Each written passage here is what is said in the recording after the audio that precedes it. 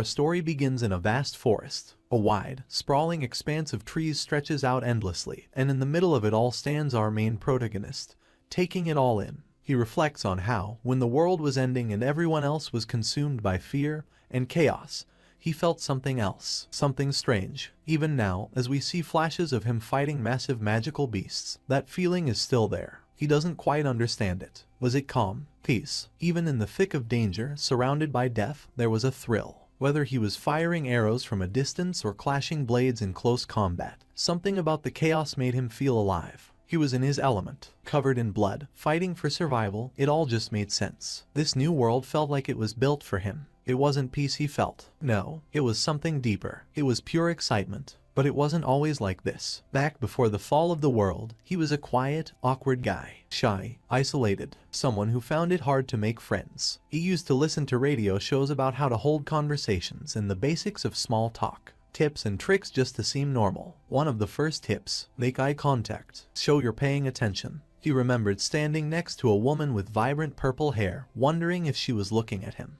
He turned toward her just to check, and maybe because of that, she decided to speak to him. She asked about his weekend. He told her it was good and asked about hers. She said she and her husband had planned to go fishing at the lake but were stopped by bad weather. Eventually, she stepped out and left him alone in the elevator. The doors closed. He let out a sigh and facepalmed, frustrated by how bad he was at this. He couldn't understand what was wrong with him. In his thoughts, he explained how difficult it had always been to make real connections. He had moved out of state to take a new job, hoping for a fresh start. But even after years, nothing had changed. He still felt like a stranger wherever he went. In a world that placed such high value on social skills, he felt completely out of place. He started wondering if things would ever be different. Even in his childhood, he had only tried solo activities. Archery was his favorite, one of the few things that brought him peace. But that peace always came alone. It felt like the world just wasn't made for people like him. Day in, day out, he sat in his cubicle, a quiet, gray space that stretched endlessly between morning and noon. Time crawled. No family in the city, no friends at the office, no one even knew his name.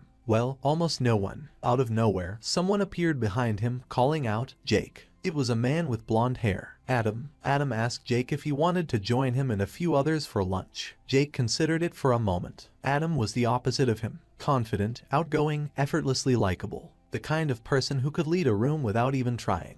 And somehow, Jake still liked him. Adam never made Jake feel small. He didn't mind doing the talking, and that made things easier. Normally, Jake would have said no. He'd avoid situations like this to prevent the awkwardness he always feared. But maybe because it was Adam, he thought it might be different. So he said yes. They walked to the elevator, and as the doors opened, two well-dressed women stood inside. One of them was Caroline, the bright-haired woman from Human Resources. As always, Adam dove into conversation without missing a beat. He invited them to lunch too, promising to use the company card. Jake tried not to look at Caroline. Still, Jake couldn't help but think that Caroline was one of the few bright spots in that dull office. Her energy was different. He admired her from a distance. Now they were all riding down together. Caroline turned to Adam and playfully warned that he'd get fired one day for abusing the company card. Then she turned to Jake. She said it was rare to see him out with the group, that it was unusual to see him socializing. Jake smiled faintly to himself. She didn't use his name. She never did. He wondered if she even knew it. Maybe that's why she never spoke to him directly. As always, her attention drifted back to Adam. Jake watched her, thinking about how she lit up in conversations with others, how effortlessly she fit in.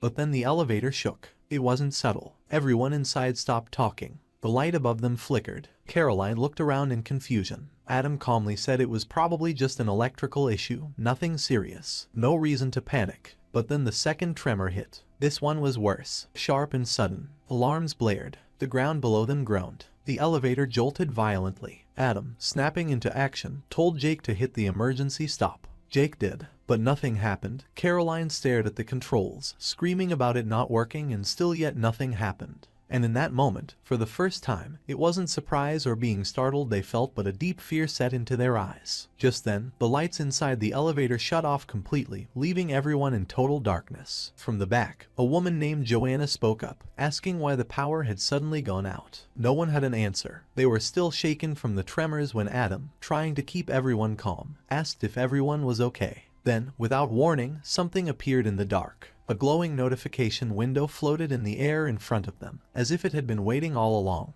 The message was clear: the 93rd universe's invitation had been accepted, and the tutorial sequence was about to begin. It wasn't just them. All over the world, people saw the same message. Even far beyond Earth, on a completely different planet, a strange creature looked up and saw it too. This alien being spoke to itself in a gloomy tone, saying that the people from this universe would be nothing more than lambs to the slaughter. Before Jake could make sense of any of this, everything changed again. Suddenly, he was no longer in the elevator. He didn't even know where he was anymore. He looked around but saw no sign of the others. It was just him, alone, in a strange place that made no sense. In front of him stood a creature unlike anything he had ever seen. It looked otherworldly but spoke politely, introducing itself to Jake. But Jake was too shocked to respond. He ignored the greeting and asked what the creature even was. The creature answered, saying it was the entity in charge of helping him adjust to this new reality. Just then, a 5-minute countdown appeared above the creature. The timer had started, and the entity said they had limited time,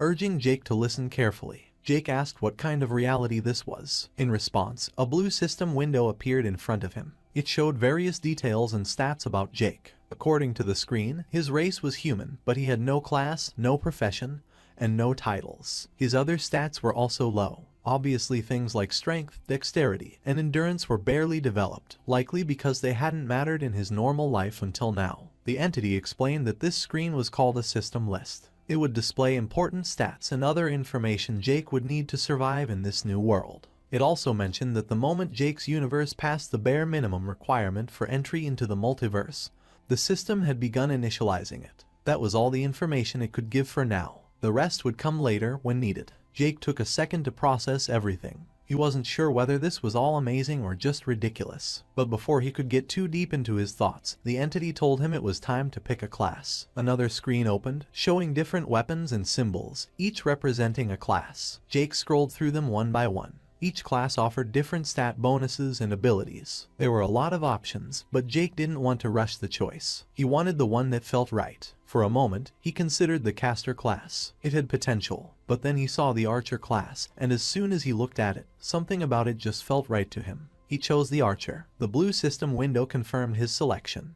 The entity, now aware that time was almost up, continued the introduction. Jake was told he would be sent to something called the Great Forest Tutorial Zone. There, he'd face monsters and challenges. Each victory would earn him tutorial points, or TP, which he could use to unlock stronger skills. If he gathered enough TP, he might even be able to fight the powerful beasts known as Beast Lords. Jake asked how long the tutorial would last. The entity answered that it would continue for 64 days. When it ended, those who survived would be ranked and rewarded based on the number of TP they earned. That was the last thing the entity revealed. A bright blue glow began to surround Jake's body. He was being teleported. He felt a rush through his chest, a sudden wave of energy. But instead of feeling scared, Jake felt something else. Excitement. Another blue screen appeared, letting him know that the introduction was complete. His new reality had officially begun. Now, Jake and his co-workers were standing in a massive forest, surrounded by tall trees and thick vegetation. They were all wearing new armor and gear suited for battle. Most of them looked confused, trying to make sense of their new appearances. But Jake didn't seem worried. He admired his new archery equipment, quietly impressed by how natural it all felt. As the group tried to figure out where they were, Adam stepped forward. Always the leader, he tried to calm everyone down and get them focused. But before he could say much, the ground began to rumble beneath them. Cracks started to form under their feet, and the earth opened up into a growing fissure. Adam hesitated, unsure whether to panic or keep trying to reassure the others. Either way, it was clear that something was pulling them downward. At the same time, in another part of the forest, a different group was moving through the trees. They were cautious, moving slowly, when a rustling sound came from the bushes nearby. The group leader raised a hand to signal the others to stop. He asked if anyone else had heard it, then prepared his blade for whatever might be coming. He called out, telling whoever was hiding to reveal themselves. From the bushes, a blonde-haired boy appeared. He looked scared and held up his hands. He apologized and said he didn't want any trouble. He explained that he got separated from his group and was trying to find them again.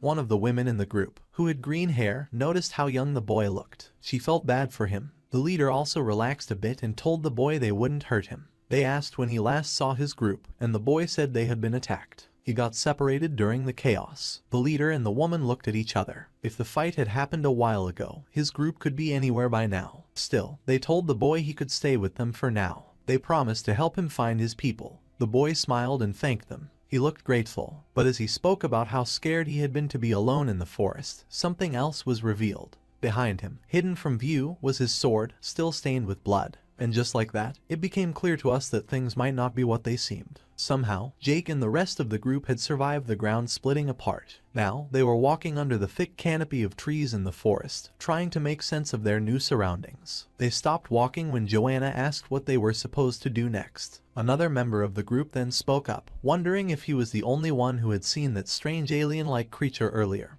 referring to the entity. Adam reassured everyone. He said that they just needed to take things one step at a time and that everything would work out eventually. Watching him, Jake couldn't help but think that Adam really did seem like a natural-born leader. Once they started moving again, Adam suggested that their first priority should be to find shelter, water, and food. As they moved through the forest and tried to learn how to use their new skills, Jake kept thinking about the other pillars he had seen from above during the introduction. If those were anything like theirs, then his group wasn't the only one out there. That meant there were other survivors too. While Joanna stood nearby, amazed at having just cast her first spell, Jake thought about how important this early stage was. It was their chance to get used to the system and figure out how it all worked. He also noted that their group seemed pretty balanced. Their teamwork was already showing signs of potential. That became clear when Adam wrestled a deer to the ground and held it in place just long enough for Jake to land a clean shot with his bow. Afterward, Caroline moved in to heal Adam's injuries. They were starting to understand their roles and how to support one another. Adam and Caroline even looked a little awkward during the healing. That night, they all gathered around a bonfire. Caroline looked across the flames at Jake and mentioned how surprised she was by how well he handled his bow. She told him he was really good at using it and seemed impressed. Jake, who had always felt invisible to people like her, didn't know what to say. The fact that she knew his name meant a lot to him, but he couldn't bring himself to say anything.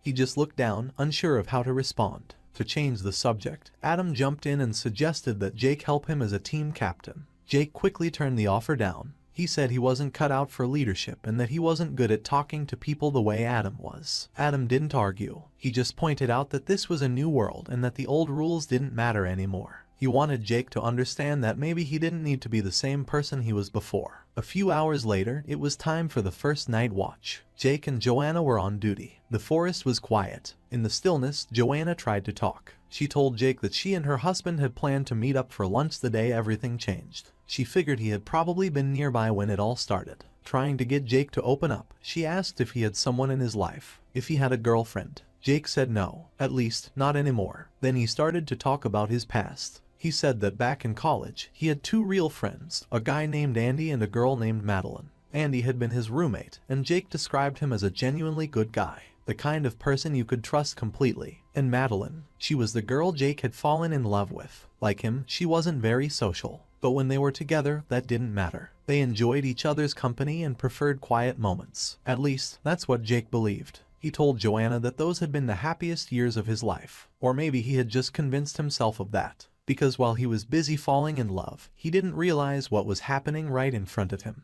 The two people he trusted most, the girl he loved and the friend he would have trusted with his life, were apparently more than just friends behind his back. Joanna listened quietly. When he was finished, she said that maybe he was better off without people like that in his life. But then her voice began to crack. Already in tears, she admitted that thinking about her own husband left her feeling sick. The worry never stopped. She kept imagining what he might be going through. Jake saw that she was hurting. He thought about saying something to comfort her. But before he could, Joanna stood up and asked to be excused. Without waiting for a reply, she walked off into the forest, disappearing into the trees. Jake sat there for a moment, thinking. Maybe Adam was right. Maybe he did need to step up. Joanna had chosen to talk to him. Caroline had remembered his name. That didn't usually happen to someone like him. Maybe things could be different now. Maybe in this new world, he didn't have to stay in the background anymore. Just as he was thinking about all this, a scream tore through the night. It came from deep in the forest. Jake didn't hesitate. He knew the situation could be dangerous, and someone might be in trouble. Without wasting a second, he grabbed his bow and ran straight toward the sound. When Jake arrived, he saw three men surrounding Joanna. One of them stepped forward and threatened her, demanding to know where her group was hiding. But Joanna, brave and loyal despite her situation, kept insisting that she didn't know. She refused to say anything, no matter how hard they pushed. The leader of the thugs eventually gave up trying to get answers the easy way. He looked her in the eyes and told her she could have it her way. Without another word, he struck her leg with a brutal attack, smashing it to pieces. Her blood sprayed across the forest floor as she let out a scream of pure agony. Then, out of nowhere, a flurry of arrows came flying in toward the three men. One arrow hit its mark cleanly, going straight through one thug's neck. He dropped instantly. The other two managed to block or dodge the remaining arrows. One of them spotted where the arrows had come from and shouted to the other to go after the archer. Without hesitation, the man took off in that direction. He ran deeper into the trees, but eventually stopped when he realized there was no one in sight. Just as he looked around, Jake leapt from the shadows and drove an arrow into the side of the man's neck. But the man didn't go down easily. He let out a roar, grabbed Jake, and threw him aside with surprising strength. He reached for his giant axe and charged at Jake, swinging wildly. Jake blocked the first hit with his bow, but the weapon cracked under the pressure. He knew it wouldn't hold much longer. As he backed away, his eyes darted to Joanna,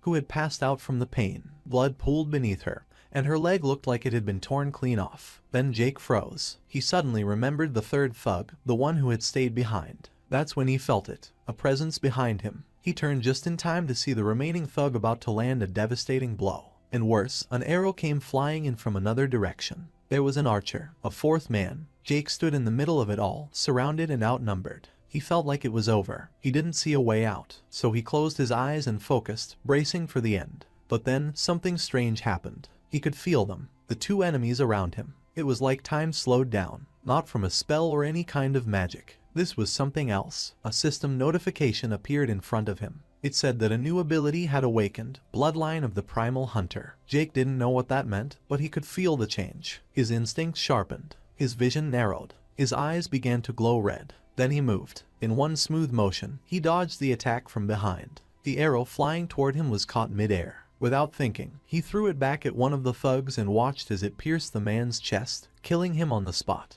Jake stared at his hands, stunned. But he didn't freeze. He sprinted to grab a blade off the ground and used it to finish off the other attacker. The enemy archer, hidden nearby, fired a volley of arrows toward Jake. But Jake blocked every single one. His movements now too fast, too precise. Then, Jake stepped forward and dropped his blade, taunting the last remaining thug to face him directly. The enemy, shaking but desperate, stepped out from the bushes and charged at Jake, grabbing his coat with one hand and raising a dagger with the other. He looked Jake in the eyes and asked what the hell he was. Jake didn't answer. He grabbed an arrow and drove it into the man's eye. The thug collapsed to the ground, screaming. Jake picked up another arrow and stabbed it into the man's chest. Then another, then another. He kept going until the man stopped moving. By the time the rest of the group arrived, it was already over. They looked around the clearing, shocked. Two corpses lay on the ground. Adam and the other members of the group stepped forward and asked what had happened. All he said was, "I won." Laying there in the dirt, Jake had a grin on his face. But it wasn't relief or pride. Our main protagonist Jake flashes back to when he was younger and in school, remembering a time he had tried to help a girl who was being bullied. His kind attempt, yet, was met with nothing but dread by the girl, who seemed completely mortified at the sight, even asking him what the hell he was doing. Both boys were sent to the office and then suspended for fighting. This was when Jake finally understood that in their world there was absolutely no difference between the good guys and the bad. Back in the present, Caroline hurries to our main protagonist, asking him if he is okay. She is worried because of the amount of blood on him, but Jake shrugs it off, unaffected, making sure to let her know that none of the blood on him is actually his. Just then, a system notification appears in front of him, showing him the experience he has earned after the fight.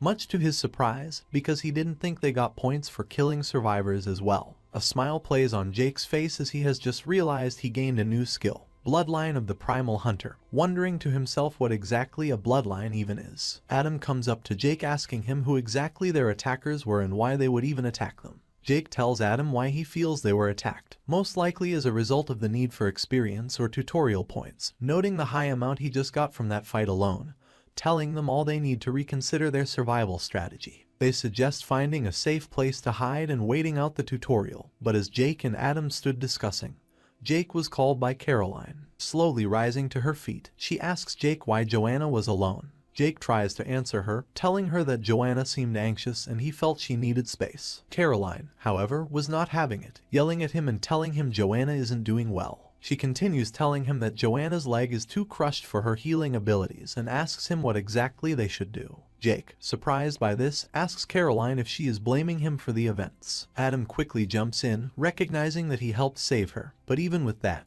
Why would he let her go off on her own without waking them up? He ends it by asking Jake what he was thinking. Jake begins to show bits of his shy former self stuttering while trying to explain that the choice he took was a split-second one, following his instincts. They ask Jake to give his actions some thought next time as they are humans and not beasts after all, asking him what if his actions had ultimately led to his death out there. Jake, a little frustrated, reiterates his apology, but Caroline cuts him off, yelling at him, asking what exactly he would have done if Joanna had died. The question halts the air as the tension grows. Jake clenches his fist and finally yells back, shouting at the people with him to get a grip, reminding them that Joanna only survived because of the action he took, telling them that if he had taken the time to wake them, no one knows exactly what could have happened. He moves to Adam, questioning him if, when it came to it, he would have the balls to take someone else's life. He reminds them that the world has now changed and they should stop expecting anyone to hold their hands. They need to learn to adapt if they want to survive. Bertram quickly responds, asking Jake just what exactly he suggests they do. Jake, already preparing to walk away, stops and turns to face them, telling them he suggests they do whatever they need to level up and make it through the situation they find themselves in. He tells them they need to do what the system wants them to do and they need to stop blaming him because they haven't caught up. And with our main protagonist walking away from the group, all they can do is watch him go. The next morning, as our protagonist wakes up, he hears a voice telling him he is finally up. The voice turns out to be Casper, who is sitting next to him. He rubs his eyes as he wakes up and tells Casper that he half expected that everyone would have ditched him by the time he woke up. Casper acknowledges that it was a thought, but after talking it out, they all decided they needed to start pulling their weight. Jake has a flashback about him and Casper at the old job and how, besides Adam, Casper was the closest thing he had to a friend back at that job. He thought about how they bonded over their poor romantic lives. He still really likes having him around even now. Just then, Joanna walks towards our main, and a look of pure shock washes over him. Joanna, now one limb short, still stands confidently in front of him as Casper explained they couldn't figure out how to save her leg, so this was the next best option, saying it was Joanna's idea. He goes on to say just how they hope that when they level up, Caroline will learn some sort of regrowth magic. All this shocks Jake, who just knows how Caroline might actually be the toughest out of them all. Out adventuring, Jake can't help but remark on how everyone is really giving it their all. He remarks on how Bertram is the best fighter there besides him, and commenting on how Joanna is also making use of her ranged magic. But even with all that, Caroline is the most impressive, though. He knows that what happened with Joanna has seemingly awakened something in Caroline.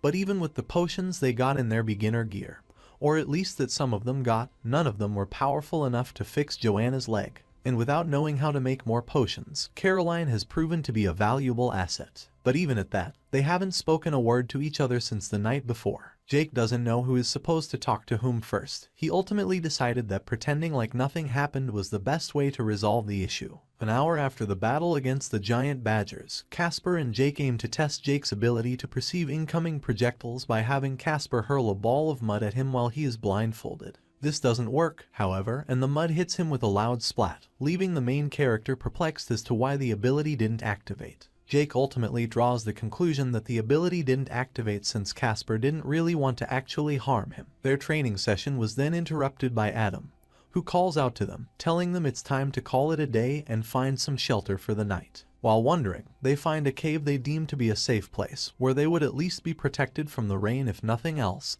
and they head in. And as they do, Jake can't help but see the cave as protection from possible ambushes from different people, telling himself that so long as he stays alert, they will be safe from more attacks. Still thinking about Joanna and last night, Adam walks up to our skilled archer and asks him if he is still thinking about what happened the night before, to which he simply says he just doesn't want to repeat the same mistakes twice. Adam finally apologizes to him for how he acted then, before he walks in with the torch leading the group in with him. Jake looks at him fondly, stating that the group most likely wouldn't have survived without Adam's leadership. Even he wouldn't have survived without him. We get another flashback of when Jake and Adam met for the first time, when Adam personally requested to have him on his team, causing our then shy protagonist to blush and stutter. As they head into the cave, they hear an ominous sound, leaving them wondering what exactly that could have been. Then again the sound came, and again, but this time causing the cave to crack as it sounded and causing debris to fall from above. Jake panicked and yelled that the team needed to go. As they ran, Jake noticed Caroline was about to be hit,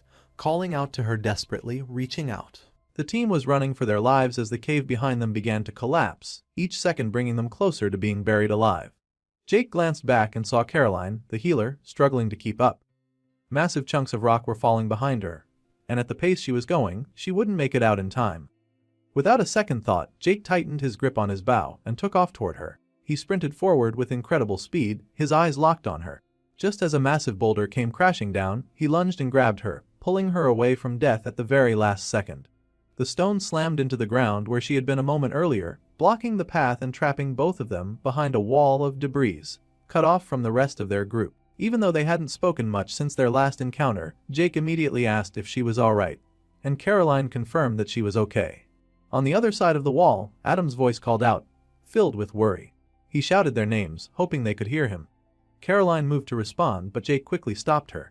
He told her to stay quiet, pointing out how unstable the cave was. Loud voices could trigger another collapse. He also warned that they didn't know what kinds of creatures might be lurking in the shadows, possibly tracking them through sound. Caroline nodded again, this time more seriously, realizing the truth in his words. As they inspected the wall of fallen rock, it became clear that it was far too thick to dig through. Even with effort, there was no way they'd be able to move all that stone. On the other side, Bertram stepped forward and suggested breaking through it with his hammer. But Adam immediately shut the idea down, saying that the vibrations could cause the entire cave to come down on them. Joanna, now visibly shaken, begged them not to leave Jake and Caroline behind. Trying to stay calm, Adam explained that the cave had other paths. He told her the best thing they could do now was keep moving forward and hope the tunnels would eventually connect again. If there was an intersection somewhere deeper in, they might reunite with them. Jake, overhearing the conversation from the other side, understood that Adam's assumption wasn't a guarantee. But it was still their best option. So he suggested that he and Caroline head further into the cave on their side, looking for a way to circle back. Jake felt confident he could handle whatever threats they encountered on his own. But having Caroline with him made things more complicated. He wasn't sure he could keep her safe if something attacked them. Caroline, probably in an attempt to stay strong, told their leader that they would be fine, and she confidently said she didn't plan on dying in some cave. Our main protagonist let out a small smile at her words. An hour passed and Adam and the others continued walking, but the mood had shifted.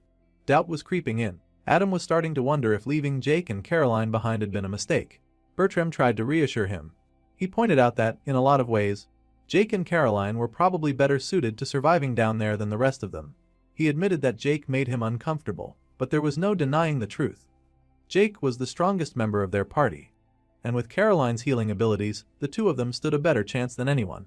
Adam looked at him, confused.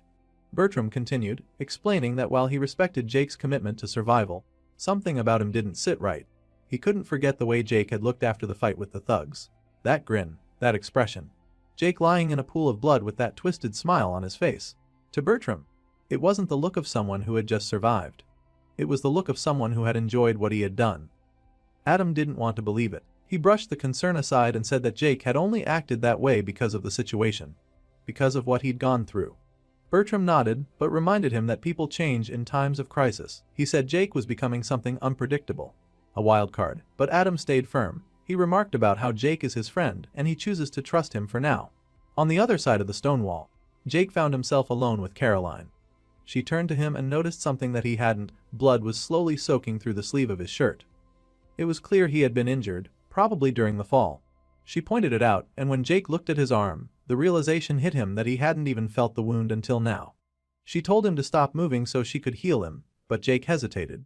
There was still some tension between them, and he wasn't sure if she was still angry. He asked, cautiously, if she was really okay with helping him after everything that had happened earlier. Caroline replied plainly. She might have been upset before, but that didn't mean she was going to let his wound get worse. It wasn't about liking or disliking him. She simply wasn't the kind of person to let someone suffer just because they'd had a disagreement. She told him to hold still and began channeling her healing magic. As she worked, Jake stood awkwardly, unsure what to say. The silence stretched and he could feel the weight of it. He started to run through mental notes, trying to recall what he had learned about talking to people in moments like this. Small talk, questions, anything to break the stillness. Before he could get far, Caroline spoke up again. She told him he needed to be more careful. Just because he was strong now didn't mean he was invincible. Everyone knew what Jake was capable of, but even the strongest could fall if they were reckless. She went on to mention that she was still learning. Her magic wasn't unlimited, and there were times it failed her. There would be wounds she couldn't fix if people didn't give her time or let her improve. Jake listened and then asked her why she had chosen the healer class in the first place. Out of everything she could have picked, why healing? Caroline deflected the question with one of her own, asking why he had gone with Archer. Jake explained that he chose what felt most practical, something that would help him survive. Caroline echoed his thought. She said survival was her reason too. She admitted that she didn't know much about the tutorial itself or what it all meant. But she had played enough games back in the old world to understand the basics. Healers were usually the least popular class, mostly ignored by others. But she had learned early on that people always needed a healer. No matter the game, there was always demand. Jake asked if she still played games and she told him not anymore. Then she shared something personal. Back when they were kids, her younger brother had been sick a lot. He spent more time in hospitals than at home, and there were long stretches where she wasn't allowed to visit him. During those weeks apart, the only way they stayed close was by playing online games together. Jake hadn't known she had a brother. It was a quiet reminder that there was still so much about Caroline he didn't understand. She laughed a little and said that people always made her play the healer class just because she was a girl. At first, she hated it. She wanted to be a fighter, like everyone else, maybe someone who could deal massive damage and charge into battle. But over time, she noticed something. The damage dealers always struggled to find teams. They had raw power but no one to support them. Meanwhile, as a healer, she was always in demand. Everyone wanted her on their side. It didn't matter what the game was. As long as she could heal, people made room for her. They protected her, and in return, she kept them alive. She said this tutorial didn't feel all that different. As she adjusted the wrap on Jakey's arm, she admitted that she didn't know who they would meet deeper in the forest or what threats were waiting. But if she could offer something useful, something like healing, then she would always be valued. People would guard her not out of kindness, but because they needed her. That was to be her way of surviving. Jake found himself a little surprised by her reasoning. It was smart. Not just the logic of it, but the way she'd thought it all through, and he told her as much. Caroline gave a tired sigh and asked if he had ever really thought about her before. Whether he had simply seen her as the red-haired beauty, the former HR worker, and not much else. She wondered if he had underestimated her, probably not out of malice, but because he hadn't looked past the surface. Jake didn't answer right away. He began to wonder if she was right. Maybe he had admired her from a distance, maybe even liked her, but had he ever truly tried to understand who she was? She tied the last knot on the bandage and told him he was good to go. Then, without waiting, she said they needed to keep moving and headed further into the cave. Time passed as they walked, and eventually they came to a split in the tunnel. Two paths stretched ahead, one leading left, the other right. Caroline turned and asked what they should do. Jake didn't answer immediately. He listened instead. The cave seemed to breathe with quiet noises, soft scraping and distant echoes. Something about it felt unnatural. He told Caroline he couldn't sense anything directly, not yet. His perception skill hadn't activated. But even so, something didn't feel right. There was a pressure in the air, a weight. He asked her if she felt it too. Then, in the distance ahead, barely visible in the darkness of the tunnel, a wall of tiny blue eyes stared back at them, hundreds maybe more, all motionless, all waiting. Jake looked at them and gave the faintest of smiles. Something terrifying was down there, and it was waiting for them. Jake stood at the mouth of a shadowed path deep in the cave, caught in a strange pull between excitement and cautious warning. Something powerful lurked in the darkness, and every instinct in him screamed caution. Still, a part of him was drawn to it. It was as if the danger itself was calling to him, whispering promises of strength and purpose. He turned to Caroline, suggesting that they investigate the path ahead. The red-haired healer immediately questioned him, shocked he would even consider going in that direction. But Jake, unable to explain the strange craving inside him, argued that whatever was ahead had to be strong, and that kind of strength meant a lot of experience points. If they wanted to grow, if they wanted to survive long-term, they had to chase challenges like this. To him, it only made sense. Caroline, trying to pull him back to reality, reminded him of their actual goal. They were out here to find their friends. Not to grind for points like this was some sort of game. She looked at him like he'd lost it, completely bewildered by how he could be thinking like that in their situation. Jake pushed again, insisting that they didn't know where their friends were anyway, and that the dangerous path might even lead to them. He didn't believe that, not entirely, but it was the only justification he had. Still, she wasn't buying it. With her arms crossed and her face set, she pointed out that if they were wrong, they'd be throwing themselves into a death trap for nothing. At least the safer path led in the direction they'd come from. At least that one made sense. Jake tried to press one last time, saying that the dangerous path guaranteed something, even if it was just the experience. He argued that the tutorial world they were stuck in probably wanted them to take that route anyway, to push them into becoming stronger whether they liked it or not. Caroline had enough. She rubbed her forehead and let out a sigh, clearly frustrated. To her, this wasn't a trial or a challenge with rules to be figured out, it was real life. She told him to stop treating it like some game where everything had to be optimized. This was about survival, not chasing whatever twisted thrill had gotten into his head. Jake paused, thinking about it for a moment. And deep down he realized she was right. None of his reasons were logical. He admitted to himself that he simply wanted to fight. It wasn't strategy. It wasn't necessity. He just wanted to see what was waiting for him down there. Caroline, calmer now, said that even if Jake enjoyed fighting, the rest of them weren't looking to risk their lives for something so meaningless.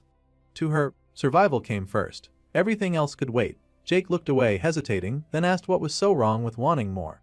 He didn't understand why they should settle for just making it through the day when they had been given the chance to live lives unlike anything possible in the old world. They could be extraordinary now. Why cling to mediocrity? But Caroline snapped back without hesitation. Not everyone wanted this. Some of them preferred the old world. They didn't ask for this new reality, and they certainly didn't ask to become killers.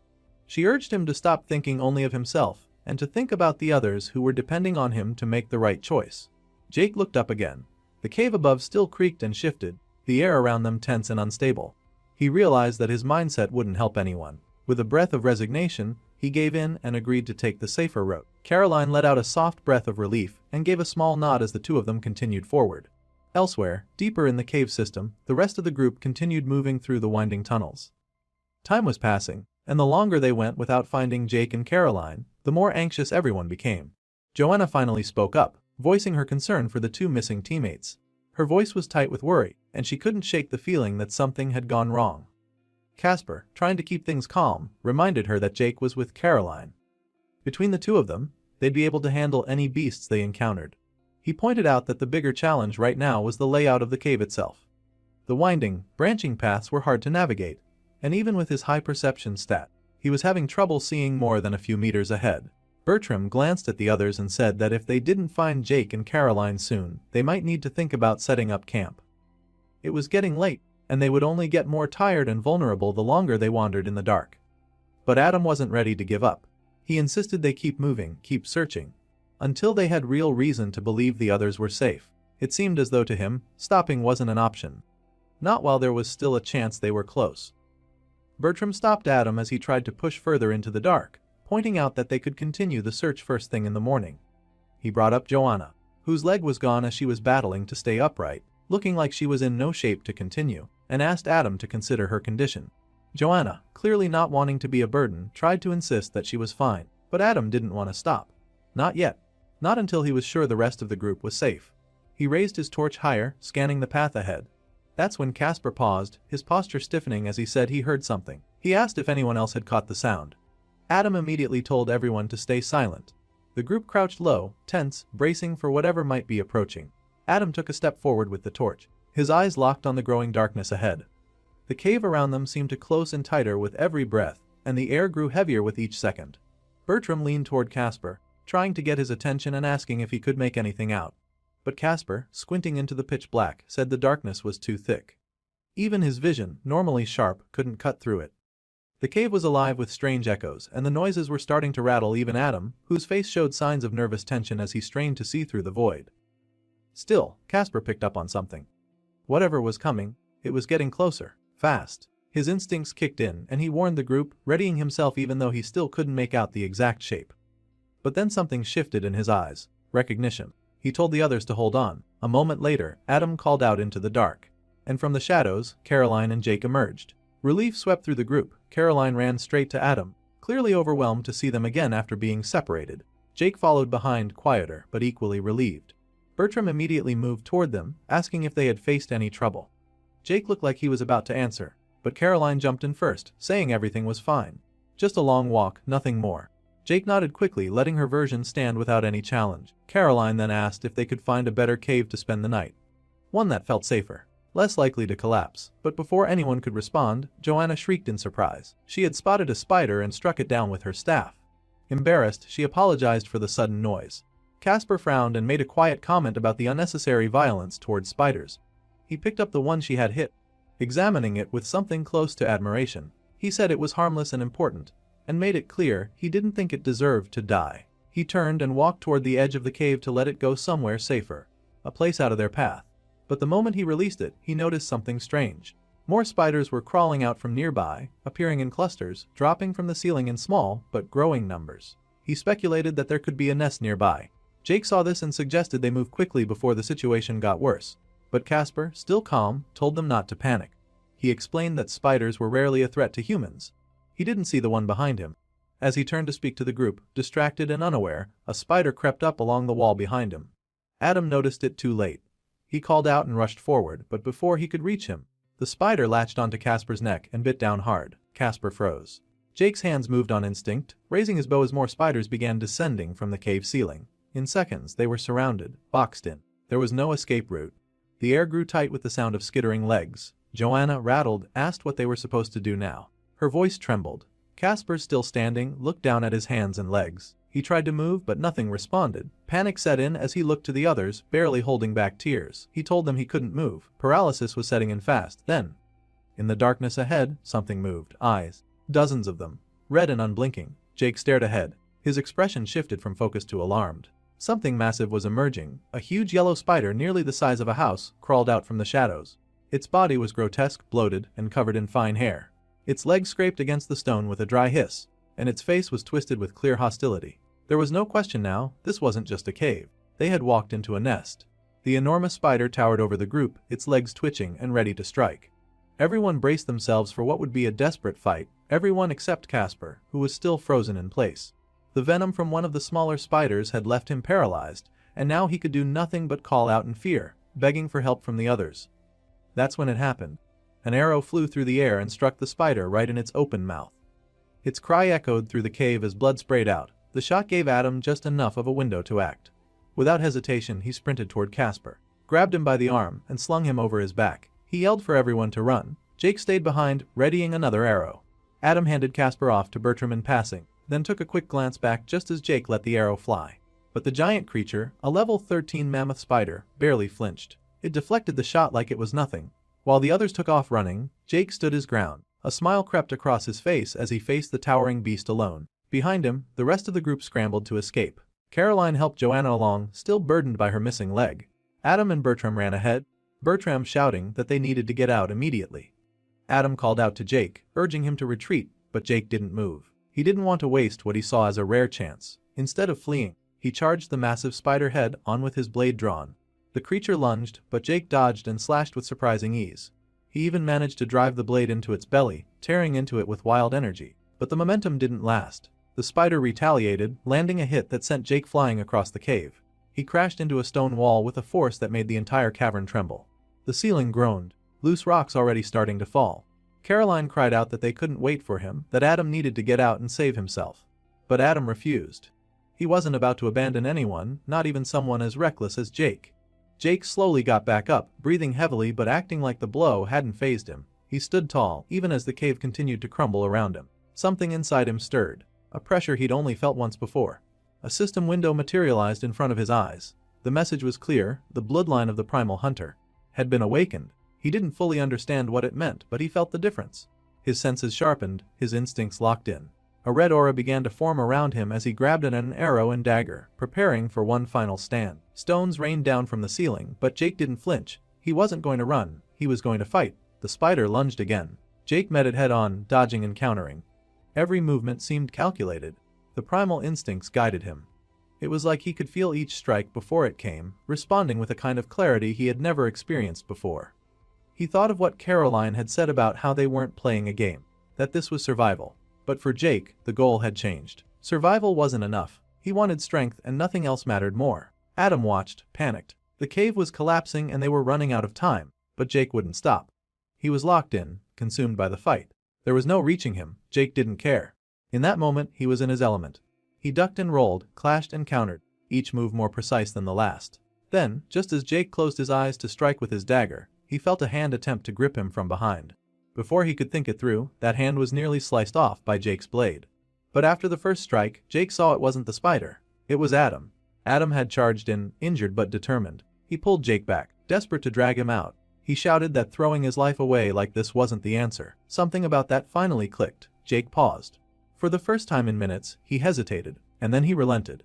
Together, they stumbled toward the exit as the cavern gave way behind them. The spider tried to follow, but the collapsing tunnel trapped it inside. The dust filled the air, rocks sealed the path, and the roar of the beast faded beneath the rubble. Outside, the group huddled in shock. Joanna frantically looked around and began to panic, unsure if Jake and Adam had made it out alive. No one answered right away. Then, they finally emerged from the collapsed cave, pushing past the smoke of the debris. The sunlight hit their faces for the first time in what felt like hours. They had made it out. The unstable cave, packed with deadly magical beasts, was now behind them. The rest of the group had already gathered outside. It didn't take long before Caroline noticed the blood trailing down Adam's side. Her expression shifted the moment Jake explained that he had accidentally cut Adam while fighting what he believed was another spider. Caroline's face hardened. She questioned why Jake would even keep fighting after everything they had just been through. The anger in her voice made it clear that, to her, this wasn't just another mistake. Before things could escalate, Adam stepped in. He brushed it off, saying he was fine. But not everyone agreed. Bertram cut in, his tone sharp. For him, Jake's recklessness was one thing, but injuring a teammate crossed a line. Even if Jake had a reason, Bertram made it clear he wasn't ready to let it go. Adam, trying to de-escalate, insisted it was just a scratch and asked Caroline to patch it up. She nodded, saying she could manage the healing, but Bertram wasn't finished. He turned his attention back to Jake and called out his behavior, claiming that Jake was the biggest liability to their team. He said it plainly that the group couldn't keep functioning if they were always worried about whether Jake would lose control or push things too far. Jake stood there, quiet. The words sank deeper than he expected. He began to wonder if that was really how they saw him all along. Not just unpredictable, but dangerous. Caroline's earlier words echoed in his mind. The way she said they hadn't asked to become killers. She thought he was just some mindless brute who'd lost sight of what they were trying to survive for. Bertram continued, saying that as Adam's friend, he had to point out the truth. Adam's life would only get harder if Jake kept acting with no regard for the group's safety. His actions weren't just mistakes anymore. They were selfish, careless, and eventually, they'd come at a price. Jake didn't speak, but inside he was unraveling. Maybe they were right. Maybe he was the real threat to their survival. A burden they were being forced to carry. Or maybe they were the problem. Maybe they were the ones slowing him down. His thoughts turned bitter. He started remembering. He remembered how Joanna had passed out from the pain, how his concern for her pulled his focus at the worst possible moment. That hesitation nearly got him killed. He remembered Caroline. He had gone back to rescue her and ended up cut off from the others, nearly trapped. He remembered Adam stepping in, holding him back. If Adam hadn't interfered, the spider would have died. Jake would have gained experience, leveled up, and become stronger. But that moment was taken from him. As all these memories played back in his mind, he continued to contemplate. But then, as if solely just to rip him from his thoughts, he heard something close by. A faint rustle from the bushes just ahead. He raised his bow and pulled an arrow into place. His voice cut through the forest, as he demanded to know who was hiding in the brush nearby. The air grew heavy with tension as a tall, muscular figure emerged from the trees, sword in hand. His presence was immediately intimidating, not just because of his size, but the way he moved like someone used to being obeyed. He introduced himself as Richard and explained that he had come to investigate the noise from the rockfall. According to him, he meant no harm, but his calm voice didn't match the way everyone felt. His group, much larger and more imposing, stood just behind him in the trees. Jake kept his arrow trained on the man, glancing over at Adam, waiting for a signal. Adam stepped forward and tried to defuse the situation, introducing their group and making it clear they weren't looking for trouble. But Jake remained on edge. Something about the way Richard smiled didn't sit right with him, and he couldn't ignore how large and well-equipped the other group seemed. Richard acknowledged their hesitation. He said he understood their caution but insisted that joining forces would be in everyone's best interest. He spoke of survival, of unity, and how his group had already merged with two others. His tone was friendly, cooperative even, but Jake couldn't shake the unease gnawing at him, especially when a blonde guy standing in Richard's ranks locked eyes with him and grinned. There was no warmth in it, only something smug and calculated. That discomfort only grew when Richard's gaze shifted toward Caroline. She had instinctively moved closer to Adam, holding his arm tightly. Richard noticed. It didn't take him long to figure out that she was a healer, and once he realized that, the mood shifted. He said his group had recently lost their own healer. Without potions or recovery skills, they were vulnerable. He didn't hide that they were interested in Caroline specifically. His words were wrapped in politeness, but the implication was sharp. They didn't need the whole group, only her. Jake's thoughts spiraled as he tried to process what was happening. Caroline was vital to their survival. Without her, they wouldn't have made it this far. Richard made it sound like a request, but everyone heard what it really was. It was a warning. Adam asked what would happen if Caroline said no. The smile vanished from Richard's face. He laughed, not out of amusement, but in that way people do when they're no longer pretending. The threat was clear. One way or another, he planned to take her. Jake felt the pressure closing in. Their group was tired, their stamina drained. He might have been the only one who could still fight, but even then, the odds were impossible. Maybe he could take one or two by surprise, but with how many Richard had behind him, they wouldn't last long. He kept scanning around, trying to think of anything, that could shift the balance. Richard kept talking, trying to sound reasonable again. He said they wouldn't hurt her, just needed her help. Jake could hear the lie in every word. He didn't believe for a second that Caroline would be safe in their hands, but escape seemed impossible. They were surrounded, outnumbered, and tired. Adam stepped closer to Jake and placed a hand on his shoulder. He said maybe joining them wasn't such a bad idea. At least it would prevent a fight they couldn't win. Joanna immediately objected. She said she didn't trust Richard. She couldn't explain it, but she knew something was wrong. Casper, trying to keep the peace, pointed out that maybe Richard's group was just desperate. Maybe they could be reasoned with. Adam then turned to Caroline and asked what she wanted to do. Her voice was barely above a whisper. She didn't want to fight, she just wanted this to end. If going with Richard's group would keep things peaceful, then she was willing to do it. Her words hit hard. Nobody wanted to let her go. But the reality of their situation made the choice feel impossible. And slowly, the group seemed to be leaning toward surrender. Not because they agreed, but because they were out of options. Jake stood frozen. He could see Caroline's hands trembling. Her decision wasn't made out of willingness. It was made out of fear. And if they went with Richard, Jake was convinced things would only get worse. Just as Adam began to finalize the agreement, Jake suddenly stepped forward. He called out to Richard and asked a simple question: what level was he? The air stilled. Richard, slightly confused but still composed, replied that he was at level 9, with several others in his group at 7 or higher. He followed up by asking who Jake was supposed to be. Jake grinned. The sarcasm in his voice was thick as he introduced himself with mockery, saying he was someone Richard could go screw himself over. The mood shifted instantly. Tension spiked. Adam turned toward Jake, confused and anxious, asking what he was doing.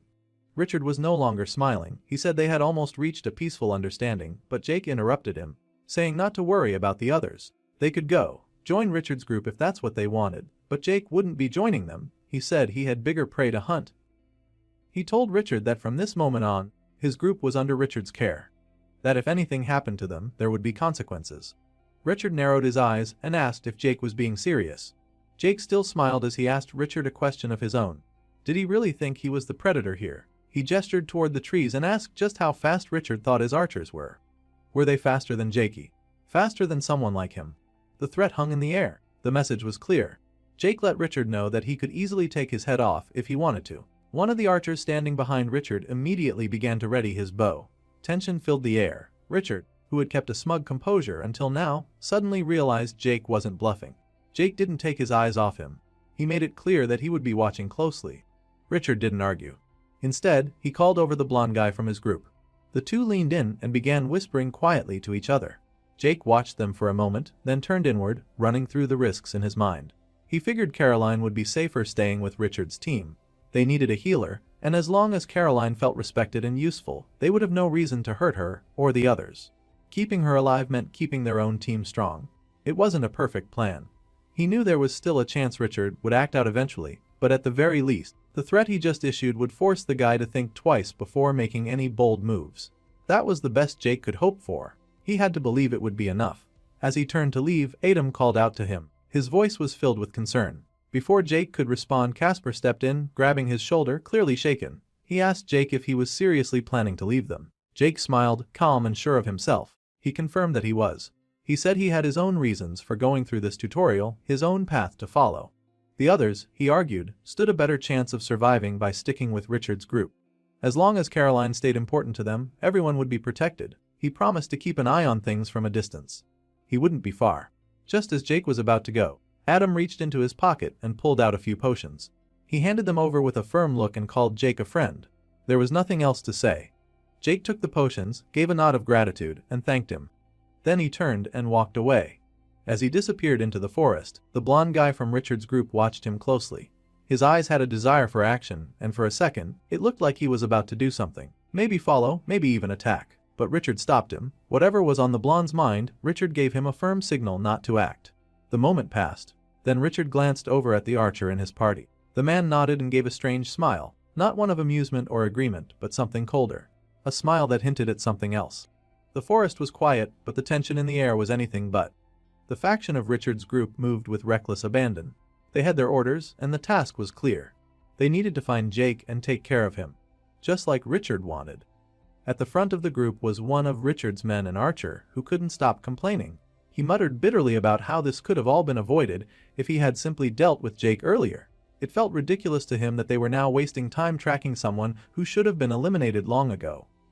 Another member of the group spoke up, suggesting that Jake was probably weak, probably not even at level 5. The archer agreed. If that was the case, then there shouldn't be any issue. Finishing Jake off would be easy. But before they could make any kind of move, the forest answered them. 2 arrows came out of nowhere, both slamming into the eyes of one of the men, and the group froze in place as the body hit the ground. Panic rose instantly. The archer at the front immediately went into high alert, eyes scanning the dense green around them. But he couldn't see anything. Just leaves and shadows. Then came another arrow, this one lodging deep into the throat of another teammate. Blood spilled from his mouth as he crumpled to the floor with a wet gurgle. And now the forest didn't feel quiet anymore. It felt predatory, as if it were alive. The 3 that remained didn't wait to think. They turned and ran, sprinting blindly through the underbrush with no sense of direction, only the desperate instinct to survive. They ran until their legs burned, and eventually they slowed down, gasping for breath. For a brief moment, they thought the danger had passed. But the forest shifted again. A bush rustled nearby, and the archer raised his hand, pointing toward it. He ordered one of the others to go check. The man nodded and approached the bush with caution. There was nothing inside, just branches and leaves. He relaxed for a second too soon. Jake emerged silently from behind, eyes glowing faintly, a sinister grin creeping across his face. Without a word or hesitation, he slit the man's throat. The sound was barely louder than the wind. The archer reacted fast and let an arrow fly.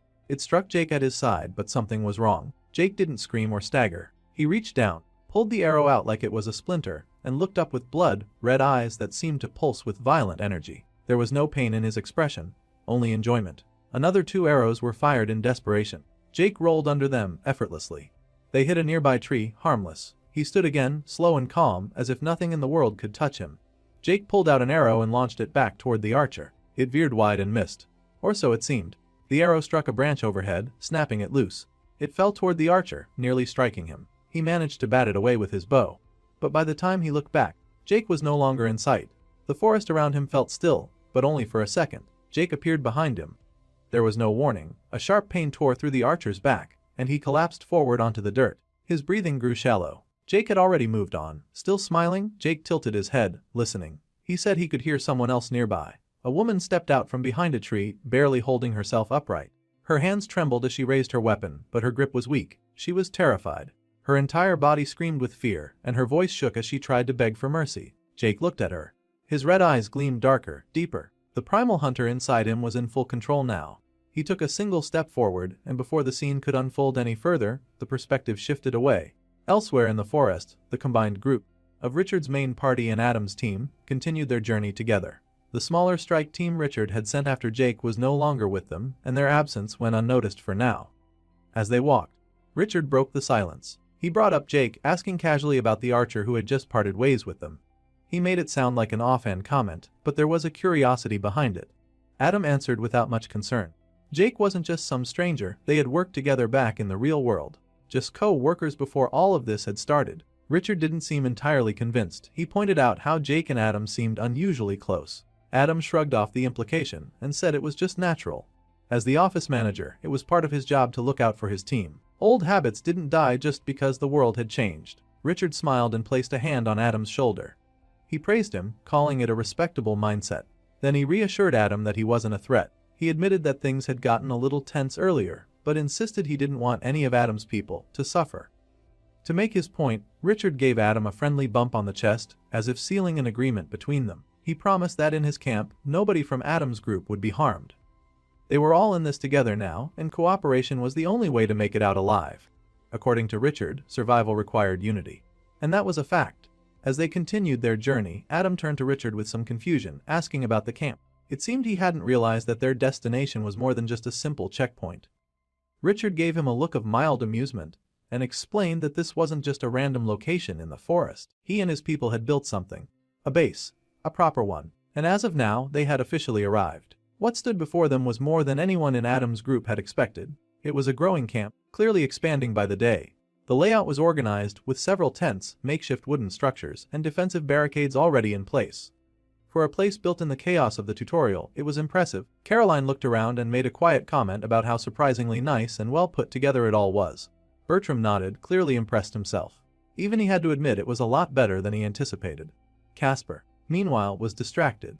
A girl from the camp waved in their direction, and he turned red almost instantly. As the rest of the group looked around, he muttered that the place was perfect. It was hard to tell if he was referring to the camp or the girl. Adam glanced toward Caroline and asked for her thoughts on it all. She looked around and gave a light response, saying that it might not be a 5-star hotel, but compared to the dark, damp cave they had originally planned to camp in, this was paradise. Richard gestured for them to follow him deeper into the camp. He walked with confidence and assured them that someone from his group would guide them to their sleeping quarters. They were welcome to settle in, relax, and get comfortable. For now, this was their new home. Before anyone could reply, a strange sound echoed through the camp. A faint noise at first, but it grew louder and sharper with each passing second. Everyone froze for a moment, trying to make sense of it. The unease in the air was immediate. Casper asked nervously if anyone else had heard it, but before he got an answer, someone came running toward them. A girl, her face pale, her movements frantic. She looked like she had seen something terrible. Her steps were heavy, desperate, and it was clear from the panic in her eyes that something had gone very wrong. Richard's expression shifted instantly. The calm confidence he usually carried was gone. He called for the guards, already bracing for the worst. The blonde boy from earlier, the one who had nearly attacked Jake, responded instinctively. His hands moved to prepare magic. Eyes locked on the newcomer. Adam watched the scene, tense, his eyes darting between the guards and the approaching girl. One of the guards raised a hand and shouted for everyone to wait. He pointed out that the person running toward them wasn't a stranger, she was one of their own. Now close enough to see clearly, the girl ran up to Richard, breathless, shaking, and clearly disturbed. Her voice broke as she called out to him, and even though she was still trying to catch her breath, it was obvious she was in a state of shock. Richard demanded answers. He wanted to know where Nicholas was. He asked what had happened to the team she had gone out with. He didn't know it yet, but the very squad he had sent after Jake had been wiped out. The girl, still gasping for breath, gave him the truth. Everyone was dead. Her voice cracked when she said it, but the message was clear. The entire team had been killed. Richard's face shifted from confusion to anger.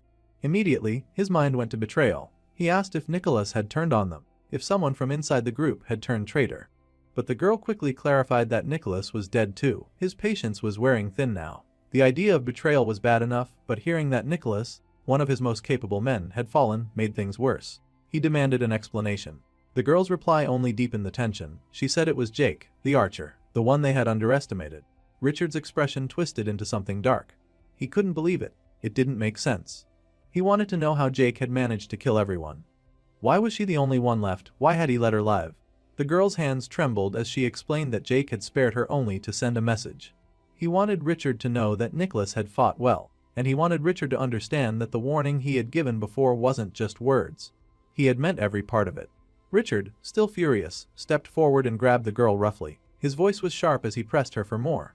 He didn't care about excuses or shock. He wanted every detail. He needed to understand what had just happened or who Jake had become. She flinched but spoke. Her voice quivered. Jake hadn't fought like someone defending himself. He had enjoyed it. There was something wrong with him and he wasn't normal. He was dangerous, beyond what they had believed. She told Richard plainly that Jake wasn't just another survivor. He was something else entirely, a predatory monster. Jake moved through the dense forest with slow, heavy steps, his thoughts stuck on what to do next. He was drained, both mentally and physically, and knew he needed to find a safe place to rest. The chaos of the night before had left him with little time to breathe, and now that the forest had quieted, he finally had a moment to go through his system notifications. Scrolling through them, he saw the logs of his recent kills. One of them was a level 6 medium warrior. That fight had earned him 365 XP. Another entry confirmed the death of a level 9 human archer. As he kept reading, he realized he had already hit level 7 in the archer class. That caught him off guard. The fights had come so fast that he hadn't stopped to consider how much he had progressed. The level up gave him 3 unassigned stat points. He considered where to put them, thinking about his current condition. Vitality and endurance were both tempting, especially given how vulnerable he was now. Alone in the forest, with the temperature dropping and the sun fading, any wrong move could cost him. Still, he couldn't help but consider adding points to his perception. The synergy between that and perception had become more obvious after his earlier fights. He remembered the edge it had given him in those split-second moments. In the end, he committed all 3 points to perception, hoping that extra awareness would help him survive whatever came next. He opened his status window and saw that his health was dangerously low. Less than a third of his HP remained. He thought back to the arrow that had pierced him during the fight with the enemy archer. That one mistake had brought him closer to death than he liked to admit. Caroline was no longer there to back him up. That meant he had to be more careful. Potions were limited, and reckless choices were no longer an option. His thoughts were interrupted when several wolves began creeping out of the shadows around him. He realized instantly that the timing couldn't have been worse. The scene shifted to the camp. Caroline was quietly setting up her tent. Her hands moved with the same precision she always showed, focused on the task. Then the blonde guy from earlier walked up to her. He seemed unsure of himself, hesitating before he spoke. He asked if she was Caroline, and she acknowledged him. She also pointed out that he was one of Richard's fighters. The guy scratched the back of his head and tried to explain himself. He didn't want to be lumped in with the rest of the group or come across as aggressive. He introduced himself as William and admitted he was only 19. Much younger than most of the others. That was part of why he had put on such an act. He said no one would respect him if they saw him as just a teenager, so he tried to act tougher than he was. He admitted that it was all for show. He wasn't dangerous. He was just trying to survive. Caroline, hearing that, offered him some reassurance. She told him she understood. He was just another person trying to get through the madness like everyone else. Her voice was calm and kind. But as she turned away, William's expression changed. The awkward smile dropped. What replaced it was something cold and sinister. Back in the forest, the ground was covered with the lifeless bodies of wolves. The area was still, almost peaceful. A bunny nibbled quietly on a patch of flora near the corpses. Then Jake suddenly woke up, and the animal darted away in fright. Jake sat up, startled. He looked around and tried to guess how long he had been asleep. The sky had already shifted. It was morning. He pushed himself to his feet and started brushing himself off. The rest hadn't been long enough, but it would have to do. He told himself that time was running out. There were still more threats ahead, and he needed to be ready. As he spoke to himself, the reality hit him again. He was alone now, no backup, no support, just his skills and instincts to carry him forward. He went out and began hunting. First, he caught a rabbit. Then he kept going, picking off animals one by one. A bird, a wild boar, even a strange, gray lion-like beast that prowled near the edge of a clearing. Each hunt pushed him further. Each kill gave him more experience. By the end of it, Jake had reached level 10. For just one day of work, it wasn't a bad outcome. As Jake continued moving through the forest, he spotted a faint light coming from a tree. He paused and tried to figure out what kind of light it was. Suspicion crossed his mind. It could have been a trap. He knocked on the tree a few times to test that theory, but nothing seemed off. It didn't feel dangerous, just unusual. That was enough for him to climb up and investigate further. From a distance, he noticed something tucked away in the tree's upper branches. It turned out to be a small, mysterious box. When he got closer and picked it up, the system provided a description. It was an uncommon magical jeweled lockbox created by the system itself. The message said it contained a rare and powerful item. He didn't waste any more time thinking about it. He opened the box, eager to see what was inside. What he found, though, surprised him. It was just a pair of leather bracers labeled as the bracers of the novice rogue. The description mentioned they were designed for new initiates of an organization called the Order of Umbra. According to the system, the bracers could self-repair and granted 5 points of agility and 3 points of strength. They also boosted the effectiveness of all stealth-related skills. Jake didn't understand what the Order of Umbra was, and it left him puzzled. Still, he couldn't deny how valuable the stats were. Those kinds of boosts were far from ordinary, especially for something labeled as a novice item. He decided to equip the bracers immediately. Inside the box, there was something else tucked beside the bracers. It was a separate item called a tutorial equipment upgrade token. The description said it could be used to transform any basic starter item from the tutorial into one of common rarity. That opened up a few options. He thought about upgrading his bow first, but the more he thought about it, the more he hesitated. The bow already felt strong and reliable. There didn't seem to be any urgent need to change it. Then he glanced down at his cloak. It was torn and soaked with dried blood from the earlier fights. Compared to the bow, the cloak looked like it had been through a war. He figured that upgrading the cloak might be the smarter move. He used the token, and as soon as he did, the fabric began regenerating on its own. A blue system notification confirmed the update. The cloak was now a common archer cloak, equipped with a slashing resistance and the same kind of self-repairing enchantment the bracers had. Jake thought it was a great outcome. The cloak might not be as flashy as the bracers, but having gear that could fix itself was already a major upgrade. After climbing back down from the tree, his mind went straight to the possibilities. If that kind of box was just sitting there, what else might be hidden in the forest? He believed there were probably more boxes like that scattered around, tucked away in places most people wouldn't even think to look. Hard-to-reach areas might have even rarer items. And that thought stuck with him. He remembered the giant cave spider again. That thing had been the strongest monster he had fought so far, a level 13 threat. In his mind, that made it the kind of creature that might have been guarding something important. But the rockfall had closed off that path completely. There was no going back now. As he moved through the underbrush, he looked over a nearby cliff and began wondering if there might be another cave out there.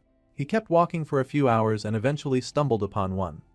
It looked different from the first. This one didn't give off any immediate signs of danger. He didn't sense any nearby monsters or threats. What he did feel, though, was something else. There was a strong sense that something valuable was waiting inside. The feeling was enough to make him smile. With a torch in hand, he stepped inside and started to explore. The cave had a faint blue glow that caught his attention.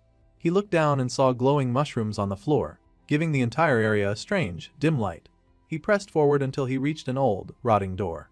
The wooden sections looked like they had been untouched for a long time. That made him wonder how long it had been sitting there. Then the system interrupted his thoughts. A blue window popped up, stating that a new challenge dungeon had been discovered. Another message followed listing the entry requirements. The system said he had to be below level 10 in both class and race, not have a profession, and be ranked in the top 5% of survivors by tutorial points. He met all the conditions. That meant he was now confirmed to be among the top 5% of participants in the tutorial. A final system message appeared with a choice. He could accept or refuse the challenge. Standing there in front of the door, Jake looked at the screen and considered his options. But the decision didn't take long. With everything in front of him, he couldn't see any reason to turn down something like this. Jake entered the dungeon and immediately noticed how different it was from the outside. Blue glowing mushrooms were everywhere, scattered along the cave corridor in such large numbers that they lit up the entire space. The strange sight made him wonder what kind of place he had just stepped into. A blue system window popped up in front of him, displaying his objective. It stated clearly that the only way to complete this dungeon was to survive until the end by overcoming all the challenges that would be presented. Failure would result in death. Jake didn't look particularly excited about that mission. There was a hint of doubt in the way he processed the information. But then he noticed something new hanging from his neck. It was a red jewel, and a notification appeared identifying it as the necklace of holding. The system said it had been granted to whoever entered the challenge dungeon and allowed the user to store certain items found inside. He figured it was some kind of storage space. It made him wonder if the necklace was connected to the kind of challenges he would be facing. Before he could think more about it, the necklace started to glow and vibrate. That made him pause. Something strange was happening. He wondered if there was something inside the necklace. Then, without warning, a strange blue creature appeared in front of him. It let out a low growl. Jake had no idea what it was. He immediately reached for his sword, but when he tried to draw it, he realized it wasn't there. He had no idea where it had gone. The small blue creature, with tiny wings, began to attack him, but Jake didn't move. He stood completely still, watching it try to do damage. It kept attacking him over and over, but nothing worked. He didn't even flinch. He called the thing pathetic for its failed attempts, and that clearly struck a nerve with the creature. The monster snapped back, claiming it would show Jake who the real pathetic one was. What caught Jake off guard wasn't the threat itself, but the fact that the creature could talk. That was what finally made him nervous. In that distracted moment, Jake accidentally stepped on a hidden mechanism inside the cave. A trap was triggered, and a sharp projectile was launched out of a hole at high speed. Jake dodged it just in time. He realized now that it was a trap and not just a random attack. The projectile was powerful. When it hit the stone, it cracked the area and got embedded deep into it. Green liquid started leaking out of it and began corroding the surface. That told Jake everything he needed to know. Getting hit by that would have been a serious problem. The small creature started laughing, clearly amused by what had just happened. Jake looked at the projectile still stuck in the stone and asked if the monster had led him into some kind of death trap. The creature responded with sarcasm, acting like it had no idea, and claimed it was just a fool who got trapped in some necklace. Jake asked if someone had actually trapped the thing in there. Before the conversation could continue, another trap was triggered and another projectile shot out. The creature pointed out that Jake had more pressing matters to deal with, and he was right. Jake barely avoided the next trap and realized he couldn't afford to keep getting distracted. Trying to catch his breath, Jake refocused. The only thing that mattered now was getting through the corridor without getting hit. He needed to make it to the other side. He started running, pushing himself to move fast. Trap after trap was triggered as he moved, but he managed to weave and dodge every single one. With quick reactions and full focus, he avoided all the projectiles. After a few intense seconds, he finally reached the end of the corridor unharmed. He paused to catch his breath while the monster commented that it wasn't a bad escape. Jake then asked if the little creature planned to follow him around everywhere. The creature responded with irony, saying that it didn't exactly have any other place to go. And while Jake looked slightly annoyed, he didn't argue much. He simply continued forward. Jake reached another section of the cave where a massive rock wall stretched high above him. At the very top was a door, likely the exit, but the only way up seemed to be through a series of half-transparent, floating platforms embedded into the wall. It was clear that this part of the dungeon was about vertical movement. A new system notification appeared in front of him. It stated that the objective here was to collect 5 silver mushrooms. From the looks of it, they were located across some of those floating platforms. He started to wonder if this was what the necklace of holding was meant for, to safely store these mushrooms as he collected them. Inspecting the rock wall more closely, Jake noticed several large holes placed in predictable patterns along the walls near the platforms. He pointed out that they were obvious enough that even someone without a high perception stat would be able to notice them. He suspected these were where the acid spike traps would launch from once he got close to the mushrooms. The small blue creature beside him, who had been observing quietly, commented that maybe Jake could use the placement of those holes to calculate the angles of incoming projectiles. If he did that, he might be able to plan a route that kept his exposure to a minimum. Jake acknowledged that this could work, but dismissed it right away, saying it wouldn't be any fun to do it that way. Instead, he launched straight into the climb, leaping from platform to platform while triggering one trap after another. Acid spikes flew at him, but he dodged every single one with ease, relying on his high speed and the boost from his bloodline ability. As he moved, he made sure to collect each mushroom he came across, tossing them quickly into the necklace storage as he advanced. Cecil, the blue creature, started to look more and more impressed. Jake was moving so quickly and efficiently that there was only one mushroom left. But then, during a moment of distraction, Cecil didn't notice one of the traps being triggered. A projectile launched toward him, and he froze in place, cursing as he realized he was in danger and unable to dodge in time. Jake saw what was happening and reacted instantly. He sprinted toward the blue imp, grabbing him and moving them both out of the projectile's path. The spike hit the area behind them, but they were safe. Together, they reached the final platform and made it to the top of the rock wall. Cecil, still catching his breath, admitted that he owed Jake for saving his life. But Jake wasn't interested in gratitude. He immediately snapped at the little creature, demanding to know what was wrong with him and why he had gotten distracted enough to almost die. The imp explained that he had been trapped inside the necklace for a long time and wasn't as agile or sharp as he used to be. That seemed to calm Jake down a bit. He asked the creature what he was, and the blue imp introduced himself as Cecil. Jake gave his name in return, calling himself Jake. He then asked Cecil who had sealed him inside the necklace, but the imp refused to say, brushing it off as a long story he didn't want to talk about. Cecil also apologized, assuming Jake hadn't managed to collect the final mushroom because he had stopped to save him. But Jake revealed that he had, in fact, gotten all 5. He held them up as proof. Cecil was shocked. Not only had Jake saved him, but he still managed to grab the mushroom mid-rescue. He admitted that Jake was surprisingly good at this. Then, in typical Cecil fashion, he added that Jake was still an idiot for charging through a room filled with deadly traps without planning anything. A talented idiot, but an idiot nonetheless. Jake didn't argue. He just thanked him for the half-hearted compliment and moved forward. Eventually, they reached another room. This one was completely filled with a strange neon green liquid. Dozens of square stone platforms stuck out of the surface, each with differently colored boxes placed on top.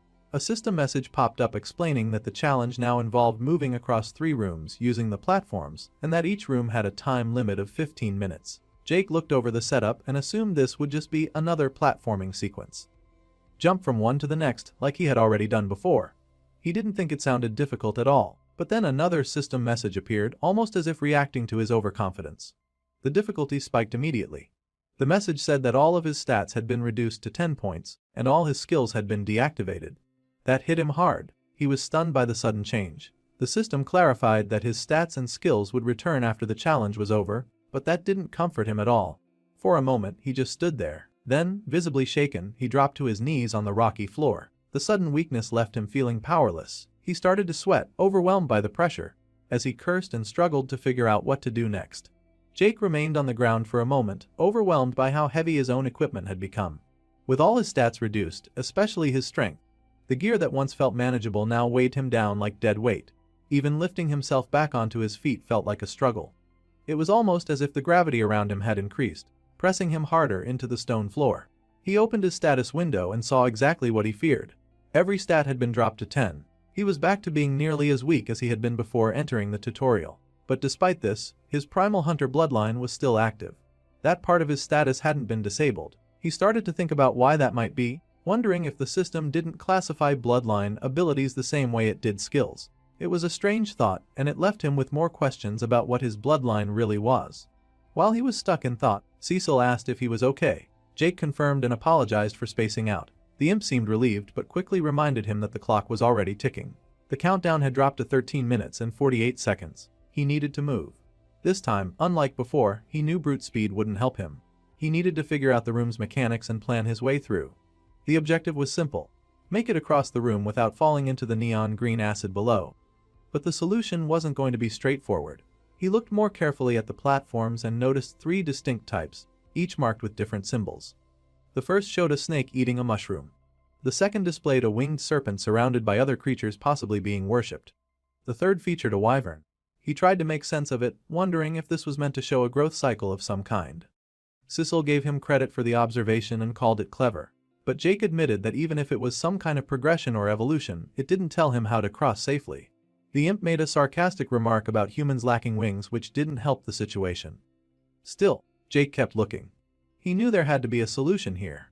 After a bit more thinking, he picked up a silver mushroom from his inventory and threw it onto one of the platforms with the snake eating mushroom symbol. As he watched closely, the mushroom was absorbed by the platform. That was the clue he needed. Cecil realized what was happening as well. The symbols weren't just decoration, they were part of the puzzle. Some platforms required an offering of mushrooms to activate or become safe. The ones with snakes were the ones that could be triggered with mushrooms. The imp teased Jake a little for figuring it out, but Jake didn't mind. He had a working theory now. He trusted his instincts and believed the glowing platforms were the most dangerous. If he could deactivate that glow by feeding them mushrooms first, then jump afterward, he could make it across. Time was running out. The clock had dropped to 9 minutes and 21 seconds. Jake knew he couldn't hesitate any longer. He threw a mushroom onto another platform and, without waiting for confirmation, took the leap. He landed. The platform held steady beneath him. He wasn't dead. That was all he needed to know. Cecil actually smiled at the result, visibly glad that Jake had survived. But then the imp quickly caught himself and questioned why he even cared. There was no reason he should have been concerned about a human. Jake didn't slow down. He kept the momentum going, using the same method to disable more platforms before jumping. One by one, he made his way across the room, using mushrooms to secure each landing. Eventually, he reached the far end of the chamber and stood before the next door, breathing heavily but alive. He barely had time to process what just happened before another blue notification appeared. It told him to proceed through the next door. A fresh 15-minute countdown had already started. He realized there would be no time to rest. It didn't matter. He pushed the door open and saw that the next room had even more platforms. Just ahead, resting on a lone platform, was a strange-looking dagger. Jake stared at it, uncertain if it was actually a weapon. It looked more like it had been carved out of bone than forged from metal. He took it anyway, remarking to himself that it gave off an unsettling, cult-like vibe. With the dagger in hand, he turned to study the room again. There wasn't a clear route ahead like before. The platforms with snake symbols no longer formed a straight path.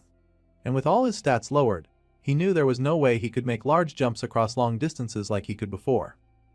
The room was different now, and so was the strategy. He tightened his grip on the dagger and tried to think things through. If mushrooms deactivated the snake platforms, then maybe this new item was meant to interact with another type. He focused on the winged serpent symbols, wondering what those platforms might need. The symbol showed the creature surrounded by what looked like small figures that seemed like worshippers. That was the only clue he had. After a moment of hesitation, he did something risky. He used the dagger to slice open his palm and splashed blood onto one of the winged serpent platforms. The effect was immediate. The glow on the platform faded, indicating it had been deactivated. Cecil watched from behind and made a sarcastic comment about hoping humans had plenty of blood to give. Jake felt the pain from the cut more than he expected. Unlike tossing mushrooms, this method hurts. And even more concerning, the blood kept pouring out longer than it should have. He had only made a small cut, but it wouldn't stop bleeding. Cecil pointed out that there was now a clear path forward using those winged serpent platforms. According to him, Jake only had to make 3 more jumps to reach the other side. Jake looked down at his injured hand, the pain still pulsing through it. But he knew he didn't have a choice. He leapt to the first platform. He made the distance. But on landing, he slipped and hit the stone hard. When he lifted his hand again, he noticed that the area around the cut was starting to darken. Something wasn't right. That dagger had done more than just injure him. Still, there wasn't time to stop. He tossed more blood onto the next platform, already feeling the effects of blood loss. His body was getting weaker, and by now he could barely stay upright. He knew he had to keep moving. Lying down would only get him killed. With what strength he had left, he pushed off for another jump. Midair, an intense pain shot through his body. It wasn't just fatigue. Something was wrong at a deeper level. Even Sissel started to panic, wondering if Jake could really survive like this. Jake nearly plummeted straight into the acid. He barely managed to catch the edge of a cliff, holding on by one hand. And worse, the hand he was using was the same one he had cut earlier. The pain was unbearable. But he held on. Cecil rushed to try and help, reaching for Jake's arm to pull him up. But the little imp couldn't do much. Jake was too heavy and the situation too desperate. His foot dipped into the acid and began to dissolve almost instantly. The damage was real and fast, and there was nothing he could do about it. Hanging by one arm, his leg slowly destroyed and the acid seeming to creep closer. Jake was losing strength. He clung to the edge with everything he had left. His face said it all. He didn't think he was going to make it, and his fear was evident. The dread had set in. It felt like death was only a few seconds away. Jake's hands were still clinging to the ground, refusing to let go. His body felt like it was moments from shutting down completely. He couldn't end it like this. Dying alone in that place, he was reduced to nothing but air at the hands of a pool of acid as poison infiltrated his entire body. This wasn't how his story would end, he knew that much. Cecil kept pulling at his arm, trying to help, but the imp's small frame was no match for the weight of a human adult. Still, Jake didn't blame him. He started to claw his way forward, digging into the ground, trying to haul himself out of this mess with what little strength he had left. He told the imp that he would handle it himself. His entire body was breaking down. His vision started to blur as he looked at the blue imp. His nerves were shutting down. The veins on his face had started turning black. It was obvious his body was reaching the limit. But even with all that pain and with every part of him telling him to give up, he didn't. He stopped thinking too much and just kept moving. And when it seemed like it was all over, and he was finally dead, his resilience ended up saving him. A blue window finally appeared again. It declared that there was just one room left and said that everything about the challenger would now be restored. His body began to glow as the system activated the restoration process. Cecil called out, trying to get Jake's attention, telling him to wake up as he had passed out, more like he died really. But now, Jake's body was healing rapidly. The damage from the acid, the pain in his hand, the ruined leg, everything was restored in moments. Even his clothes were back to normal. He breathed out, feeling the relief hit all at once. Somehow, he was still alive. Cecil let out a laugh, clearly relieved. He had genuinely thought Jake was going to die back there, and Jake laughed too, even if it was out of disbelief. After everything, the two of them sat there, smiling through the tension of what had just happened. Looking down at his palm, Jake flexed his fingers. No more pain. The wound was gone. He was whole again. But the imp reminded him they weren't done yet. A system window popped up, showing a new countdown. The clock had already started. Jake stared at the screen and realized it. One more room. But he wasn't about to rush in. Not yet. He was lying on the ground, still trying to calm his breathing. He said he just needed a minute. Just a minute to process everything. Because a few seconds ago, he was about to die. And not in some dramatic way, but in a slow, agonizing, meaningless one. Cecil looked at him, concerned, and asked if he was alright. Jake nodded, but admitted something. For the first time since entering the tutorial, he had actually felt death breathing down his neck. It wasn't a fight. It wasn't a battle. It was just a slow death by acid. He made it clear that while he liked combat and enjoyed all the dodging and striking and the thrill of it all, dying in such a way, all alone and helpless, wasn't something he could accept. Cecil said he understood. He told Jake he used to think he was fine being a loner too. But after spending eternity inside that magical artifact, isolated in a pocket dimension, without seeing another living being, he had come to see things differently. Being alone wasn't all it was cracked up to be. Jake eventually pushed himself off the ground and stood. He cursed the dungeon out loud, vowing not to let it beat him. He refused to be taken down by some system, designed trial. And with that, they both stepped forward and opened the next door. Inside, another room. Another set of challenges. Just like before, the floor was broken into platforms. But this time, something was different. The platforms weren't scattered in strange patterns. Instead, they were neatly aligned in rows and columns, like a grid. They both paused, taking in the layout. It looked suspicious. Cecil guessed maybe Jake could use the same mushroom trick to make his way across like before. But Jake wasn't so sure. He had a feeling this one was playing with his mind in a different way. As he knelt down to study the layout more closely, he noticed something. One of the lines of platforms, the ones running the entire length of the room, each carried the third symbol. It was subtle, but he caught it. The symbol showed a wyvern growling alone atop a desolate mountain. That was all Jake saw at first. No clear instructions, no clues. Just the beast and its roar. He stood in front of it, studying the creature carved into stone, wondering if it was angry. That's what it looked like at first glance. But something didn't sit right. He kept looking and his expression changed. No, it didn't seem angry. Not exactly. He thought back to the beginning of the tutorial. to his own fear, his own panic, and then it clicked. He said out loud that the wyvern wasn't roaring in rage. It was roaring in fear. The realization made him pause, then straighten. A thought formed. Maybe he did know what to do here. He started walking backwards, eyes still locked on the platform path ahead. He was going to test a theory. He had an idea now and he was going to trust it. Sissel's eyes widened. The demon began to panic as Jake neared the blue, glowing symbols. He warned Jake that the glyphs were still active and that stepping on them would almost certainly be fatal. But Jake didn't stop. He picked up speed instead.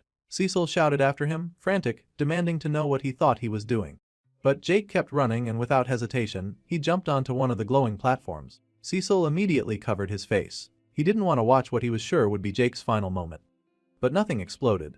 Jake landed, kept his balance, and jumped again. As he soared through the air to the next platform, he started speaking. He said that in the face of fear, the answer was courage. That first platform shattered behind him the second he jumped from it. He kept going, platform to platform. Each one broke apart as soon as he leapt away, crumbling and falling into the abyss. Still he pressed forward. He said that what mattered most was willpower.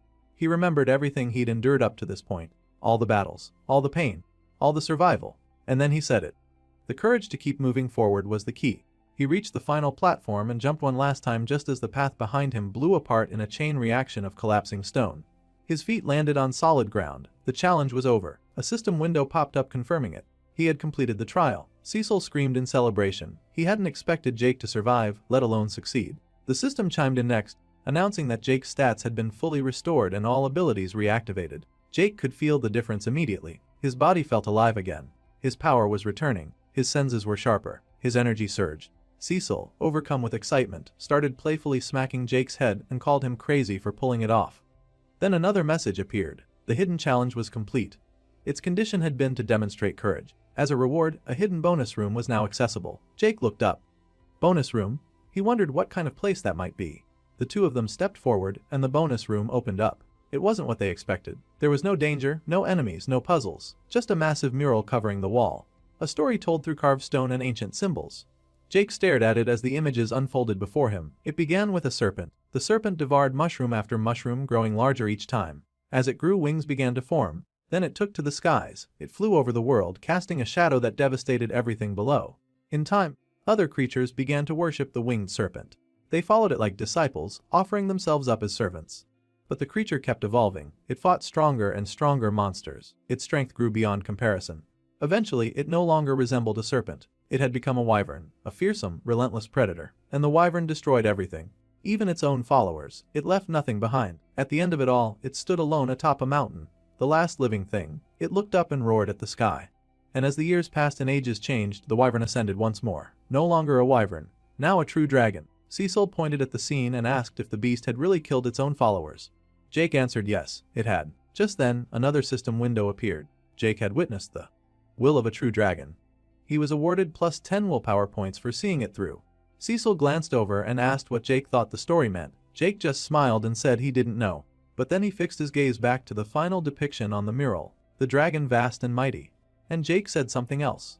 Something honest. He said he would love to fight that dragon one day. After some time moving through the cave, Jake couldn't help but comment that all he was seeing were more corridors. A seemingly endless hallway stretching far ahead. No new things and no enemies. Just more of the same thing. He figured it was probably because he hadn't fully cleared the dungeon yet. There was still something left unfinished. They kept walking, but the path was getting darker. The narrow corridors were wrapped in pitch blackness, and visibility dropped to nearly zero. That's when Sissel, the tiny blue demon, accidentally slammed his head into Jake's side. He groaned in frustration, saying he couldn't see a thing in this pitch dark passage, and that he was really starting to miss the glow of the shiny mushrooms from earlier. He asked Jake how he was managing to see anything at all. Jake explained that he'd invested a lot of his attribute points into perception. That was a big reason he could make out shapes and movement even in this kind of gloom. But inside, Jake knew it wasn't just his stat distribution. Something else was happening, he could feel it. His bloodline was evolving again. He could sense it. Normally, his perception would spike only in times of danger, enhancing his awareness and reaction speed. But now, it felt constant, always active. He was beginning to notice a subtle, invisible dome around him. A sphere of awareness, like a passive skill had awakened within him, one that never turned off. He thought about telling Sissel. Maybe the little imp would understand. If he was really as ancient as he claimed to be, he might know something useful about bloodlines or passive abilities like this. Jake turned to him and said that if the darkness was bothering him so much, he could always hop back into the holding necklace until they found a light source. Cecil's reaction was immediate and firm. No way, he absolutely refused. Jake blinked in confusion. He asked why Cecil was so against the idea and whether the necklace was really that bad. Cecil clarified, it wasn't that the place itself was terrible. Inside the magical charm, he could still see what was happening in the outside world. But the problem was that once someone sealed him in, he was stuck. Powerless to escape. He had to wait and hope someone would eventually let him out. He didn't want to be trapped like that again. Not for another millennium. Not after what he'd already endured. Jake looked at him with newfound understanding. He finally connected the dots. Cecil had mentioned being sealed away before, but this was the first time the fear behind that memory came through. Trying to offer some comfort, Jake reached out and patted Cecil gently on the head. He told him that he'd never do that to him. But Cecil just shook his head and replied without emotion, "That's what everyone says." Before Jake could respond, Cecil suddenly shouted. He pointed forward, eyes wide. There was light up ahead. They immediately made their way toward it. Jake was cautious, watching the shape of the glow as they approached. He said it didn't resemble the soft bioluminescence of the mushrooms they'd seen earlier. As they stepped through the final corridor and into the next space, they stopped in surprise. They had entered a massive room. Towering shelves stretched upward, filled with dusty old books and scrolls. A faint magical light glowed from the walls and ceiling, bathing the chamber in a warm hue. Jake stared at the scene, baffled. What kind of place was this? Cecil was quick to answer. He said it looked like some kind of library. Jake started inspecting the books on the shelves and quickly realized how old they were. The covers probably looked worn, the spines probably looked brittle, and the entire shelves seemed to be covered in their dust. Curious, he reached out to touch one of them, but as his fingers got close, a blue energy field shimmered into view, blocking him from making contact. He pulled his hand back and remarked that it seemed he couldn't touch the books directly. Cecil, already wandering around the room, called out to Jake from another corner. The imp had found a table and pointed out that there were utensils for writing laid out on top. Jake moved over and tried to interact with those two, but once again, his hand met the same kind of invisible barrier. He stepped back, frowning. Whatever this place was, it clearly wasn't meant for direct interaction. Well, at least not yet. No challenge had been announced, and there were no enemies or puzzles in sight. That only made him more suspicious. He wondered what the purpose of this room was if he couldn't touch or use anything. While he was still thinking about it, Cecil pointed toward an open door in the far corner. Jake turned to look and realized they'd have to keep moving forward. They walked through the doorway and found themselves in another hallway, fully lined with doors this time. Door after door, stretching ahead. Cecil muttered a comment about how the dungeon was starting to feel repetitive, and Jake couldn't really disagree. He opened one of the doors at random and saw a bedroom inside. Nothing strange about it. Just a regular bedroom. He opened another. This time it was a bathroom. Cecil took a turn and opened a door himself. Inside was a garden filled with colorful flowers. Jake opened yet another. And this one was either a science lab or some sort of torture chamber. He wasn't entirely sure which. As they kept going, Cecil said it was starting to feel like they were walking through someone's house or something like that. Eventually, they reached the last door at the end of the hallway. This one felt different. Jake approached, and sure enough it looked like another challenge room. They stepped inside, and Cecil pointed out the pedestal at the center. It reminded them of a previous one they'd seen before, but something was clearly different this time. There was no dagger resting on top of the pedestal like before. Instead, there was an imprint of a hand. Just an ordinary-looking human hand. Jake looked at it and said it probably meant the challenge wanted him to touch it. Cecil quickly cut in, warning him that after what happened with the dagger last time, maybe that wasn't the smartest idea. But Jake just laughed it off and teased the imp, asking where his sense of adventure had gone. Then, without waiting any further, he placed his hand onto the imprint. Almost immediately, something snapped into action. A spike shot up from within the pedestal and pricked Jake's palm before he could react. He yanked his hand back, but the damage had already been done. Cecil panicked at the sight.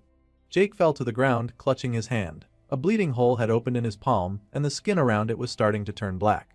The spike had been laced with poison. While Jake tried to steady himself, Cecil called out again, telling him to look at the other side of the room. Another pedestal was rising from the floor. Sitting on top of this new pedestal was a book. The same symbol of the snake eating mushrooms was etched onto the cover. Jake figured it had to be part of the challenge. A blue system window appeared, confirming his thoughts. It read, "Dungeon Challenge, become an alchemist of the evil viper and cure yourself of the poison that runs through your veins." It added that the poison would remain dormant for 30 days. After that, if he hadn't cured himself, he would die. He looked down at the blackened wound in his palm. The realization hit hard. Then, another window appeared. Rejecting the challenge will result in full recovery and immediate return to the Great Forest. All rewards earned will be withheld and collected items will be removed. Jake now understood what this was. He had a choice. If he accepted the challenge, he'd be gambling with his life. If he rejected it, he'd be cured and safe. But everything he'd earned so far would be lost. He could walk away right now and it would all be over. Cecil asked him what he planned to do. Jake didn't hesitate long. He said there was only one thing he could do.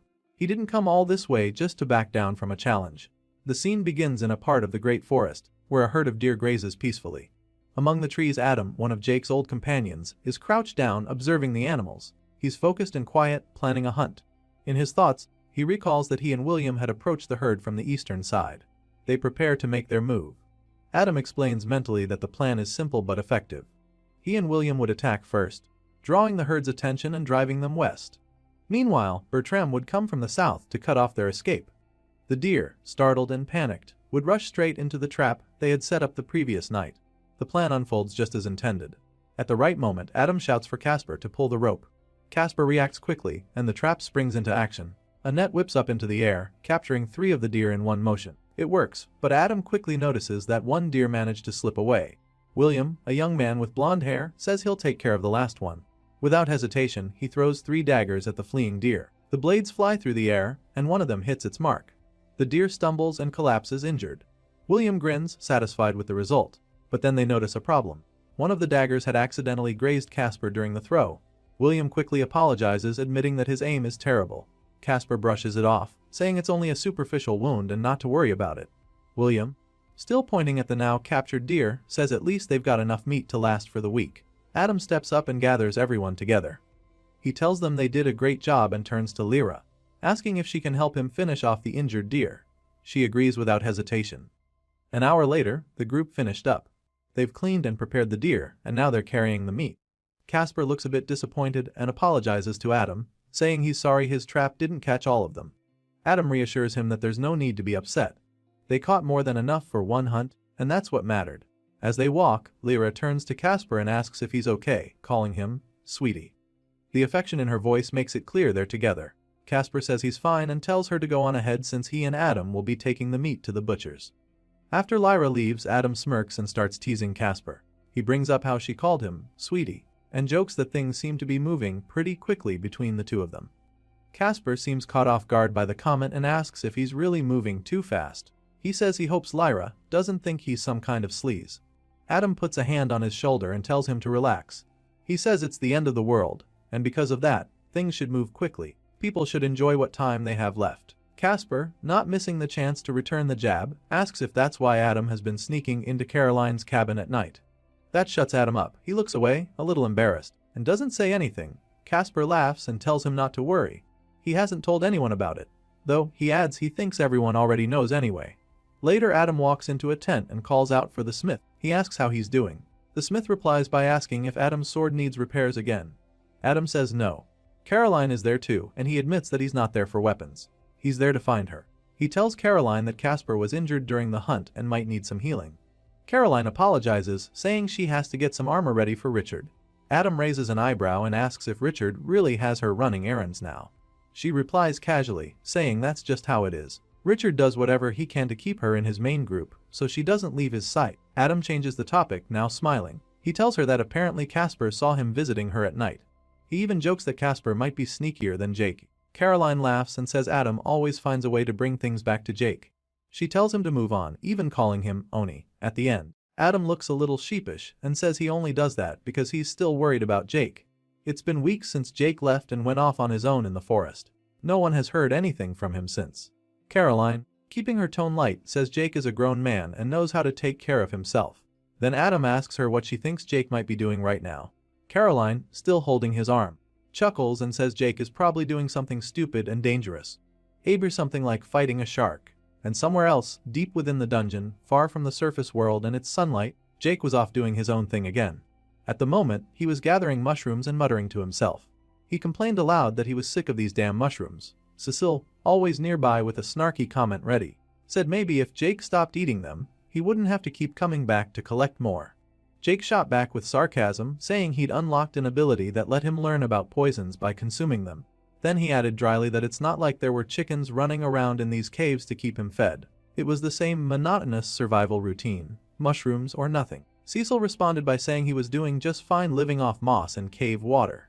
The imp even demonstrated by opening his mouth and chomping down on a mouthful of moss, telling Jake he should give it a try sometime. Jake didn't seem convinced. After a while they made their way back to the library, the strange, ancient chambers full of untouchable books and peculiar furniture. As they arrived, Jake, who was very much in the middle of becoming an alchemist, whether he liked it or not, asked Cecil to fetch him one of the mana potions. He needed to restore some of his mana before beginning the brewing process again. Cecil looked at him, unimpressed, and asked if maybe Jake could just rest for one night. They'd been grinding away for hours already and the imp was clearly growing concerned. But before Jake could answer, a sharp pain surged through his body. It was sudden and fierce, like a warning. He grimaced and clutched at his side. The poison in his hand was spreading. That made his decision clear. He told Cecil firmly that no, he couldn't rest. Not now. He needed to figure out this alchemy business and cure himself before it was too late. So he got back to work. He began grinding up ingredients, trying to follow the basic principles of potion crafting. The first step was to mash the materials into a paste. He did that. Then came the part where he injected mana into the mixture. That too seemed to go as planned. The last and trickiest part was transmuting the mana into the necessary attributes, a delicate step that required both precision and control. If he did everything correctly, the paste would turn red, signaling success. But as he stared down into the bowl, he saw it turn brown instead. It was another failure. Frustrated, he slammed his hand down. That was yet another batch ruined, and the process was starting to wear on him. Cecil tried to calm him down. He reminded Jake that he'd only been at it for a week. There was still time. But he also pointed out that Jake's wisdom stat was probably too low, and that was why the process felt so inefficient. And now Jake was drained. He needed another mana potion to keep going. But Cecil quickly reminded him that mana potions had cooldown periods. He warned that if Jake just kept chugging them without waiting, they'd become useless and wouldn't do anything. Then Jake suddenly winced again. Another wave of pain hit him. Cecil rushed toward him, asking if he was all right. Jake pulled off his shirt and the situation became clearer. The poison wasn't just in his hand anymore. It had spread across the right side of his body, blackened veins and corrupted flesh now running from his shoulder down to his waist. He was getting worse. Time was running out. This chapter opens with Adam stepping into a room, responding to a summons from Richard. Adam asks if Richard wanted to see him, and Richard greets him by expressing his gratitude for coming quickly. Standing with his arms crossed, Richard gets straight to the point. He informs Adam that one of the fighter squadrons had returned, but there was a problem. A hunting squad sent out earlier had come back empty-handed, and now the camp was running low on meat. Richard goes on to say he wants to send Adam and his group on an impromptu hunting mission. This time deeper into the forest. Adam, visibly surprised, asks him if he meant outside the safe zone, beyond their usual territory. Richard, unfazed, confirms with a simple smile. Yes, that's exactly what he meant. It's more dangerous out there, he admits, but that's precisely why he's entrusting this mission to Adam. He needs someone competent. Adam, appreciative of the trust but clearly unsure, doesn't give an immediate answer. While he doesn't say it out loud, it's obvious from his expression that he's concerned. The risk is higher, and putting his team in danger over a meat shortage didn't sit right with him.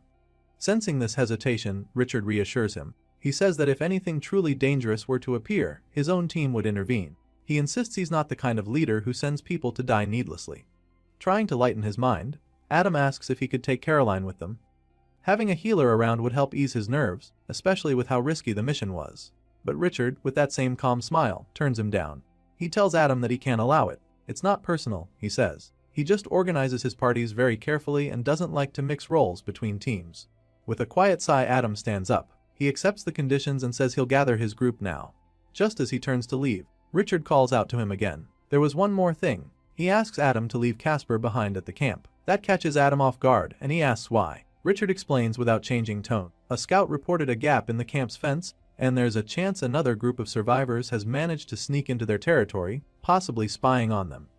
Since he's heard that Casper is an excellent trap maker, he wants him to stay behind and reinforce the perimeter. Adam says he'll let Casper know. Later that day, Adam's team is already deep in the forest. They're surrounded by trees, blood, and the bodies of freshly hunted creatures. Specifically badgers. They're loading them up after a successful hunt. Adam looks over the pile and asks how many they've taken down. Lyra, standing nearby, tells him she thinks there are 8. He agrees, saying not only are the beasts tougher out here, but there are a lot more of them too. He lifts the last one and tosses it onto the pile. William, with a grin on his face, comments that they must have earned a ton of training points. Adam looks at him and points out that William is soaked in blood. He suggests that while the rest of them wrap up the bodies, William should go wash up near the river because he looks awful. William agrees and heads off. While walking toward the river, William's smile fades. He starts thinking. His thoughts turn bitter, focused on Adam and Richard. He's irritated by both of them. He thinks they're starting to get on his nerves and even calls them a bunch of pretentious NPCs.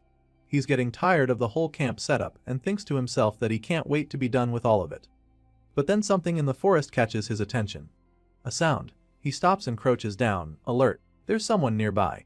Hidden behind some trees, he peers out and spots a man telling someone else to keep it down. The man warns that they don't know who might be listening. William watches closely. He then sees the second person the man is talking to, which was a woman, who tells him to relax, saying they'll be quick. Then, a third voice speaks up, belonging to another man. He says he just needs to wash his wand. 3 people, unknown strangers to him.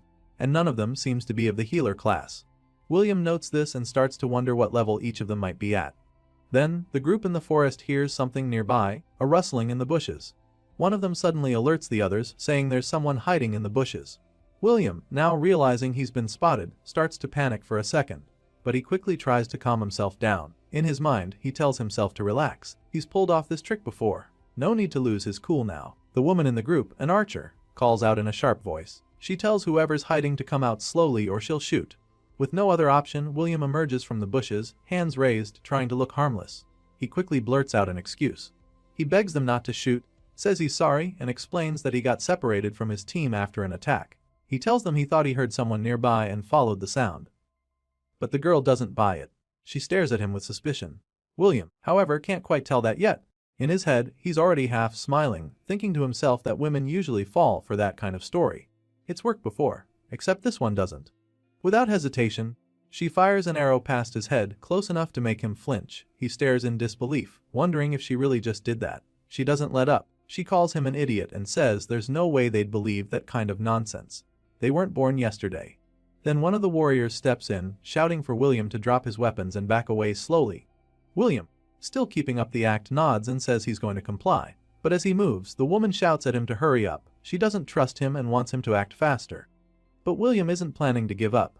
As her voice rises, he reaches toward his wand strapped to his left side. She catches the movement and shoots again. But this time William is quicker. He jumps to the side, dodging the arrow just in time. While midair, he draws 3 daggers and throws them at the group. The daggers fly toward the male warrior, who manages to block them using his shield. As the blades bounce off, he yells to the others to catch William. The archer fires 2 more arrows in rapid succession, but William evades them again, slipping away into the trees, while the group wonders aloud what kind of magic he's using. As he runs, William reflects on the encounter. They were stronger than he expected. The lady, still tracking him, has her bow drawn again and declares that she's got him in her sights. But William isn't done yet. He activates his magic and suddenly the 3 daggers he had thrown earlier reappear. One of them shoots forward and pierces straight through the archer's neck, killing her instantly. The warrior sees her fall and shouts in anguish. He charges forward in a frenzy. That's the mistake William was waiting for. With the man distracted by grief, William uses his telekinetic magic again. The remaining 2 daggers shoot out, slicing through both the warrior and the mage who had been with them. The blades behead them cleanly, ending the fight in an instant. Now alone in the clearing, William sits casually on top of the dead bodies. He checks their stats one by one to see what kind of rewards he might get from killing them. One of them turns out to be level 10, and the other 2 are level 9. Smiling to himself, he says out loud that it wasn't a complete waste of time. But then someone approaches. A voice calls out from the trees, asking if William is there. It's Lyra, Casper's girlfriend. She's just found him, and she freezes in shock at the sight. William is standing over a pile of bodies, soaked in blood. She stammers, asking if he did this. William doesn't bother hiding anything anymore. His expression shifts, cold and direct. He asks her why she couldn't have just stayed away and minded her own business as he moves towards her. And with that, she's no longer part of the conversation. Roughly 5 minutes later, William returns to his group. Adam sees him and lights up, glad to have him back. He tells William that they had just sent Lyra to go looking for him. William plays dumb. He asks if that's so, acting surprised. Says he didn't see anyone and casually adds that he hopes she didn't get lost on the way. The chapter closes with a quiet image of the stream where William had come from. The water runs red with blood, strongly suggesting that Lyra never made it back. William had taken care of her, just like the others. The girl was sleeping with the fishes now. After returning from his foraging mission, Cecil arrived back with the mushrooms he had set out to collect for Jake. He looked around, unsure of where Jake had gone, and called out, trying to get a response. But the silence in the air gave no answer, and Jake was nowhere in sight. Concerned, Cecil wandered the area, scanning every corner of the library for any sign of him. His eyes finally landed on a figure lying motionless on the floor. Jake was there, passed out beside his potion-making bowl, surrounded by scattered healing potions that littered the floor like what remained after his frantic efforts. Cecil rushed over without hesitation. The blue imp knelt down next to him, shaking him and calling out, trying to rouse him, but Jake didn't respond. It was then that Cecil noticed something strange. The veins on Jake's neck were blackened and pulsing, a clear sign that the poison he had previously been affected by had taken its toll, weakening his body far more than expected. With urgency, Cecil reached for one of the many health potions lying nearby. Thankfully, Jake had managed to brew them before collapsing, and Cecil was grateful for that foresight. He held Jake's head up gently and helped him drink from the vial. After a moment, Jake began to wake up as his eyelids opened slowly. And with his vision still blurred and unfocused, he could finally make out what was in front of him. He saw Cecil leaning over him, still trying to get him to fully wake up. Slowly, Jake sat up, his movements sluggish and heavy. In a tired voice, he asked Cecil what had happened. The imp responded that he wasn't sure himself, only that he had found Jake unconscious on the floor with all the potions scattered around. Jake nodded, still disoriented, and admitted that he was feeling completely drained. Cecil observed the situation and noted that it probably wasn't just the poison. There were dozens of potion bottles around them, and it looked like Jake had pushed himself too hard. When asked how many he had made, Jake estimated that it was probably around 50. He explained that he had gotten a good rhythm going and that he was even considering moving on to attempting poison next. Cecil, trying to show concern, suggested that Jake should slow down and take a break. But Jake quickly dismissed that suggestion, stating that there wasn't time for rest and that he needed to continue practicing. Cecil reminded him that he still had about 2 weeks left on the timer, implying that pushing himself too far this early might actually be counterproductive and possibly even dangerous. Jake, not in the mood to hear what sounded like a weakling's caution, responded with irritation. He compared Cecil's words to those of his old coworkers, claiming they had a tendency to avoid pushing limits and preferred taking the easy way out. To him, it was a mindset of fear and hesitation, one that only a coward had. This comparison didn't sit well with Cecil, who responded sharply, telling Jake to stop implying that he was cowardly. Jake, caught up in his emotions and exhaustion, went further and outright said that Cecil's mindset was cowardly. That was the breaking point. Cecil, clearly offended, lashed out by knocking the potion, making bowl out of Jake's hand. The bowl clattered to the floor, its contents splashing and breaking the silence that had followed Jake's remark. Cecil stood firm and told Jake not to insult him like that. And realizing he had gone too far, Jake quickly tried to take back what he had said, attempting to apologize. But the damage was done. Cecil wasn't ready to accept the apology. The imp pointed at Jake with frustration, trying to assert his own strength and courage. Then, without another word, he turned and flew off, heading out of the library. As he left, he shouted back that Jake could get his own mushrooms next time. The next day came, and Jake was still thinking about the fallout. Cecil hadn't returned since flying off, and the silence left behind was starting to feel heavy. Jake briefly considered going after him to apologize again, but eventually decided against it. He told himself he needed to keep working, and that Cecil would understand in time. With that thought, he returned to his studies, now diving into offensive alchemy. He had finished reading through introductory materials that covered how to brew damaging concoctions. One in particular caught his attention: necrotic poison. The process wasn't entirely different from potion making. In fact, he noticed that poison brewing shared many steps with regular alchemy. The primary difference lay in how one treated the ingredients. Instead of preserving their vitality, the goal with poisons was to crush it, removing life essence and enhancing harmful properties. After giving it a try using what he had just learned, a system notification appeared, confirming that Jake had successfully crafted necrotic poison. It was a moment of triumph. Without thinking, he called out to Cecil to share the news. There was no response at first, but Jake tried again, his tone a bit softer this time. To his surprise, Cecil eventually appeared at the doorway, asking what Jake wanted. Jake eagerly told him that he had managed to make poison and on his first attempt too. Cecil, still clearly upset from the day before, gave a sarcastic response, asking if Jake wanted a reward for it. Jake immediately recognized the bitterness in his tone and realized that the imp was still angry. As if to shift the focus, another notification window appeared in front of Jake. It stated that he had reached level 24 in his alchemist profession, specifically tied to the malefic viper path. Along with this milestone, he was awarded 2 free stat points. Jake chose to allocate both into wisdom, noting that alchemy seemed to be proving its value after all. No sooner had he processed that update than a second notification appeared. This one informed him that he had reached the requirements to evolve his profession. The concept of profession evolution was new to him, and he asked aloud what it meant. Cecil, his curiosity piqued despite his earlier attitude, admitted that he had never seen such a thing before and thought it sounded interesting. The system then posed a question to Jake, asking if he wanted to begin the evolution process. Jake wondered whether this would enhance his alchemy abilities. Unfortunately, Cecil had no answer. Still unfamiliar with this development, as Jake debated whether to proceed, another notification appeared, this one carrying a warning. If Jake chose to delay the evolution, it might negatively impact his professional experience and stall his progress until he completed it later on. Faced with this pressure, Jake recognized that not evolving now could effectively halt his advancement for the time being. Seeing no real alternative, he accepted the prompt and braced himself for whatever was about to happen. Within moments, the environment around them began to react. The entire room started shaking violently, and both Jake and Cecil were left trying to keep their balance. Confused and alarmed, Cecil asked Jake what he had just done. Jake responded that he wasn't sure either. Then, without further warning, the world around them warped. The walls, floor, and ceiling of the library twisted out of place, as though space itself was being altered. When the distortion ended, they found themselves somewhere else entirely. Both were now on the ground in an unfamiliar location, and it became clear they had been transported away from the library to a new setting. Jake looked around, trying to make sense of his surroundings. The terrain suggested they were on the surface of some distant world, though he couldn't identify it. Despite the mystery of the place, he didn't sense any immediate danger. Everything felt still. That calm didn't last long. Jake picked up on something, or rather someone approaching from nearby. Instinctively, he turned in the direction of the presence. A figure emerged from the shadows. It was a man, though not entirely human. His skin was covered in white scales and his eyes had the unmistakable appearance of a reptile. The scaled figure looked directly at both of them, clearly trying to assess who, or what in Cecil's case, he was looking at. Jake stood frozen. Though the area felt absent of immediate hostility, Jake's instincts screamed that something was deeply off.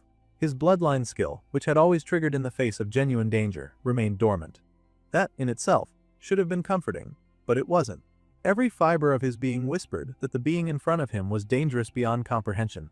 The white, scaled man spoke again, breaking the silence. He asked, calmly but firmly, if the two of them, Jake and Cecil, hadn't heard him the first time when he'd asked who they were. His words were casual, but there was something about his tone that carried weight. Before Jake could respond, the scaled man suddenly appeared right in front of them. The speed with which he moved was unnerving. It was as if he had simply bypassed the space between them. Once there, standing only feet away, he repeated his question. What were the two of them doing here? Jake steadied his breathing. He mentally told himself to relax, reminding himself that the lack of bloodline activation meant he wasn't actually in danger. It had never failed to warn him before. Holding on to that rationale, he finally spoke. He told the figure that its own guess was as good as his. One moment, he was advancing his alchemy under the title of Malefic Viper Alchemist. And the next, he found himself transported to this place without explanation. The figure raised an eyebrow in faint surprise, then turned away from Jake with the air of someone going through a social formality they'd rather avoid. In a voice that sounded disinterested and tired, he gave a half-hearted greeting, saying it was nice to meet Jake.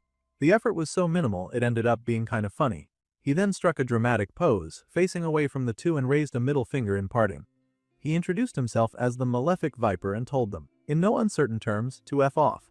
Jake blinked, thrown off by the absurdity of the encounter. He asked aloud if the man was really the Malefic Viper. In Jake's mind, the title conjured images of something more mythical, maybe a giant snake-dragon hybrid or some serpent deity. In response, the being began to shift its form. With a cocky grin, he asked if this was what Jake had been expecting. As he spoke, his white scales changed slowly, and his body began to transform. Large wings sprouted from his back. His entire body elongated and reshaped, taking on a massive, epic form. In a matter of moments, the humanoid figure was gone and was replaced by a towering dark and green dragon with gleaming eyes and a presence that dwarfed everything around. From this new form, he asked Jake if this appearance was more fitting for someone like him. Cecil, who had been largely silent up until now, took a cautious step forward.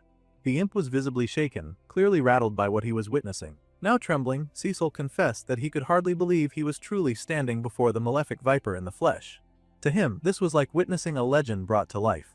The Viper, still in his dragon form, leaned closer to Cecil and asked if they had met before. Cecil quickly denied it but added with reverence that he was a loyal servant of the Malefic Viper regardless.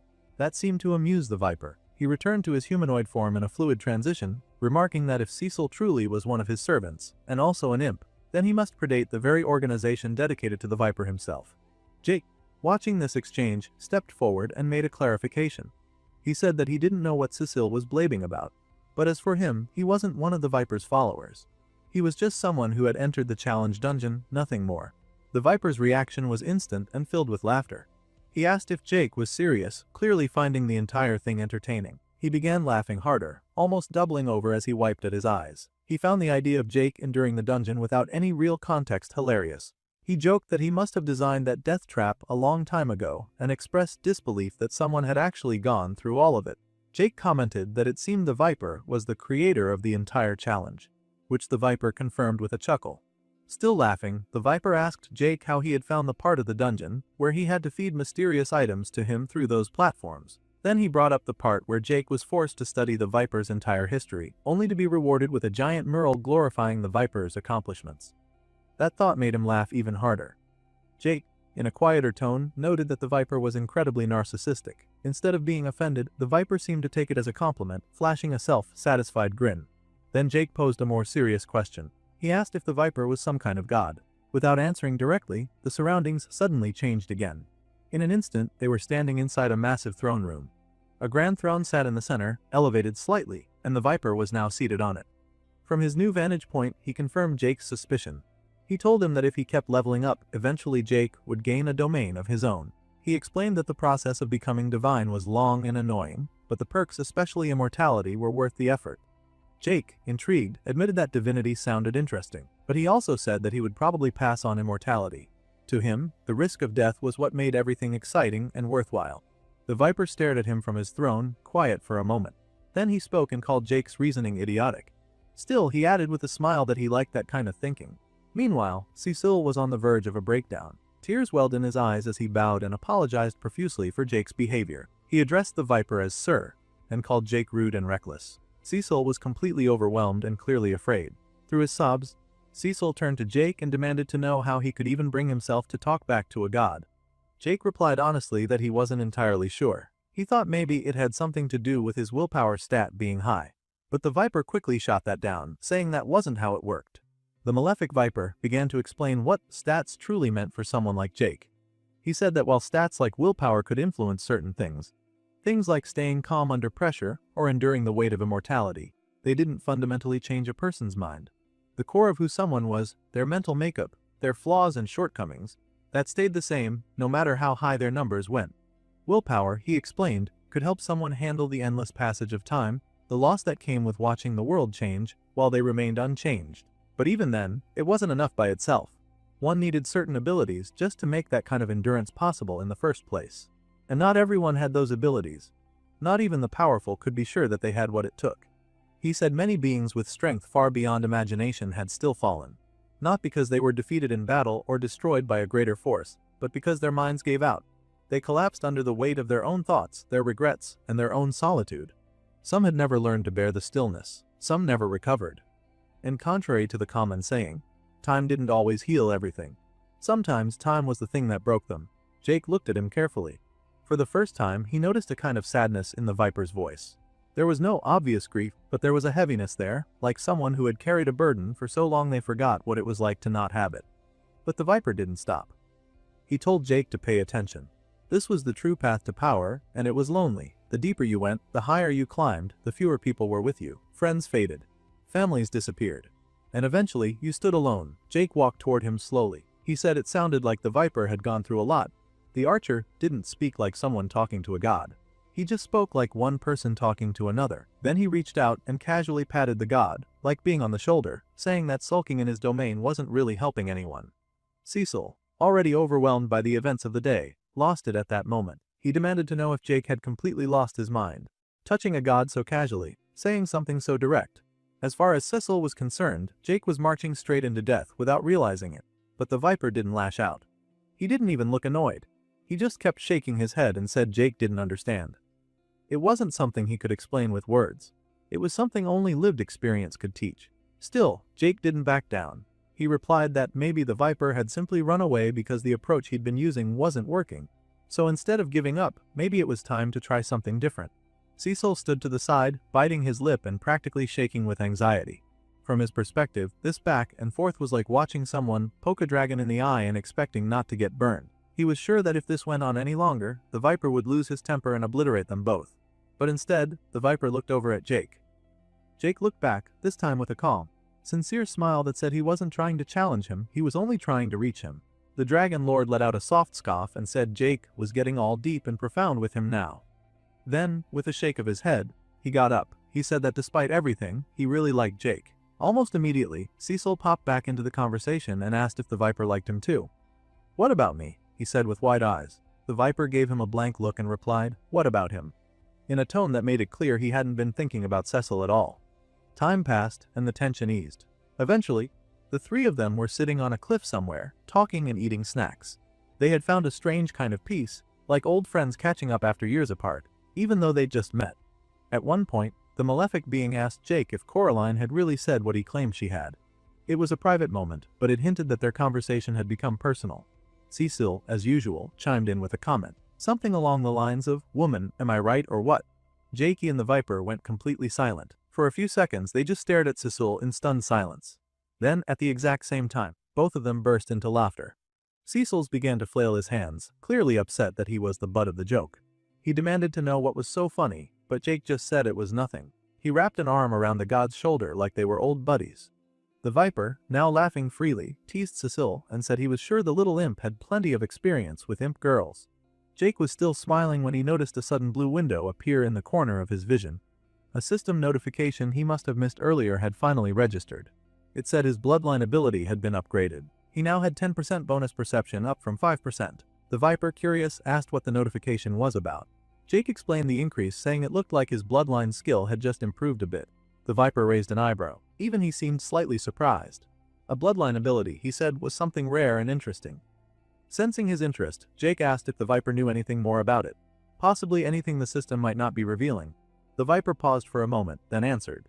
He said the system usually didn't respond well to anyone revealing its secrets, especially after what happened during the Fifth Age. Some god had destroyed a smaller universe just to try and cheat the system back then.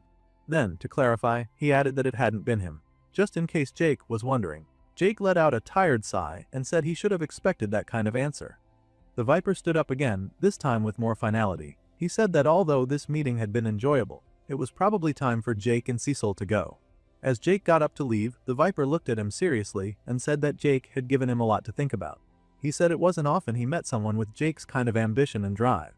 Jake smiled and jokingly asked if this meant he passed the job interview, and if he was now a true alchemist of the malefic Viper. The Viper gave him a thoughtful look and agreed. He said that, yes, he supposed Jake was. Then he reached out and placed a hand on Jake. A soft golden light appeared, wrapping itself around Jake's form. The Viper said he was leaving Jake with something that he called a small string of karma. It would stay with him from that moment on. The energy shimmered faintly, almost like a mark of recognition. The Viper then said that he'd genuinely enjoyed their time together. Jake agreed. He said it had been a lot of fun for him too. Finally, Jake said goodbye, promising that they would see each other again. After Jake and Cecil left, the Viper remained alone in his domain. He stared out over the empty space, speaking quietly to himself. He said that because Jake had such a powerful bloodline ability, he would need to keep an eye on him. Then he turned, walking slowly toward one of the ancient stone pillars scattered throughout his domain. He placed a hand on it, deep in thought. He said that maybe he'd spent enough time wallowing here. Maybe it was time for the malefic Viper to make his return. This chapter begins with Adam, William, and Bertram returning to camp from their mission. But Lyra wasn't with them. The three walked in with heavy expressions, their silence speaking louder than words. The tension hung in the air as Casper approached them, clearly unaware of what had happened. He greeted them with a tired but proud smile, wiping sweat from his forehead as he mentioned the new fence he'd been working on. He asked for their thoughts, maybe expecting a comment or some appreciation for his effort. But none of them had the energy to respond to that. Their expressions were too blank, too weighed down. They didn't even acknowledge the fence. Adam couldn't meet Casper's eyes. He simply muttered Casper's name and kept looking at the ground, clearly struggling to speak. That was when Casper seemed to sense something was wrong. He paused, glanced around, then asked where Lyra was. She had gone out with them, after all.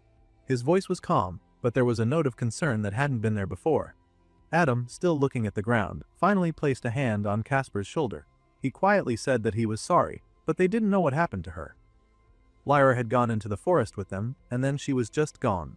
His voice was low and rough, as if the words themselves were painful to say. There was a long pause, heavy with unspoken fear. Casper's face changed instantly. He frowned, confused. He asked what the hell that even meant. How could she just disappear? That didn't make any sense. His brows furrowed deeper as he tried to wrap his mind around the impossible. The silence stretched, filled only by distant bird calls and the faint rustling of leaves. William stepped in to explain that they had searched the forest for hours. They looked everywhere, but there was no trace of her. No tracks, no signs. She had vanished without a sound. He shook his head slowly, as if trying to erase the image from his mind. Adam added that they weren't sure what to think anymore. They had gone over it again and again, but nothing added up. They didn't want to believe it, but it was the truth. Lyra was just gone. His tone was grave, as if saying it out loud made it more real and unbearable. Casper's voice rose as he asked if they were joking. This couldn't be real, but Adam only shook his head. He said again that she was gone, and that he was sorry. The shock was clearly visible on Casper's face, and for a moment, no words came out. The scene then shifted to 1 week later. Inside Richard's office, a man stood before him, giving a report. He said he had gathered new information about William. Richard, seated behind his desk, told the man to continue. His posture was calm, but there was an edge of interest in his voice. The man explained that protecting William might not be worth it anymore.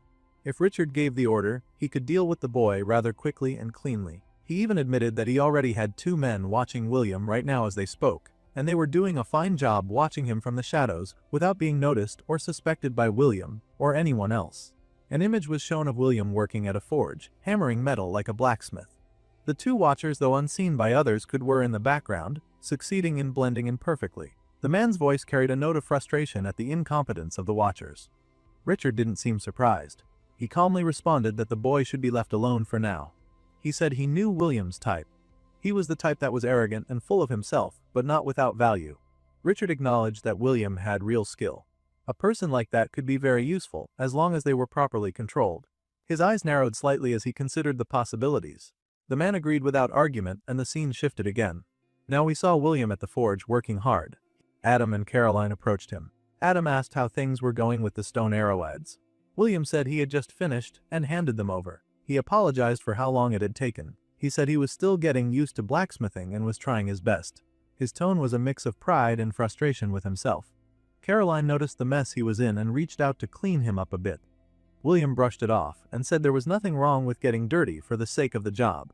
He called out to his mentor, Mr. Smith, for confirmation. Mr. Smith nodded and said it was a sign of hard work. His voice was firm but encouraging, like a teacher praising a student. Caroline, still unconvinced, asked why he didn't just become a tailor instead. That way, he wouldn't be constantly covered in grime. She smiled lightly, trying to ease the tension. William responded that blacksmithing was fun to him. He liked learning things from Mr. Smith and working at the forge. Caroline sighed and told him to at least be careful around the fire. She didn't want him getting hurt. William gave her a fake smile and said sure. But after she and Adam left, his expression changed. His thoughts turned bitter. He found her annoying. He hated the way she acted like she could tell him what to do. If she weren't as attractive as she was, he thought nobody would be able to stand her. Then his thoughts turned darker. He reminded himself that soon, a war between Richard and Hayden would break out. When that happened, there would be bloodshed and opportunities. He looked forward to killing people, taking their TP points, and leaving all this nonsense behind. His jaw clenched as he imagined the chaos to come. Mr. Smith interrupted those thoughts, calling for William's help to lift some boxes. William snapped out of it and agreed. Meanwhile, Adam entered another tent. He brought the arrowheads to Casper, who was working with intense focus. Casper barely looked up as Adam approached. Adam handed the items over and asked why Casper hadn't gone to get them himself. He suggested maybe Casper needed a break. Casper replied that he didn't go because he didn't want to see someone. At first, Adam assumed he meant Mr. Smith, but Casper corrected him. He meant William. The name hung heavy in the air between them. That got Adam's attention. He brought up the subject directly, asking if Casper really suspected William had something to do with Lyra's disappearance. Casper's answer was sharp. He said that anyone who acted innocent had something to hide. There might not be proof, but his gut told him William couldn't be trusted. He even added that Jake wouldn't have trusted someone like that. Casper's eyes were hard, filled with suspicion. Adam could see how strained Casper was. He reached out and put a hand on his shoulder, asking gently how long it had been since Casper last got any sleep. Casper angrily knocked the hand away. He yelled at Adam not to patronize him. If Adam didn't want to help, that was fine. But he should just leave him alone. The tension between them was thick. Adam backed off a little but said he didn't think Casper was entirely wrong. Still, he pointed out that the way Casper had been acting, like pacing around the camp and watching William like he was prey, was starting to scare the others. People were whispering about him. Some were saying he might snap at any moment. And frankly, Adam couldn't blame them. He glanced around at the traps Casper had been setting up lately. These weren't simple hunting tools for catching deer or rabbits. They looked like they had been made with another kind of target in mind. Casper's demeanor was cold yet passionate as he replied. He said there were things in the forest far scarier than deer. Someone had to be ready to deal with them. If no one else would step up, then he would. The 19th chapter opens with Jake deep in the middle of an intense workout. Suddenly, the silence was broken as Cecil barged into the room. He came in quickly and asked Jake if he was ready. But Jake didn't answer immediately. He continued his push-ups without missing a beat, nearing the end of his count.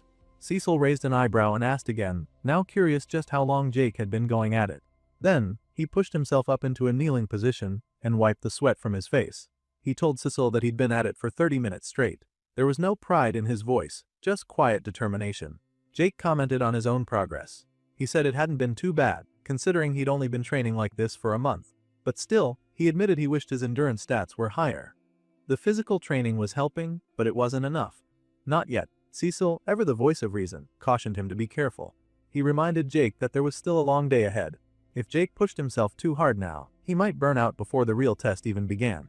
Jake, undeterred, smiled at him. He admitted he was just happy to finally be leaving the cave. Being cooped up there had been driving him crazy. But Cecil wasn't so quick to celebrate. He reminded Jake of the condition he was still dealing with. The poison that had entered his bloodstream was no joke. It had been eating away at him from the inside, slowly turning the veins in his body black. If he didn't craft the antidote soon, it would kill him. As if to emphasize this point, a blue notification appeared in Jake's vision. It showed that he had just over 23 hours left before the poison would become fatal. Jake saw the timer, read the alert, and grinned like a man who enjoyed the challenge. He muttered to himself, let's do this. Meanwhile, back at camp, the story shifted to William. He was busy with his hands. Caroline arrived without warning, and the moment William saw her, he stopped what he was doing and greeted her. He offered a polite smile and informed her that he wasn't sure if Richard's armor was ready yet. If she wanted to check, she could. But Caroline immediately clarified that wasn't why she was there. She hadn't come for any update on the armor. She had come to warn him. She looked serious as she told him to avoid going anywhere near Hayden's camp. William blinked, slightly confused, and asked if something had happened. Caroline explained that things were getting tense between the camps. It was still safe to go hunting, but William should steer clear of the direction Hayden's people occupied. William nodded. He said he understood. Caroline seemed relieved. She said it was good to know she could count on him. Then she mentioned how she had tried telling the same thing to Casper, but it hadn't gone well. Casper had his own ideas. William, curious now, asked what Casper was even planning. Caroline hesitated, then said that she thought Casper was trying to set up traps or something like that. She wasn't entirely sure. Casper had been distant lately. He has been cold and unreachable. He wasn't speaking to people, just disappearing for hours or even days. Caroline even wondered aloud how many tutorial points Casper had accumulated by now. William didn't answer that part but reaffirmed that he'd stay away from Hayden's camp like she'd asked. But then, the scene shifted again. Now we were in Richard's office. He sat behind his desk as usual, calm and composed, asking someone out of view how it went. Then it was revealed that he was speaking to Caroline. Her expression was flat as she responded. She told him that it was done. William would go after Casper. That brief conversation with William, where she pretended to warn him, was part of a setup, a quiet manipulation. Richard seemed pleased. He stood and walked over to her, placing a hand gently on her shoulder. It was meant to be a gesture of comfort, but it carried weight. He told her that he knew she hadn't enjoyed doing it. He understood, but it was necessary. Both William and Casper had become problems. William thought too highly of himself, like he was some clever mastermind. He was always scheming, always plotting something. And Casper, he was a different kind of threat. The way he was acting, Richard said, it was like he could snap at any moment and burn the whole camp to the ground. Caroline finally spoke up. She defended Casper, saying that he was grieving. That was all. He wasn't a threat, just a boy trying to cope with loss. But Richard wasn't convinced. He asked if it was really grief. After Lyra's disappearance, Casper had vanished for days. No one had seen him. No one had known where he went. That wasn't normal grieving, Richard said. That was something else. Then, the scene changed. This time it showed all the things that had likely taken place during the few days Casper went missing when he left camp. A memory or experience of Casper's, important enough to explain how things got to where they are. Casper was shown alone in the woods. He was calling out Lyra's name. His voice echoed through the trees, but there was no response. Eventually, he reached a stream. But what he saw there froze him in place. Two wild animals, both big, aggressive, and snarling, were fighting each other beside the water. They were locked in a struggle, clawing and biting over something. It didn't take long for Casper to realize what that something was. Lying between them, partially dragged through the mud, was Lyra's body. He didn't stop to think. He shouted and ran toward them. waving his arms and yelling as if he was telling the animals to get away. The creatures snarled but scattered when he came too close, disappearing into the forest. Now kneeling beside her, Casper finally saw her clearly. Her skin was pale, her body still. There was no movement, no breath. She was dead. Tears filled his eyes immediately. He picked her up in his arms, pulling her close like he still couldn't accept what he was seeing. He screamed, demanding to know who had done this. His voice cracked as he shouted again and again. Then, through the tears, he noticed something on her skin. Cuts, not the kind wild animals leave. These were thin and precise. The most obvious one was a deep stab wound. It was a clean cut, far too clean to be from some animal. He thought it might be from a blade. His thoughts jumped. One image came to mind almost instinctively, and it was a thought of William. William, who always carried daggers. But the anger was there now, building beneath the surface of his grief. Then, something strange happened. A voice spoke to him. It came from somewhere nearby, but he couldn't see anyone. It was just a voice, calm and distant. It called out to him, repeating his name. Casper looked around, confused, asking who was there. The voice ignored the question. It asked him something else. It asked Casper if he wanted to bring Lyra back. He answered without thinking, immediately shouting yes. That one word was all the voice needed. It told him to follow it, follow the sound. Then, the scene showed him walking into a dark cave, a challenge dungeon. He was still holding Lyra in his arms, following the voice's call deeper into the cave. The memory ended there. Now the story returns to the present. Richard was speaking again. He sat in his office, talking about Casper. He said whatever had happened to him out there in the forest had changed him. Casper wasn't the same anymore. He wasn't stable. He was now a wild card. Caroline was there too. She didn't argue with the assessment, but she said it was still cruel. Casper had been one of their friends. This wasn't just strategy, it was something personal. Richard replied with no emotion. He said the entire tutorial was cruel. That was the nature of it. But he added that it would be over soon. Once it ended, they'd return to the old world. Back on Earth, they could rest, rebuild. He told Caroline to look on the bright side. Maybe Casper would kill William. Maybe that would get it out of his system. Maybe after that, he'd go back to the way he used to be. Caroline mentioned that Adam would be happy to have his old friend back. Richard agreed. He said that was what both of them wanted. Both him and Caroline. Then, shifting to a different tone, he hinted at something else. He spoke about how all their support and loyalty could lead to something good. He talked about Caroline and Adam having their happy ending. Happily ever after, he called it. Caroline didn't say much to that, other than mentioning her desire to get out of this awful world. She referred to it bluntly as a hellhole. Richard just smiled at her words. Then he remarked how the young and foolish were willing to do anything for love. The conversation ended there. The story then moved to a new location. Somewhere deep in the forest again. Casper was waiting. He stood in a quiet clearing alone, looking around like he was expecting something or someone. After a short silence, he heard movement in the bushes. He tensed, then turned his head slowly toward the sound. William appeared, just as Casper had hoped. He stepped through the trees casually, like he wasn't concerned at all. He greeted Casper with a smirk, asking if Casper had been waiting for him. Casper, calm but intense, said it was about time he showed up. Now they stood face to face, neither one backing down. Casper finally broke the silence. He said he had started to think William wouldn't show up. William replied calmly, explaining that Caroline had warned him to avoid this confrontation. But William couldn't resist. He admitted he had seen how Casper had been staring him down back at camp. It was obvious Casper wanted a fight. Yet, William added that he didn't understand why Casper would want to fight him at all. Casper had grown tired of William's arrogance and pretending. He told William to stop acting innocent. Casper was certain William had killed Lyra, his girlfriend. William shrugged and said that even if it was true, he didn't see the point of all this. He reminded Casper that he was far stronger and more experienced, having hunted more than Casper ever had. William believed Casper didn't care about strength or hunting anyway, so why bother? Casper's anger flared. He thought it was ridiculous for William to question why someone would seek justice for someone they loved. The very idea that Casper wouldn't care was absurd. As Casper's anger rose, memories of Lyra flooded his mind. The story of their relationship began to unfold. It was not just a passing thought, but a deeply personal recollection that fueled his pain and determination. They had met for the first time in a simple moment. Casper had introduced himself awkwardly. Lyra had laughed softly when she heard his name, saying it reminded her of a movie character. Casper had been nervous and shy, calling his own name stupid.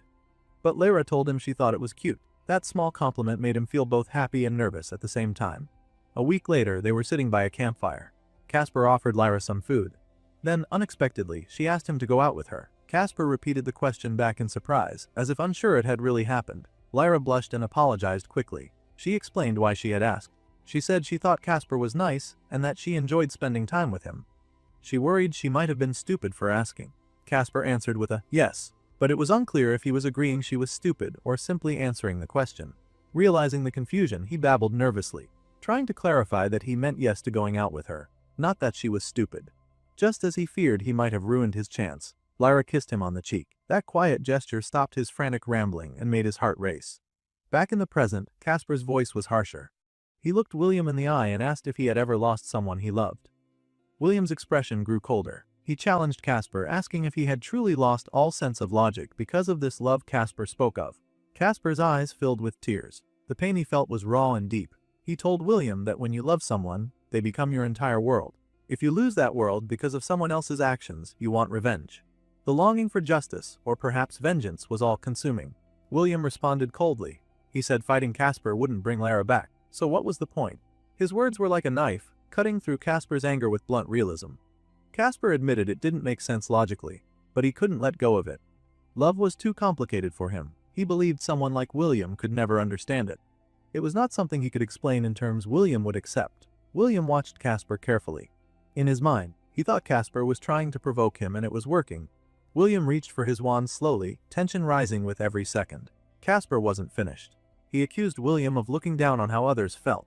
He said that was William's greatest weakness. That flaw made William more broken than Casper felt himself.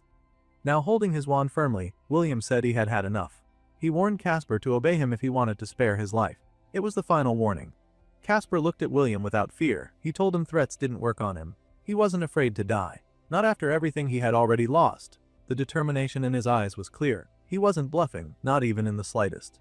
The confrontation escalated as William, standing with confidence, declared to Casper that he would now die. Without hesitation, he activated his telekinetic magic, launching several daggers through the air in a swift motion aimed directly at his opponent. The projectiles flew fast, but Casper reacted with perfect timing, sweeping them all aside effortlessly with a single, practiced swing of his spear. Watching this, William paused for a moment, acknowledging internally that Casper was faster than he had anticipated. There had been no delay in the way Casper had moved. It was just a fluid reaction that left no room for hesitation. Casper wasted no time. He pulled out a dagger and flung it in William's direction. The blade whistled through the air but missed its mark completely. It didn't even graze William. Standing unfazed, William began to laugh. The attack had failed, or so it seemed to him. There wasn't even a scratch to show for it. But then Casper smiled and calmly explained that the throw hadn't been intended to hit him in the first place. The dagger flew past William and struck a specific location, an exact point that triggered one of the traps Casper had set earlier in preparation for this battle. As the trap activated, a barrage of arrows was released, all aimed toward William. The sudden danger forced William to reassess the situation. In his mind, he acknowledged that the tactic had been clever. He hadn't seen it coming. However, he responded quickly, using his magic to erect a barrier or shield of some sort, managing to block the arrows before they could reach him. Seeing an opening in the chaos, Casper surged forward. He closed the distance between them, spear in hand, pressing the attack. William began to dodge, weaving and moving away from each spear thrust as Casper continued to strike. But then, without warning, William's leg snapped shut inside another trap. This time, it was a bear trap specifically designed by Casper ahead of time for this very fight. Reacting instantly, William used his magic to force the trap open, freeing himself before it could cause more serious injury. He prepared to make a break for it, but Casper was already on top of him again. He went in with another strike, this time aiming directly for William's head. Although William managed to dodge at the last moment, the spear's edge still grazed him.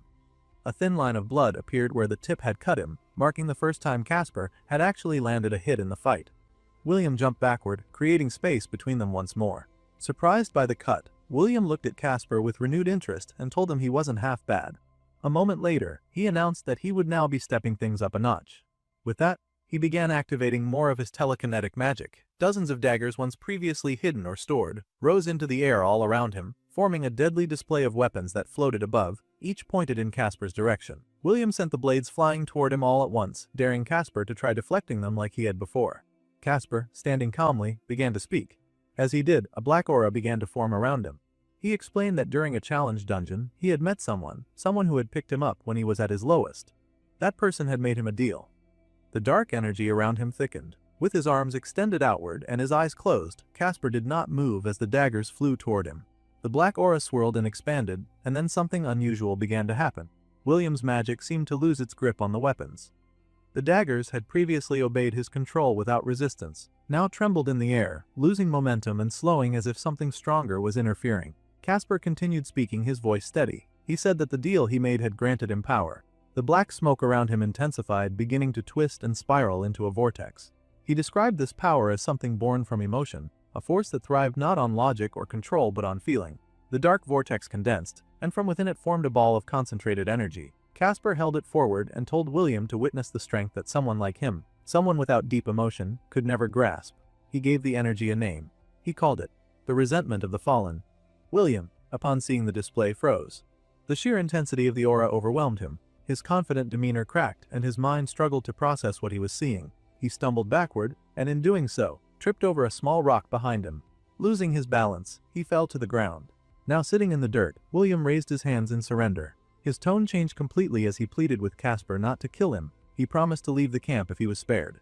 Casper, the black energy still swirling around him, replied that he had never intended to kill William. The point had never been to end his life. Instead, it was to show him the power he possessed. He said the fight, while unnecessary, had served its purpose. And before leaving, he added that he still had to hit William just a little. He had to give him something to remember him by. Confused by this sudden shift, William asked if he truly intended to leave now. Casper replied with a simple farewell, saying he hoped their paths would never cross again. Then, with the black smoke engulfing him, Casper vanished. The smoke swirled and collapsed inward, and he was gone. Moments later, in another location entirely, 3 cloaked figures stood in a circle around a glowing magical insignia drawn on the ground. In the center of this symbol, Casper reappeared. He stood before them and declared that he was done. One of the figures, cloaked and speaking with authority, praised him for his efforts. They acknowledged that the ritual had likely confused him, but confirmed that their patron was pleased with what he had done. Then, from beneath one of the robes, a skeletal hand emerged. It reached out toward Casper and welcomed him. The figure told him to rise and to accept his place in the afterlife. William remained alone, standing silently in the field where the confrontation had just ended. Casper had vanished moments ago in a swirl of black smoke, leaving nothing behind. From where William stood, it looked as if Casper had simply exploded and disappeared into nothingness. The scene was so abrupt and disorienting that for several seconds William didn't even move. He just stood there, trying to make sense of what had happened. His mind spun as he recalled the immense pressure and raw power that had poured off Casper during those final moments. He remembered that Casper had said it was a power fueled purely by emotion. That part stuck with him. But whatever it was effective, and more importantly, William wanted it. That kind of strength. Meanwhile, far from the battlefield, Jake, the story's main protagonist, sat in a meditative pose. His eyes were closed, his posture steady, but the signs of his condition were growing worse by the minute. Beside him, the small blue imp Cecil hovered nearby, watching him closely. Cecil couldn't help but worry. Even just looking at Jake was difficult now. The dark poison visibly pulsed through the veins that spread up Jake's neck, and the signs of its toll on his body were clear. He looked like he was in pain, yet he sat completely still, breathing in and out, focused entirely on whatever inner calm he was trying to maintain. In Cecil's mind, the thought rang, if it were him in Jake's position, he'd be terrified. No doubt about it. The idea of sitting calmly with death approaching so quickly felt impossible. He didn't understand how Jake was able to keep it together. And then Jake spoke, breaking the silence without even opening his eyes. He told Cecil to stop staring. Startled, Cecil asked how he even knew he was being watched. Jake responded calmly, saying that he could sense everything. Even with his eyes shut, he was aware. That was a result of his bloodline ability, one that heightened his awareness to an unusual degree. Cecil admitted that he was worried. He felt like he was the only one who truly grasped how little time was left. The timer was running out, and Jake wasn't doing anything. He pointed this out, frustrated, asking Jake how long he intended to just sit there meditating instead of doing something about the poison. Jake answered without panic. He said he would continue meditating until he was ready. That was all. Still concerned, Cecil pushed further, questioning why Jake wasn't trying to brew an antidote right now. He reminded Jake that he had just 1 hour left before the poison would become fatal. Time was slipping away, and this seemed like the moment to act. Jake's reply was calm and rooted in something personal. He thought back to his time in college and remembered how people used to panic before big exams.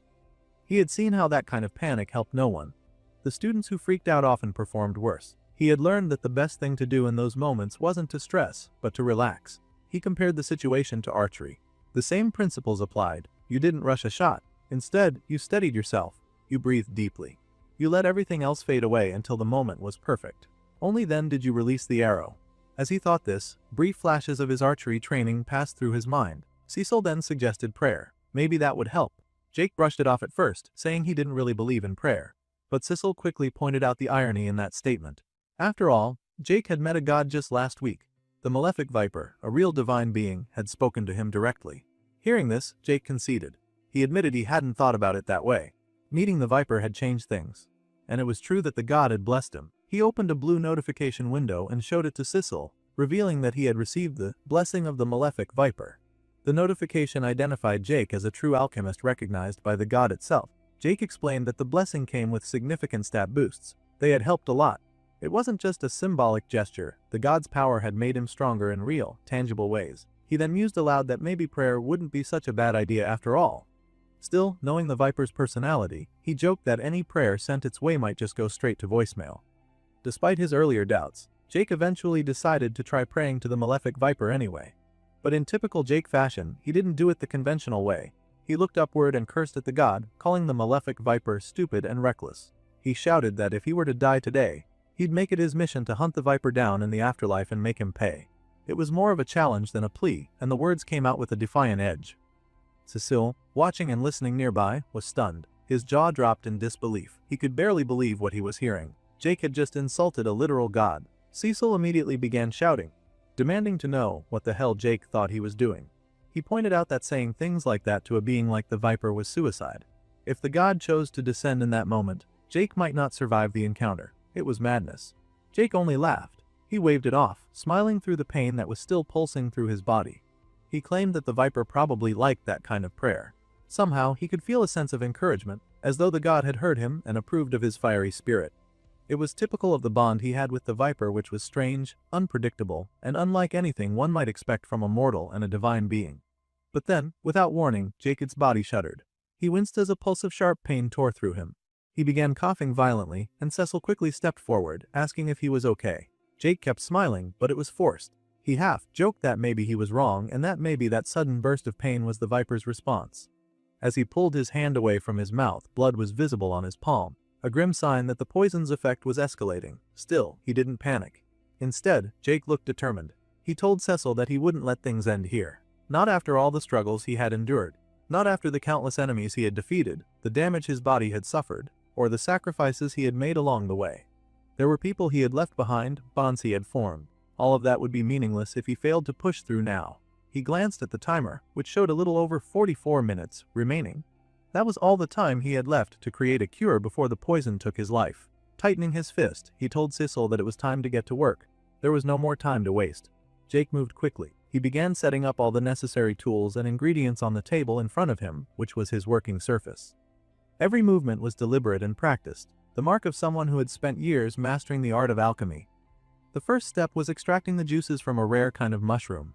This required care and precision. He then combined that with a special mixture of blood and aged moss. The process was time-consuming, and it demanded intense concentration. He had to avoid slipping into a haze from the pain. Cecil supported him by fetching more supplies and making sure everything stayed in order. To keep his body from completely collapsing, Jake used whatever leftover potions he had to stay replenished. Despite the burning in his limbs and the dizziness creeping in, he kept working. As the liquid inside the cauldron began to bubble, he muttered aloud that if it was bubbling, then things were probably going right. He moved to the next step, injecting mana into the concoction at a slow and steady pace. He focused hard, maintaining the flow just as needed. He didn't rush. Every second counted, but one wrong move could destroy everything. Then, suddenly, a blue notification appeared in front of him. It informed him that he had successfully created something an unstable form of malefic vita. Cecil, looking over, asked if that was the result Jake had been aiming for. Jake hesitated. He wasn't entirely sure. It wasn't exactly what he'd envisioned, but it was something. Another notification followed, providing a more detailed description. The potion he had made was classified as unstable. It contained an immense level of vitality, but it was highly volatile. The energy within it would begin to decay in less than 10 minutes. That meant they had a very small window of opportunity to use it. Jake, still unsure if it would work, voiced his confusion. The description didn't clarify whether it would actually counteract the poison, but with time running out, Cecil reminded him they didn't have the luxury of hesitation. They had to act. Now, looking back at the timer, Jake saw that less than a minute remained. That was all he had left. Making a decision, he picked up the potion and drank it. As the liquid passed down his throat, Cecil wished him good luck, his voice quiet but sincere. After a few moments, Cecil asked if Jake felt any different. Jake admitted that he didn't, at least not yet. But he could feel the countdown approaching its end. He pointed out that the poison was about to kick in. And then, as if on cue, it did. A violent pulse shot through Jake's entire body. His muscles locked up as a wave of pure agony surged through him, more intense than anything he had felt so far. Cecile, watching helplessly, immediately called out, asking if Jake was okay. But before Jake could even respond, another surge of agony racked his body, cutting off his breath. His knees buckled. He staggered, then collapsed to the floor, gasping as he clutched at his chest. With a strained voice, he barely managed to whisper that he couldn't breathe. The antidote hadn't worked fast enough, or at least, not in time to prevent the poison from advancing even further. Jake's eyes widened in panic. The sensation spreading through his limbs wasn't just pain anymore, it was more like paralysis. His fingers twitched, but he couldn't control them. His chest felt tight, like it was being crushed by invisible chains.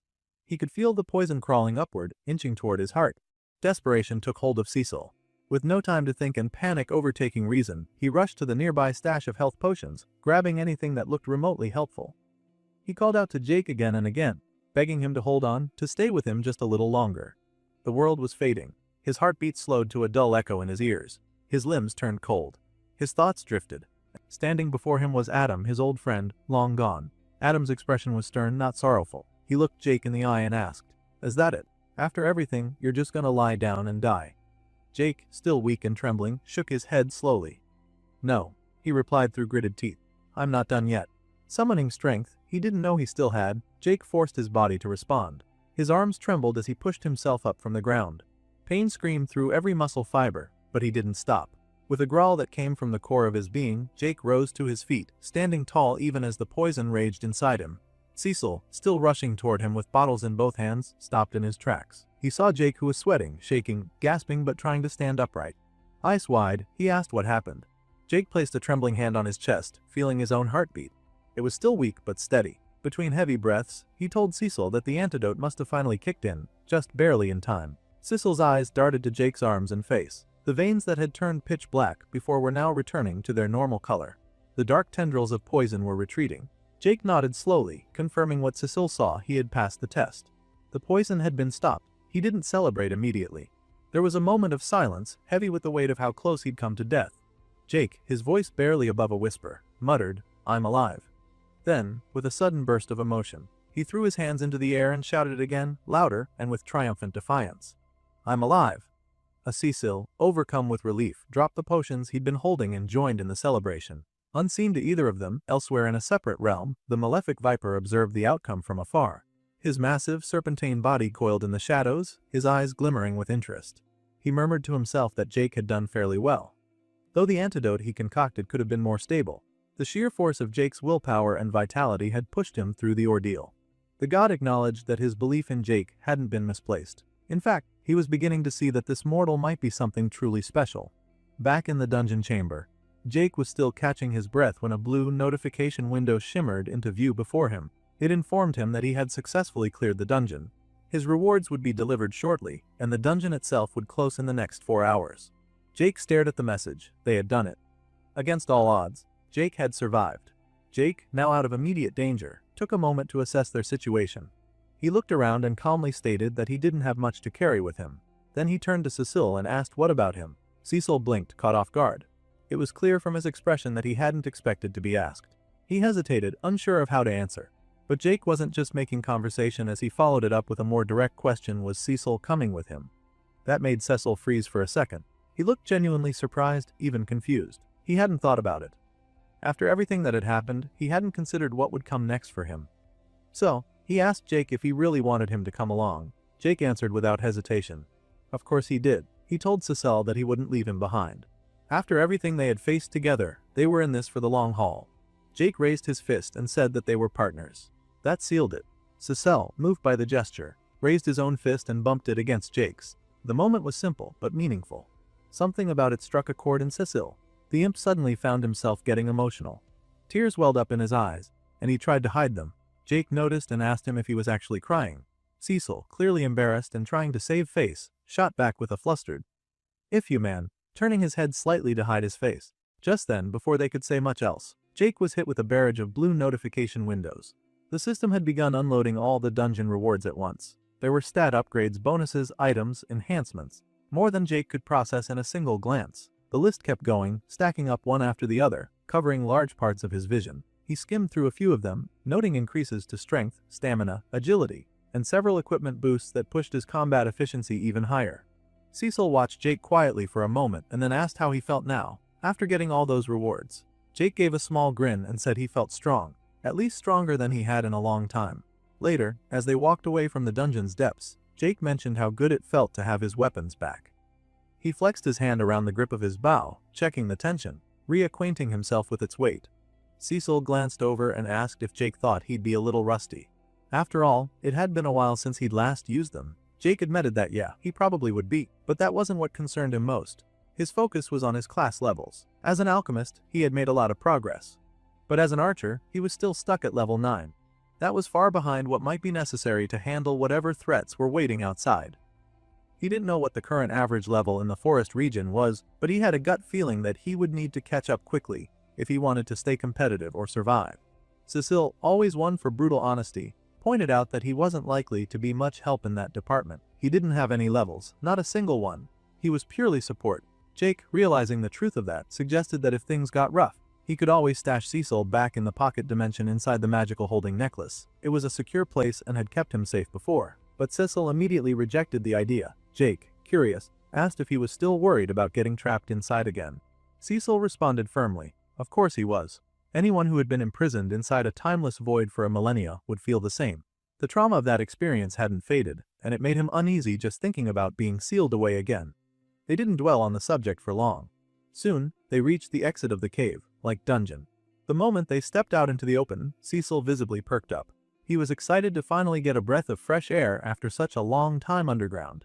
He stretched his limbs and took a deep breath, enjoying the sensation. He looked around and commented that the outside view was much better than that cramped, musty dungeon. The moment was peaceful but short-lived. Without warning, a deep growl echoed from nearby. Jakey and Cecil turned sharply to see the source.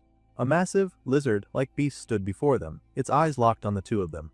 Cecil narrowed his eyes and said it looked like they had company. The tension escalated quickly as more of the creatures appeared, slithering and stalking into view. They began to form a circle around Jake and Cecil, cutting off any easy route of escape. Cecil sighed in frustration and muttered about how they couldn't just get a moment to enjoy themselves. But Jake didn't seem troubled. In fact, his expression shifted. He calmly reached for his bow and readied an arrow. He said it was actually perfect. This was exactly what he needed. It was a real fight. He saw this encounter as an opportunity to shake off the rust and get back into proper form. Yet despite their intimidating presence, Jake assessed the threat as moderate. He had fought tougher opponents, and he was confident that he could handle this encounter. His mind raced, formulating strategies even as adrenaline sharpened his senses. Two of the velociraptors suddenly broke into a sprint, charging toward him from the left. Jake's instincts kicked in immediately. He resolved to thin the herd while the beasts were still at range, knowing that once they closed the gap, his chances would decrease sharply. Taking careful aim, he let loose 2 arrows in quick succession. The first found its mark right on the head of one raptor, piercing its skull and killing it instantly. The second arrow shot clean into the mouth of the other, forcing it to drop dead as it landed heavily on the ground. 2 down.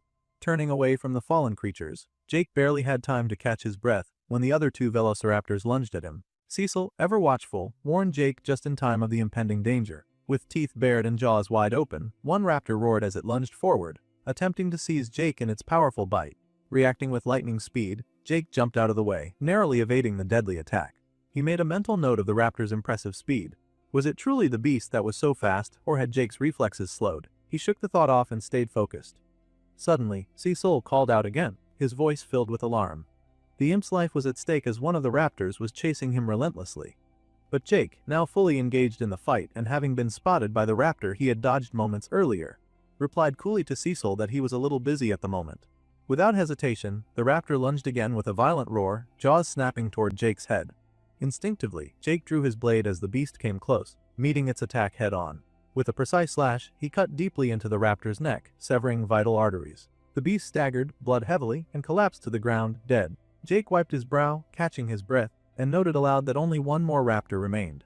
But just as he thought the battle was winding down, a dangerous sensation prickled his senses. He turned sharply and froze. The forest around him was no longer quiet as the bushes rustled and shifted, and more velociraptors appeared. Far more than before, dozens of glowing eyes locked onto him as the pack growled menacingly. A slow smile spread across Jake's face. He spoke softly to himself, convinced this was no accident. This had to be some kind of test from the universe, maybe a challenge designed to measure how much he had grown so far. It was a chance to prove himself. Confident and unafraid, he declared boldly that he would not fail. Raising his blade with determination, he prepared for their attack. The pack charged simultaneously, a blur of snapping jaws and claws. Jake met them head-on, his blade slicing through the air. With quick, heavy blows, he struck each raptor once, staggering several and dealing damage with every swing. The rhythm of the fight was intense as it was fast and brutal. As he fought, his mind kept turning to his own resolve. He vowed silently to himself that he would keep fighting until he became the strongest, no matter what it took. Suddenly, a raptor growled close behind him, attempting a sneak attack from the rear. Jake pivoted quickly, slashing at the beast's body and forcing it back. Then, with precision, he stabbed his blade deep into the raptor's open mouth, ending its threat. As he did so, he thought about how he had already overcome the grueling challenge dungeon. Surely he could survive this as well. Before he could relax, 3 more velociraptors burst out from the bushes, growling aggressively. They surrounded him on all sides, eyes blazing with hostility. But Jake didn't flinch or hesitate. The fight was far from over. Calmly, he drew his second blade, gripping it tightly and readying himself. He smiled grimly and said under his breath, "Let's do this." Aback with Cecile, the little blue imp found himself perched nervously atop a steep hill overlooking the clearing. Despite the height and the safety it offered, there was one determined velociraptor that refused to give up its hunt. Just when it seemed the raptor might succeed Jake, the arrow flew true, cutting through the air with deadly precision, and struck the raptor directly in the neck. The beast gave a strangled cry and collapsed instantly, lifeless. Cecile was finally relieved, his tension finally easing. Jake had finished off the last of the predators. The fight was over. With the danger past, Cecil spoke aloud, his voice tinged with nervous humor and a hint of regret. He wondered if he should have just stayed safely hidden in that pocket dimension inside the magical holding necklace, instead of risking himself out here in the open. Jake admitted that the fight had been far more intense than he originally expected. Despite his confidence, the rapid pace and ferocity of the velociraptors had pushed him to his limits. Yet he told Cecil that it would probably get easier now that he had been warmed up. The adrenaline was still coursing through his veins, and he felt a renewed strength building inside him. Cecil considered Jakey's words but was still hesitant. The imp was reconsidering his earlier decision, now thinking that maybe the pocket dimension wasn't such a bad place after all. The near miss with being devoured by the dinosaurs was a terrifying experience for him. Dinosaurs are not exactly my favorite. Cecil muttered under his breath, shaking his head. Just then, Jake's attention was drawn to a barrage of blue notifications flooding his vision. They were system messages confirming the defeat of all the enemies. Each notification brought rewards, tutorial points, stat boosts, and other bonuses that seemed almost endless. The sheer volume overwhelmed him for a moment, but as he sifted through the details, he saw something exciting. His level as an archer had jumped dramatically. He was now at level 13, meaning he had gained 24 levels from just this single fight. It was a massive leap that left him stunned. Jake reasoned that the reason for such a huge level boost was that the system had awarded him extra points since the beasts he fought were far above his previous level. This was a huge advantage, giving him a chance to catch up quickly to others who might have been ahead of him. Cecil pointed out the silver lining. Even if Jake had been behind others in levels so far, catching up might not be as difficult as he thought. The imp smiled, trying to lift Jake's spirits. Maybe this was a turning point for them both. Suddenly, another notification popped up. This one was different as it was a new skill that had been unlocked for Jake's archer class. The skill was called Power Shot. As Jake read the description, a spark of excitement lit up his eyes. Power Shot allowed him to increase the damage of his arrows by pulling and holding the string longer before releasing the shot. This would be perfect for ambushes and hit-and-run tactics, especially combined with his alchemy skills. Jake thought about the possibilities. He could pre-coat his arrows with poison, but he knew that most poisons lost potency quickly once applied. With Power Shot, though, he could time his attacks perfectly to maximize damage before the poison faded. A deadly combination was within reach, a way to strike hard and fast, taking down enemies before they even realized what hit them. Lost in his thoughts, Jake suddenly stiffened. An intense sensation washed over him, an energy so strong and distant it was hard to place. Cecil noticed the change in his expression and immediately asked what was wrong. Jake told him that he had sensed something far away, a massive source of power that radiated with overwhelming force. Curious and concerned, Cecil asked which direction the energy was coming from, suggesting that maybe they should avoid it. But Jake shook his head. Whatever this powerful presence was, it was worth facing. It was a challenge he was ready to take on, no matter the risk. Meanwhile, back at Richard's camp, the atmosphere was quieter but heavy with worry. Caroline sat alone in her modest room, brushing her long hair thoughtfully. The rhythmic sound of the brush moving through her locks was the only thing breaking the silence. Suddenly, Adam entered, his face tight with concern as he asked about Casper's whereabouts. Caroline looked up, meeting his anxious eyes. She told him there was no new information on Casper yet, but explained that it hadn't been long since he left. Richard had promised to send out a scout by tomorrow to search for any sign of him. Adam didn't look reassured by this news, his brow furrowed deeper, and Caroline moved closer to comfort him. She reached out, offering soft words meant to calm his fears, telling him that everything would be fine. Adam confided that he worried Casper might have gotten into trouble. He reminded Caroline that everyone knew Casper had been targeting William, and now both of them were missing. The situation was worrying beyond words. Adam asked if William had said anything unusual to Caroline before he left. She hesitated, visibly nervous, but shook her head and said no, assuring Adam that she would have told him if she had known anything important. She then pulled Adam into a hug, a gesture of comfort that masked her own worry. The tension on her face was clear and it betrayed the fear she tried to hide. The chapter opens with William sitting in a quiet, sterile room, facing a woman who appears to be his therapist. She looks calm, professional, and focused, with a notebook resting on her lap. She asks him directly if he can explain why he is here today. William meets her eyes steadily and responds that he was forced by a court order to attend therapy. The therapist doesn't let the conversation stop there. She presses gently but firmly, asking if he understands the reasons behind the court's decision. William answers coldly that it's because they believe he lacks empathy and has violent tendencies. The therapist doesn't let it go at that, leaning in slightly as she asks him to be honest and say more about what happened. Under this pressure, William takes a deep breath and admits the truth. About a year ago, he killed his younger brother. The scene shifts back to a year earlier. William is sitting quietly in a hospital waiting area beside his father. His dad tries to encourage him, asking if he's ready to meet the new baby brother. William's expression is blank, showing no sign of interest or excitement. His dad continues to cheer him on, telling him to be supportive of his mom during this difficult time, but William remains silent and distant. Suddenly, a doctor approaches William's father and requests to speak with him privately. Concern quickly crosses the father's face as he comes close to the doctor and he puts his hand on the shoulder of the expecting father. The doctor explains that the baby has experienced complications during delivery and needs further testing. William's father listens carefully, his worry evident. William watches all of this silently, but does not appear emotionally affected.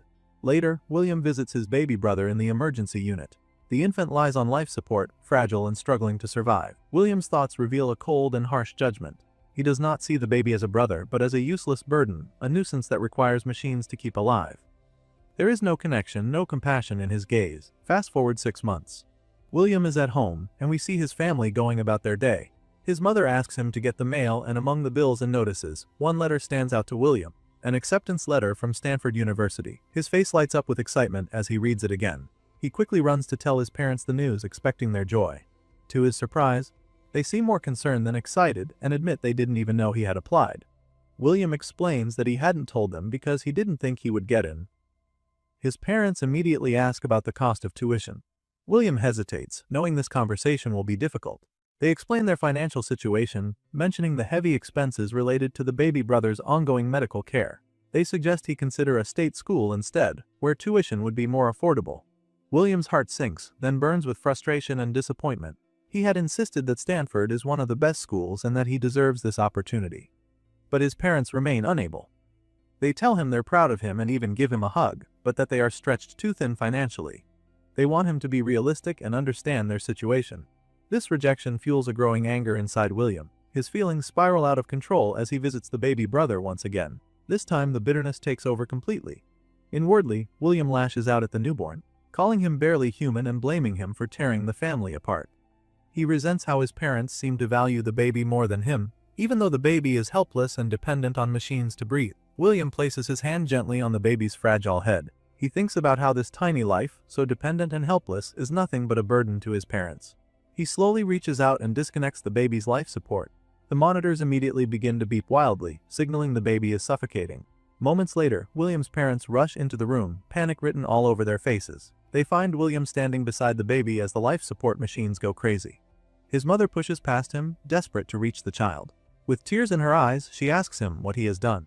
William looks at her coldly and says simply that he has solved their financial problems. The weight of those words hangs in the air. His mother breaks down in pain, realizing their baby brother is no longer breathing. But William doesn't seem to understand why they are so upset or frantic. He asks them why they are making such a fuss. In his mind, removing the baby, who was ruining their lives, was an act of liberation, a solution to their suffering. William's father, anger now flooding his face, grabs William roughly by his shirt. He demands how his son could do something so cruel. William replies without remorse, telling them he was just trying to help. 1 year after that terrible night, William finds himself locked away in a cold, clinical facility. He is given drugs every day to keep his mind quiet, to control his anger and impulses. The medications dull his thoughts so much that he can barely think straight anymore. Time seems to lose meaning inside the white walls. William cannot even tell how long he has been there. More than anything, he cannot understand why he is there, or why his parents have abandoned him. Their silence and absence feel like punishment, but for what? The boy still didn't get what he did wrong, but that day something happened.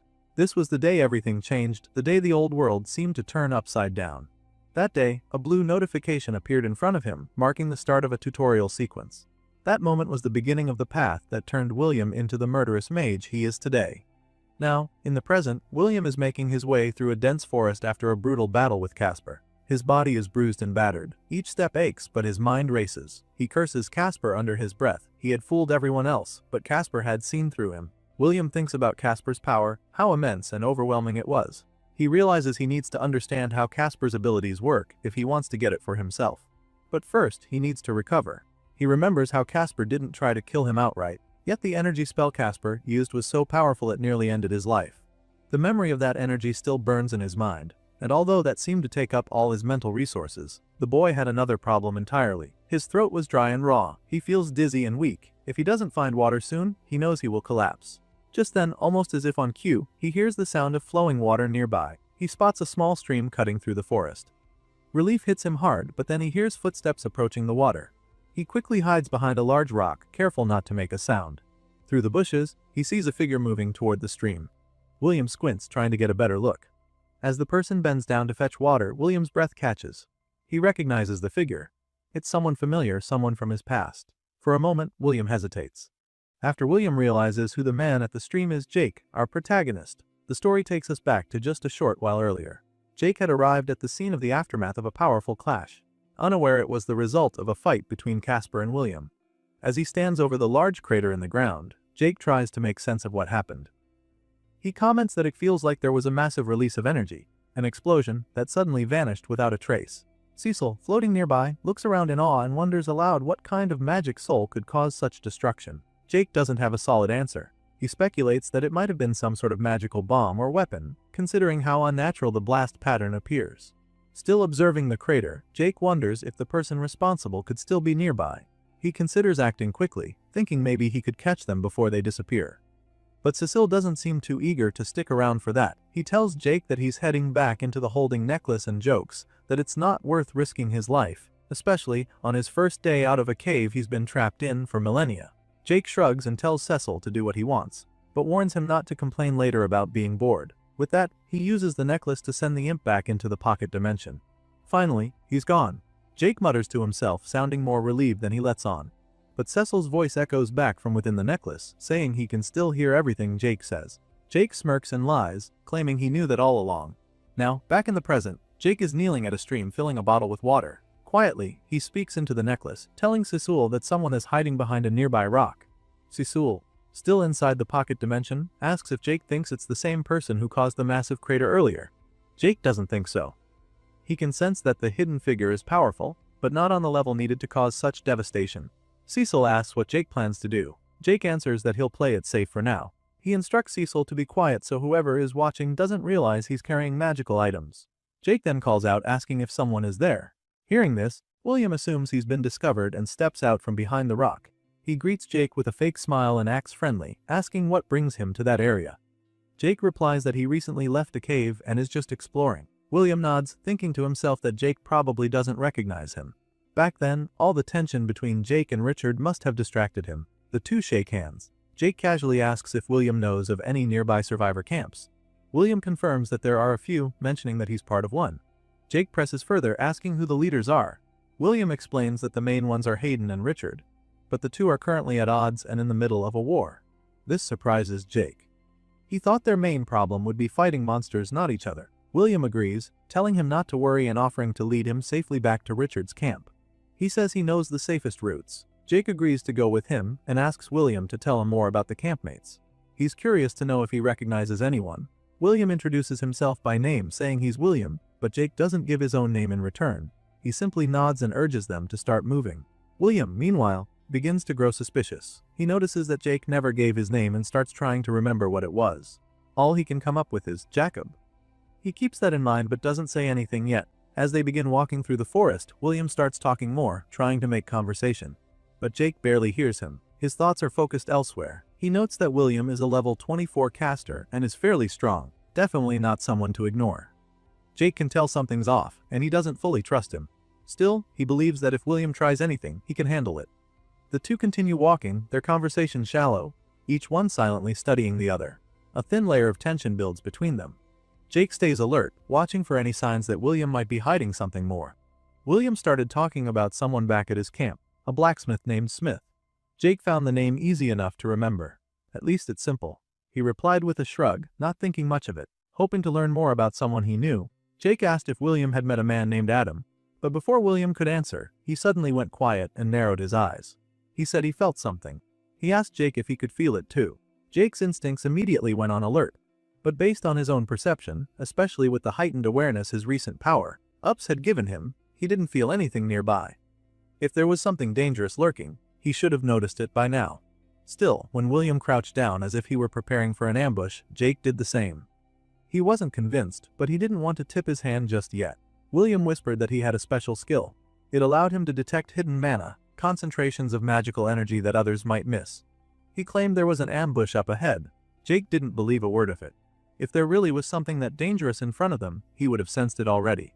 But rather than call William out, Jake nodded and played along. William told Jake that since he was an archer, he should move forward using stealth to scout ahead. He said that he would stay back and provide support if anything happened. Jake stared at him. He didn't buy the excuse for a second. This was a poor attempt at deception. It felt sloppy. Still, Jake crouched down and moved ahead slowly, telling William he was trusting him. In truth, he was watching William's every move. Behind him, William's face shifted into a smug expression. He wondered if this cautious, calm archer was really the same person who supposedly killed Nicholas. He reached out, activating his magic. His fingers glowed faintly as several daggers made of mana formed in the air, all aimed directly at Jake's back. He mumbled to himself that he needed to vent the frustration from his failed fight earlier. But before the blades could even hit Jake, the archer sensed the danger. He didn't need to turn around to know something was wrong. With practiced motion, he whipped around and fired off arrows mid-motion, using the sharp tips and powerful force of his shots to knock away the incoming daggers. The blades clattered or vanished in sparks of light. Jake narrowed his eyes and told William, only a fool would fall for such a cheap trick. William grinned and replied, "You'd be surprised how many fools I've met here." Immediately after, William launched another wave of magical daggers. This time, he went all in, speed, number, intensity. He was trying to kill Jake outright. Jake didn't try to block this time. Instead, he dashed to the side, leaping between trees and rocks, evading the attack with swift, precise movements. William followed, not letting up. He knew Jake had the advantage at range, and if he allowed the archer to get too far, he'd lose. He needed to keep Jake on the defensive, close enough that his blades could reach him first. The chase grew intense.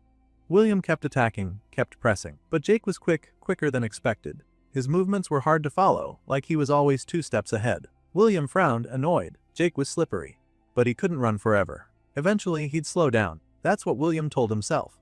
But just as he thought that, Jake reappeared out of nowhere, moving like a shadow, and slammed his dagger into William's side. William's eyes widened, completely caught off guard. He asked why Jake stopped running. Jake gave a tight smile as he pushed the blade in deeper. "You think I run just because I'm an archer," he said. His voice was calm. "You never understood your opponent." He twisted the blade and added, "That was your first mistake." Jake didn't waste time. The dagger he was using wasn't ordinary. It was the one he earned from the challenge dungeon, a cursed weapon designed to cause bleeding that no normal healing could stop. He figured William had less than a minute before he blot out, unless Jake decided to finish it faster. Which in this case he did. He shifted his stance to deliver a second blow. But right then, William's hand twitched and his eyes glowed. Jake realized something was wrong. A new energy filled the air and it was cold, fast, intense. William activated a trump card spell. He had been saving it for Richard, but with death staring him down, he didn't hesitate. It was a skill called Flashing Steel. Jake barely had time to react. He stepped back just as William's body was suddenly surrounded by an ominous blue light. The glow pulsing with power and intent. Something was about to happen and it was anything but good. 1 week before the battle between William and Jake, things were already tense. Back then, William had approached Richard with something on his mind. He wanted to talk, though Richard didn't look like he had any patience for it. William complained about the way mana potions were being rationed. He argued that the restriction was hurting his ability to hunt effectively. Richard didn't budge. With the rising tension between their camp and the surrounding survivor groups, Richard said they had no other choice. Resources were tight. Priorities had to be managed. But William wasn't done yet. He asked if he could borrow from Richard's personal supply instead. That, however, was instantly shut down. Richard told him flatly to ask the others if he needed more. He then turned and walked away, saying he had more important matters to deal with. William watched him leave, his jaw clenched, his irritation grew into anger. Who did Richard think he was, talking to him like that? The more William stewed in it, the more frustrated he became. Later that day, as he wandered the forest alone on a hunt, the bitter thoughts swirled in his mind. He even considered stealing every potion in the camp just to make a point. He was sick of the group, sick of being told what he could and couldn't do. He just needed a bit more power, and the right moment to strike, then he could take Richard down. And then it happened. While walking through the woods, he unlocked a new skill. A glowing blue notification appeared before him, flashing steel. The description said it allowed him to release a bright flash of light followed by a barrage of razor-sharp metal shards.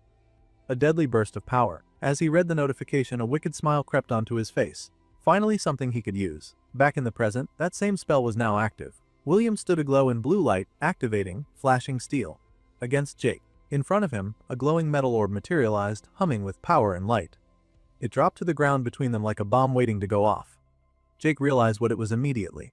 Whatever this spell did, he had no intention of being there when it triggered. He leapt away just as fast as his body could manage. The orb detonated. A thunderous boom filled the air, and a wave of blinding light surged outward. Shards of glowing metal exploded in all directions, slicing through anything in their path. Jake, though quick to react, wasn't fast enough to fully escape. A storm of metal ripped through the forest and struck his body, piercing through flesh and armor alike. The force of the blast threw him through the air and slammed him against a jagged rock wall. He lay there for a moment, battered and bleeding, wondering what kind of attack he had just endured. Even with his advanced bloodline and Hun reflexes, he had barely managed to respond in time. He gritted his teeth. That spell was no joke. Still, he figured William couldn't have gone far. The dagger he used earlier should have been enough to cause fatal bleeding. If he wasn't already dead, he would be soon. Jake turned his head slowly, trying to spot his enemy. To his surprise, William was still moving. In fact, he was running away through the trees. Jake attempted to stand, but pain flared through his entire body. His limbs trembled. That blast had done more damage than he realized. A moment later, Cecil emerged from the holding necklace.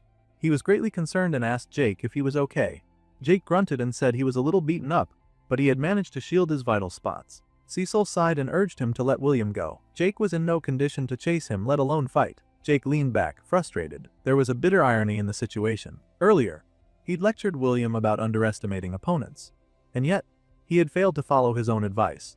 He hadn't considered that William might have something that powerful hidden up his sleeve. Cecil asked if Jake thought that spell might be what caused the crater from earlier.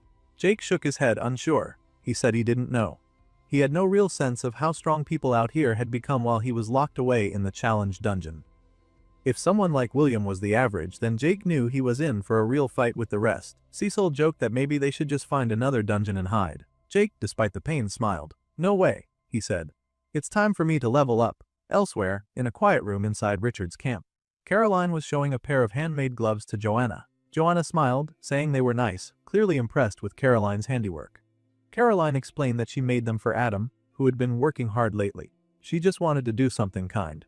Joanna grinned and teased that they looked like a couple. Her face then turned a little sad. She admitted that it reminded her of when she met her own husband. That moment of nostalgia quickly gave way to sorrow. Since the world had turned upside down, she hadn't seen him. Seeing the sadness on Joanna's face, Caroline tried to cheer her up. She reminded her that no one knew for sure what had happened to the rest of the people on Earth. Maybe her husband was in another tutorial zone, doing fine. Caroline even joked that some of those other tutorials were probably easy, and her husband might be roasting marshmallows somewhere safe. That got a smile out of Joanna. She thanked Caroline and said she hoped to see her husband again when all of this was over. Caroline then glanced at her notification panel and noted that they only had 30 days left until the tutorial ended. Soon they'd be able to return to their real lives. Suddenly, a man burst into the room, calling for Caroline. She stood up and asked what was wrong. The man said there was an emergency and Richard needed her right away. Inside Richard's office, Caroline walked in and immediately noticed William lying unconscious on a bed, his body wrapped in bloodied bandages. She asked what had happened. The man who brought her in explained that he found William in the forest, barely alive. He thought someone from Hayden's camp might have attacked him. Richard told the man he did well and asked him to fetch some water. Once the man left, Richard turned to Caroline and asked about William's condition. She looked over the wounds carefully and said it was worse than expected. She was surprised William was even still breathing. Richard asked if she could save him. Caroline hesitated at first, then said she could try to do it and see if it works. But she also asked a more difficult question. Is that even what we really want? Well, Caroline's question came out plainly. She asked Richard if he even wanted William to be saved. Richard looked at her seriously. He asked if she was really suggesting they just let the boy die. Caroline didn't back down. She explained that the poison William had been exposed to was advanced. Even if she tried to heal him, there was no guarantee it would work. She added that William had already caused them a lot of trouble in the camp. Maybe this situation could be seen as a chance to get rid of a problem. Richard didn't like that. He reminded Caroline that while he'd given her a lot of freedom because of her loyalty, this wasn't her decision to make. Life or death calls were his responsibility. He told her clearly try to save the boy. Caroline agreed. She placed her hand on William's body and began the healing process.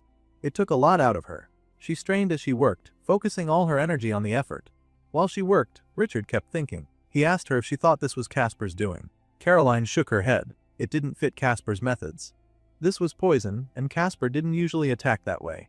Richard wondered if it came from a wild beast. Caroline said that didn't seem likely either. The wound on William's stomach looked more like something made by a weapon, not a creature. Richard asked if maybe someone working with Hayden had done it. Caroline said that whoever was responsible, it probably wasn't Hayden. He had never used poison this strong before. That led Richard to another thought. Maybe this wasn't any of their known enemies. Maybe it was someone completely new. That possibility made things more complicated. They now had another threat to deal with, and they knew nothing about who it was or what they wanted. Meanwhile, the story shifted to Adam and Joanna. Adam walked over to her and handed her some fabrics she had asked him to find. Joanna thanked him, but he had something else on his mind.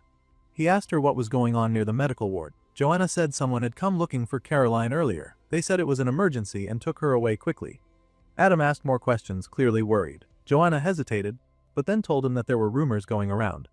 People said they saw William being brought into the medical ward. Adam was shocked. He didn't expect that. He stood there, trying to process it. Then Richard came out of the medical ward, raising his voice and telling the crowd to move.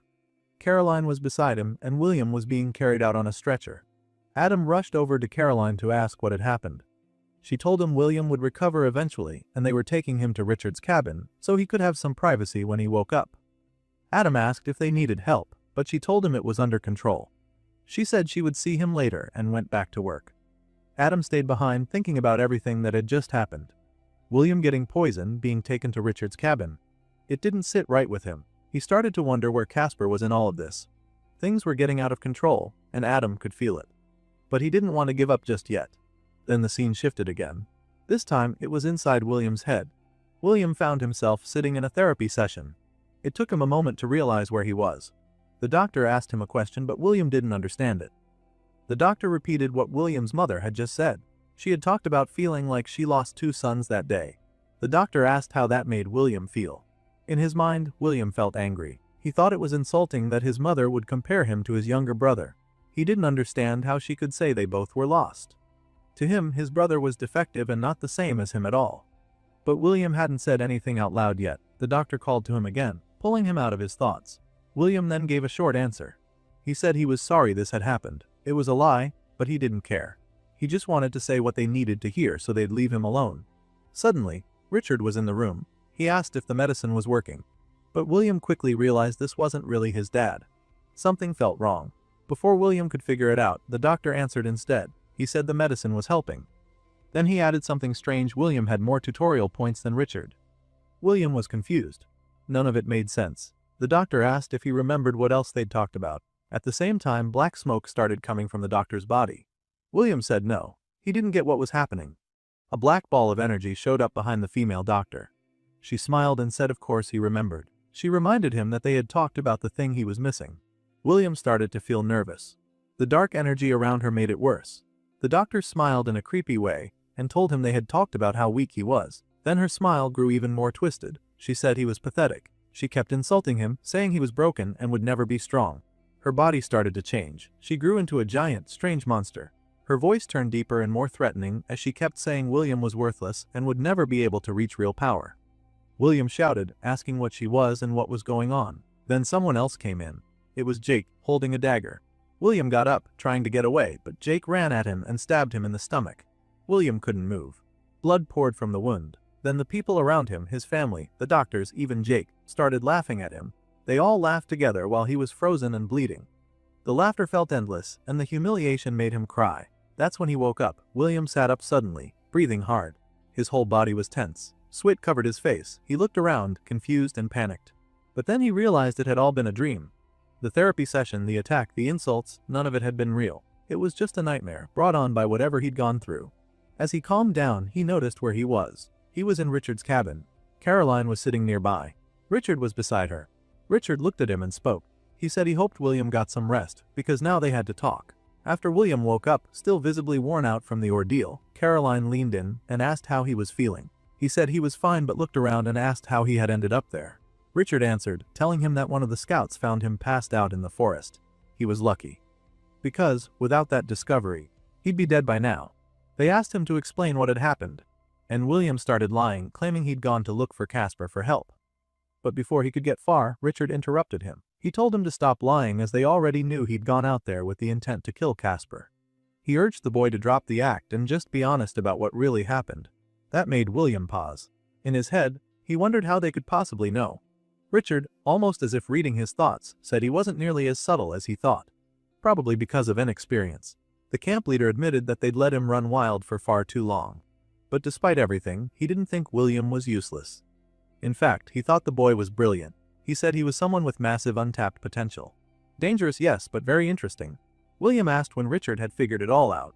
The older man replied that he'd known from the moment they met. When he looked into his eyes, he didn't see a kid. Instead, he saw a living weapon. William scoffed and asked if Richard wanted him to stay and be his little soldier.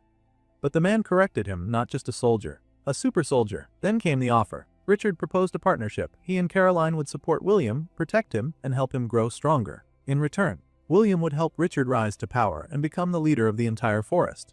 The teen stared at him and asked why he should go along with it. Why not just kill Richard instead? After all, doing that would probably earn him a ton of tutorial points.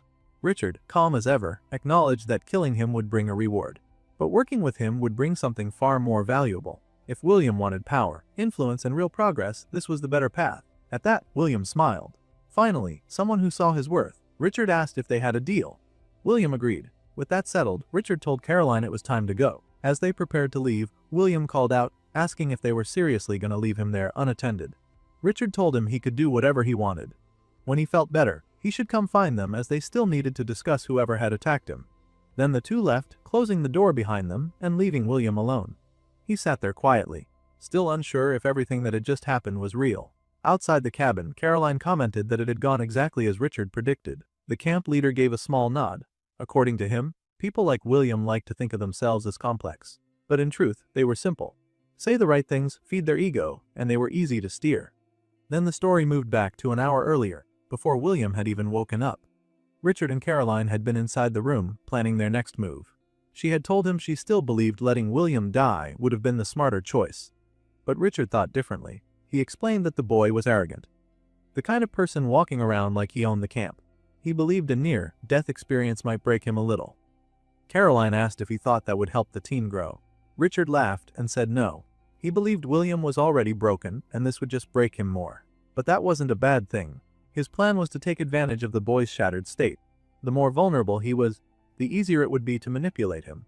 That's when they'd step in to make him feel valued, seen, important. They'd stroke his ego, make him feel respected. That would lower his guard and make him loyal. Caroline, clearly concerned, asked how he could be sure that William wouldn't turn on them. Richard said he wasn't worried. He had a skill for that. A skill he acquired through a personal given quest. The system had apparently tasked him with unifying the survivors and removing the competition. As a reward, it gave him the ability to sense disloyalty in others. Caroline asked what the skill said about her. Richard looked her in the eye and told her she'd been loyal from the start. He'd never doubted her once. That made her smile. But in his mind, Richard was hiding something. He hadn't told her that he'd already been manipulating William behind the scenes. He'd used the boy to eliminate untrustworthy members of the group. It was his way of keeping peace without ever getting his hands dirty. Back in the present, after the deal was sealed, Caroline asked him again, what did the skill say now? Richard said William was loyal. For now, they were safe. Then she asked what would happen when all this was over. She knew what he had done, and she was convinced that Casper wasn't coming back. As far as she was concerned, William had completed his mission. Richard turned to her, his voice calm but firm. He told her not to mistake this alliance for kindness. As far as he was concerned, William was just a dog. A dangerous one, yes, but a dog nonetheless. He would feed it, train it, and keep it useful. But once he had power, once Hayden was gone and the forest was his, he'd put the dog down. Caroline understood. She nodded quietly and left. Left alone, Richard stood by the door, thinking. In his mind, he went over the remaining loose ends. There were still a few people in the camp he didn't trust, including Mr. Smith, Bertram, and Adam. But there was time. He'd deal with them later. And with that, the camp leader smiled, a devious smile that said everything about the man he truly was. Within the dense woods, Jake stood in place, eyes narrowed, bow drawn and aimed precisely at a hulking ostrich-like creature. The muscles in his arm strained as he held the position, fingers trembling ever so slightly. He'd been still for what felt like forever, trying not to alert the beast, which continued to scan the area, but never looked directly at him. Just then, rustling came from behind. The familiar voice of his blue-skinned companion, Cecile, rang out as the imp announced his return with a bunch of mushrooms. Unfortunately, the sound reached the creature, which spun around, spotting Jake immediately. It shrieked in panic and began to flee. Seeing the moment slipping, the archer released his arrow. It shot forward with impossible speed and force, crashing through the ostrich's body and continuing on, boring a wide hole into a tree behind it. Flames erupted from the impact, engulfing the wood in fire. Cecil stared, eyes wide. What the hell was that? The young fighter lowered his bow, replying calmly that it was a fully charged power shot. The imp muttered in disbelief, calling the attack insane, and asked why something like that hadn't been used in his fight against the caster. Jake gave a short laugh, then explained. The ability, while strong, had significant limitations. To charge it, he needed to remain perfectly still, something difficult to manage in live combat. It also took time, around 12 seconds for that last shot. In fact, by the end of it, he felt like his arm would fall off. Cecil noted dryly that the skill was only practical as an opener, and Jake added it also worked well for ambushes. Just as the conversation settled, a blue notification appeared in front of him, informing him that he'd reached level 19 as an archer. But there was no satisfaction in his expression. His progress was slowing. He suspected the others had cleared out most of the beasts while he was trapped inside that cursed challenge dungeon. Now, he was left picking through scraps. Hearing this, the imp hesitated before offering a suggestion. If the goal was to level up fast, then deeper regions of the forest might offer more monsters. Jake had realized the same earlier, but hadn't acted on it. There was hesitation. Going deeper came with its own risk. He might cross paths with those from his past. And then what? What would he even say to them? Worse still, what if there was no one left to speak to? He pushed the thought away and told his companion they would explore deeper, but with caution. He wanted to avoid any camps. The last thing he needed was to get dragged into someone else's war. The imp raised an eyebrow, clearly not buying the excuse, but said nothing more, only adding a sarcastic, "Sure, that's the real reason." They resumed their journey through the forest. At one point, the archer hunted down a wild pig, bringing it down cleanly with a shot. Later, he scaled a tall tree, carefully retrieving eggs from a bird's nest. Still later, he plunged into a river to catch fish, emerging with his haul dripping but successful. Eventually, the pair stumbled upon something unusual, a tall gate, crafted from wood and partially covered in moss. It marked the entrance to a dungeon. They both stood in front of it, uncertain. Jake eyed the structure, saying it looked familiar. The imp agreed, noting there were far fewer mushrooms than before. A notification displayed itself before the archer, stating that entry and exit were unrestricted. That alone suggested it wasn't nearly as brutal as the last one he'd entered. The imp echoed the same question the system posed. Would he enter into the dungeon? After a moment, Jake nodded. If he wanted to level up, this was the best option. The moment he confirmed, another blue panel appeared. He had entered the dungeon known as the Badger's Den, and his objective was simple: defeat the Den Mother. Straightforward. That's what he thought. Just some running around, thinning out the monsters, then finishing off the boss. Cecil, ever the pessimist, scoffed at the idea and muttered that they'd been conveniently tossed into a death pit. As if summoned by the remark, a huge badger emerged from the shadows. Its eyes glowed an ominous red, and a deep growl rumbled from its throat. The imp backed away, muttering that Jake had gotten his wish for dangerous beasts. Surveying the creature, the archer noted that these badgers were far stronger than the ones found outside. That fact brought a smirk to his face. He welcomed the challenge. His companion wanted no part of it.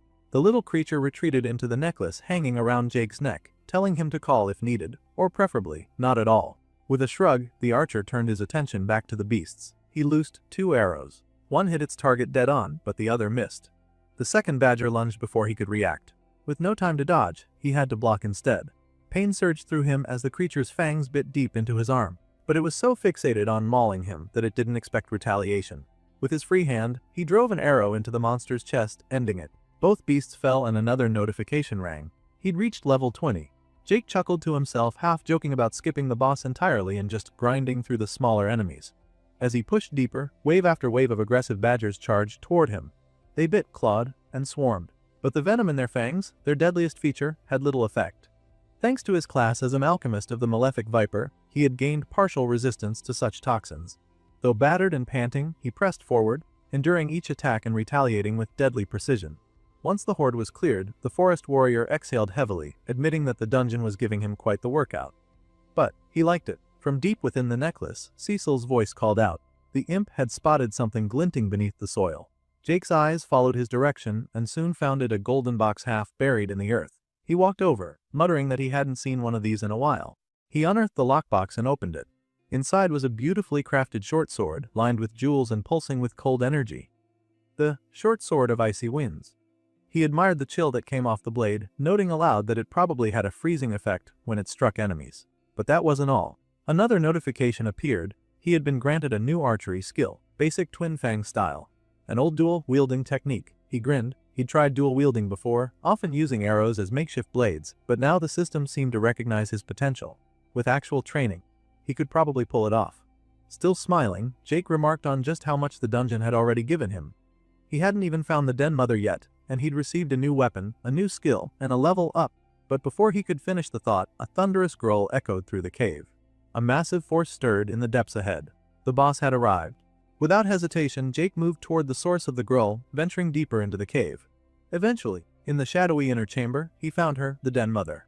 Her red eyes glowed in the darkness, and her dark, bristled fur gave her an imposing presence. She stood silent, as if daring him to come closer. Jake quickly noticed that the system couldn't even display most of her stats or information. From within the pocket dimension of the necklace, Cecil suggested it might be because her level was just too high for the system to register. The imp, still staying hidden within the safety of the necklace, offered a half-hearted suggestion that maybe Jake had gotten enough out of this place and should just exit the dungeon now.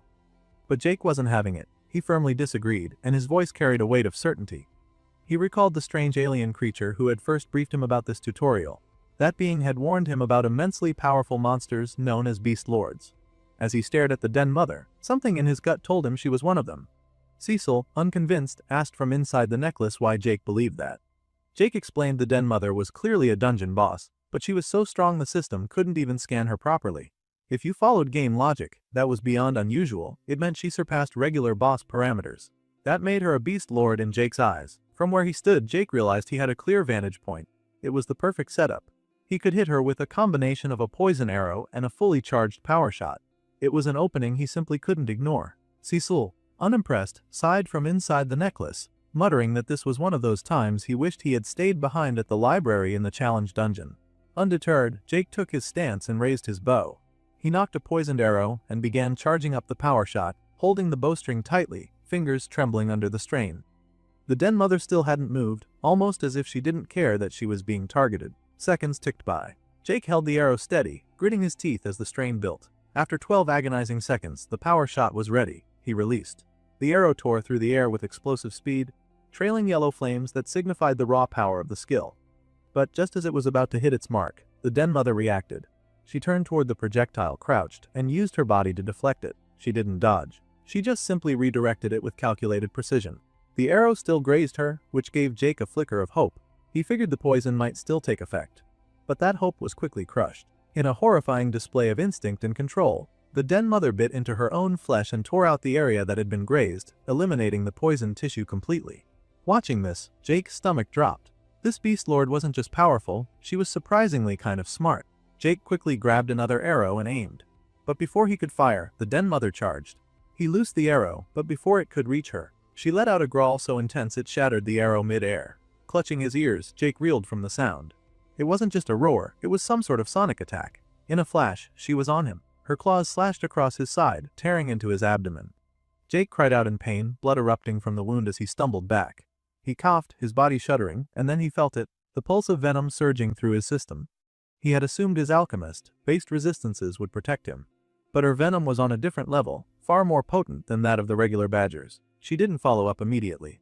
Instead, the Den Mother hunched low, staring at him, letting out a steady growl as if waiting for his next move. Jake knew he couldn't take another hit like that. He needed distance, fast. He turned and dashed away, retreating deeper into the cavern to regroup. While running, he called out to Cecile, asking if there were any health potions in the necklace's storage. Cecile, unhelpfully, reminded him that what they had were mostly vials of poison. Jake paused, the gears in his mind turning. Poison. A new idea sparked in his mind. He stopped running and spun around, cursing at the den mother and provoking her for a round two. He reached into the necklace and grabbed one of the poison vials.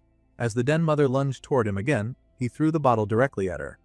As he had predicted, she reacted with another sonic attack, trying to shatter the projectile mid-air. It worked, but not in her favor. The vial broke apart, and the poison liquid splashed across her face. Jake grinned. The trap had worked. The potent toxin began to corrode her skin immediately, necrotizing patches around her jaw and eye. But even as her face began to blacken, the den mother wasn't done.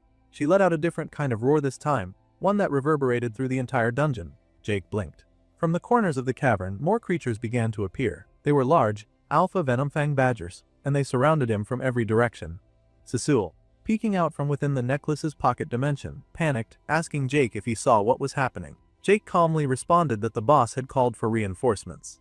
With a grim look, Jake drew his new dagger. He muttered that he had hoped to save this weapon for later, but it looked like now wasn't the time for hesitation. Activating Twin Fang style, Jake launched into the swarm. He was a blur of motion. His blades cut clean through his enemies, severing limbs and decapitating heads. He ducked, twisted, and turned with precision, the new fighting style allowing for faster, more fluid strikes. Still, the fight wasn't easy. For every badger he killed, another got close. One sank its teeth into his leg, and as he stabbed it off, another bit his arm. He shook it loose, only for two more to jump at him from behind. But his senses were sharp. Anticipating their attacks, he turned with a spinning slash and tore them apart. By the end of it, Jake stood panting, his body covered in blood, surrounded by the corpses of his enemies. But the battle wasn't over yet. The den mother was still standing. Jake looked up, meeting her gaze. With blade still in hand, he charged. She ran at him, her fury unrelenting. They clashed head-on. In one swift, powerful motion, Jake swung both blades, slashing straight through her. His attack split her down the middle, cleaving the den mother into two perfect halves. Silence returned to the cave. Jake, exhausted and soaked in blood, dropped his blades to the floor. As the adrenaline left his body, a blue notification screen appeared in front of him, announcing the spoils of victory. From inside the necklace, Cecil gasped in disbelief. He couldn't believe Jake had actually done it, but Jake didn't respond. Instead, with his eyes closed and his chest heaving, he let out a deep, primal roar, loud, victorious, and animalistic. The blue notification lingered before his eyes, proclaiming that not only had he completed the dungeon, but he'd also been awarded bonuses for doing it solo. Cecil emerged from the necklace's pocket dimension now that the immediate danger had passed. His eyes swept across the blood-soaked cave and the ruin Jake had left behind. With a tone mixed between admiration and disapproval, he commented on how Jake had really turned the entire den into a complete mess.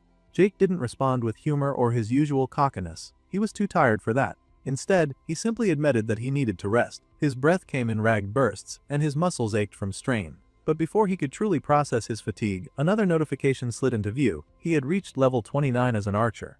A 6th-level leap from a single dungeon was staggering. Jake couldn't hide the satisfaction in his voice when he pointed it out. He then told Cecil they needed to get moving, aware that more badgers could appear at any moment. But before they could leave, another notification arrived. This time it wasn't about experience or the dungeon, it was about a new skill. Jake paused, intrigued by how quickly it had come. He hadn't been expecting anything more after the fight. His curiosity grew as he read the notification revealing the name of the skill. The basic Shadow Vault of Umbra. It was a strange name, and it triggered something in his memory. Jake furrowed his brow, trying to recall where he'd heard it before. After a few seconds of silence, he told Cecil that the name sounded familiar. He thought he'd seen it while reading in the library during his time in the challenge dungeon. If his memory was accurate, it wasn't just any random name. It belonged to some kind of god. Cecil's immediate concern was about allegiances. He pointed out that if this skill was indeed tied to another deity, then Jake using it might offend the malefic viper. But Jake dismissed the worry quickly. He didn't think the viper would be the jealous type. He even said the viper didn't strike him as that kind of guy. Whether or not that was wise, Jake didn't care. The skill was simply too useful to ignore. An hour later, the scene had shifted back to the forest. Jake was high up on a mountain ledge, testing his new skill. To anyone watching from a distance, it would seem like he was teleporting, as in disappearing in one place and blinking into existence in another. Jake clearly enjoyed the experimentation, calling out to Cecil to watch as he attempted a move from the peak to a tree further below. But the maneuver didn't go as planned. Instead of landing cleanly, Jake slammed into the tree with a thud and collapsed to the forest floor. Cecil, unimpressed, delivered a sarcastic remark, telling him it was a nice attempt. Jake, groaning from the impact, admitted he was a bit hurt. Cecil noted with a smirk that it was refreshing to see something Jake wasn't immediately good at. Jake brushed it off, saying all he needed was a few days and he'd have it down. According to him, the skill was actually pretty straightforward. He compared the sensation to riding a fast motorcycle, powerful and jarring, but something he could eventually control. Curious, Cecil asked if the technique was truly like teleportation. Jake clarified that it wasn't. He explained that he essentially turned into a shadow and traveled in a straight line at incredible speed. It only looked like teleportation because of how fast it was. But the limitation was significant. He couldn't pass through solid objects, which meant it was far from true teleportation. Cecil chuckled, joking that their dreams of robbing banks were on hold. Jake agreed it was just a basic skill for now, but he couldn't help but wonder how powerful it might become as it leveled up over time. Far away, the narrative shifted to an entirely different setting, the sacred hall of the Malefic Viper. A woman sat meditating in the center of a candlelit circle. Her thoughts were solemn and filled with centuries of devotion. She reflected on the long ages her people had waited, generation after generation, never wavering in faith. But now, only a single hall remained. She thought of the Malefic Viper himself. Many had begun to doubt his return, questioning when, or if, he would ever offer them a sign. Still, her belief remained strong. The silence of her meditation was broken when the doors opened. A cloaked man stepped in, bowing and addressing her as the honored hallmaster. She looked at him coldly, warning that she'd better not have been disturbed for a petty reason. He remained respectful and explained that he was there on behalf of the Lord Protector, who had summoned her to his realm. She blinked in surprise and asked him to repeat himself. He confirmed it, she had been summoned. Concerned, she asked if something had gone wrong, but the messenger claimed he didn't know. With that, she rose to her feet, declaring she would depart immediately. As she traveled, her mind revisited the only other time she had seen the Lord Protector. It had been during her inauguration as Hallmaster. That appearance alone had been momentous. He had not even attended the funeral of the previous Hallmaster, so for him to summon her now meant something was different. Something important. She began to suspect that had finally happened. She arrived at a large stone gateway adorned with the emblem of a great serpent. As she stepped through, she called out, saying she had come as requested. From the other side, the Lord Protector urged her to hurry, and she did. She rushed in and opened her mouth to ask what had happened, but the moment she saw it, she fell silent.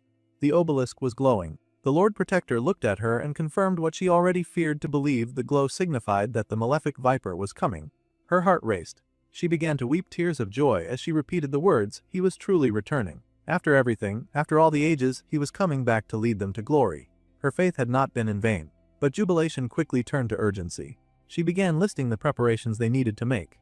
The hall had to be cleaned and restored to perfection.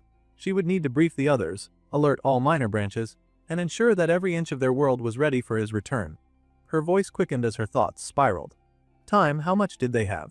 Hopefully a few days, she said, praying that his arrival would not be immediate. But fate had other plans.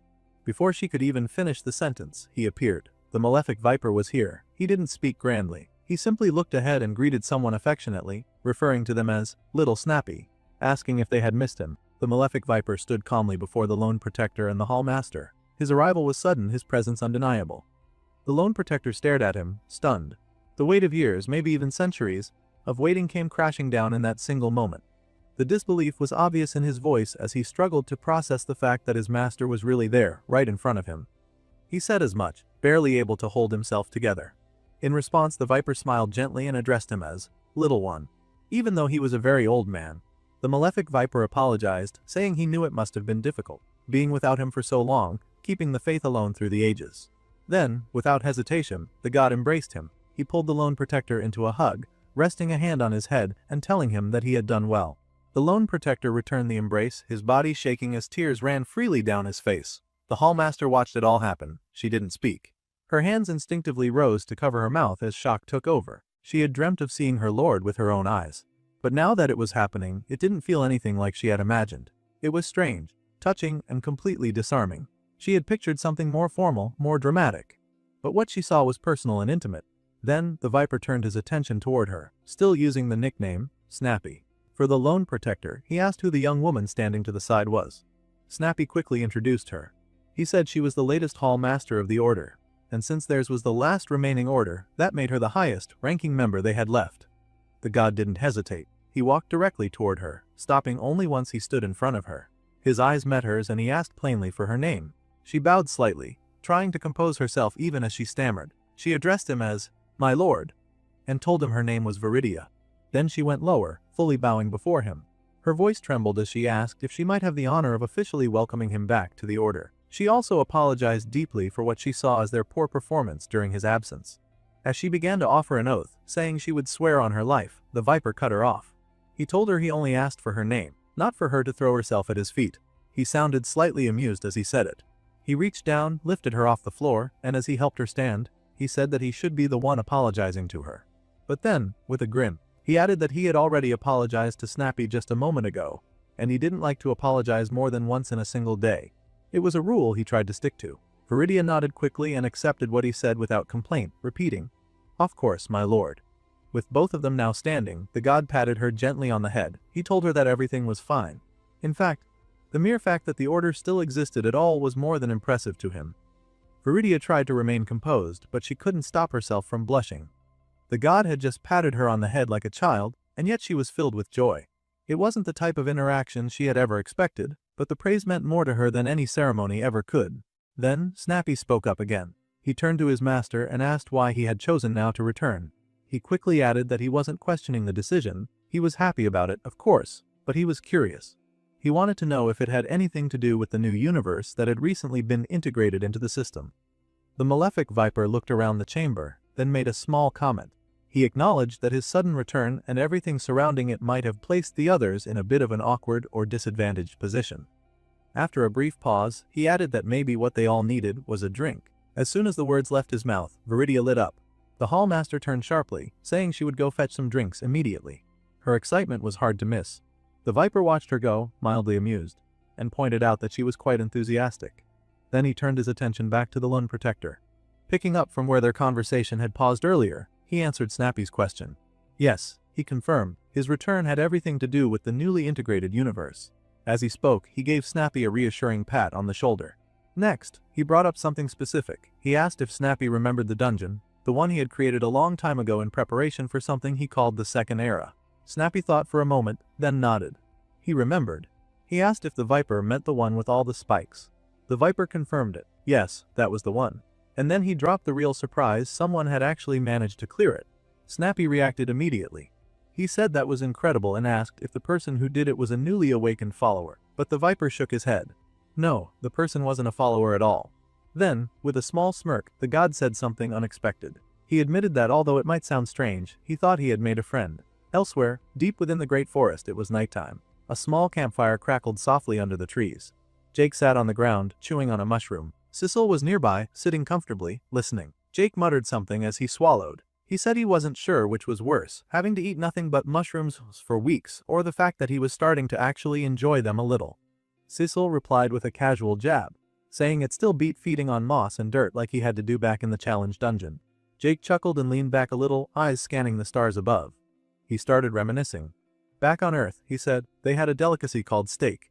Just saying the word brought a wave of nostalgia, and as he imagined it in his mind, fresh and raw, marbled steak ready to be cooked, his mouth began to water. He said out loud that he'd probably kill for some steak right about now. Then, curious, he turned to Cecile. He asked if the imp missed anything from his own world. Cecil didn't hesitate. He said no, not really. Jake looked at him sideways, not surprised. He pointed out how secretive Cecil always was about anything relating to his past. He even mentioned that, come to think of it, Cecile had never told him how he got trapped inside that holding necklace in the first place. Cecil brushed it off. He called it a long story and a half, joked that maybe he'd share it one day, if Jake got him drunk first. Jake caught on to that, grinning a little. At least that meant Cecil knew what alcohol was. He called it progress. Then, suddenly, Jake froze. Something was off. His expression changed in an instant, and his tone turned sharp. He told Cecil to get in the necklace. Cecil blinked, confused, and asked why. But Jake didn't explain. He just yelled again, more urgently this time, ordering him to get inside now. Cecil didn't argue. He vanished into the pocket dimension of the holding necklace without another word. Jake stood up and quietly moved toward the nearby bushes. His posture was calm, but his eyes were locked in the direction of the sound. Someone was there. From behind a nearby rock, bushes rustled. The group hiding there had just realized they were spotted, but Jake was already walking right toward them. Without raising his voice, he spoke clearly. He told them he knew they were there. There was no point in hiding. The moment they realized they'd been spotted, one of them stood up. He was a red-haired man and immediately raised his sword, pointing it at Jake. The others gathered close behind him, tense and alert. The man demanded to know who Jake was and what he was doing in their territory. Jake, guessing that they were acting more out of fear than confidence, made a choice. He raised both hands slowly, showing he meant no harm. Calmly, he said he was just a lone archer, not looking for trouble. He'd recently finished a hunt, and that was the only reason he was here. Then, one of the group, a woman with striking blue hair, spoke up. She asked if his name was Jake. That made Jake pause. He looked at her cautiously and asked how she even knew his name, but her expression shifted. She looked angry. Without warning, she started casting a spell. A large crystal of ice began forming above her, glowing cold and sharp. She yelled at him, saying this was for someone named Mickey. Then she called him a psycho. Jake reacted fast. He leapt into the air, dodging the attack just before it could hit him. While still mid-air, he shouted down at her, asking who the hell Mickey even was. When he landed, Jake tried again to de-escalate. He told them clearly that there must be some mistake. He said he never killed anyone named Mickey, and that there was no reason for any of them to fight. But the red-haired man raised his sword high, his stance solid. He shouted to the others not to believe a word Jake said. According to him, Richard had already warned them that Jake would say things like this. He had tried something similar when he fought the Metal Mage. Hearing that, something clicked for Jake. The Metal Mage had to be William, so this group must be his allies. And Richard, the man in charge, must have put a bounty on him after the fight with William. That explained the hostility. Jake realized they weren't going to listen.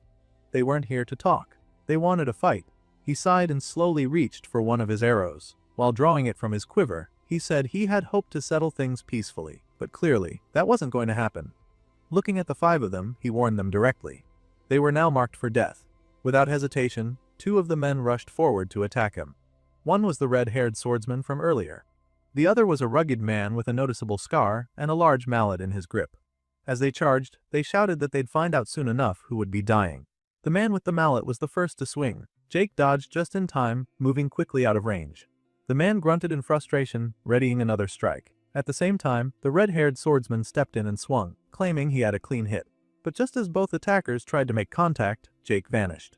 He used his Shadow Vault ability, disappearing into the darkness mid-attack, leaving both of them striking only air. Confused and momentarily off balance, the 2 men looked around, trying to figure out where he'd gone. Jake then reappeared at a distance, standing calmly and drawing back his arrow. He called out to them, getting their attention again. But before he could release his shot, something unexpected happened. Out of nowhere, a flaming arrow tore through the air toward him. It wasn't his. The arrow was surrounded in bright yellow flames, a clear sign of a power shot. Jake's eyes narrowed. Someone else in the group was an archer too. The arrow didn't hit him. Instead, it struck a nearby tree and exploded in a burst of violent flames. The impact scorched the bark and sent embers flying. Jake stared at the flames, surprised. Whoever this mystery archer was, they weren't a novice. They knew how to use power shot just like he did. Jake understood how power shot worked. The technique took a brief moment to charge before firing, and if that charge was interrupted, the shot could be thrown off or completely stopped. With that in mind, he came up with a quick plan. He decided to fire his own arrows to disrupt the other archers' channel time, hoping to break their rhythm before the shot could be released. But the moment Jake shot his arrow, a massive wall of ice rose up between the opposing archer and his shot. It blocked his arrow completely. The sudden wall wasn't random, it was a spell cast by the blue-haired woman. She had anticipated Jake's plan and stopped it perfectly. That was when Jake realized something important. They weren't just a random group of fighters. They were coordinated. They covered each other's weaknesses, moved with purpose, and backed each other up. This was a team used to fighting together. While he processed that, another flaming arrow, a second power shot, was already on its way toward him. Jake didn't have time to think. He instantly vanished into the shadows with Shadow Vault, disappearing before the flaming arrow could hit him. He reappeared some distance away, landing smoothly. His expression had changed. This fight was turning out to be more difficult than he'd expected. Suddenly, the red-haired swordsman and the scarred man with the mallet charged him again. They looked frustrated by his constant escapes, and one of them shouted that Jake should try dodging this next attack too. Seeing them rush in, Jake knew he couldn't rely on his bow for close combat. Without wasting time, he holstered it and drew both of his blades. He activated his Twin Fang style and prepared to fight them head-on. As the two came at him with full force, he moved with sharp precision, using his blades to block and deflect their attacks. Meanwhile, another man, one who had been hiding in the nearby bushes, decided this was his chance. He saw Jake preoccupied with the two in front and quietly moved in from behind, ready to strike. But Jake's instincts kicked in. He sensed the threat creeping up behind him. Now boxed in on all sides, Jake realized he was cornered. He quickly weighed his options. At that same moment, the red-haired swordsman was thinking too. He assumed Jake would probably teleport, again using that same vanishing move. If he could just guess where Jake would appear, he might be able to cut him down mid-escape. But before any of them could act, Jake did something unexpected. Instead of dodging or disappearing, Jake let the man sneaking up from behind stab him. The blade sank in, but Jake didn't even flinch. He turned his head slightly, locking eyes with the man, and asked with a cold expression if he was surprised. The man didn't get to answer. At the same time, the guy with the mallet tried to capitalize on the moment and swung, but he was too slow. Jake twisted, pulled his dagger free, and stabbed him with it in one quick motion. Blood sprayed. The red-haired swordsman stood nearby and watched the scene unfold in shock. Drops of blood landed on his face as his teammate collapsed. He muttered that it should have been impossible. Behind him, the blue-haired mage looked stunned. Her expression froze. Jake had just killed one of her comrades, and it had happened so fast she couldn't even react in time. Now standing over the body, Jake looked up at the remaining four. His eyes swept across each of them. Then, in a calm but clear voice, he asked, "So who dies next?" Weeks before the current battle, Jake had a private conversation with the malefic Viper. They were alone, the atmosphere quiet. Jake broke the silence by asking a question that had been weighing on him. "How do you get used to it?" he asked. The Viper raised an eyebrow and asked what he meant. Jake explained. He wanted to know how the Viper got used to killing. He quickly clarified he wasn't saying he killed innocents, never that. But the truth was, in the span of just a few weeks, he had gone from being a regular office worker to someone who killed people as part of his daily life. It was a huge shift. A hard one. Jake admitted he didn't regret the choices he made or the battles he fought. But it still sat heavy with him sometimes. The weight of it, the violence. The Viper listened, then offered a story of his own. He told Jake that back before he ascended to godhood, back when he had only just taken on a humanoid form, he thought it might be interesting to live among people. To blend in with society. Up until then, he'd only interacted with beasts who were dangerous, yes, but straightforward. They attacked, they killed, but they didn't deceive. But the enlightened races, humans and others, were different. They smiled as they lied. They shook hands while planning betrayal. Within a year of joining civilization, someone the Viper considered a friend betrayed him. Tried to steal from him. Even after that, he gave them the benefit of the doubt. That was his mistake. They responded by stabbing him in the back. The Viper's rage exploded. The fight that followed was brutal and long, so intense that by the time it ended, 9 planets had been destroyed. It was a level of destruction that most would call extreme. But the Viper said that after that, no one ever dared to cross him again. Jake sat with that for a moment. He asked how the Viper had even managed to destroy 9 entire planets. The Viper brushed it off like it was no big deal. He called it a lesson for another time. Then he looked at Jake and gave him the core message. Hesitation is a luxury you can't afford. Mercy is not something your enemies will give you, so don't give it to them. That was the lesson. Back to the present. The blue-haired mage was still frozen in shock. Her comrade was dead. Jake stood above the body with his twin blades drawn and asked the question. Who's next? The red-haired swordsman looked shaken. He stepped back slightly, clearly rattled. But the mage shouted at him not to back down. She told him to hold Jake off, saying that she was going to end this. Her voice was filled with resolve. Raising her wand, she started to cast. A magical glow gathered above her, pulsing with power. She was preparing her strongest spell, and the swordsman realized it. He had to keep Jake busy, no matter what. So he charged forward again, gripping his weapon tightly. His sword came down with force. Jake raised his blades and blocked it. The clash rang out. Steel met steel as the two began to fight in close quarters. It was a furious exchange. The swordsman was skilled, but so was Jake. Their weapons collided again and again in a tight, brutal rhythm. As the fight dragged on, the red-haired man noticed something alarming. Jake's movements weren't slowing down, they were getting sharper, more focused. And at the same time, he couldn't find any gaps in Jake's defense. There were no openings, nothing he could exploit. Then Jake's eyes shifted. Just for a second, he saw something in the distance, another flaming arrow streaking toward him. Another power shot. Jake didn't hesitate. In an instant, he activated his shadow vault and disappeared from the spot. The flaming arrow blasted through the space he had just occupied, slamming into something behind him with a loud, echoing boom. Debris flew into the air.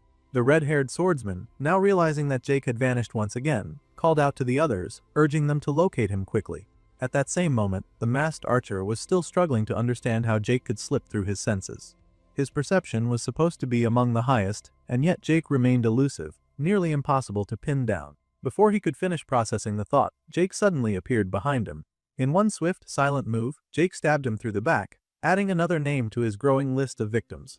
Elsewhere, the blue-haired mage continued charging her spell, still focused and determined.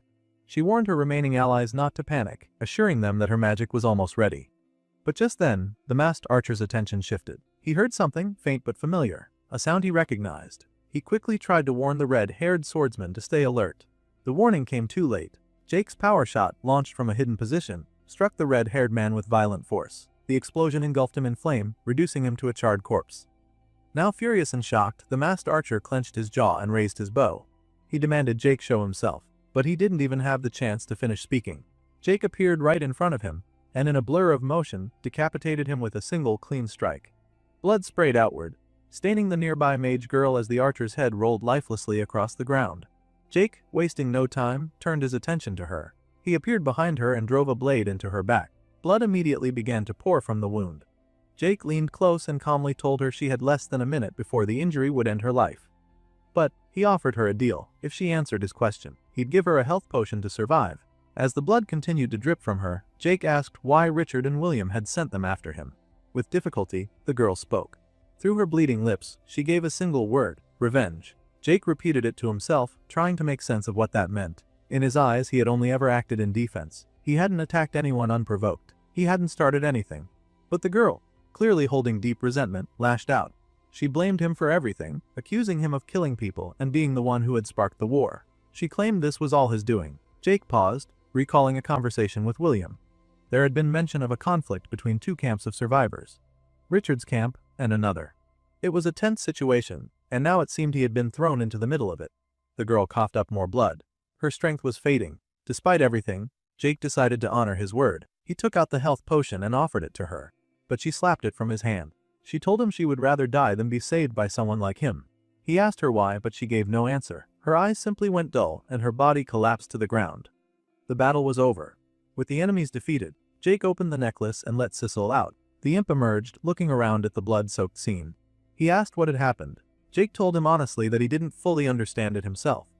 But one thing was clear: he hadn't started any war. They both looked at the aftermath, the fallen bodies, the scorched earth. Cecil questioned if all of this really came from some sort of misunderstanding. Jake shook his head. He didn't believe that. To him, this wasn't confusion. It was something more deliberate. He was convinced someone was manipulating things behind the scenes. Someone wanted to frame him. And Jake wasn't going to let that happen. He had survived. But now he knew this was only the beginning. With the battle now behind him, Jake had taken the time to gather all the bodies of the fallen. He laid them together in a single pile, performing a rough embalming before setting them alight. The flames crackled and roared, casting dancing shadows across the area. Jake stood in silence beside Sissel, watching the fire as it slowly consumed the remains of his former enemies. The orange glow filled the forest and lit their eyes as the bodies burned, reduced bit by bit to ash and smoke. Cecil asked if Jake had any final words to offer the dead. Jake, visibly weighed down by the events, responded solemnly. He said he was sorry things ended this way. None of them needed to die, and they wouldn't have if it had been up to him. He didn't understand how Richard or William had managed to manipulate them into thinking he had started a war, but whatever lies they were told, he promised he would be the one to end the conflict. Cecil simply offered a farewell of his own, telling the dead to rest peacefully now that it was over. As the fire continued to burn, Jake glanced at his system notifications. A message appeared, alerting him that he had reached level 31. He exhaled, more exhausted than satisfied, and muttered that it didn't feel right to go through system messages in a moment like this. It felt as though he was stealing tutorial points from the dead. Cecil, trying to reassure him, pointed out that this wasn't stealing because he had earned it. But Jake disagreed. The points he received from defeating the Den Mother, those felt earned. That was a fight he sought out, trained for, and overcame through sheer will. But this had been something else entirely. It hadn't felt like a battle. It felt like meaningless slaughter. Cecil, keeping his tone calm, told Jake that whether it felt good or not, the points were his now. The real question was what he planned to do with them. Jake repeated the question aloud, mulling it over. He couldn't exactly march into Richard's camp and demand answers. He was growing stronger, yes, but he wasn't strong enough yet. Not to take on an entire army. Even if he wanted to confront them, he wouldn't survive a direct assault. Cecil offered another possibility. Maybe it wasn't an entire army. The talk of a war might be more figurative than literal. A few dozen fighters on either side, not hundreds. Jake conceded that it was possible, but the uncertainty lingered. It could just as easily be hundreds. He didn't know enough to act, and that meant any rash decision could get him killed. Charging in blindly would only get him buried. So instead, Jake tried to think more strategically. He wondered what Adam would do if he were in this situation. The story shifted elsewhere. Far away, Adam was already deep in the woods, observing a tense meeting between two powerful figures. The leaders of the opposing camps, Richard and Hayden, were standing face to face, their conversation sharp with suspicion and doubt.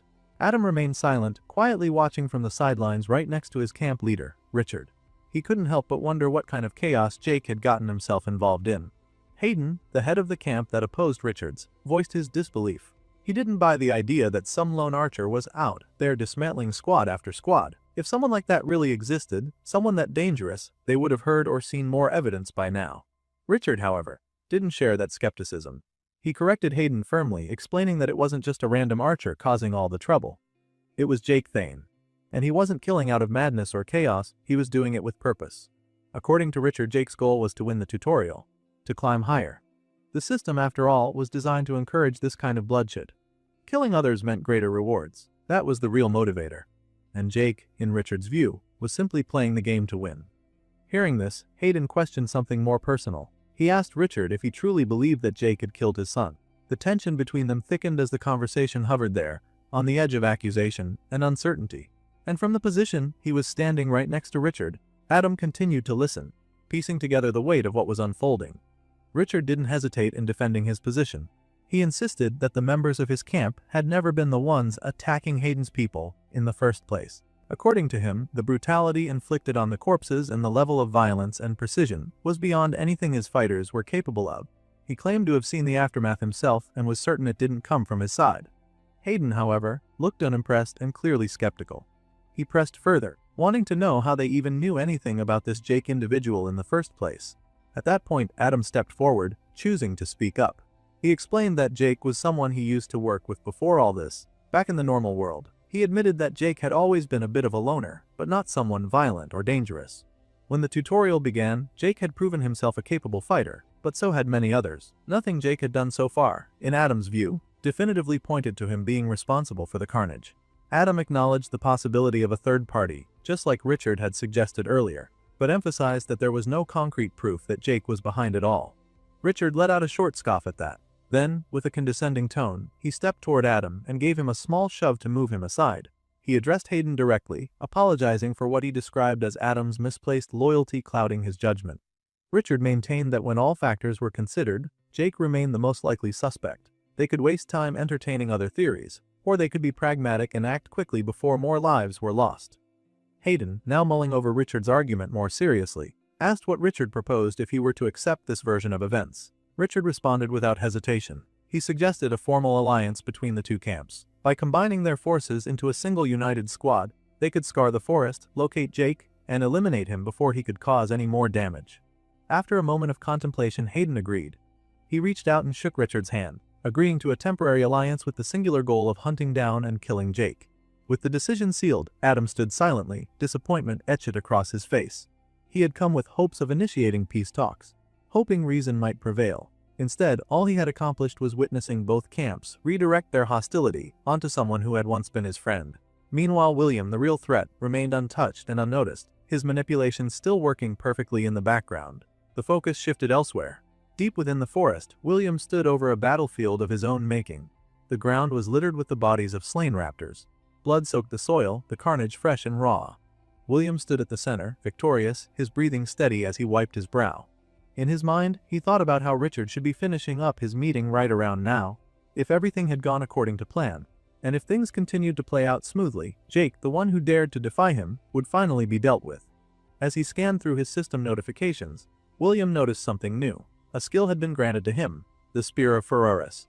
The discovery lit a spark of excitement in him. Just then, a surviving raptor burst from the nearby bushes, hissing and charging at him. William didn't flinch. Instead, he saw it as the perfect opportunity to test out his new skill.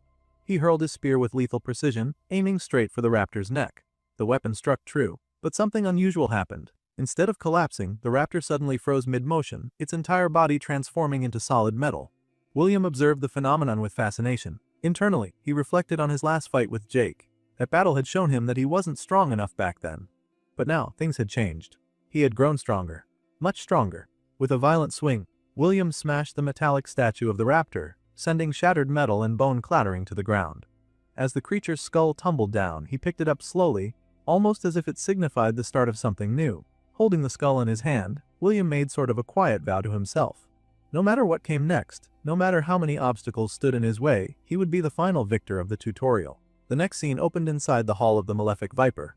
The Hallmaster Viridia walked slowly toward a circle of lit candles, deep in thought. Her mind was focused on one strange idea. The Viper, an ancient being of unimaginable power, had somehow made a friend.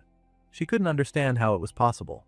A being like the Viper was ancient, above mortals, and far removed from the concerns of those still struggling through the tutorial. Yet somehow, one mortal had caught the Viper's interest. Viridia felt uneasy. She held the highest title in the order among mortals, yet this unknown man made her feel small by comparison. Even though he hadn't finished the tutorial, his presence was already enough to make her feel threatened.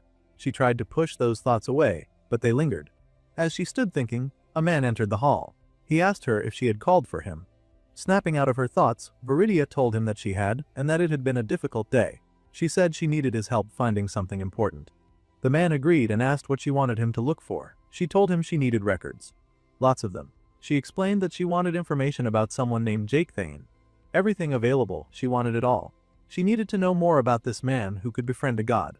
Elsewhere in the forest, Jake was walking alone. He moved through the trees, calling out for familiar names, Caroline, Adam, hoping someone might answer. The woods were quiet at first, but then he heard movement in the bushes. His body tensed as he demanded whoever was there to show themselves. He braced for a fight, unsure of what to expect. Then someone stumbled out, bloody and barely able to stand. It was Casper. He collapsed to the ground, saying he couldn't walk anymore. Jake rushed to him and asked who had done this. Casper struggled to speak but managed to explain that William and Richard had attacked their camp. Everyone was dead. Friends and allies alike, no one survived. With blood still dripping down his face, Casper grabbed onto Jake's shirt. He cried, asking why Jake had left them, why he had let them all die. Jake stood frozen, his expression filled with shock, but it wasn't real. Jake woke up suddenly, sitting up by the campfire in a cold sweat. His breathing was heavy, and he was still shaken by what he had seen. It had all been a nightmare. Cecil, sitting nearby, noticed how disturbed he looked and asked if the dream had been that bad. He also joked that the mushrooms Jake had been eating might be to blame. Jake, still wiping sweat from his face, admitted that the nightmares had been getting worse each night. The imp offered a thought. He said that dreams were the mind's way of dealing with unresolved things. Maybe, he said, Jake needed to let some of it out. Jake didn't buy that idea and said it didn't sound very scientific. He turned the focus back on Cecil, pointing out that he was also awake in the middle of the night. He asked what kind of nightmare Cecil might be having. Cecil, his tone more serious now, explained that sleep was the only thing he ever did while trapped inside the necklace. And whatever nightmares he'd had, he already lived through them once. Jake paused, then said he was tired of avoiding the truth. He offered Cecil a trade. He would talk about his dreams, what they really meant, if Cecil would finally explain how he ended up sealed in the necklace. Cecil hesitated but eventually agreed. Looking up at the night sky, Jake began telling his story. He explained that when he first arrived in the tutorial, he wasn't alone. He had come with a few coworkers. Some were friends, some were just people he used to see in the office. Back then, in the old world, Jake was just another guy stuck at a desk. He described himself as someone who couldn't hold a normal conversation, someone most people didn't notice. But once they were thrown into this strange world, everything changed. The great forest was nothing like the life they'd left behind. For a while, things even seemed better. He thought maybe this new beginning would finally give him a chance to become someone different. But as Jake now realized he had been wrong, very wrong, Jake continued speaking, explaining how his goals had been different from those of his friends. While they just wanted to survive, to get through the tutorial alive, he had wanted more. He wanted to grow stronger, to live fully, to chase the opportunity the tutorial had presented. That difference in mindset led to arguments, especially with Caroline. Their fights had gotten intense, and eventually, Jake made the decision to leave them behind. He struck out on his own, believing it was the right call. But looking back, he admitted he'd left them in a dangerous situation, possibly under the influence or threat of Richard and William. Jake shared that his nightmares always took him back to that choice. In the dreams, he found his former co-workers one by one, each of them dead, lying in pools of blood. The details changed from dream to dream, but one thing stayed the same: they always blamed him. Always asked why he left and why he let them die. The guilt weighed on him. He said maybe they were right. Maybe if he had just stayed, protected them, stuck together, they might still be alive. Cecil, hearing this, commented on how heavy that burden sounded.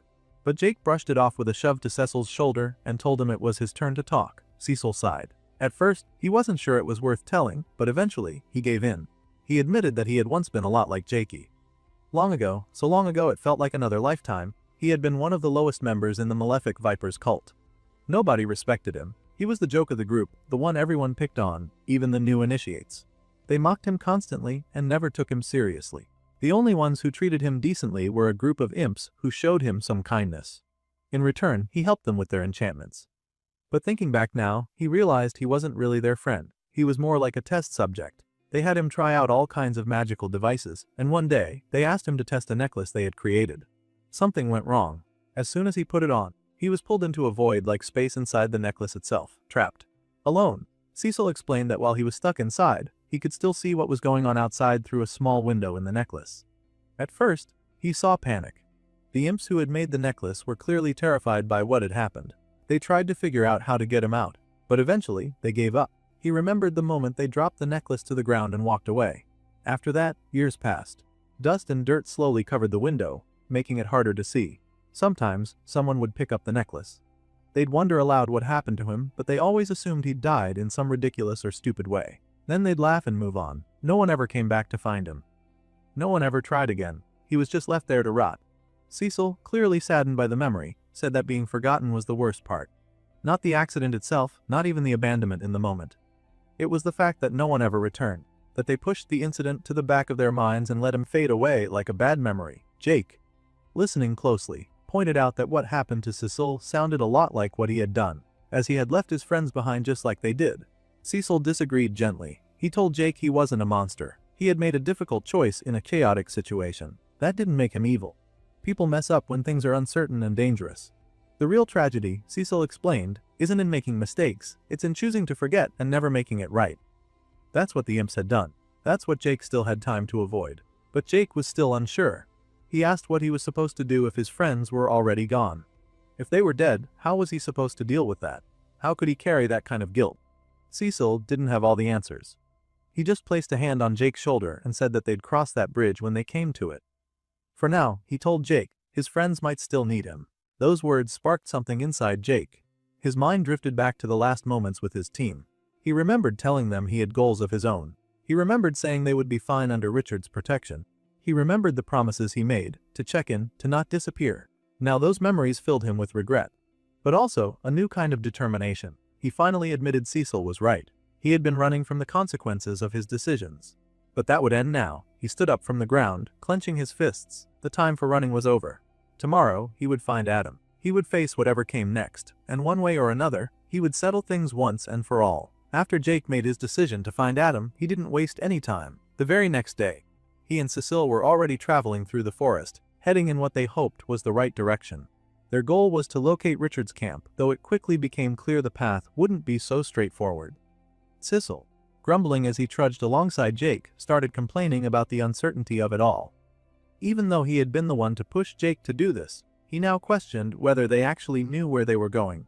He pointed out that they had been walking for quite a while and had barely seen anything promising, just a couple of wolves. A quick flashback showed those same wolves attacking Cecile earlier, and how he had barely managed to escape. Jake reminded him that he'd already been given a healing potion and would be fine. But Cecile, never one to miss a chance at being dramatic, replied that emotional trauma wasn't so easily healed. Jake laughed, calling him a crybaby, which got a reluctant smirk from Cecil. Jake then admitted that he didn't really know where Richard's camp was, but he reasoned that if they kept following the river, they were bound to find something eventually. Camps needed water, whether it was for drinking, laundry, or fishing.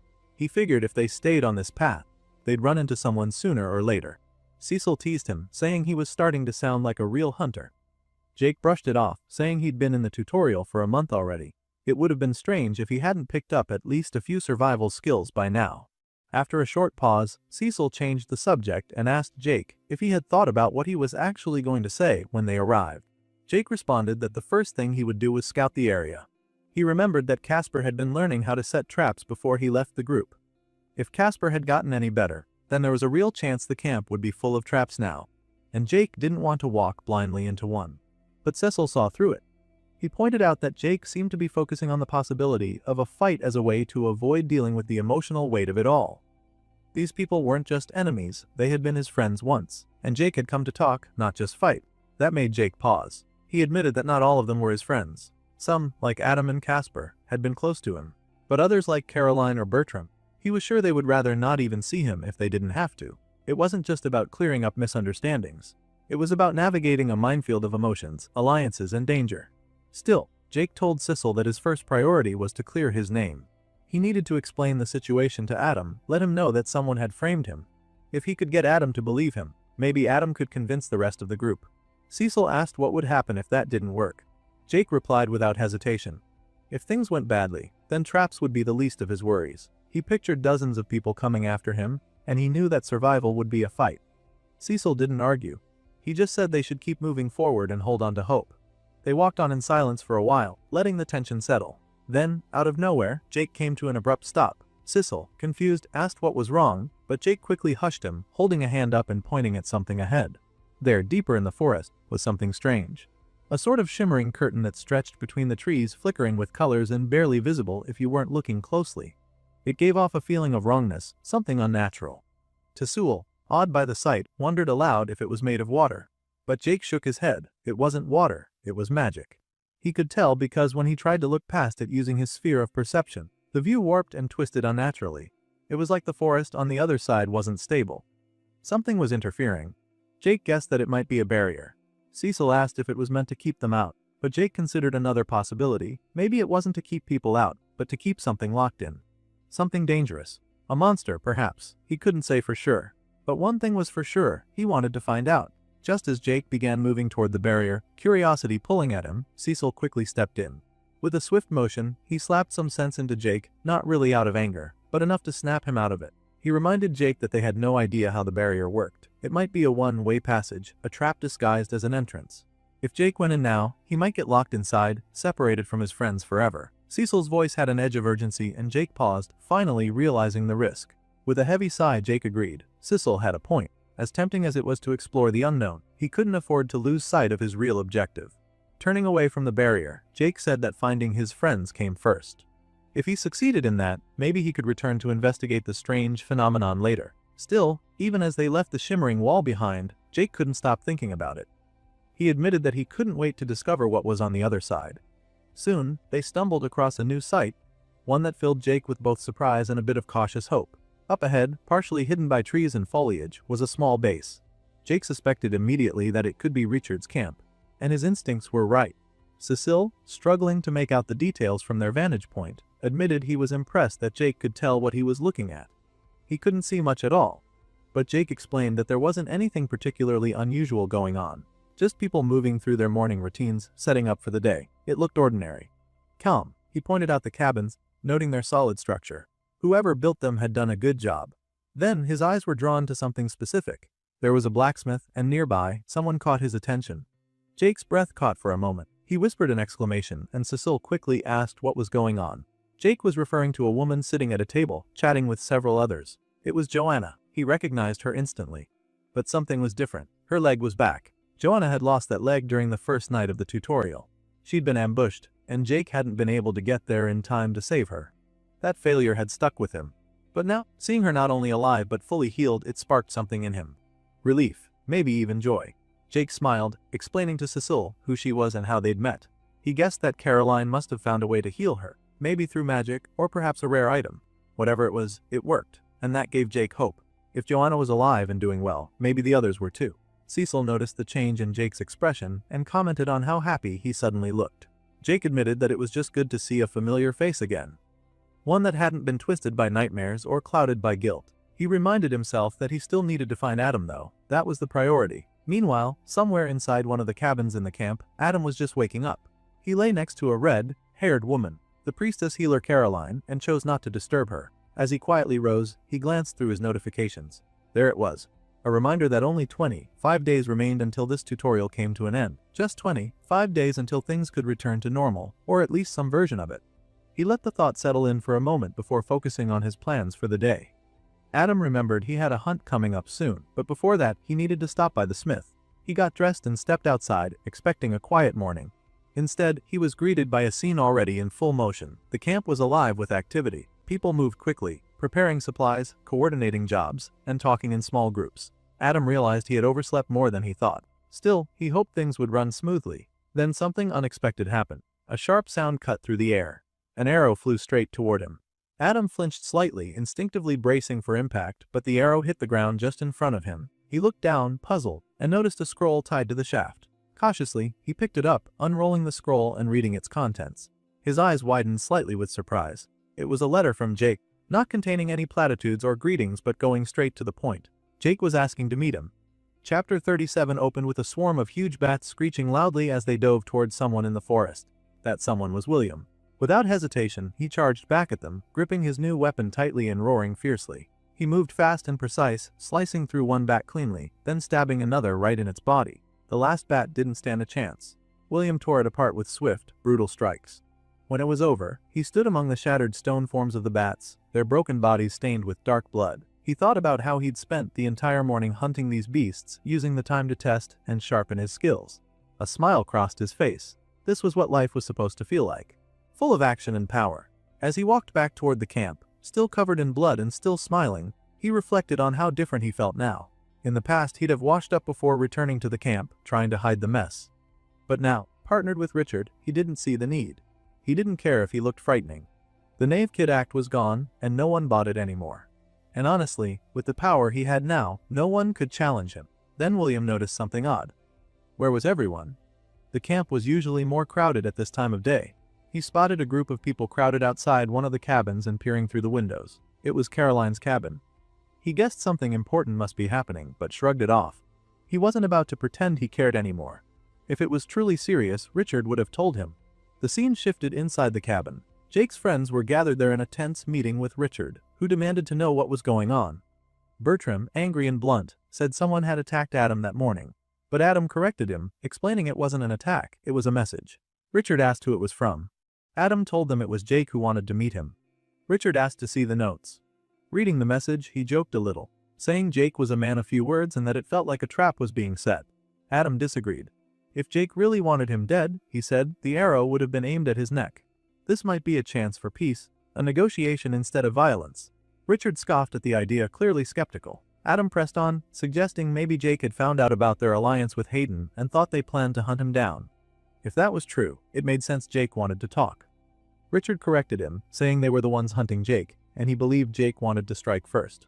Joanna, looking overwhelmed by the tension, asked if it really had to come to a fight. She said the violence was breaking her heart. Richard spat back that the violence had started with Jake, and they were only reacting. Joanna shook her head, disagreeing. She said she didn't know Jake well, but she didn't think he was a bad person. She remembered the first night of the tutorial, when she was attacked. Jake had tried to save her. Caroline wasn't convinced. She suggested maybe Jake wasn't trying to save Joanna, but was instead chasing the thrill of a fight. At that moment, Richard decided they needed privacy. He told Joanna and Bertram to leave the cabin.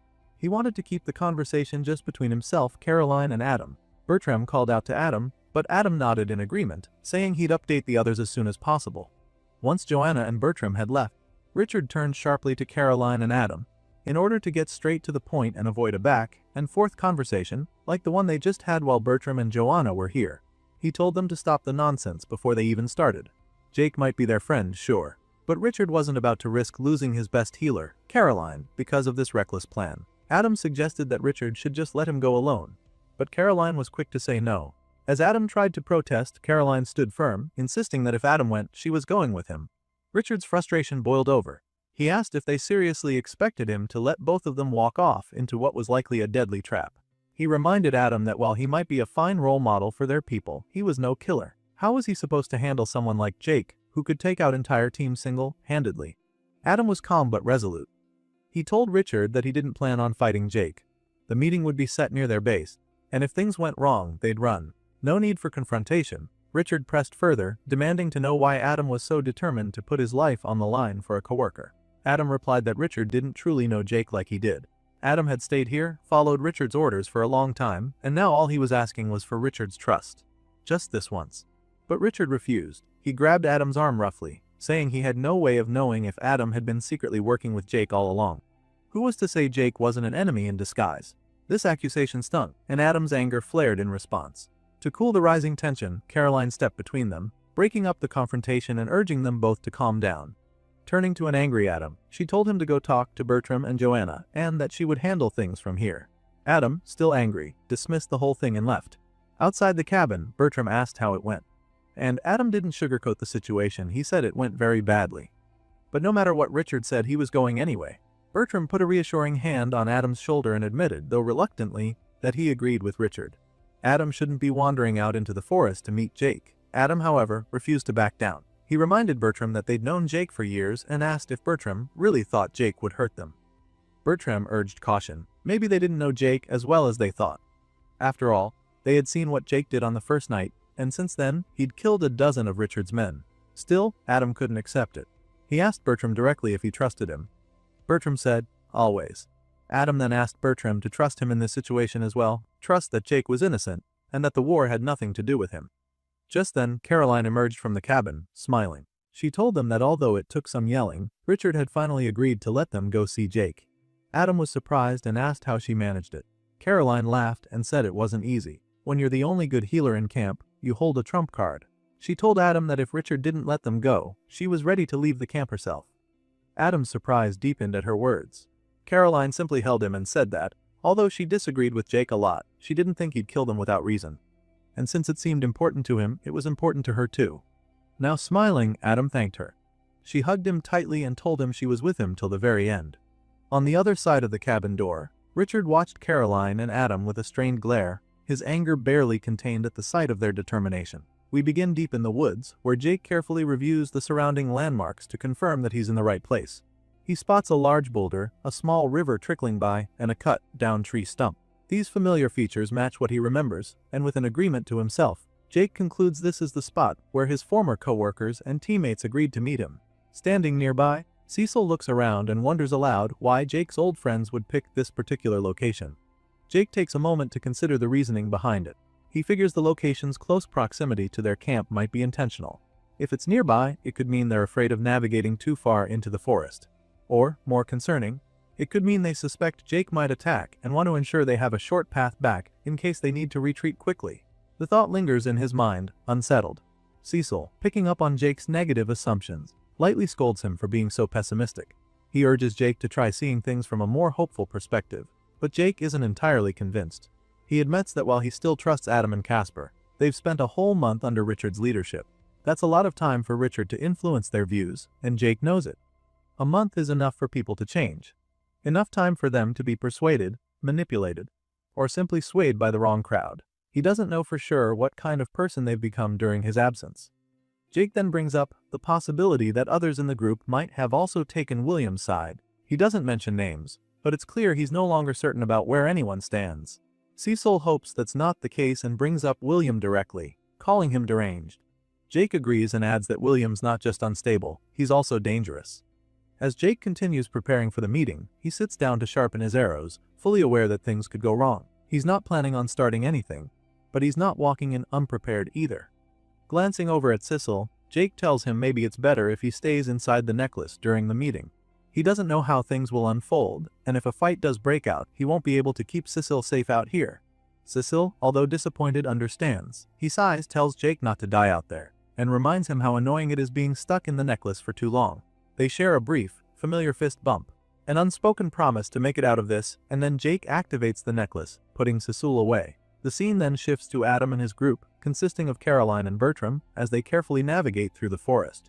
Bertram, still uneasy, rests his hand on the hilt of his sword. He asks Adam what exactly the plan is. Adam immediately notices Bertram's posture, and tells him to ease up. If he walks in like he's ready for a fight, that's exactly what might happen. Bertram nods and apologizes, admitting he's just a little tense. Adam reassures him, saying it's fine, but insists again that he'll handle the talking. Adam explains that the goal here is simple: keep things peaceful. No drawing swords, no spells, just words. He plans to lead the conversation, speak calmly, and try to maintain a friendly atmosphere. He doesn't want to escalate anything. Eventually, they arrive at the designated spot. Adam catches sight of someone waiting ahead and quickly identifies him. It's Jake. He tells the others that Jake's already there. He steps forward, calling out to him. Jake turns as he sees them approaching and smiles as he responds, happy that they had made it to the meeting site, honoring their agreement. Adam apologizes for the delay, and as they close the distance, he comments on Jake's appearance, saying he looks different. Jake looks like he's bulked up. Jake chuckles and says he's been getting a lot of exercise lately. Adam looks closer and thinks to himself that even though Jake has gained some muscle, he's still got that familiar nervous energy. Despite everything, this is still the same Jake he remembers. Trying to keep things light, Adam asks how Jake's been holding up. Jake responds with a short, "I'm fine." But the rest of the group stays quiet. Sensing the awkward silence, Jake then asks how they've been. Adam answers that they're doing great, but it's clear there's some tension in the air. Caroline, standing silently in the background, notices it too. She wonders why everyone's acting so strange. From the outside, this should be a reunion between old friends, but something about the mood feels off. Eventually, Adam asks Jake to explain why he called them out here. Jake answers plainly, getting to the point. He tells them about his encounters in the forest. He tells them about how he has been ambushed by people who seem to think he's responsible for something he knows nothing about. Something serious. The way they acted made it clear they thought he was guilty. Jake doesn't yet understand all the details, but he knows enough to realize that someone has framed him. This meeting is his attempt to clear the air before more damage is done. Adam begins to speak, but before he can get far, Caroline suddenly steps forward, her tone sharp and direct. She cuts through the tension and demands to know how many people Jake has killed since they last saw him. The question catches everyone off guard. Adam quickly tries to rein her in, attempting to keep the mood under control, but Caroline doesn't back down. She insists Jake answer, unwilling to let the issue slide. In response, Jake doesn't dodge the question. He admits he's taken several lives since they separated. He admits that he has had 3 different encounters that resulted in combat. But even with those incidents, he says it couldn't possibly be enough to start a war. He sounds certain. A skeptical Bertram isn't entirely convinced, though, and presses Jake further, saying he would know if Jake was lying. Jake's tone shifts, becoming more defensive. He explains that he was never the one to start those fights. Every time he only responded in self-defense. While the exchange unfolds, Caroline begins to think. Internally, she reflects on how different Jake seems from the image they'd been given. William had described someone dangerous and volatile, someone who was an unhinged threat. But standing here now, Jake feels nothing like the monster she was expecting. There's a clear contrast between what they were told and what she's seeing. Adam, hoping to cut through the confusion, tells the others that this is what he's been trying to say all along. He insists Jake didn't start anything. In his view, William must have lied to them. That's the only explanation that fits. Jake, hearing William's name come up, immediately focuses on that. He wants to know if they heard about him from William. Adam confirms that they did. Jake then warns them about what really happened. How William tried to ambush him when he came out to meet them. He tells them not to trust him. There's something wrong with William, and Jake is sure he's working towards something malicious. Adam nods, saying that he's suspected as much for a while. With everything adding up, he's starting to believe that Casper's death may not have been what it seemed. In fact, he now thinks William was the one who killed Casper. This news comes as a shock to Jake. Up to this point, he didn't even know that Casper was supposedly dead. Bertram confirms it with a grim nod, surprised that Jake wasn't aware. Jake explains that he had been checking the system notifications, trying to track the number of survivors. He had been monitoring the numbers, always wondering who might have died, but never knowing for sure. When he spotted Joanna during one of his scouting missions near their camp, he was overwhelmed with joy. Seeing her alive made him believe that maybe all of them had made it. He never even considered that the one to fall would be Casper. As this realization hits him, Jake's voice falters and he begins to cry. It's a raw, quiet moment. Adam notices and asks if he's okay. Jake says he is, but it's clear the news has taken a heavy toll. He wasn't prepared for this. Caroline, standing nearby with a hand to her face, mutters that this was a mistake. She says they never should have come. Her mood has shifted completely. Adam, noticing her reaction, asks what's wrong. Caroline tells him they should have just stayed in camp. But now, it was too late.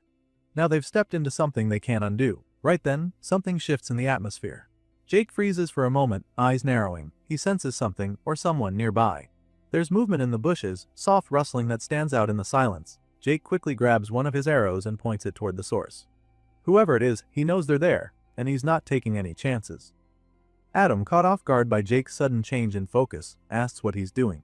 But Jake doesn't answer. His eyes stay fixed on the brush, steady and alert. The tension spikes. A moment later, the rustling stops. Realizing there's no use hiding anymore, someone steps out from behind the trees. It's Richard. He walks into the open with a confident, casual demeanor, as if the whole scene amuses him. He compliments Jake on his perceptiveness, then pauses to strike a relaxed pose, almost mockingly. With a smug expression, he makes a comment about how nice it is to see Jake again, like they're old friends catching up.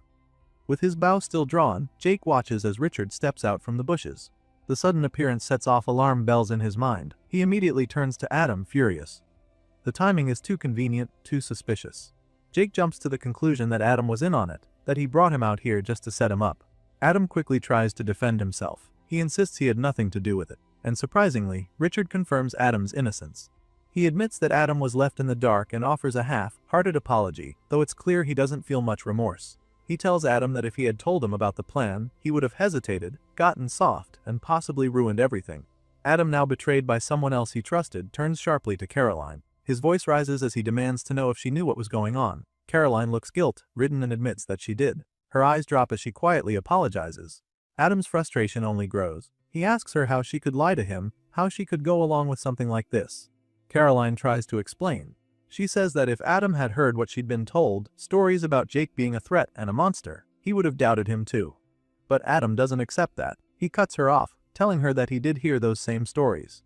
And yet, despite everything, he chose to trust Jake. He had faith in his own judgment and asks why she couldn't do the same. With nothing left to say, Caroline lowers her head, ashamed. Then Richard takes center stage again. With a sly smile, he tells Jake to come with him so they can clear everything up. If Jake really hadn't attacked anyone, Richard says, they could let it all go. Act like none of it ever happened. But Jake doesn't move. He doesn't lower his bow. He doesn't believe a word of it. Richard keeps talking, even bringing up the time Jake killed his archer. He says he's willing to forgive even that, just to smooth things over. But Jake isn't convinced. Beneath Richard's casual words, Jake can feel the weight of something much darker. That hidden killing intent, he senses it clearly. Jake knows Richard is lying. This isn't a peace offering. It's a trap. Still aiming, Jake tells Richard that if he really wants to talk, he needs to tell his men to back off first. That's the only way. Adam turns at that moment, confused. He hadn't seen anyone else. But then the rustling starts again. Figures emerge slowly from the woods, dozens of them. From every direction, Hayden and his men appear, surrounding the clearing. Adam is stunned. Hayden walks forward confidently, complimenting Jake's senses. Despite Jake noticing something was off, Hayden still managed to sneak in with a full team. Now standing beside Richard, Hayden is formally introduced to Jake. Richard says they're working together on this plan, this coordinated effort to capture Jake. Adam can't believe what he's hearing. He speaks up, saying he never agreed to anything like this. He thought they were here to talk, not ambush. But the truth is now unavoidable. This was a setup from the beginning. Jake activates his perception skill. His senses stretch outward, and he quickly realizes just how surrounded he really is. They've covered every angle. This frustrates him deeply. He thinks he should have noticed earlier. He's angry with himself for letting this many enemies sneak up on him despite all his training and heightened awareness. Then Richard raises his sword and points it directly at Jake. He tells him there are only two options: come with him peacefully or die where he stands. The ultimatum hangs heavy in the air. Jake clenches his jaw. He's still holding his bow, but he's outnumbered and unsure of how to proceed. Then Hayden, growing impatient, acts. He raises his hands and casts a powerful fire spell. A massive fireball hurtles toward Jake. There's no time to think. Jake reacts on instinct, leaping into the air just before the fireball explodes at his feet. The blast sends shockwaves through the clearing. As he lands, Jake retaliates, loosing an arrow toward Hayden. But the mage is ready. He conjures a shimmering energy shield just in time, blocking the shot. Realizing this is no longer a standoff, Richard gives orders to his warriors, telling them to stay back and not interfere. Hayden issues his own command to the mages: keep Jake pinned, limit his movement. The mages respond in unison, channeling their spells together. In a matter of moments, the ground beneath Jake begins to crack and buckle. Hayden, determined not to let Jake slip away, prepares another spell and hurls a fireball straight at him. Jake vanishes just in time, using his skill, Shadow Vault. To those watching, it appears as if he teleported, disappearing into thin air. In reality, he's leapt through the shadows and reappears on a nearby tree stump. But his moment of relief is short-lived. The enemies quickly spot him and fire again without hesitation, not giving him any time to breathe. From the sidelines, Adam watches Jake struggle against the relentless barrage. Unable to take it anymore, he approaches Richard and demands that he call off the attack. Adam insists that Jake isn't the killer, that this isn't justice. But Richard doesn't budge. He coldly responds that Jake had his opportunity to surrender, and now this is the only way forward. Frustrated and desperate, Adam turns to Caroline and pleads with her to intervene. The onslaught hasn't stopped, and Jake is going to be killed if no one acts. But Caroline yells back that there's nothing she can do. The situation has spun out of control, and it's beyond her power to stop the advancing wave of violence. The leaders double down. They order their soldiers and mages to maintain the pressure. They instruct them to keep firing, to give Jake no time to think, no moment to recover. Arrows, magical weapons, and explosive spells rain down on him from every direction. Hayden adds to the chaos by powering up another fireball, yelling for everyone to unleash everything they've got. Richard raises his voice as well, shouting the order to kill Jake on the spot. Inside the necklace, Cecil watches helplessly. Alarmed by what he's seeing, he begins to panic. He pleads silently for Jake to escape somehow. His concern grows with every blast and every arrow that comes dangerously close to hitting its mark. Jake, crouched and breathing heavily, begins to feel the impact of the attacks. Small bruises cover his arms and shoulders, signs of glancing blows and near misses. But he knows he won't be able to avoid all of them for long. He's overwhelmed. Internally, he concludes that one of the enemy mages must be interfering with his Shadow Vault skill. Something is preventing him from using it again, and without it, his mobility is crippled. He looks around and realizes the circle is closing in. The archers have repositioned, cutting off his retreat. Thick, magical vines erupt from the ground and wrap around his limbs. They tighten quickly, binding him in place and leaving him vulnerable. Jake curses internally as his muscles strain against the magical restraints. He sees Richard give another command. The archers take aim and fire. There's no time to dodge. One arrow pierces his shoulder with brutal force, and another slams into his leg. Blood gushes from the wounds, staining the ground beneath him. Pain explodes across his body as he falls to one knee, still restrained by the vines. His attackers declare they've got him. The trap has worked. He's pinned, wounded, and surrounded. Jake growls through clenched teeth, demanding to be released, but his voice is weak compared to the overwhelming force bearing down on him. Richard steps forward slowly, gripping the hilt of his sword with both hands. The look on his face is one of grim satisfaction. He's ready to end it. Adam, horrified at what's about to happen, yells in protest. This wasn't supposed to be an execution. Inside the necklace, Cecil covers his eyes. He can't bear to witness what's coming. The fear in his voice is clear as he mutters that they're going to kill Jake. Jake, now kneeling in the dirt, his head bowed and his teeth gnashing from the pain, knows he's seconds away from death. His body trembles, blood soaking through his clothes. He doesn't look up. He doesn't speak. Standing tall in front of him, Richard raises his sword high into the air, preparing for the final blow. He declares that it's over and that Jake would die. As Richard stood over Jake, his blade raised and positioned to deliver the fatal strike, Jake's breathing turned frantic. Each huff was filled with despair and the quiet acceptance that this might truly be the end. His body trembled beneath the weight of pain and betrayal. He thought of everything he'd been through, all the battles he'd survived, the beasts he'd slain, the trials he'd overcome. Yet now, with all his strength and skill, he found himself powerless in the face of betrayal.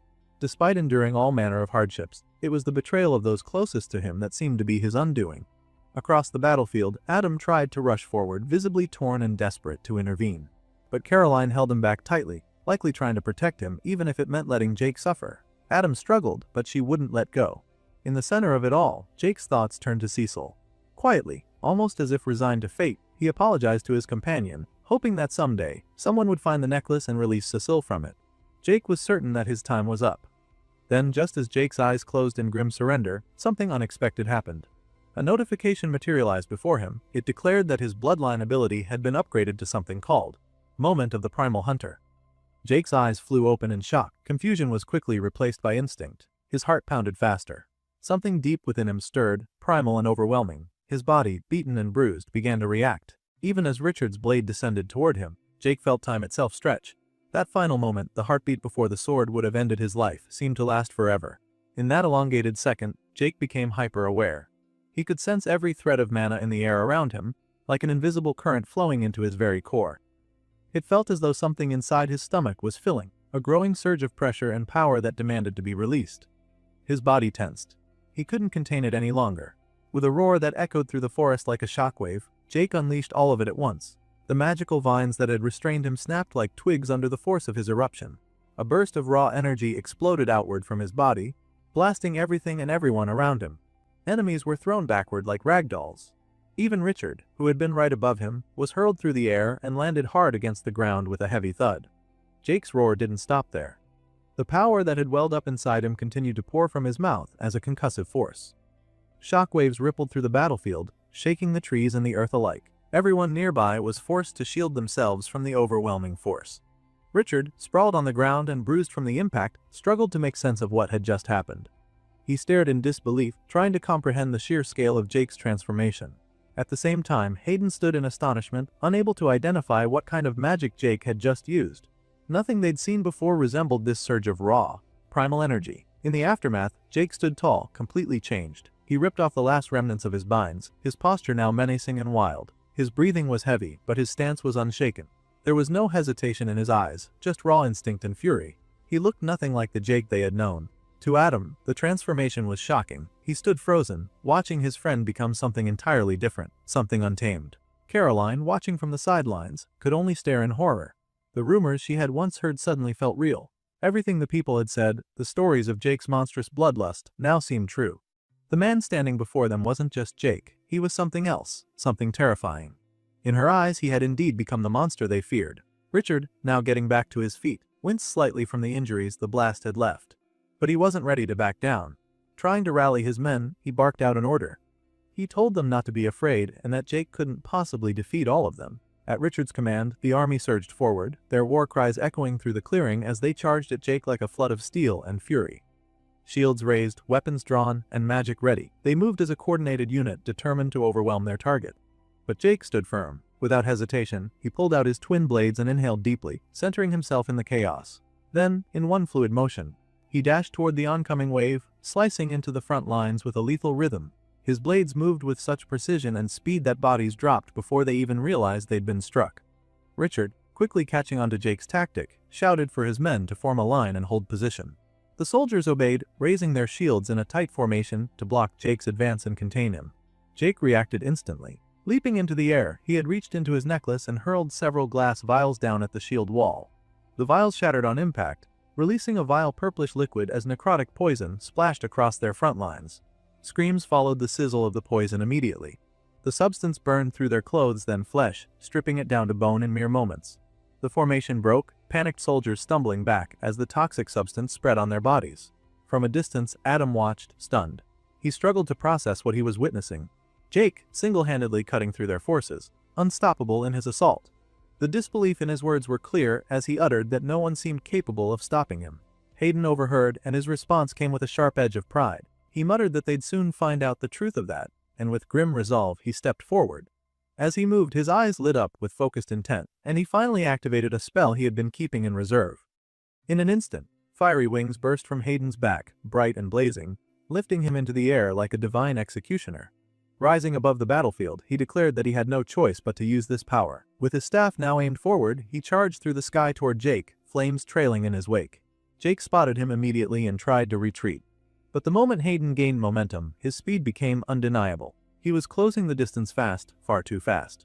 Jake had no choice but to throw himself to the side, narrowly avoiding Hayden's direct assault. The ground where he had been cracked under the blast of Hayden's fiery charge. Scrambling to his feet, Jake kept his eyes on his airborne attacker. He was still reeling from the realization that if he hadn't dodged, those wings alone could have taken his life. Their heat, their force, their speed, and the spear he held forward, it was a terrifying combination. Hayden turned midair, fire curling behind him, and prepared for another attack. This time, he taunted Jake, telling him there was no escape, that running was useless. He dove again with incredible speed and confidence. Internally, Jake knew he was right. There was no way he could outrun someone moving that fast. Even if he tried to stand and fight, reinforcements were undoubtedly on the way. A prolonged battle would be suicide. His only option, the only sliver of hope, was to use his shadow vault technique to escape. Jake crouched low, focusing his will. He prepared to slip into the shadows and vanish, praying that the technique would succeed this time. But before he could act, Cecil's voice rang out from within the necklace, cutting through the noise and tension. The message was the worst thing the archer could possibly hear. There was a barrier in place, and so Shadow Vault wouldn't work. Jake's heart sank. He scanned the area, searching desperately for the source. Someone was trapping him. Someone had planned this, boxed him in deliberately. And then a familiar voice came out with an apology. Jake turned toward it. Standing not far away, her hand glowing faintly with residual magic, was Caroline. Her expression was conflicted, but her resolve was clear. She told him they were too far and now, and that she couldn't let him escape. Jake's eyes widened. He froze, not from pain, but from the depth of her betrayal. He whispered her name, as if it physically hurt to say it. After everything, after defending himself, surviving the ambush, and enduring Richard's cruelty, it was Caroline who had locked the cage shut. As Caroline maintained the barrier around Jake, ensuring he remained trapped, Adam finally stepped forward, unable to remain a bystander any longer. With determined strides he approached her, calling out her name and urging her to stop. His voice cut through the tension, and Jake, still inside the magical confines, looked on in surprise, perhaps even a little bit of gratitude surfacing amid the grim situation. Adam pressed on, telling Caroline that this didn't have to happen, that Jake didn't have to die. He walked right up to her, placing a hand on her shoulder, trying to meet her gaze. He pleaded with her to look at him, to see reason. But Caroline, eyes cast downward and voice heavy with guilt, could only manage a soft, "I'm sorry." But before she could even finish, Richard struck. With cold precision, he stepped in and swung the hilt of his sword into Adam's head. The impact was brutal and immediate. Adam crumpled to the ground, unconscious. Richard, without a hint of remorse, looked at Caroline and dismissed her hesitation. He told her not to bother. Adam wouldn't have been convinced no matter what. Turning his attention back to Jake, Richard walked slowly toward the barrier, confident and composed. He commended Jake for his earlier maneuver, admitting that, for a brief moment, he'd believed Jake might actually escape. But that illusion had passed. With a twisted calmness, Richard concluded that Jake had only proven his point, that he was too dangerous to be allowed to live. and for that reason his execution was necessary. Then, without pause, he turned to Hayden and asked if he would like to carry out the sentence. Hayden, seething with rage, readily agreed. Jake, cornered and wounded, assessed his surroundings. The barrier around him left no room to dodge, no gaps to exploit. He thought to himself that if he could charge a power shot, there might be a slim chance he could shatter the barrier. But with the limited space and the speed of the attack coming, he knew it was impossible to channel for that long. Still, he wasn't finished. Reaching over his shoulder, Jake began pulling something from his back. Internally, he knew he had only one shot, one opportunity for a counterattack.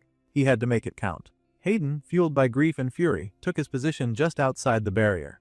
He declared that this was for his son, venom in his voice as he called Jake a murderer. He raised his weapon and prepared to execute a spell-infused strike known as Trial of Embers. A deadly charge augmented by fiery magic. With a powerful burst, Hayden launched himself forward. The spell was overwhelming in speed and force, and as Hayden barreled into the barrier, it shattered like glass under the weight of his rage. His weapon found its mark, plunging straight through Jake's chest and exiting through his back. Jake's scream rang out, raw and agonized, blood erupting from his mouth as his body was skewered. Hayden, panting with exertion and hatred, drove Jake's limp form into a tree with a violent slam. The bark cracked and Jake's blood painted the trunk, running down in crimson streaks. Standing close, Hayden stared into Jake's pained expression and sneered. He whispered coldly that he hoped Jake would die slowly. He wanted him to feel every second of it. Jake's body trembled, blood streaming down his face and torso. But then, through clenched teeth and a mouth stained red, Jake spoke. His voice was weak but sharp, laced with malicious intent. He told Hayden that if he was going to die, he'd be taking Hayden with him. Suddenly, Jake's hands locked around Hayden's body. Purple light pulsed from his palms, and within moments, Hayden began to feel it, a sizzling, burning sensation that crawled across his skin. Confused and alarmed, Hayden shouted, demanding to know what was happening. What was this burning sensation? Jake, bleeding but grinning with dark satisfaction, gave his answer. He asked Hayden, almost playfully, if he liked it.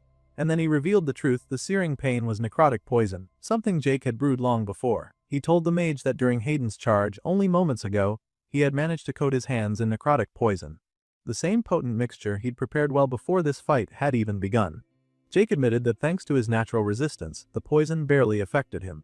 But for Hayden, it would be a different story. Jake's voice dripped with menace as he told him that in a matter of seconds, the poison would be burning through his very bones. And the moment Hayden pulled away, Jake seized his opportunity. Despite the gaping wound in his chest and the agony racking his body, he reached up with both hands, grasped the magical spear still embedded in him, and roared. With a forceful, agonizing pull, he yanked the weapon free. The sound of his gruesome yet resilient roar was followed by the loud wooden clang of the staff hitting the forest floor. Hayden, now still worried about the threat, turned to Jake with contempt. He declared that Jake's escape didn't matter. Jake was too weak to continue. He had no strength left to fight. And to prove it, Hayden raised his arms and conjured a massive fireball above his head, an orb of swirling, volatile flame. He said he would end things from a distance this time. He wasn't going to get caught up in another trick involving poison. Jake, still crouched and clenching his wound, acknowledged internally how right Hayden was. He was in no condition for another fight. The hole in his chest throbbed with every breath, his strength was dwindling, and even standing fully upright felt like a distant luxury. Then Hayden hurled the fireball at him with fury, shouting for Jake to take it. But something was off. At that moment, Jake didn't flinch. Instead, a devilish grin curled at the corners of his blood-stained mouth. It was almost like he knew something they didn't. After that, the fireball struck the tree behind Jake with a thunderous impact. The explosion lit up the night, engulfing the entire trunk in a cyclone of fire. The flames devoured everything, leaving the tree nothing more than scorched ash and smoke. Hearing the blast, both Richard and Caroline sprinted toward Hayden. Caroline's eyes were wide with shock as she asked what had happened, but Hayden didn't answer at first. He was too stunned, too consumed by the pain from the poison and the uncertainty in his gut. Richard, however, was furious and impatient. He demanded answers, shouting over the crackle of flames. His voice turned desperate as he screamed to know where Jake was. "Where is his damn body?" he barked, startling even Caroline with the sheer force behind his words. That's when Hayden finally answered, breathless and shaken. He told them the truth, the terrible, unthinkable truth. Jakey, the primal hunter, had escaped. Not far from the wreckage of the battle, Jake was already moving. He staggered through the forest, one bloodied hand pressed tightly to the hole in his chest. His breathing was labored, his clothes soaked with blood, and each step left a fresh crimson mark on the ground. But still, he walked, one foot in front of the other. Internally, Jake told himself he couldn't stop now. The shadow vault had worked, but only just. It bought him distance, not safety. If he stayed in one place too long, they'd find him again. Inside the magical necklace, Cecil stirred, worried and anxious. He called out to Jake, asking if he was okay. But Jake, anticipating what Cecil might do next, immediately warned him. He told the imp to stay put. It was still far too dangerous to come out. They weren't out of this yet. And so Jake pressed on, dragging his wounded body deeper into the forest, leaving behind a trail of blood with every step he took. He repeated to the imp that he shouldn't come out until he finds somewhere safe. Somewhere to recover. Until then, survival meant staying one step ahead. Richard, unwilling to let the moment slip away, barked out orders with sharp urgency. He commanded every soldier to fan out into the forest. He wanted them scouring every inch of it. No delay, no mercy. Jake couldn't have gotten far, not in his condition. The troops didn't hesitate. At Richard's word, they sprang into motion, sprinting in every direction with weapons drawn and senses sharp. As they disappeared into the forest, Richard added one more command that made his intentions clear. He told them this was likely their only chance to capture Jake, and if they found him, they were to kill him. Far ahead of them, hidden by distance but not out of danger, Jake felt the pressure tightening around him. He could feel the subtle shifts in the air, the ripple of movement that betrayed his pursuer's presence. He glanced back, his mind sharpening. It wouldn't be long before they found his trail. Inside the pocket dimension of the necklace, Cecil's voice broke through the tension. The imp told Jake to look up ahead at something he has seen. Jake turned his eyes forward, and there it was. The barrier. That strange, multicolored, flickering veil he and Cecil had noticed a while back, while searching for Richard's encampment. It stood there now like a doorway, stretching through the woods with no clear end in sight. Jake limped toward its edge, muttering to himself. He remembered the challenge dungeon from before. That dungeon had a protective field, too. One that rejected anyone beneath a certain level threshold. If this one worked the same way, then maybe, just maybe, it could act as a wall. Maybe the soldiers wouldn't be able to pass through it, and he could finally disappear from their reach. But Cecil, still watching from the safety of the necklace's inner realm, wasn't convinced. He shook his head and gave a grim reminder. If this barrier really was anything like that dungeon, then stepping into it might just lead Jake into even more danger than what he was fleeing. Jake paused at the threshold, placing a blood-stained hand against the shimmering surface. For a second, he considered. Then, with a tired but determined breath, he muttered that it was a risk he'd have to take. He had no other option if he wanted to survive. Without further hesitation, he pushed himself forward. The magic of the barrier rippled as his body passed through, piece by piece, until he was completely on the other side. Inside, the forest looked different. From within the necklace, Cecil spoke again, cautiously optimistic. He asked Jake how it felt. Could he sense anything? Jake answered softly, nothing yet. No danger. No hostile auras. Maybe, just maybe, they were safe. He let out a tired sigh and closed his eyes briefly. His entire body was trembling. Blood still leaked steadily from the wound Hayden had left, and every breath was harder than the last. But for the first time in what felt like forever, Jake whispered that he might finally have a few seconds to rest. Then, just as he thought the worst might be behind him, that fleeting moment of relief shattered. A pressure prickled at his skin. A presence. No, it was many of them. His eyes snapped open and his body tensed on instinct. Something was wrong. From the thick brush ahead, the undergrowth trembled. Then, without warning, they emerged monstrous, primal, and furious. A horde of red-scaled, yellow-eyed beasts charged into view. Jake took one look at them, at their massive claws, sharp teeth, and snarling faces, and let out a dry chuckle. Of course, he said through gritted teeth, a wary smile pulling at his cracked lips. Still smiling bitterly, Jake muttered to himself, almost amused by the absurdity of it all. What a shitty way to die. They circled around him, pacing slowly but deliberately, closing off every direction of escape as though they were herding prey. Jake, already drained and barely holding himself upright. Too much blood had already left his body. His limbs were cold, his vision flickered. His body no longer even registered pain. As one of the beasts sank its teeth into his shoulder, Jake didn't cry out. The sensation was distant, almost numb. Another creature clamped onto his leg, dragging him slightly, and yet still no agony came. Instead, he found himself quietly acknowledging that this truly might be where his story ended. Then a third one lunged, claws extended, snarling as it prepared to finish him off. Still restrained by the two biting down on him, Jake could only watch as it pounced. And in that frozen moment, a bitter realization crept into his mind. His expression reflected more than pain, it showed something deeper. Disappointment, even sadness. But before the final blow could land, something unexpected happened. A voice echoed out of nowhere, deep, amused, and filled with a sardonic tone. It was the voice of the malefic viper, the ancient dragon serpent god. The entity expressed mild surprise at seeing Jake like this. Jake now stood in a new place entirely. He was no longer within the forest. The pain was gone. His bloodied, tattered form had vanished. The malefic viper sat leisurely on a floating rock, suspended by nothing at all, holding a drink in hand. With casual arrogance, The divine being made a dry remark about how rude it was for someone to barge into another's domain without so much as a warning. He sipped from his glass as though none of this were unusual, clearly amused by Jake's sudden appearance. Jake, still stunned by his abrupt shift from near death to this surreal plane, tried to piece together what had happened. Just moments ago he had been on the verge of being devoured. Now he was standing here, fully healed. He asked, still reeling, what had just taken place. In response, the serpent god toyed with his drink and gave a vague, half-serious answer. He reminded Jake of the blessing he had granted him during their previous meeting, a divine mark given not just as a boon, but as a link. That blessing, the Viper explained, created a mutual connection. They were bound together now in a strange way. Despite the gravity of the conversation, the malefic Viper remained relaxed, even amused. He confessed that he hadn't really expected Jake to just show up here unannounced. In fact, this was a first even for him. Jake asked if the Viper had summoned him, but the being clarified that while he had helped ease the process, it wasn't exactly a summoning. Jake himself had somehow triggered it, whether by instinct, desperation, or sheer willpower. It had been Jake who initiated the crossing into this divine space. Jake, still trying to make sense of his surroundings, turned to the malefic Viper and asked where exactly they were. In response, the serpent god made a grand, sweeping gesture with his arm, proudly referring to their current location as the headquarters of his order. He spoke of the place with a reverent satisfaction, describing it as magnificent. With a wry note in his tone, he even likened it to his own personal bedroom, his sanctuary, so to speak. Jake couldn't help but make a sarcastic remark, joking that the Viper was certainly humble and down to earth. The comment didn't go over the divine entity's head. He understood the sarcasm and responded with a bit of self-awareness, noting that if one were ever to seek ascension to godhood, a touch of ego was practically a requirement. Then, still amused, he invited Jake to take a seat beside him. Before Jake could settle down, a sudden jolt of panic overtook him. His hands shot up to his neck as he realized the necklace was missing. With a sharp sense of urgency, he asked where it had gone, his voice filled with concern. Cecil was still inside it, at least that was the last thing he remembered. But the Viper, calm and unbothered, simply waved off the concern.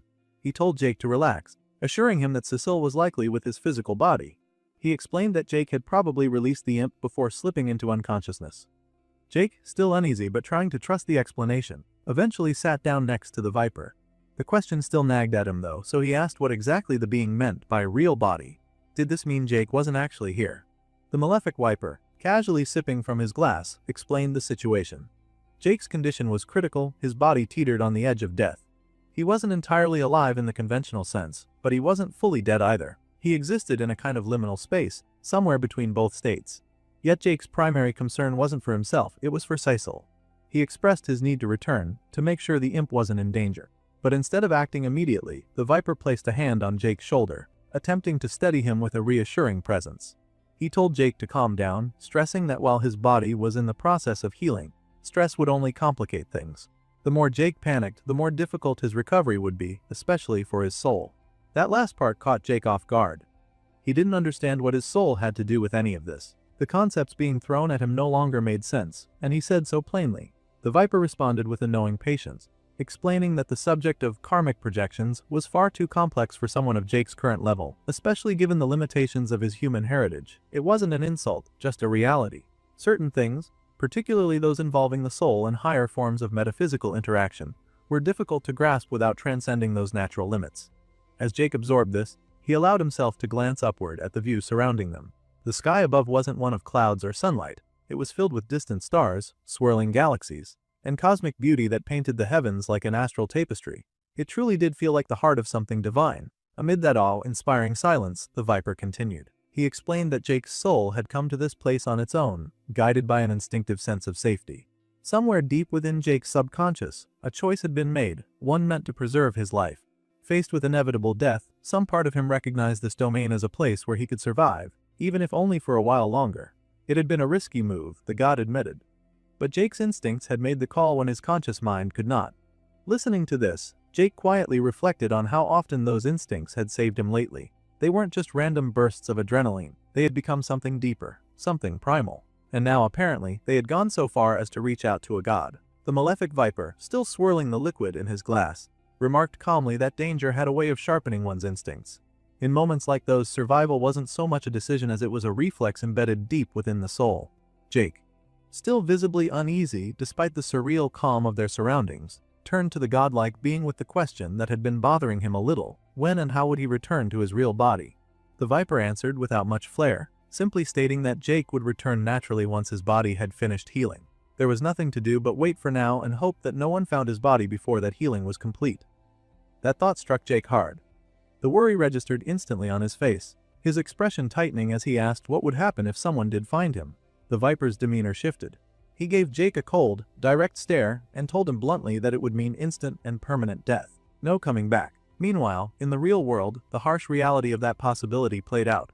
Just within the barrier's edge, Cecil was dragging Jake's unconscious body across the dirt. The imp grumbled angrily, voicing his frustration aloud even though Jake couldn't hear him.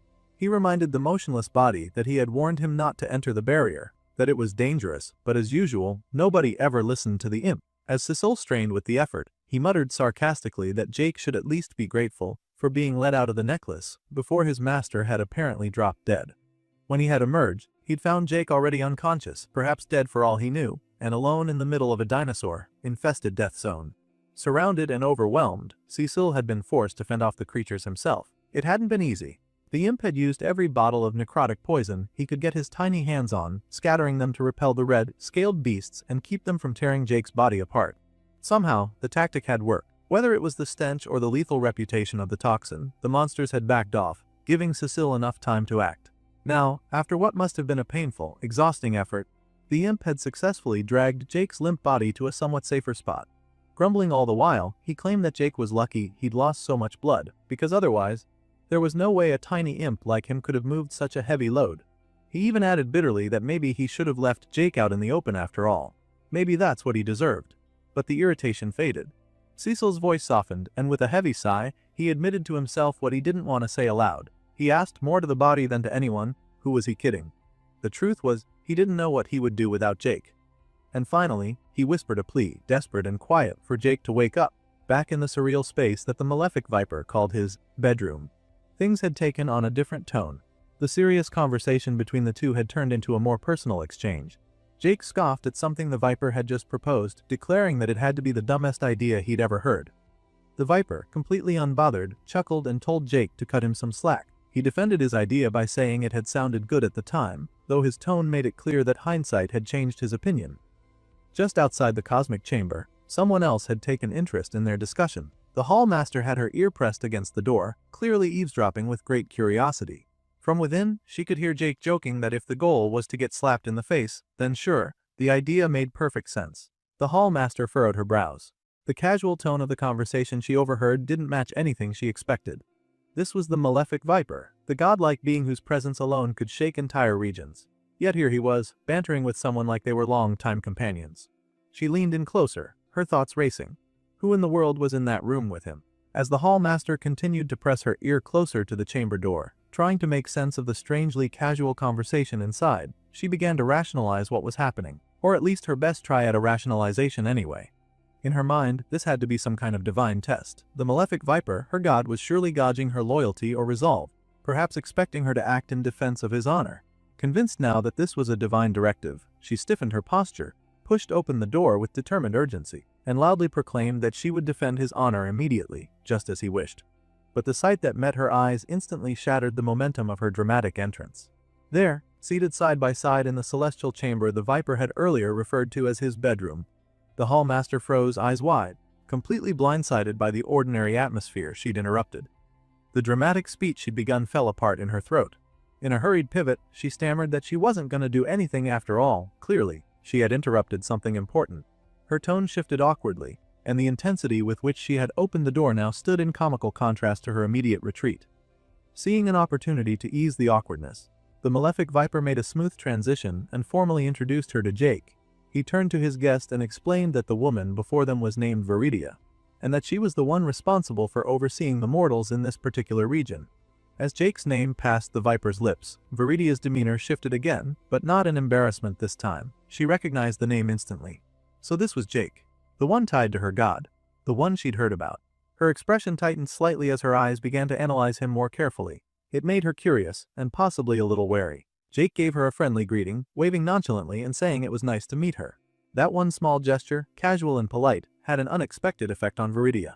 In a flustered rush, she bowed immediately and began apologizing profusely for interrupting. She referred to him as the Chosen One, a title that caught Jake off guard but only made the atmosphere more tense and awkward. Watching her over the top reaction, the malefic viper winced slightly, visibly affected by secondhand embarrassment. He muttered under his breath that she'd just made things a little weird. Trying to redirect the situation back to something more productive, the viper invited Viridia to sit with them.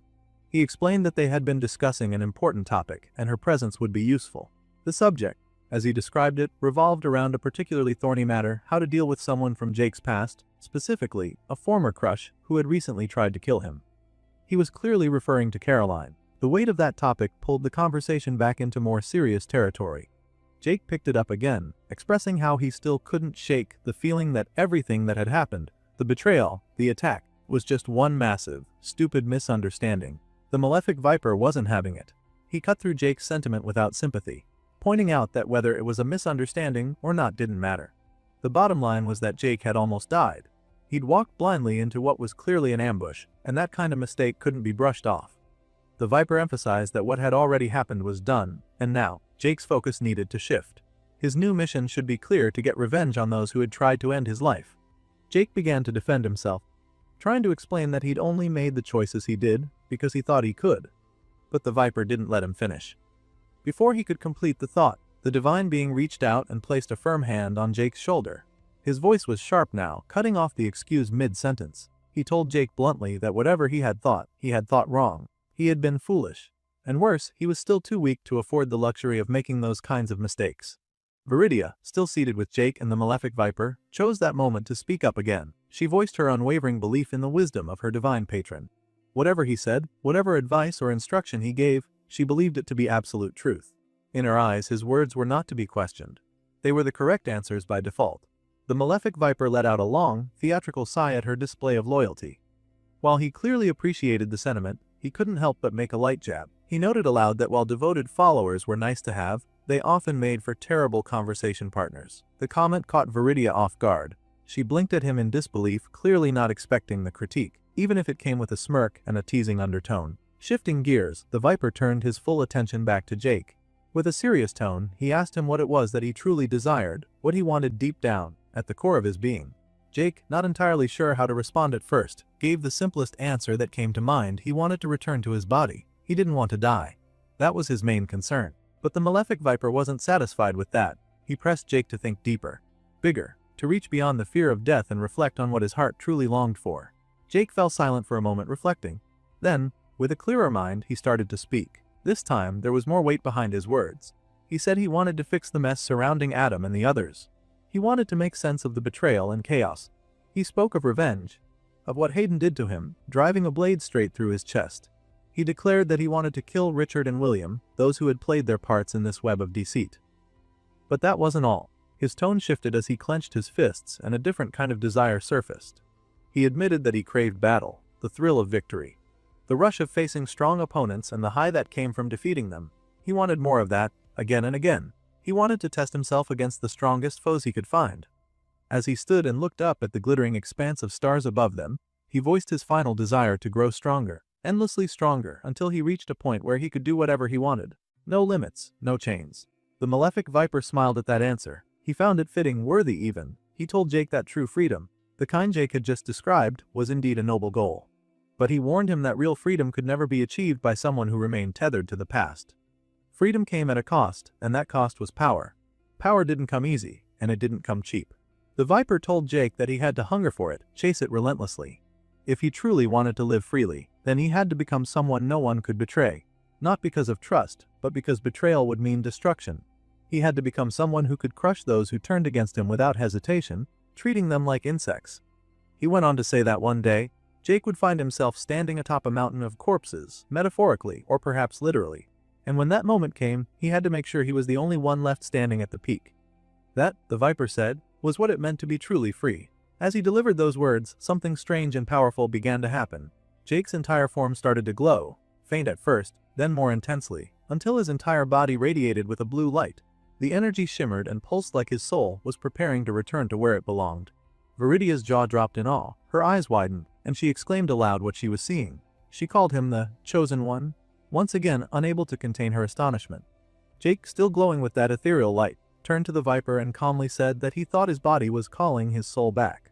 The malefic viper nodded, understanding that their time together was at its end. He told Jake it was time for their goodbye and added that he hoped they would meet again someday. In a rare and strangely fitting gesture, the two gave each other a fist bump. Jake thanked the godlike being sincerely, telling him that their conversation had meant a lot to him. It had given him clarity, purpose, even comfort. And then, just like that, Jake's soul vanished from the chamber, pulled away toward his physical form. The room was silent for a brief moment after his departure. Then, the malefic viper turned to Viridia and casually asked her what she thought of him. Viridia didn't hide her reaction. Her cheeks flushed a bright, unmistakable red, and she answered honestly, perhaps even impulsively. She said she thought Jake was absolutely remarkable. The next chapter begins with Jake in the cave where Cecil had dragged his unconscious body some time before. Now, Jake was awake and active, focusing on his workout. He was doing sit-ups, counting each repetition carefully in his mind as he pushed through the physical effort. Nearby, Cecil was sleeping peacefully but began to slowly wake up. As Cecil's eyes blinked open and adjusted to the dim light in the cave, he noticed Jake and for a moment wasn't sure if it was really him or just a trick of the light. Then as Cecil took a closer look, he saw Jake fully healed, looking much better than before. Jake was in the middle of his workout, clearly exerting himself with heavy breaths and visible signs of effort as he continued doing sit-ups. The sight was a surprise and relief to Cecil, who immediately realized Jake had somehow pulled through the terrible injuries he had suffered. Jake responded with a friendly greeting, smiling warmly at Cecil as he wiped the sweat from his brow. The smile showed that despite everything, Jake was in good spirits. Cecil, overwhelmed with happiness, quickly moved closer and wrapped his small frame around Jake's head in a tight embrace. Jake acknowledged this, explaining that he knew how close he had come to death and that he'd been lucky to survive the ordeal. Jake then apologized to Cecil for making him go through all that trouble, acknowledging that dragging his body all the way to this cave must have been hard work. He said he really owed Cecil one for all the effort and care Cecil had shown. Cecil reassured him that despite being frustrated and angry at first, once he realized what Jake had done, especially how Jake had freed him from the necklace before passing out, he felt deeply grateful. Cecil explained that being freed like that probably saved his life, because if Jake had died with Cecil still trapped inside the necklace, Cecil would have been stuck there forever, trapped and powerless. Cecil reflected on the significance of Jake's action, pointing out that even when Jake thought he was done for, when he thought all hope was lost, he still cared enough to release Cecil and give him a chance to live freely again.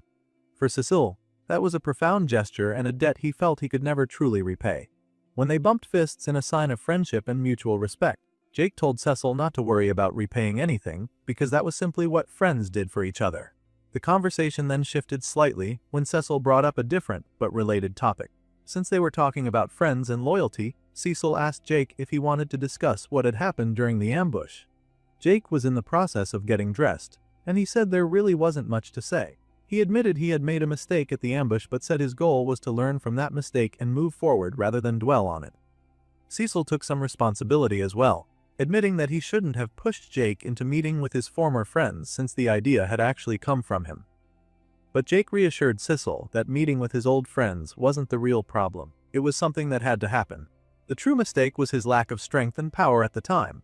If he had been stronger and more capable, it wouldn't have mattered whether the situation was an ambush or not. He would have been able to handle it no matter what. Jake clenched his fist tightly, and with a determined look in his eyes, he told Cecil that he was done treating his training and progress like some kind of childish game. Just as he was thinking this, a blue notification window suddenly appeared in front of him, signaling that his system inbox was full. Jake hadn't checked any of his system alerts since before the meeting had turned into the dangerous ambush. So now, curious and somewhat anxious, he decided it was time to catch up on all the messages he'd missed. As he opened the inbox, he was immediately hit with a barrage of notifications, flooding the screen faster than he could read them. He exclaimed in surprise and frustration, overwhelmed by the sheer number of alerts. Then, one particular notification caught his eye, stating that he had slain a spearman of embers. This stood out because Jake didn't remember killing anyone by that name. He thought to himself that it was probably referring to Hayden, the one who had stabbed him through the chest not long ago. But that was strange because Jake knew for certain he hadn't killed Hayden. He recalled that just yesterday he had hit Hayden pretty hard by smearing that acid, like necrotic poison on him, which had caused significant damage, but surely that alone wasn't enough to kill him. Jake swiped through more of his notifications, noting with growing confusion that many of them claimed he had killed people he never actually did. The list seemed to be full of false kills, at least from his point of view. Cecil, watching this, suggested that maybe someone else must have finished off those enemies for him. Jake's expression darkened and a flicker of anger crossed his face as he guessed that it was probably Richard. His mind raced, putting pieces together. Gritting his teeth, he thought about how Richard had likely used him as a pawn in his own games, using Jake to weaken their mutual enemies so Richard could gain an advantage. Jake cursed Richard quietly, calling him a bastard for manipulating the situation and taking credit for kills that were not his own. The thought of being used this way stung deeply. Trying to ease the tension, Cecil shrugged and pointed out that at least Jake had gotten some experience points for participating, even if only a little, in killing those enemies. It wasn't nothing, and every bit of experience would help him grow stronger. Then, something unusual happened. Instead of the usual blue notification window, a bright yellow notification suddenly appeared, shining with a brilliance that caught both Jake and Cecil off guard. The light was much more vivid and intense, and they both stared at it in stunned silence. Jake wondered out loud what a class evolution might be, while Cecil speculated that if it looked that shiny and impressive, it was probably something special. Shortly after, another blue notification appeared. This one praised Jake's skills, commending everything he had done so far, facing dangerous foes, fighting with determination, and showing strong ambition. The message then asked Jake if he would like to begin the evolution process now.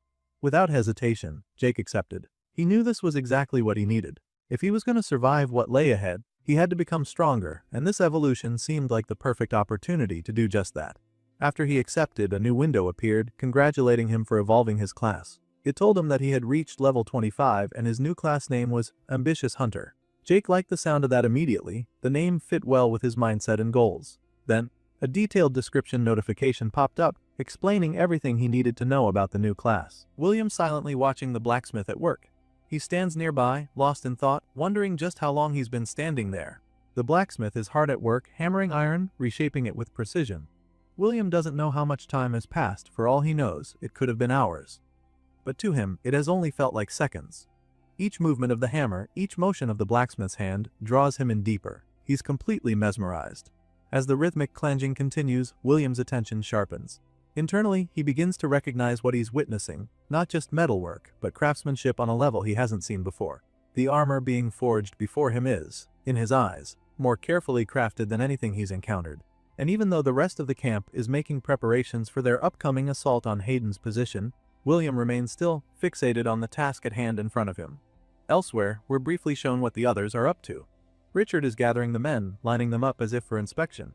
It's a soldier's formation, orderly and tense. Caroline, not far from the gathering troops, is seated before an array of medical tools and supplies, a mix of traditional remedies and magical potions, all neatly arranged and ready for use. But while they prepare for war, William remains inside the forge, captivated by the work of a master.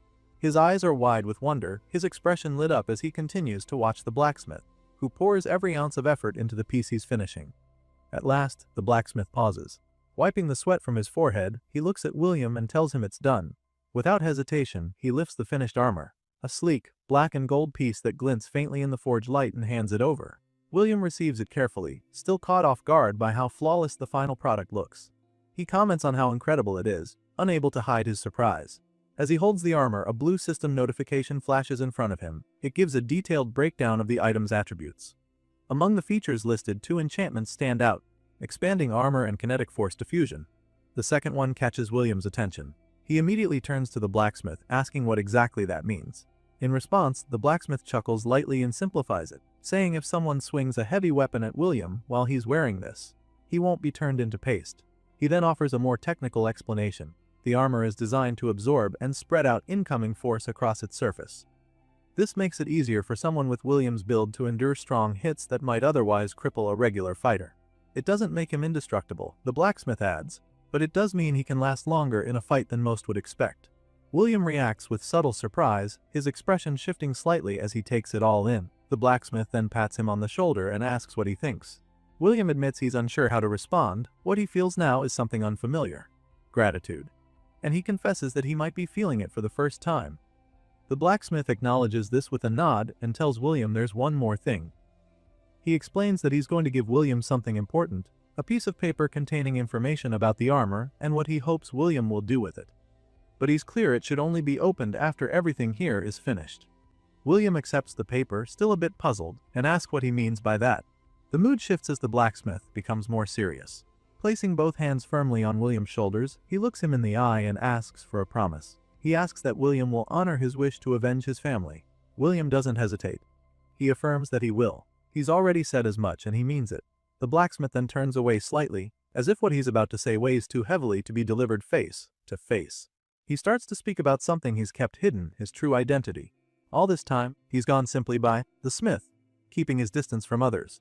But now, he says he trusts William enough to share what he's held back. His name, he reveals, is Hermann Schmidt. His son, now deceased, was named Gunnar Schmidt. His daughter-in-law, Karen, is also gone. As he speaks their names, we're shown a glimpse of the two, a moment frozen in his memory. He adds, with quiet pain, that Karen was pregnant at the time they were killed.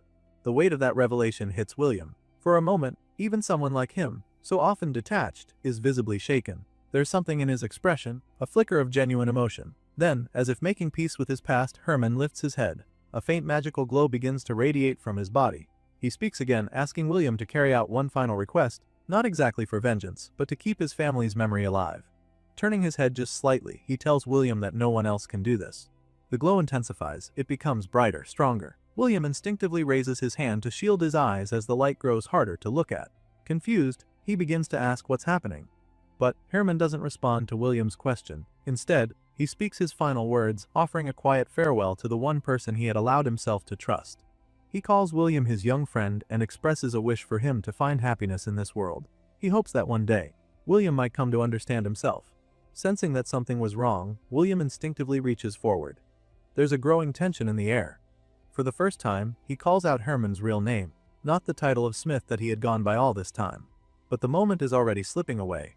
Without warning, Hermann collapses to the ground with a heavy thud. William is startled. His eyes widen and his breath catches. He calls out in confusion, demanding to know what just happened. He stands frozen, staring at the man's unmoving form, trying to make sense of what he's seeing. An unfamiliar feeling starts to rise in him. It unsettles him. Inside his own mind, he tries to put words to the emotion, struggling to identify it. It almost feels like fear, but not quite. It's something else. He doesn't understand it, and that only unsettles him more. Then, as he continues to stare, the blacksmith's body begins to change. The edges of his form start to break apart softly, his body dissolving little by little. Bit by bit, he begins to fade, as if his physical form is turning into light and slowly dispersing into the air. And in that moment, something happens that William never expected. Tears begin to fall from his eyes. They start slowly, but they fall all the same, and he notices it. He wipes his face, caught off guard by the reaction.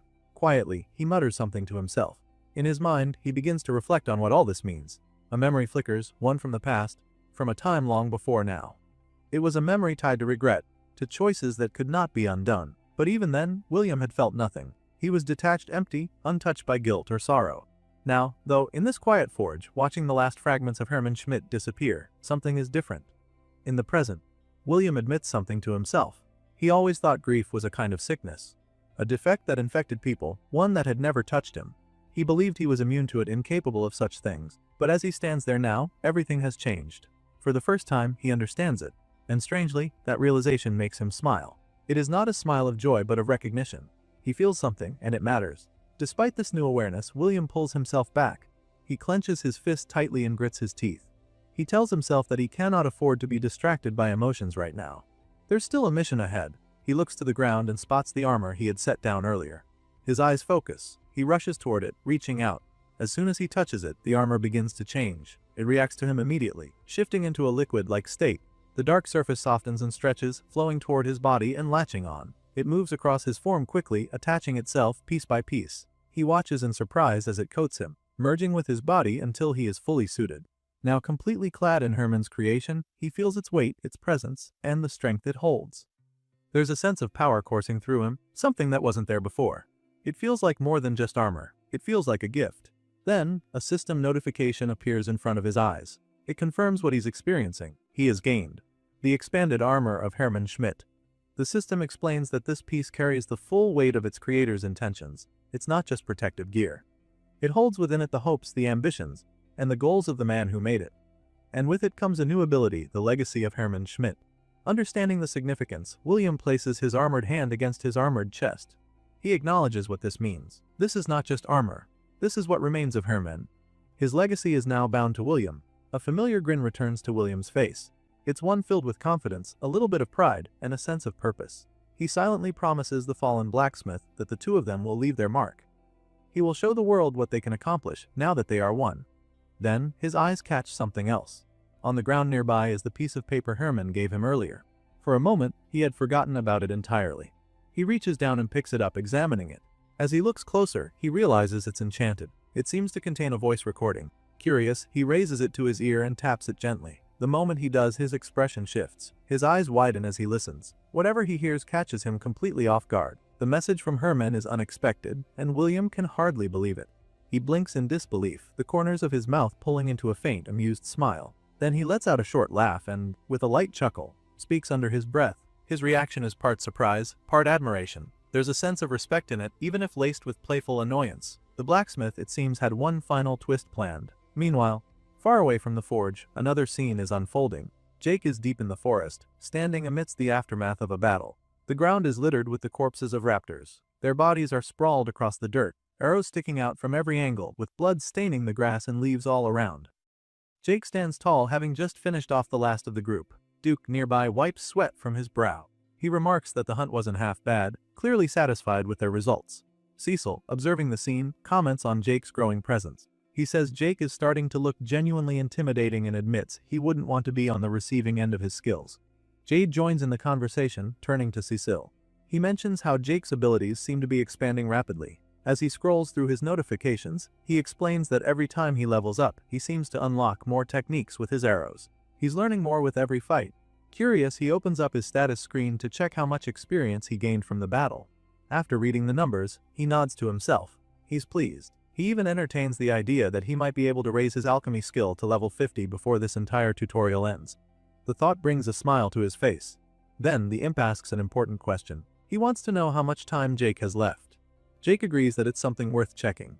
He opens up his system again, intending to check the remaining time. But as he does, something catches his attention. The number of survivors has dropped drastically. He says that the numbers shouldn't have dropped that fast. Cecil, hearing the concern in his voice, walks over to take a look at the screen. He sees it for himself and asks what exactly is going on. Jake responds, still watching the numbers fall. The rate of decline is rapid, far too fast to be natural. Even as they stand there watching, more names vanish. The number keeps decreasing at an alarming pace. Confused and increasingly worried, Jake asks the only question that makes sense to him at that moment. He wants to know what on earth is going on. The story then shifts back several hours earlier to a different scene. Richard is standing in front of his gathered army. His troops are assembled in tight formation, waiting for his orders. Richard stands on a slightly raised area so that he can be seen and heard clearly. He begins to speak to his men with firm determination. Richard tells them to polish their armor and ready their swords. He reminds them that the bastard Hayden is already dead. His words carry a sharp edge as he refers to Hayden's forces in the past tense. He continues by saying that only one of Hayden's men remains, a lieutenant named Desmond, who Richard believes is consumed by thirst for revenge. Richard explains that they have given Hayden's forces chances to surrender, but those chances have been ignored. He asks his men if they will allow the enemy to start another war. The soldiers respond with a loud roar, shouting a unified refusal. Raising his sword high, Richard declares that tonight the battle will end for good. He urges the men to crush the enemy completely. The troops respond with fierce agreement, stomping the ground and shouting loudly to show their readiness. At that moment, a notification appears in front of Richard. It pulls his attention away briefly. The window shows his progress on a personal quest called A Leader is Born. Richard reflects to himself. After weeks of what he calls a damn tutorial, he is finally close to completing the quest. But he does not plan to settle for just the minimum. He smiles with a hint of malice, thinking ahead. Once he is done with Hayden's people, only one trouble remains, an archer named Jake. As an afterthought, his eyes glance toward William standing nearby. Richard notes silently that William no longer seems loyal. He can sense this by William's skills and attitude. Still, Richard does not see this as a real problem. His plan is to use William to destroy his enemies first. After that, he intends to put the dog down, ending William's usefulness once and for all. Richard then walks over to William and waves at him. He asks if William has seen the blacksmith around anywhere. William replies that the blacksmith is not the type to get involved in things like this. He adds that the old man cares more about his smithing work than anything else in the world. Richard shakes his head, saying it is a shame because the blacksmith's hammer would have been more useful on the battlefield than anywhere else. Richard then places a hand on William's shoulder and gives it a light squeeze. He says it is a comfort to have William here and tells him to make sure to show them what he can do. Richard ends this interaction by calling William friend, but his tone is insincere. William answers aloud with, "Of course," but inside he is angry. He thinks that Richard should keep his hands off him. Internally, William wonders who Richard thinks he is, calling him his friend. Later, all of Richard's men gather outside Hayden's camp. They stand ready to face the enemy's remaining forces. Among Richard's troops are mages, warriors, archers, and others that are all prepared for the battle ahead. On Hayden's side, now led by Desmond, the only defense is a long wooden wall with spikes. This wall has been built to keep Richard's forces from entering the camp. Some of Richard's men shout insults at Desmond, calling him a coward and demanding that he come out to fight. But Desmond remains silent, standing behind the wall without responding. Richard seems annoyed by Desmond's silence. He says that if Desmond refuses to come out, then Richard and his men will come inside. Without hesitation, Richard raises his shield and appears to charge it with magic. He then releases a strong blast from the shield aimed at the wooden barrier. The attack breaks through the wall, leaving a large hole. William, watching the scene, squints and shields his face from the blast. He thinks the attack was effective and seems somewhat impressed. Now with the wall breach, Richard calls out, demanding to know where Desmond and his troops are. Seeing he had no other choice, Desmond took his stance, ready for battle. He pointed his staff forward and prepared to unleash his power. Then, with a forceful shout, he sent a large blast of magical fire toward Richard and his troops. The fire moved like a cannonball, but carried the intense heat and destructive power of magic. Richard quickly noticed the incoming attack. Without hesitation, he looked at his men and ordered them to raise their shields. Almost instantly, a giant magical barrier formed around Richard and his troop, protecting them from the multiple beams of fire and magic flying toward them. The shield absorbed the impact and held firm, keeping the soldiers safe. Desmond was not alone. Behind him stood a group of mages, all taking the same battle, ready posed with their staffs pointed forward. At Desmond's signal, they unleashed a powerful combined magic attack aimed at Richard's forces once again. On the battlefield behind Richard, Caroline watched the situation closely. Concerned, she asked what their plan was going to be. She realized the enemy would keep attacking with spells and their magical shield could not hold forever. Richard answered simply that they would charge at the enemy. Richard then commanded his troops to advance. Despite the ongoing magical bombardment, his men ran forward toward Desmond's forces. Seeing this, Desmond ordered his troops to retreat, pulling back quickly to avoid close combat. Richard let out a light chuckle, amused by how the enemy fled. He began to say that the fight should be even easier than he expected, but he was interrupted before finishing his sentence. A large explosion suddenly erupted behind him and his men, forcing them to stagger backward. Richard turned to see what caused the blast and realized that Desmond's troops had ambushed them from behind. One of Richard's men, clearly panicked, asked what they should do now. Richard's response was loud and fierce. He pointed his sword toward the enemy and shouted that they should slaughter the attackers, letting out a powerful roar. As the battle raged on, Richard reflected on war. Steel clashed against steel, shields met swords, and weapons collided with brutal force. He thought war was a messy business. It was not about trained fighters showing off skills in neat duels. Instead, it was senseless and bloody. The scene showed one man slashing another, decapitating him with a single strike. Another warrior was riddled with arrows, falling to the ground. Richard noted that in battles like this, enemies often target the magic users first because they are more vulnerable. Next, Richard saw an archer impaled by a swordsman. He added that archers are then targeted to stop them from creating distance with their attacks. He also observed that healers like Caroline do their best to keep everyone alive. Skilled healers are always protected by their allies, and Caroline was no exception. She stood surrounded by men guarding her as she worked. Richard then moved into the fight himself, slashing at his enemies. He believed that in the end, no one shined brighter than a true warrior. After defeating an opponent, he stood over the fallen man with quiet confidence. With the battle won, Richard approached Desmond, who was kneeling on the ground, exhausted. Around them lay many bodies, riddled with wounds and covered in blood. Caroline stood nearby, watching. Richard offered Desmond a chance to give up and live, but Desmond simply smiled and told Richard to end it quickly. Richard raised his sword, smiling as he prepared to strike. Desmond bowed his head, ready to accept his fate. Suddenly, the ground around Desmond began to shake and crack. Richard staggered backward, confused and wary of what was happening. A bright yellow light started to glow from Desmond. To protect Richard, Caroline activated a barrier around him, shielding him from the strange magic. She reassured Richard that she had blocked the spell and that he did not need to worry. Feeling safe behind the barrier, Richard looked at Desmond with contempt and scoffed, calling him an idiot. Then, without warning, a voice agreed with Richard. Blood suddenly splattered everywhere, including on Richard's face. He turned quickly to see what was happening. Stammering, someone called Richard's name. It was Caroline. She had been stabbed by William, who was wielding a giant spear. William impaled her and lifted her into the air with the weapon. Blood spilled from Caroline's mouth as she looked at William, silently asking why he did this. Suddenly, Caroline's body turned to stone and then collapsed to the ground with a heavy clunk. William stood over her, smiling with a cruel expression. And as if in an effort to add insult to injury, he declared that they were all idiots. After William speared Caroline, turning her into stone, her statue fell heavily to the ground. With that done, William moved on without hesitation. He let out a slight laugh as he looked down at the fallen healer's stone form. A devious grin played across his face as he remarked to himself that it was always the healer who was the first to go. Nearby, two of Richard's men who had witnessed William's brutal act immediately reacted. One of them shouted William's name in disbelief, unable to process what he had just seen. The other screamed out the cruel fact that William had just killed their healer.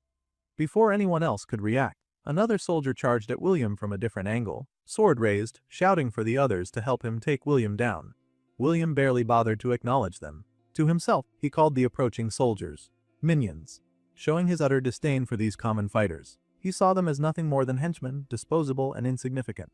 Without hesitation, William used his magic to levitate a barrage of daggers around him. With precise control, he sent the daggers flying directly at the soldiers. The blades pierced through their bodies, tearing some in half and even decapitating one. The soldiers fell instantly, their severed bodies scattered across the battlefield. William turned his gaze toward Richard, mocking him by calling him the big boss, just as he had referred to Caroline as the healer, and the fallen soldiers as henchmen. Richard stood a short distance away, his sword resting on his shoulder. He was breathing heavily, likely exhausted from his earlier battle with Desmond and his troops. Despite his wariness, his eyes locked onto William with a mix of frustration and determination. Without warning, William charged forward, spear in hand, ready to face Richard head-on. Their weapons clashed with force, the spear meeting the sword in a battle of strength and skill. As they struggled, Richard demanded to know what William was doing. William replied coldly that he was doing something Richard should have done a long time ago. Their weapons shifted and clanged repeatedly as the fight continued. William's thoughts raced. He knew he couldn't afford to be reckless. Even with the powerful armor gifted to him by the blacksmith, Richard remained a formidable, high-level warrior. During the fight, Richard managed to graze William's cheek with his sword, a sharp reminder of the danger he faced. William realized that if he was not careful, Richard could easily overpower him in a straight fight. The two clashed again, their weapons and armor ringing loudly as they fought fiercely.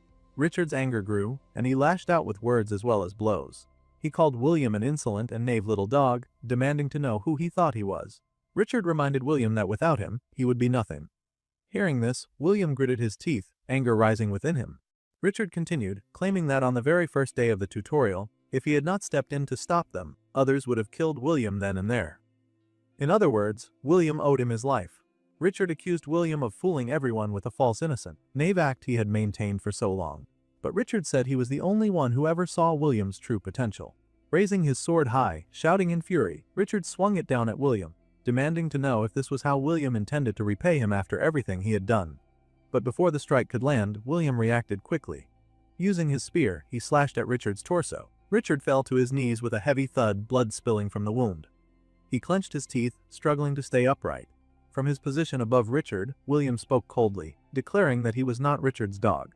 Standing tall with a broken, deranged smile, the same cruel expression William often wore, he held his spear firmly and warned Richard never to look down on him again. Now clearly growing desperate, Richard scooped up a handful of sand from the ground and threw it directly at William. The boy instinctively raised his hands to block it, his eyes narrowing in confusion as he wondered what exactly Richard was trying to do with such an odd and seemingly useless move. Without wasting a moment, Richard pushed himself up from the ground. Gripping his sword tightly as he charged forward, he declared firmly that he wasn't done yet. The air thickened with tension as Richard swung his sword toward William, who responded by blocking the attack with his spear. As they clashed, William found himself thinking over the strange sensation coursing through his body. He felt incredibly strong and powerful, more than he had expected. It wasn't just the new armor that was giving him this strength. There was something else, some hidden force fueling his might. He smiled inwardly, intrigued by this unknown energy stirring within him, wondering what exactly it was and what this new feeling meant. Meanwhile, Richard skidded backward across the ground from William's powerful kick, desperately trying to regain his footing. As he stopped sliding, he let out a heavy breath and muttered, "Enough," signaling that he was tired of toying with William and was ready to end the fight once and for all. Now forced to reveal his full power, Richard discarded his cloak as if it were a burden slowing him down. He commented with a mixture of surprise and irritation that it was quite unexpected for a brat like William to have pushed him this far. Standing tall and resolute, Richard told William in no uncertain terms that he would not die here on this battlefield, certainly not at the hands of someone like him. Then, in a calculated move, Richard placed a finger to his mouth and bit down hard, drawing blood. William's eyes sharpened as he watched, realization dawning on him. He recognized the move instantly. It was something he had seen the blacksmith Herman do when gifting him the enchanted armor. Suddenly, where Richard's cloak had been, a mysteriously glowing red cape appeared, swirling behind him. The blood Richard had sacrificed to gain this power was now granting him a significant boost, just as the blacksmith's ritual had empowered William's armor. Now fully charged, Richard surged forward with renewed speed and fury, shouting for William to die. William's mind raced. He knew dodging was impossible, Richard was too fast. The spear came crashing through his chest, Richard shouting, "It's over," as the weapon pierced him. William screamed loudly, blood pouring from his mouth and dripping down his back. But despite the pain, William let out a quiet chuckle, a glimmer of defiance in his eyes. Blood staining his teeth, he managed to speak, praising Richard with a simple, "Not bad." The clutching Richard tightly, William added that it was too late for Richard. With a fierce cry, he activated his magic, calling out the name of his skill Vortex of Steel. In an instant, the fallen soldiers' blades, scattered around them, began to levitate. More and more swords rose from the ground, gathering into a swirling mass, hurtling toward both combatants. Richard, having just removed the spear from his own body, stepped back cautiously. Confused, he shouted, "What the hell are you doing?" As the blades zoomed in, one of the swords grazed his cheek, drawing a thin line of blood. Still breathing heavily, blood spattering his mouth, William declared this his ultimate move, an attack designed to kill Richard once and for all. Around them, the blades spun faster and faster, forming a tornado like vortex. William told Richard flatly that now it was over for him. With a single, commanding word from his bloodied lips, William ordered the blades to disperse. The deadly storm tightened, slicing into Richard piece by piece. Despite his desperate attempts to block and brace for the onslaught, the damage was relentless and unstoppable. The violent vortex continued to tear through Richard, spinning around him without relent. When the attack finally ceased, the battlefield fell eerily silent. Richard knelt on the ground, his blood painting the earth beneath him in dark red. Before him stood William, tall and victorious despite his own fatal injury. The scene then zooms in on Richard's battered form, his body twisted unnaturally, one hand severed and his entire frame drenched in blood. His injuries were horrendous, one of his eyes was gone, leaving a hollow socket from which blood relentlessly poured. Through labored breaths and fading strength, his final words barely escaped his lips as he asked William, "Why?" William's lips curled into a devious smile as he lifted a hand to his face, savoring the moment before answering.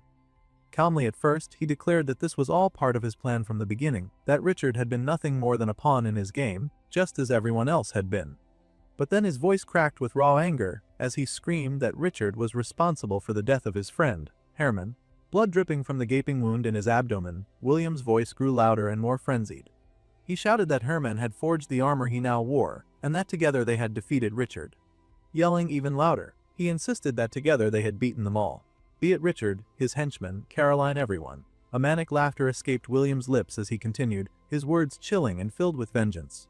He vowed that after this, he would march straight back to the camp and slaughter every last one of them. He planned to pile their corpses high as a tribute to Herman, to prove that they had triumphed together. Suddenly, Richard's mangled body collapsed with a heavy thud onto the ground. William sank to his knees, still speaking through gritted teeth, promising to show his friends that their victory was shared. Then, his smile twisting into something more deranged, he lowered his voice to a quiet, chilling whisper. He vowed that after all of this, he would hunt down the archer and exact his revenge as well. His voice faltered as he tried to finish his sentence, saying he would show the system that he was superior to every last one of them. But life was slipping from his eyes, and moments later, he too fell heavily to the ground, succumbing to his grievous wound. Just as it seemed that William's story had reached its end, a mysterious voice broke the silence. It spoke of how curious it was that this young man had suddenly been overwhelmed by emotions he had never before experienced. The voice called it a gift, a rare gift from the system granted to someone who secretly yearned to understand others. Slowly, a figure stepped forward, revealing himself as the owner of the voice. He explained that the floodgates had been opened within William. Although William had believed his lack of emotions made him superior, it was now those very emotions that might push him to achieve extraordinary things. The figure stood directly over William's still form, and as the camera pulled back, his full appearance came into view. An older man with scattered white hair, dressed entirely in black robes and a matching cloak, he held a black cane in one hand. Stretching out his hand toward William's chest, the man seemed to channel a mysterious power, declaring that William did not yet have permission to die. Suddenly, William's heart, which had long since stopped, began to beat again. The figure's voice commanded him to rise once more, signaling yet another chapter for the psychotic warrior. The next scene starts with Adam, who begins to narrate his backstory, taking us back to when he was 16 years old. At that time, Adam had landed his first job as a tutor, helping elementary school kids with their homework every afternoon. He describes feeling more like a glorified babysitter than a teacher, sitting in classrooms, standing among the children, reading books out loud, and guiding them through their assignments. But there was one particular school Adam never liked going to. It was located in a rougher part of town, where trouble seemed to follow the kids like a shadow. On one of those days, while tutoring a boy struggling with his homework, Adam was suddenly interrupted. A girl burst into the classroom, calling his name urgently to warn him that a fight was breaking out in the hallway. Rushing over, Adam found two boys in the middle of a heated struggle. One was pinning the other to the ground, accusing him of stealing his notebook and lying about it. The boy underneath shouted for him to get off, their voices rising in anger. Trying to break them apart, Adam stepped in, shouting at them to stop. As he grabbed the boy on top, who was about to throw a punch, the boy's fist accidentally struck Adam in the eye instead. The pain was sharp, and Adam would come to expect a new bruise like this every time he went to that school. Now, we see Adam in his bathroom, staring at his reflection, the swollen black eye staring back at him. His father's voice calls from outside, asking if he's around. Adam calls back that he's in the bathroom, still tending to his injury. His father steps in, eyes immediately drawn to the dark bruise. He calls it a shiner, asking where Adam got it. Adam answers bluntly, saying it was from tutoring, the same old nonsense that never seemed to end. His father laughs it off lightly, telling Adam it could be worse and that he'd be fine. Frustrated and angry, Adam snaps at his father, yelling that he doesn't want to do this anymore. He doesn't want to work with kids and begs for a different job, asking to be given something simple like sorting mail at his father's company. Anything to get away from the bratty children who only caused him trouble. But his father doesn't let it go. He warns Adam not to speak like that. Taking a step closer, his father explains that the kids at that school have had a tough life, something Adam couldn't understand. Hesitant, Adam asks what that means. His father shakes his head and reminds him that Adam has been cared for since the day he was born. He has never wanted for anything, never had to worry about clothes or meals. The job was meant to teach Adam a lesson about life, about using the gifts he'd been given for a greater good. He tells Adam he's supposed to lead those kids, to keep them on the right path, and that this responsibility should not be taken lightly. Pointing firmly, he says Adam should become someone people can look up to, someone worthy of following. Adam's narration picks up again as we see a glimpse of that change. The next day, he pulled the two boys who had fought aside and had a serious talk with them. It wasn't easy at first, but with time, he was able to turn their rivalry into friendship. We see the boys laughing together as Adam playfully ruffles their hair. By the end of the year, every one of his students had passed. When Adam graduated, his father offered him a position at the company, but he refused. Adam wanted to find his own place in the world. He started as an intern, worked hard, and eventually became a full-time employee, then a manager. With each stage, more people began to follow him, little by little growing into the team we now recognize, including Jake, Casper, Bertram, Caroline, and Joanna. Adam concludes by reflecting that he was good with people, strong in his leadership, and that those qualities made him someone others could truly look up to. The scene shifts back to the great forest, now heavy with rain. Adam walks through the puddles, his footsteps soft but weighted. He says quietly to himself that here, in this place, he is not strong. As his gaze drifts downward, the ripples in the puddles reflect haunting images, first Casper's face, then Lyra's, then Jake's. Each reflection seems to fade into the next, like memories slipping through his fingers. Adam's voice grows heavy as he admits how hard he's tried, how desperately he's fought, yet this cruel tutorial has taken everything from him. No matter how much he fights or how loud he claims to protect them, his friends just keep disappearing. And there's a deep ache as he thinks of someone he can't protect at all, Caroline. Then, shifting from vision to harsh reality, Adam's eyes catch sight of something frozen and unmoving. He stumbles upon Caroline's body, encased in cold, lifeless stone. He kneels beside her, trembling as he reaches out to touch the rigid surface. Whispering the question that burns inside him, who did this to her? The memory flashes forward. The last time they spoke was during a fierce argument.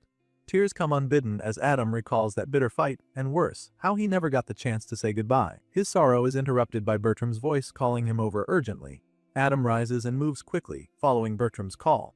As Adam approaches, his eyes fall on William's blood-stained form, lying broken on the ground. In that moment, everything clicks, the stone that holds Caroline's body, the cruel magic behind it. William was the one responsible. Rage wells up in Adam's chest, his teeth clench tight as he curses William for the death and destruction he caused. He places a hand on William's battered body and, shockingly, feels a faint but steady pulse. William is still breathing despite the grievous wounds. Bertram's question hangs in the air, what will they do now? Adam's fury explodes as he pulls his sword free with a sharp, ringing clang, shouting that he wants to kill William here and now. After all the pain William's caused, maybe ending him would be a favor to the world. Trying to steel himself, Adam mutters that William is a monster, yes, a monster, right? But his voice wavers and his hands tremble as the weight of what he's about to do sinks in. Then, suddenly, his sword slips from his grasp, crashing to the ground. He clenches his fists, questioning why he can't go through with it. His mind screams that he should end William before he hurts anyone else, but his heart refuses to follow. Defeated, Adam sinks down to the wet earth with a heavy thud. He admits bitterly that this place has broken every person they've encountered, turning them all into killers. Yet even as tears spill down his face and his shoulders shake with sobs, he makes a vow to himself. This place will not break him. He will not lose hope. As if in answer to his resolve, a bright yellow notification suddenly appears before him, glowing softly in the rain. Adam stares at it in surprise. A class evolution is available to him. Puzzled, he moves closer to the light, trying to understand what it means. Bertram approaches, curious, asking what's happening, but Adam only keeps his eyes fixed on the notification. Suddenly, a flood of invitations begins to pour in dozens, then hundreds, even thousands, each one a summons from a different realm. Adam's bewilderment grows as he watches the notifications stack up. Bertram asks who they are from, but Adam admits he doesn't know. Still, he feels something stirring deep inside, a faint pull toward these strange offers.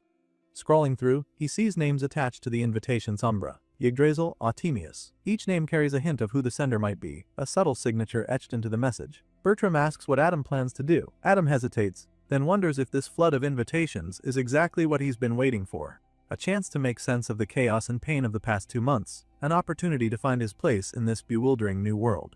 Just then, a golden notification shines brighter than the rest. It's an invitation from the Holy Mother, asking if he will accept her realm. Adam hesitates only briefly, curiosity and hope tugging at him as he confirms the acceptance. In an instant, the world around him shifts and changes. He is transported to another realm, a breathtaking city of gold floating high in the sky, shimmering like the very image of heaven itself. Looking around in awe, Adam asks aloud if this is truly heaven. Before him, a radiant figure appears, a beautiful golden goddess, her hair like spun sunlight and her robes glowing with divine light. She smiles warmly and welcomes him, the brilliance of her presence filling the space with a serene, powerful glow. A true goddess indeed. After Adam was transported to the Holy Mother's realm, he found himself standing before her, feeling an unexpected flush rise to his cheeks. The sight of the radiant figure and the grandeur of the place made his heart race uncontrollably. She asked him gently about his first impressions of her realm, whether he found it beautiful or not. Adam struggled to respond, stammering as he tried to call something beautiful, though it was unclear if he meant the realm itself, or perhaps her presence. As his reaction betrayed a mix of awe and nervousness, with a soft smile, she invited him to take a seat. She acknowledged that he must be very confused about what was happening, and first thanked him sincerely for accepting her invitation. Then, slowly, she explained that many beings from various realms had taken an interest in him. Adam, still unsure, questioned if she truly meant him, wondering why he had suddenly become the focus of such attention. The Holy Mother explained that he had first caught her eye because of his connection with William, the metal servant, and that interest had only deepened with his link to Jake, the Viper's chosen.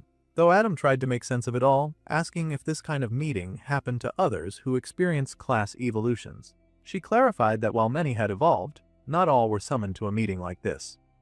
As she took a slow sip of her tea, she revealed that his connection with others was only part of the reason for her attention. The most important factor was something much deeper. Throughout the entire tutorial, she said, only one individual remained who had not taken a single human life. Turning her gaze toward Adam, she said that he was what she had been searching for, a merciful shepherd, a beacon of light who could bring hope to people's hearts. The weight of those words made Adam's eyes widen in surprise. He had never seen himself in that light. Confused and overwhelmed, Adam began waving his hands as if to fend off the heavy implications, apologizing repeatedly. He asked if he was being recruited into some kind of religion or a grand cause. More questions poured out, especially about the identity of the savant and the hunter she had mentioned, names that had been left vague. The Holy Mother answered carefully, saying that the servant was connected to an old friend of hers, while the hunter had roused the Viper's interest. She admitted she could no longer see the hunter clearly, likely because of interference caused by the Viper himself, but that she had been told he was a friend of Adam's. Adam's mind immediately jumped to Jake, wondering if that was who she meant.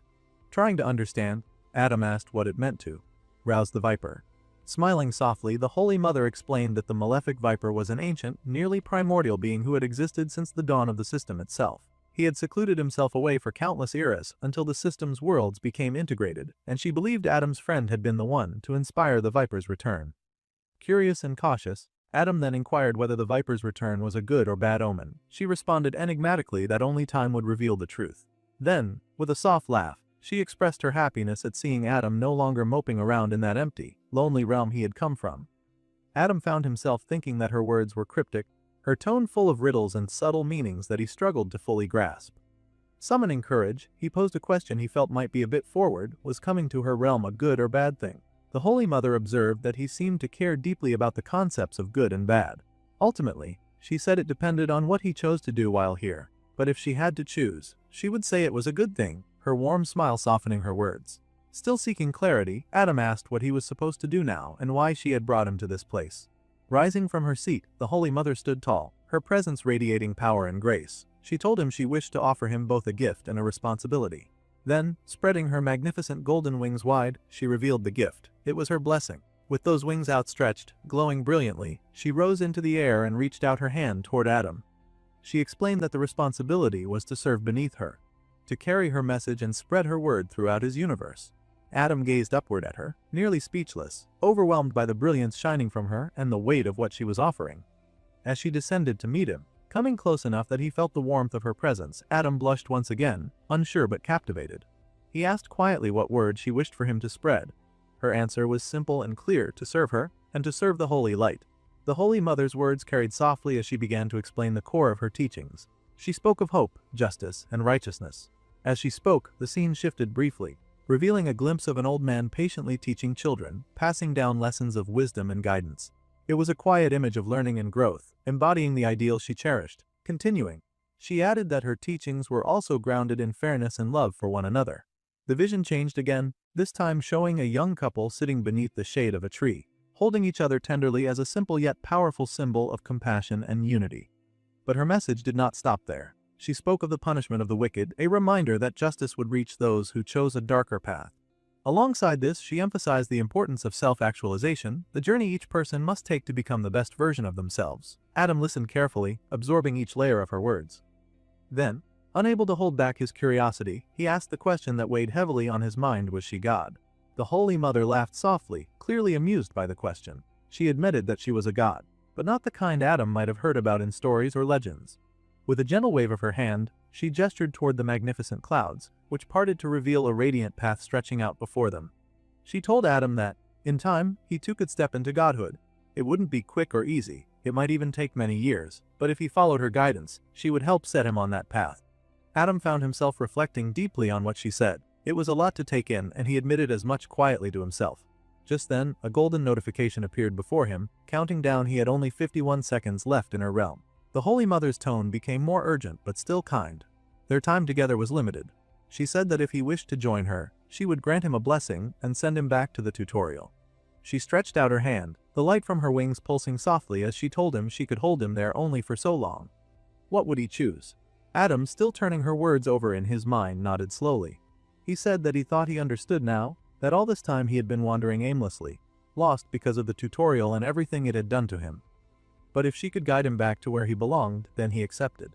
A smile broke over his face, his fists clenched tightly as he struck a determined pose. The Holy Mother smiled back warmly, nodding in approval. "Very well, my child," she said. Suddenly, Adam was lifted into the air. She flew to meet him, her wings beating with golden light. When she touched her hand gently to his head, she spoke softly, expressing her wish that he would fulfill the purpose destiny had set for him. And with that, Adam received the blessing, the greater blessing of the Holy Mother. The scene shifted abruptly back to the battlefield, where Adam had been frozen and catatonic for what seemed like an eternity. Bertram had been by his side the entire time, shaking him and shouting for him to wake up. He demanded to know what the hell had happened, growing frustrated as Adam remained unresponsive. Finally, Adam blinked and gasped, trying to shake off the lingering haze. He questioned aloud if what he had experienced, the meeting with the Holy Mother, had been nothing but hallucination. But then, a notification appeared, interrupting his doubts. His new class had just reached level 25. Realization dawned on him. It wasn't a hallucination. He had really met a god. Bertram, still incredulous, asked if it was true, and Adam simply nodded, saying he thought so. Before long, another notification appeared, this time, telling him that he had just lost a skill, called Common Strike. Soon after, a flood of notifications came in rapid succession, informing him that he was losing more and more of his old combat skills. Confused and alarmed, Adam asked why he was losing all his familiar abilities. Then, as if to balance the loss, another notification popped up, announcing that he had gained a new skill. He started to suspect that maybe the old skills were being replaced by newer, stronger ones. His suspicions proved correct when he saw yet another notification, this time declaring he had acquired a legendary skill. He paused, wondering what exactly a legendary skill entailed and how much stronger it might make him. Meanwhile, elsewhere in the system, Jake was staring at his own notification window, eyes fixed on the rapidly dropping survival count. Cecil stood beside him, breaking the silence by asking if Jake was still focused on those numbers. The window showed only 49 survivors remaining. Jake's expression grew troubled as he noted that over 200 people had died within mere minutes. He realized something major must have happened. Cecil asked if he was worried. Jake admitted he was, but there was something else weighing on him. He sighed, confessing that everyone there had betrayed him except Adam. He had trusted those people, and that nearly led to his death. Determined not to make the same mistake again, Jake clenched his fist tightly. He told Cecil that now, the only thing he could do was focus on getting stronger. And with that resolve, he began moving forward, Cecil following closely behind. Jake said he was going to try to kill another beast lord. Jake receives a notification asking if he wants to enter a dungeon. He agrees, and suddenly he is transported inside. However, what he sees surprises him. It does not feel like a traditional dungeon at all. Instead, the place looks like a wide forest filled with small ponds of shimmering water and lush, vibrant vegetation. Jake expresses surprise at the scene. He had expected some dark, damp cave or something similar. Instead, he is surrounded by beautiful plants, sparkling ponds, and peaceful animals. He calls the place an upgrade from what he imagined, though Cecil, nearby, looks a bit cautious and uneasy. Another notification appears, informing Jake that he has entered the Lucenti Plains. His current objective is to defeat the Great White Stag, the legendary creature of this area. Jake starts thinking out loud. He says that the stag he sees is not the most intimidating creature. Cecil repeats what Jake said, and Jake jokes that while the stag looks weak now, he better not hear any complaints when he gets an antler shoved somewhere unpleasant. Before Cecil can finish his own response, Jake quickly tells him to hold on. Jake points out some deer, like creatures drinking by a nearby pond. He believes those must be the stag and its minions.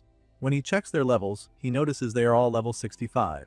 Jake thinks that's not a bad level, but he had hoped for a tougher challenge. He admits he feels a little disappointed. Suddenly, the ground begins to shake all around him. Jake stumbles, confused about what is happening. Then a large hooped creature covered in white fur appears, stomping into view. Jake is shocked by the sight. He admits he was wrong about the stag's size and power. The great white stag stands majestically before him. Its fur is silvery, white, and covers its entire muscular body. Its antlers are perfectly symmetrical, glowing with a silvery sheen. Drawn by the impressive sight, Jake slides closer to get a better look. Cecil asks where he is going, and Jake tells him to wait. Cecil warns him that he should at least hide inside the necklace first before moving. Jake finds cover behind a large rock near the pond where the great white stag is drinking. From this hiding spot, he watches the stag closely. He thinks this must be the biggest creature he has seen in the tutorial so far. He even calls the creature almost majestic. Jake then notices several smaller white deer nearby.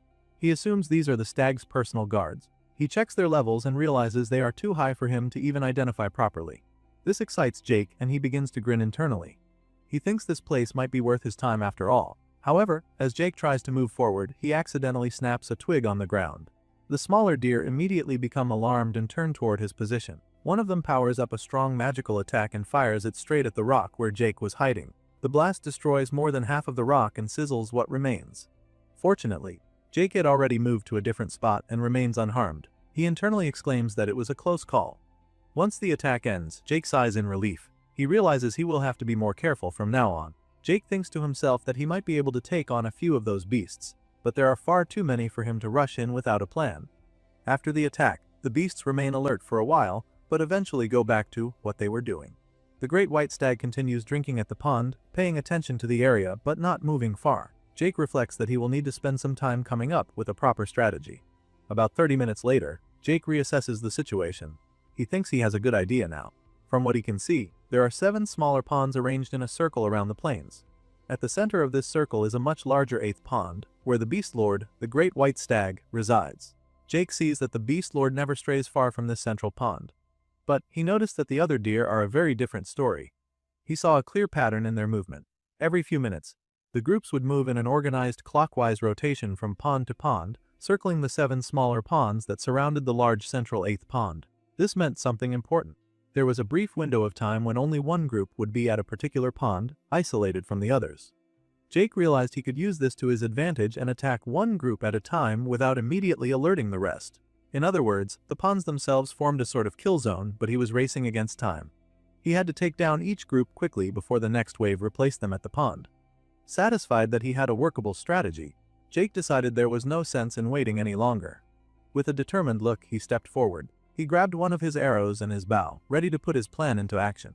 As one of the normal-looking deer quietly drank from the pond, Jake began channeling his power shot. He reminded himself that power shot was still his strongest attack and that he only got one shot to use it in a fight. He resolved to use it on the biggest target first. Focusing his energy, he released the shot. The arrow struck the deer squarely on its back. Without hesitation, Jake drew both of his daggers and dashed toward the other deer. Knowing he had to move quickly, his mind raced as he slashed at the first deer, aware that the next group would arrive within a minute or so. There was no room for error. Every strike had to count. He made sure to finish each foe with a single precise blow, stabbing and cutting with speed and efficiency. As he wiped out the group, he told himself he had to be done before time ran out. When the last deer fell, Jake took a deep breath and said he hoped that was enough. Exhausted from the quick massacre, he knelt near one of the ponds to catch his breath. From inside the holding necklace, Cecil gave a nod of approval. He said Jake hadn't done badly, which brought a faint sense of relief. Jake's curiosity got the better of him. He wondered why all these beasts crowded around the ponds. Creatures of their level shouldn't need so much food or water. There was something unusual about their behavior. With a few seconds left before the next group would arrive, Jake turned his attention back to the pond, intent on investigating. As he studied it, something caught his eye. He noted that although the pond looked normal on the surface, there was a hole at the bottom. This discovery led Jake to realize that the smaller ponds must be connected by tunnels beneath the surface, all leading back to the large central pond. The 7 smaller ponds formed a circle, with this larger pond at the center. This arrangement suggested a purpose beyond mere drinking spots. Jake found himself wondering what that purpose could be. His thoughts were interrupted when his danger sense suddenly triggered. He spun around and saw something that made his heart race. The stag he thought he had killed with the power shot was still alive, and it was charging straight at him. Jake's mind reeled. How could it be alive? He remembered how close he had come to taking the creature's head off. He stared at the spot on the stag's back where the arrow had struck. The damage seemed to have almost completely healed. It became clear that this beast must possess some form of rapid healing ability. This explained how it had survived what should have been a fatal blow. Reacting quickly, Jake drew another arrow and prepared to fire a second power shot. His thoughts focused on one urgent goal. He had to take the stag down before it could reach the beast lord, the great white stag in the center pond. The charging deer was moving fast, cutting through the forest toward Jake. He considered how its speed would make it difficult to get a clean shot.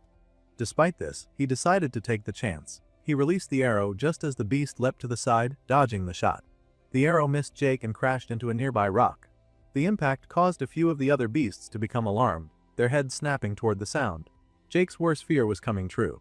The missed shot seemed to have alerted the great white stag as well. Panic rose in Jake's chest. He took a small step backward, exclaiming internally as he braced himself for what might come next. Realizing the gravity of his mistake, he broke into a full sprint, shouting an expletive under his breath. The entire herd was now stirred, and dozens of white deer with glowing red eyes and an eerie third eye in the center of their foreheads charged after him, their intent unmistakably deadly. Inside the pocket dimension of the holding necklace, Cecil's voice rang out, demanding to know what had just happened. Gritting his teeth, Jake explained hurriedly that he had panicked and fired off his shot too quickly, which had set everything in motion. As he ran, the 3 smaller white deer were hot on his heels, relentless in their pursuit. One of them fired a powerful magical beam, forcing Jake to duck and roll just in time to avoid the attack. Barely escaping, Jake found himself dodging 2 more beams fired by the other deer. He kept low, weaving through the terrain to avoid the deadly blasts. From inside the necklace, Cecil warned Jake that he better pick up the pace, because it sounded like a laser show out there. Jake, drenched in sweat from the frantic running, assured him he was trying his best. Cecil then asked about the white stag's role in all this, and whether the beast was coming after Jake as well. Glancing back, Jake observed that the stag remained calm, waiting by the center pond. The great white stag took a slow drink from the water, leaving Jake to conclude that the stag was sending its minions to deal with him, instead of pursuing him personally. Just as he was coming to this realization, one of the smaller deer began preparing another powerful magical beam. Jake barely managed to dodge it by sliding down a hill, his heart pounding. Desperate, he scanned his surroundings for a hiding place. When he reached the bottom of the hill and looked back, the 3 deer had stopped their chase, standing silently on the slope above him. They did not advance further. Jake was taken aback by their sudden halt and wondered aloud why they had given up the pursuit. Cecil, from inside the necklace, speculated that perhaps they had simply decided it wasn't worth continuing the chase. At that moment, Jake called Cecil out of the necklace, wanting his help to confirm a theory. Cecil emerged, hovering in the air as Jake sent him aloft to get a better view of the area. From his vantage point, Cecil surveyed the landscape but could only describe it as a vast field. Jake then asked about the whereabouts of the 3 deer that had been chasing him. Cecil spotted them walking calmly back toward the ponds. This sparked a thought in Jake's mind. He mentioned it was interesting and paused considering the implications. Cecil, curious, pressed Jake to share his idea. Jake speculated that the ponds themselves formed some kind of boundary, either magically enforced or instinctively respected by the beasts. He suggested that none of them could, or perhaps would not, venture beyond that border. If this were true, then Jake realized that as long as he kept his distance and stayed outside the boundary, the deer wouldn't continue their pursuit. With this newfound understanding, he decided to climb a nearby hill to test his theory. As he began ascending, Cecil questioned his intentions, asking where he was headed. Jake explained that he wanted to gain higher ground for a better vantage point. Reaching the top of the hill, Jake scanned the area below. He reflected on the limited maximum range of his bow but concluded that from this distance, he should be able to take a clean shot at the deer. Observing the creatures, he further considered that if the ponds truly acted as a boundary, he could pick them off one by one from afar without provoking a chase. Still cautious, Jake decided to prepare for the worst-case scenario. He coated his arrow with necrotic poison, intending to combine this with a fully charged power shot and an entirely new skill he had been eager to test out. This first arrow would be his strongest and most decisive attack yet, made to count from the moment it left the bow. Jake pulled back one of his arrows and settled his gaze firmly on the white great stag. He reminded himself that if he only had one shot, the target had to be clear and decisive. The stag, calm and seemingly unconcerned, was feeding on grass as Jake slowly began charging his power shot, willing himself to hold the aim steady. Again, he urged himself to remain calm and precise, watching the stag's slow movements closely. With everything aligned, Jake released the shot, sending the power shot arrow flying through the air toward the beast. A small smile crept across Jake's face as he activated a new skill he had been eager to try called Twin Arrow. Suddenly, a second arrow materialized alongside the first, each infused with the power shot's destructive force. He knew this would let him take down the Beast Lord and one of its minions before either of them could react. But just as the arrows neared their targets, the white stag suddenly became alert. It raised a magical shield around itself, blocking the power shot aimed at its back effortlessly. The second arrow, however, found its mark on a nearby doe, instantly killing it. The lifeless body dropped to the ground, but the Beast Lord appeared indifferent, turning away as if nothing had happened. Observing this, Jake realized the stag cared only about protecting itself and showed no concern for its fallen minion. Cecil asked what Jake planned to do next. Without hesitation, Jake pulled another arrow from his quiver and declared he would continue sniping the remaining deer from a distance. A devious smile spread across Jake's face. Although the twin arrow technique hadn't worked perfectly, the death of that one minion was progress. He decided to focus on the lackeys for now, treating the fight more like archery practice, saving the main stag for later. Throughout the day, Jake took careful aim and unleashed a series of power shots, striking down one lackey after another. He was precise, stabbing one in the neck, then firing multiple shots in quick succession. One to the left, to the right, and straight ahead, thinning the herd with each strike. At one point, a well-placed arrow decapitated one of the deer, leaving its headless body to slump lifelessly. Eventually, Jake paused to catch his breath and checked with Cecil how many potions he had left. Cecil sifted through Jake's small supply bag inside the holding necklace, but most of the bottles were empty now. He grimly informed Jake that his potions were basically gone, already exhausted from earlier use. Wiping sweat from his brow, Jake admitted that maintaining this level of skill use was far more taxing than he had expected. It had taken him the entire day to clear out the minions, and now only the white stag remained. Cecil expressed disbelief that the Beast Lord had simply sat there watching his entire horde get slaughtered without intervening. It seemed almost like the stag didn't care about losing its entire herd, which was strange. Jake gritted his teeth, acknowledging Cecil's observation. The behavior was indeed suspicious.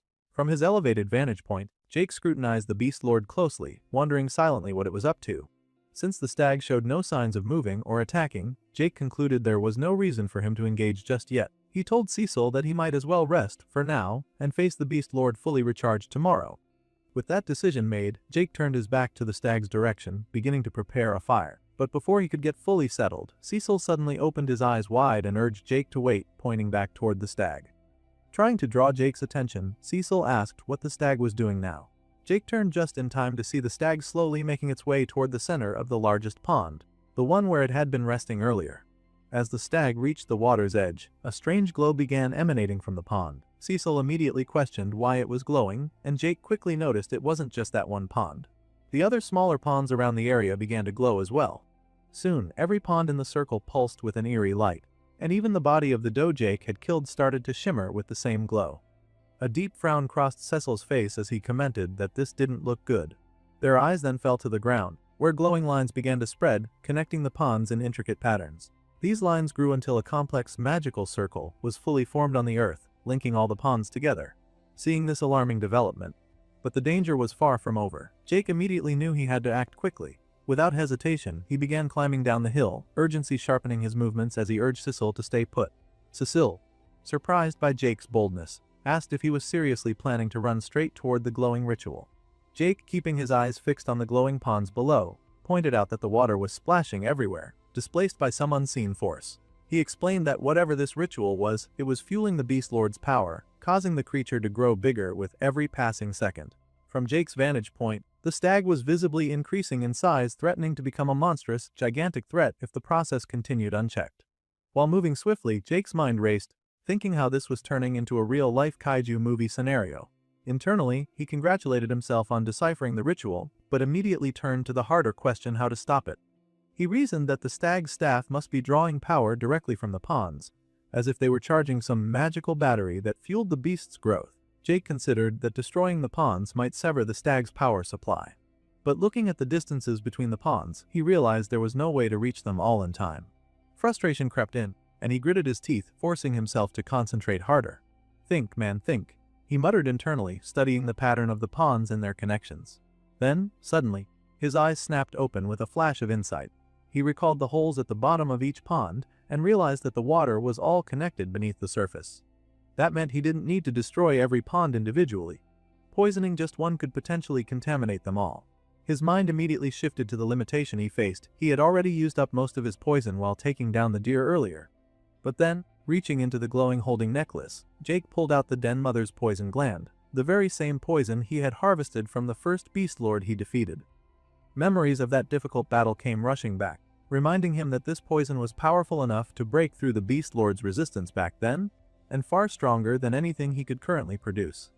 Holding the poison gland tightly, a confident smile crossed Jake's face as he thought about how useful it was to have saved it for a moment exactly like this. He raised the gland high over the pond, then crushed it, releasing the potent toxin into the water. In his mind, he declared that today was the day this would all pay off. The poison splashed into the pond, turning the water a murky green as the toxic substance spread. Thanks to the underwater connections, the poisoned water began flowing through the holes linking each pond together, traveling toward the larger pond where the Beast Lord was still basking and swimming. As the pond where Jake had introduced the poison turned completely green, he allowed himself a small moment of triumph. His plan appeared to be working. Sure enough, the glowing lines forming the magical circle on the ground began to flicker and fade. Cecil, watching closely, looked surprised and said he thought Jake had actually done it. He had actually broken the ritual's power. But just as the poisoned water reached the stag at the center, its eyes suddenly widened with a furious glare. Jake allowed himself a small, confident smile, knowing the hardest part was behind him. Now, it was time for a little fun. The white stag began to snort angrily, fixing its gaze on Jake, then let out a powerful roar as it leapt from the pond, charging directly at him. Jake swiftly pulled out both of his blades, gripping them tightly, and prepared for the imminent clash. The Beast Lord stomped forward heavily, aiming to impale Jake with its sharp antlers. Jake knew that dragging the fight out would be impossible. He was already exhausted from fighting all day. There was no room for a long struggle. With determination, Jake dashed toward the Beast Lord, blades ready. He silently apologized to the stag, almost mockingly, before stating that he would have to finish this in one decisive strike. The stag charged as well, its antlers thrust forward with deadly intent. In that moment, a blue notification flashed before Jake's eyes, announcing that his primal hunter bloodline skill had activated. His eyes glowed a fierce primal red, fueling his resolve. Closing the distance, Jake slid under the beast's belly, delivering a swift slash that cut deeply, causing blood to spill as he slid past. The stag collapsed heavily, blood pooling around it.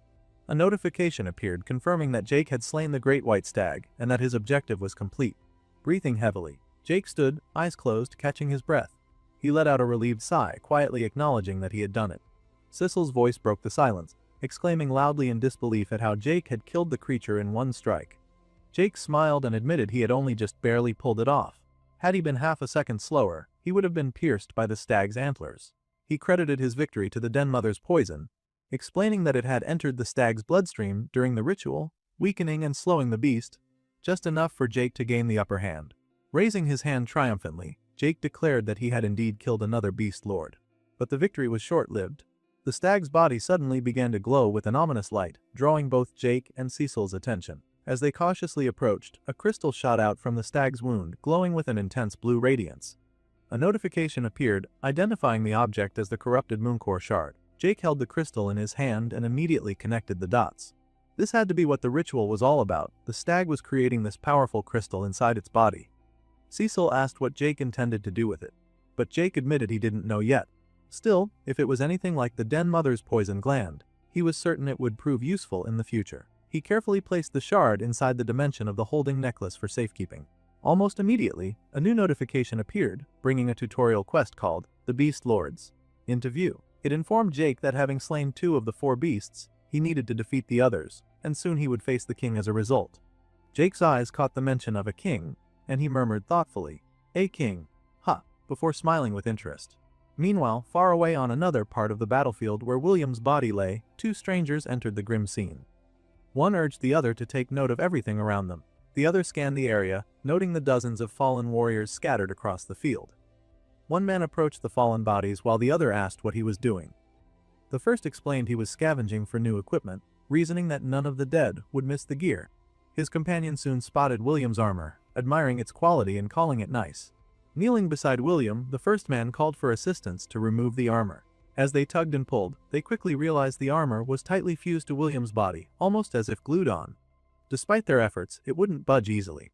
Suddenly, and unexpectedly, William's eyes snapped open. The next scene opens with a system notification appearing, telling us that only 49 survivors remain. This dark message sets the tone for the grim situation they are all facing. In the dense forest, William moves forward, battered and bruised from his recent fight with Richard. Despite the pain and exhaustion, he continues walking, leaving a trail of blood behind him. His movements show he is struggling, but he does not seem fully aware of the severity of his injuries. William lets out a small, almost mocking chuckle. A devious smile spreads across his face. He reflects on the moment he killed the men who found his broken body on the battlefield and tried to steal his armor, believing him to be dead. At the time, he was only half conscious, and that fact makes him question if what happened was real. But now, seeing that he is still alive and moving through the forest, he knows it really happened. He notices that his legs feel numb, almost as if they no longer belong to him. Despite this, he says he doesn't care. The pain is distant and unimportant because the fact that he is still alive matters more. He acknowledges that Richard's sword had dealt him a fatal wound, impaling him deeply. That wound should have ended him. Yet, somehow, he survived. That thought alone fills him with a strange happiness.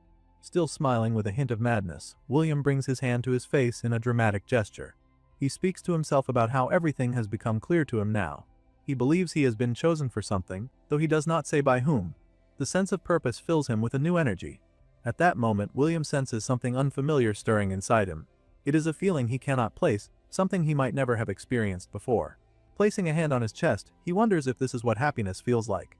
The smile on his face grows wider, more deranged. He questions whether he has finally begun to experience the curse of emotions. His thoughts drift back to his fight with Casper. He remembers how Casper wielded the power of emotion to command a dark and powerful magic. Casper created a massive orb of black energy that amazed William.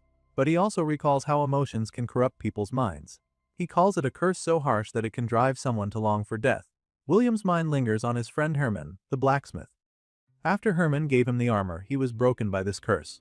William sees what emotions did to him and thinks that will not happen to him. Leaning heavily against a nearby tree for support, William holds his large abdominal wound closed with one hand.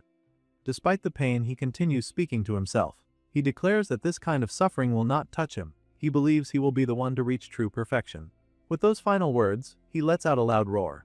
He strikes a triumphant pose as if the injuries that still plague his body no longer matter. The pain seems to fade in his mind, replaced by fierce determination. The scene shifts to Richard's camp. The remaining members who stayed behind instead of joining the fight gather for a meeting. Adam is the one who called the meeting. Adam tells the others about an encounter he had after the battle. He met a goddess and made an alliance with her. As the others press for more information, he smiles awkwardly and admits that he barely understood everything that happened during the encounter himself. Because of that, he can't explain any further. He continues by saying that the exact details do not matter. What matters is that the goddess offered them a path of hope. He reminds the group that Richard is dead, along with the warriors who fought with him. In their current situation, hope is more necessary than ever. Despite Adam's words, the crowd looks doubtful and uncertain. Some begin whispering among themselves, unconvinced by his message. Adam adds that now they have only each other left. They must trust one another and watch each other's backs if they want to survive. Adam placed his hand on his chest as if making a vow. He told the group that if they all put their trust in him, he could lead them out of this brutal tutorial world. His voice carried determination and hope. Despite this, some of the women in the crowd still looked hesitant. One of them admitted she wasn't sure about trusting him. Another said she felt a little nervous about it all. Their doubts were clear. Adam noticed their reactions and quietly clicked his lips shut. Inside, he realized that his story about meeting a goddess probably sounded too unbelievable. They had no real reason to believe what he was saying. Just then, someone spoke from the crowd. It was Adam's friend and former co-worker from back on Earth, before the world had turned upside down and thrown them into this cruel tutorial. Her voice broke the tension. She said that she trusted Adam, speaking loudly in front of everyone. This caught Adam off guard. He called her name quietly, unsure if she really meant to support him like that. She stepped forward to where Adam stood and addressed the crowd. She explained that Adam had been leading her since they arrived in the tutorial. While she didn't fully understand the goddess story or the so-called gods, she trusted Adam himself. She believed his heart was in the right place. If he said there was a way forward, she would follow him. As she finished, she gave Adam a friendly push, encouraging him. Her words seemed to sway some of the doubters. They murmured among themselves for a moment. Then one of them spoke up on behalf of the group. They told Adam that they would trust him. Another added that if trusting him helped them survive this world, they would follow him. Adam smiled at their words. He thanked them and promised he would not let them down. Later, as Adam and Bertram walked away from the crowd, Bertram patted Adam on the shoulder. He told Adam he had done a good job back there. Adam replied that it didn't feel like a job or work. Instead, it felt fulfilling. It gave him a sense of purpose in this crazy, upside-down world they were trapped in. As a notification popped up before Adam, telling him his class had reached level 36, he smiled and said it felt like the system was rewarding him for his efforts. Looking through the notifications, Adam reflected that if he was leveling up so quickly, he must be doing something right. Then he mentioned something else. He had already completed a quest given to him by the Holy Mother. The quest was called, "The Leader is Born." Its goal was for Adam to become the leader of at least 95% of the surviving humans in the tutorial, since Richard's camp, which held most of the survivors after the recent battle, had agreed to follow Adam. The quest was marked complete. However, the reward for completing this quest would only be given at the end of the tutorial period, according to the notification. Bertram wondered aloud what the reward might be. Adam replied that he hoped it would be something useful for everyone. As they continued walking, Adam's expression grew more determined. He said that although things would not be easy once they returned to Earth after the tutorial ended, he believed they would figure it out together. Meanwhile, elsewhere, Jake was preparing to enter another dungeon. The entrance was a massive, abyss-like hole dug deep into the ground. Standing before the hole, Sissel commented that it looked very deep. Jake, checking with his sphere of perception, said it was only about 30 feet down. Cecil looked confused. He asked how Jake could be sure since he couldn't even see the bottom. Jake suggested it was probably a dungeon entrance and that some kind of system magic was hiding the true depth from sight. He shrugged and said he was going in. His words were simple. Well, when in doubt. But Sissel stopped him, telling Jake to wait. The imp sighed deeply and facepalmed, asking himself if it was really wise to rush into another dungeon so soon. After all, they had barely managed to escape from the last one not long ago. The thought of diving back into danger so quickly weighed on him. Jake responded without hesitation. He pointed out that with less than 2 weeks left before the tutorial ended and fewer than 50 survivors remaining, they didn't have much time to waste. He explained that most of the remaining strong enemies were hidden inside dungeons, and that hunting weaker foes out in the open forest wouldn't bring much benefit. The only meaningful challenge left was to track down the final 2 beast lords. On top of that, there was the king of beasts waiting at the end of that questline. Jake asked Cecil what kind of hunter he would be if he ignored that. Listening to this, Cecil felt a bit tired of Jake's eagerness to rush headfirst into danger. He sighed quietly, wondering why he couldn't have ended up with a companion who was slower and more cautious. Jake paid no attention to Cecil's doubts. He simply insisted that they were going in, eyes fixed on the dark abyss of the dungeon entrance. At that moment, a blue notification appeared, informing Jake that he had just entered a dungeon called the Forgotten Sewers. His objective was to defeat a creature known as the Nest Watcher. As they walked through the damp tunnels, Cecil complained about the terrible stench filling the place. Jake wondered if it was really a sewer, since he hadn't expected such areas to exist in the tutorial world. Then he reminded himself that with the system, anything was possible. Cecil complained again, this time about how the entire place seemed to be covered with magic that blocked his vision. He could barely see anything ahead of them. Before he could finish his sentence, Cecil accidentally hit his head on a low, hanging lamppost, confirming just how limited his sight really was. Jake asked if he was alright. Cecil joked that the hunter should just pretend it didn't happen. Jake reassured him that it wasn't really his fault. Even with his sphere of perception, things were hazy and limited here. Jake explained that it felt like the dungeon was filled with a dense, magical liquid, making it hard to see through. Closing his eyes, Jake concentrated and tried to push the boundaries of his mana sphere, hoping to extend its range. As he focused, the view inside his perception shifted. They saw various parts of the sewer, running channels, dripping pipes, and the usual bricks. Nothing seemed out of the ordinary, which made Jake wonder what exactly they were dealing with. Jake then asked Cecil to enter the pocket dimension inside the holding necklace. Although Jake was confident he could navigate the dungeon on his own, it wouldn't be good if they got separated. It was safer for Cecil to stay in the necklace where they could easily regroup. Cecil agreed immediately, saying Jake didn't even need to ask twice. Now walking alone through the sewer tunnels, with Cecil safely inside the necklace, Jake thought that the place might be some kind of maze. However, he could barely tell which parts he had already passed through. Everything looked almost identical. The endless repetition of the sewer channels was disorienting. From inside the necklace, Cecil asked if Jake had found anything yet. Jake sighed and admitted that he hadn't found anything so far. Worse, it felt like he had been walking for ages without any progress. As he spoke, saying he just wanted to get out of there, his senses suddenly alerted him. Mid-sentence, he paused, feeling something was wrong. Inside the necklace, Cecil flinched and asked what had happened. Jake readied his bow and aimed an arrow toward the possible threat. He told Cecil not to panic but explained that it seemed something was inside the walls. Then, through the broken bricks, a pair of glowing red eyes appeared, watching them. The rest of the creature's form was hidden in the shadows, shrouded by darkness. Suddenly, a small, hairless creature with glowing red eyes bursts out of the wall. It looks like a red mole but with a fierce and angry hiss. Jake instantly knows he must act fast. Without hesitation, he releases the arrow. It flies straight and pierces the creature's chest midair. The beast drops to the floor with a heavy thud, dead. Looking down at the fallen creature, Jake realizes it was a mole rat creeper. He examines it and thinks it might be the ugliest thing he has killed so far. He shakes off the thought, telling himself at least it is dead, and begins to move on. Before he can get very far, he senses danger again. He glances up and sees several pairs of red eyes staring down at him from above. He realizes he spoke too soon about the last mole rat. Jake quickly draws another arrow and takes aim. A second mole rat leaps toward him, but Jake's shot hits it in the abdomen, piercing it and knocking it back. Then a third one jumps onto Jake's arm, clinging tightly and biting with sharp teeth. Reacting fast, Jake grabs an arrow and stabs the rat that bit him, letting its blood flow out. His face now smeared with blood, Jake readies his bow once more and fires again. Another mole rat is hit in the abdomen and falls dead to the ground. After killing several of the creatures, their bodies cover the floor, pierced by arrows and splattered with blood. Jake is breathing heavily, slouching slightly with his hands on his knees as he catches his breath. From the pocket dimension inside the holding necklace, Cecil's hesitant and worried voice calls out to Jake, asking if all the mole rats are dead and if Jake managed to kill them all. Jake replies there is still one more to deal with. He says it is somewhere inside the sewer walls. He can barely sense its presence, but he knows it is there, watching him closely. Just then, a pair of glowing eyes appear from the darkness. These eyes are not red like the others, but a shining golden yellow. Dark energy seems to ripple and pulse from the creature toward Jake. The creature speaks from the shadows. It addresses Jake as human and asks why he killed the other creatures. Black energy continues to flow from it. Jake flinches and braces himself, surprised to hear anything speak besides Cecil's voice from the necklace. Wearing a cautious expression, Jake asks the creature if it can really talk and questions who it is. The dark energy continues to spread as the beast asks Jake who he is. Its tone warns him not to come into someone else's domain and ask questions. Suddenly, the whole area begins to rumble, the walls shaking slightly. The creature asks Jake in broken, barely understandable speech if he was sent by the king.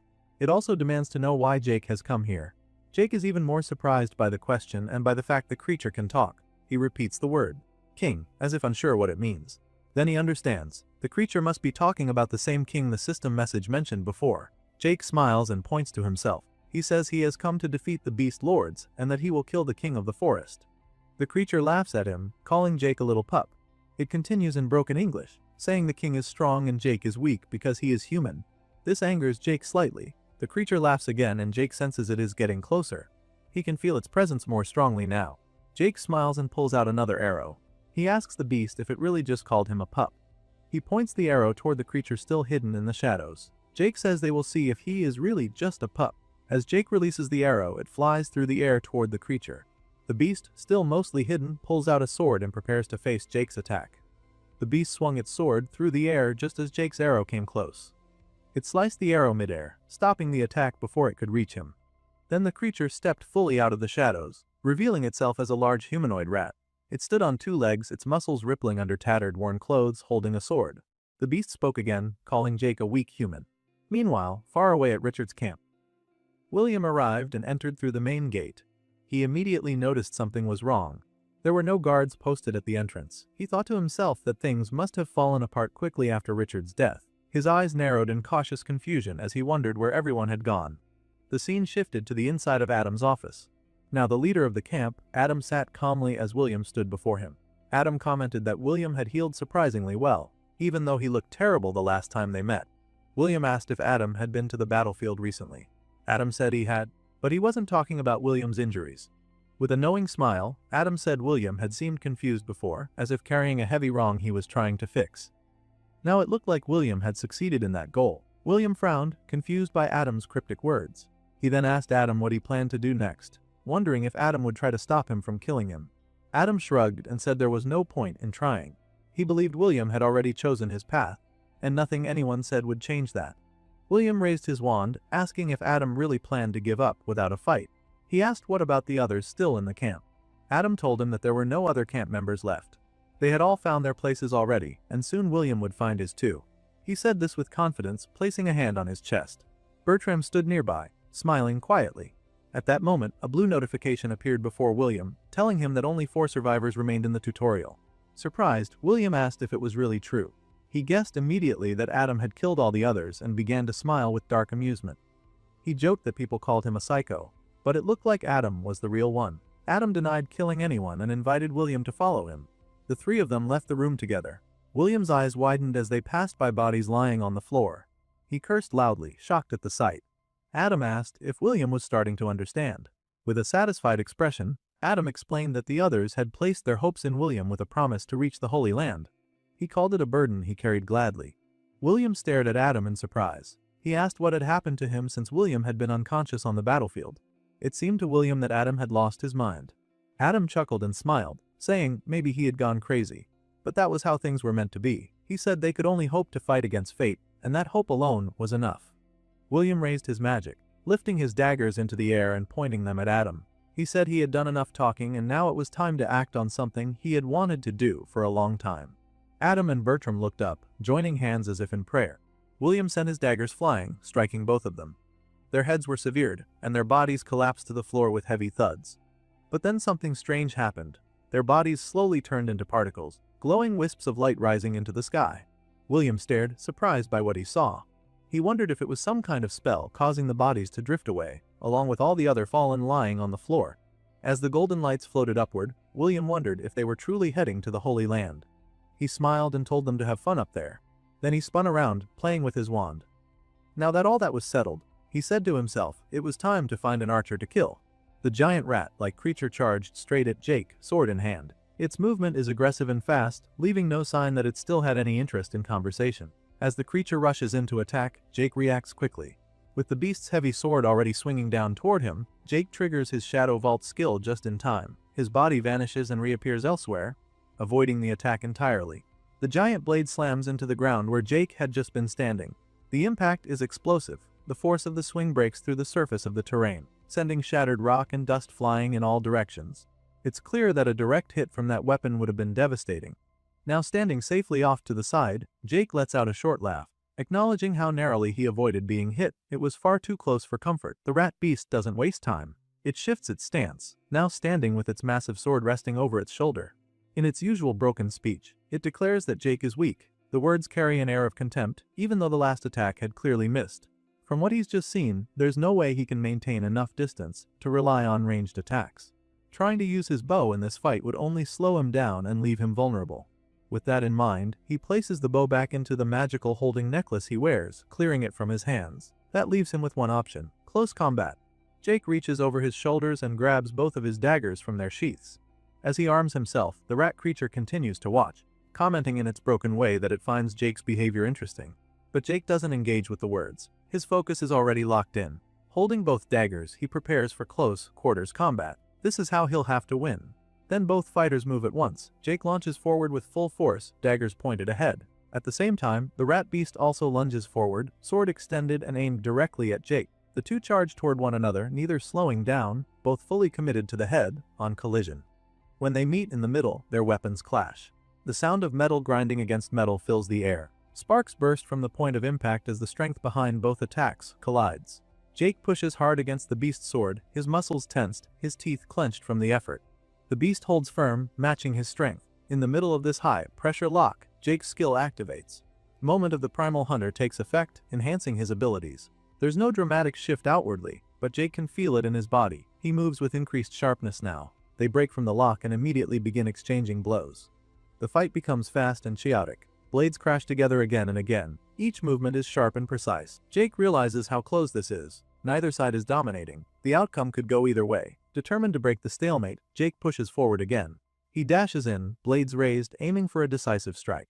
The beast answers by lifting its sword high above its head, preparing to bring it down with full strength. The two meet once more in a fierce struggle. Their weapons lock again, pressing against each other, sparks flying from the grinding steel. At that moment, a thought crosses Jake's mind. He starts to wonder if he and the beast are truly equals. The fight has gone on long enough and has been close enough that it's no longer clear who has the advantage. Jake suddenly pulls back, using Shadow Vault again to instantly reposition himself away from the beast. At the same time, the rat creature also retreats, though it does so through normal movement, sliding to a stop across the ground. For a brief moment, there's distance between them again. The beast then speaks, acknowledging Jake's strength. Its voice is still rough and broken, but the meaning is clear. Jake has earned its respect. However, the creature also warns him. It tells him that the king of the forest, the opponent Jake had previously said he wanted to face, is far stronger. As the beast says this, it points its sword at Jake again. The atmosphere shifts as the rat beast's sword begins to glow. Dark, swirling energy starts to wrap around the blade. It's a clear signal that the beast is preparing a charged attack. The black energy pulses and swirls ominously, giving off a sense of building danger. Jake immediately recognizes what's happening. The creature is getting ready to unleash something powerful. Seeing this as his chance, Jake quickly reaches into the holding necklace and retrieves his bow once more. He draws it with speed and purpose, knowing he only has a short window to act. As the beast finishes charging its strike, it launches the dark energy attack toward Jake, declaring that the hunter will fall. Jake is already in position. He channels a power shot, drawing back the arrow and aiming without hesitation. He lets the arrow fly just as the enemy's attack is about to reach him. The two attacks meet in midair. There's an intense burst of force as the energies collide. Both fighters watch the point of impact, silently waiting to see whose attack will win out. The tension in the air is heavy. Each one stares, locked in that moment, hoping for victory. Then, suddenly, blood begins to drip. It falls steadily to the ground. Then we see the source. The rat beast's hand has been severed. The beast looks down at its missing hand. It doesn't scream. It doesn't lash out. It simply asks itself if this means it has lost. As the battle comes to an end, Jake approaches the wounded creature, his steps steady now that the fight has been decided. He doesn't gloat or show arrogance. Instead, he acknowledges what has just happened. Jake admits that the beast fought well. It had been a hard-fought match, and the rat-like creature had proven itself a worthy opponent. Hearing this, the beast reacts. There is no fear in its eyes, only a strange sense of clarity. It reveals that it actually hates the king. Long ago, the king had trapped him, and the bitterness from that betrayal had never faded. The giant rat confesses that if Jake is truly going to fight the king, then he wants to help. He tells Jake to take revenge in his place. Jake doesn't reject the offer. Instead, he calmly asks how the beast intends to help him. In response, the beast begins to summon something. Dark magical energy gathers around its hand. The creature explains that a long time ago, it created a curse aimed at the king. That power still remains within him, and now, he is ready to pass it on. The dark mana forms into a concentrated mass. The beast reaches out and tells Jake to take it. His words are simple, but they carry everything he has left. He says Jake should use it to kill the king and adds one last request: take. Revenge me. Jake accepts. He gives his word, promising that he will see it through. Then he reaches out and takes the curse from the beast's hand. As soon as he does, the giant rat begins to fade. Slowly, its massive body dissolves into glowing blue light. It doesn't scream or resist.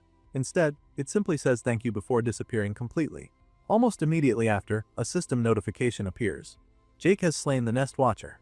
Now with the battle behind him, Jake begins making his way out of the sewers. Cecil is out of the necklace now, walking at his side. As they move together, they talk about what just happened. Cecil remarks on how intense the fight had been. He refers to the giant rat as the Nest Watcher and calls it a crazy fight. Jake agrees. There's no need for elaboration. They both know how close it had been. Jake looks at the item he's carrying now. The curse, now revealed as a small bead, sits in his hand. A new notification appears explaining what it is.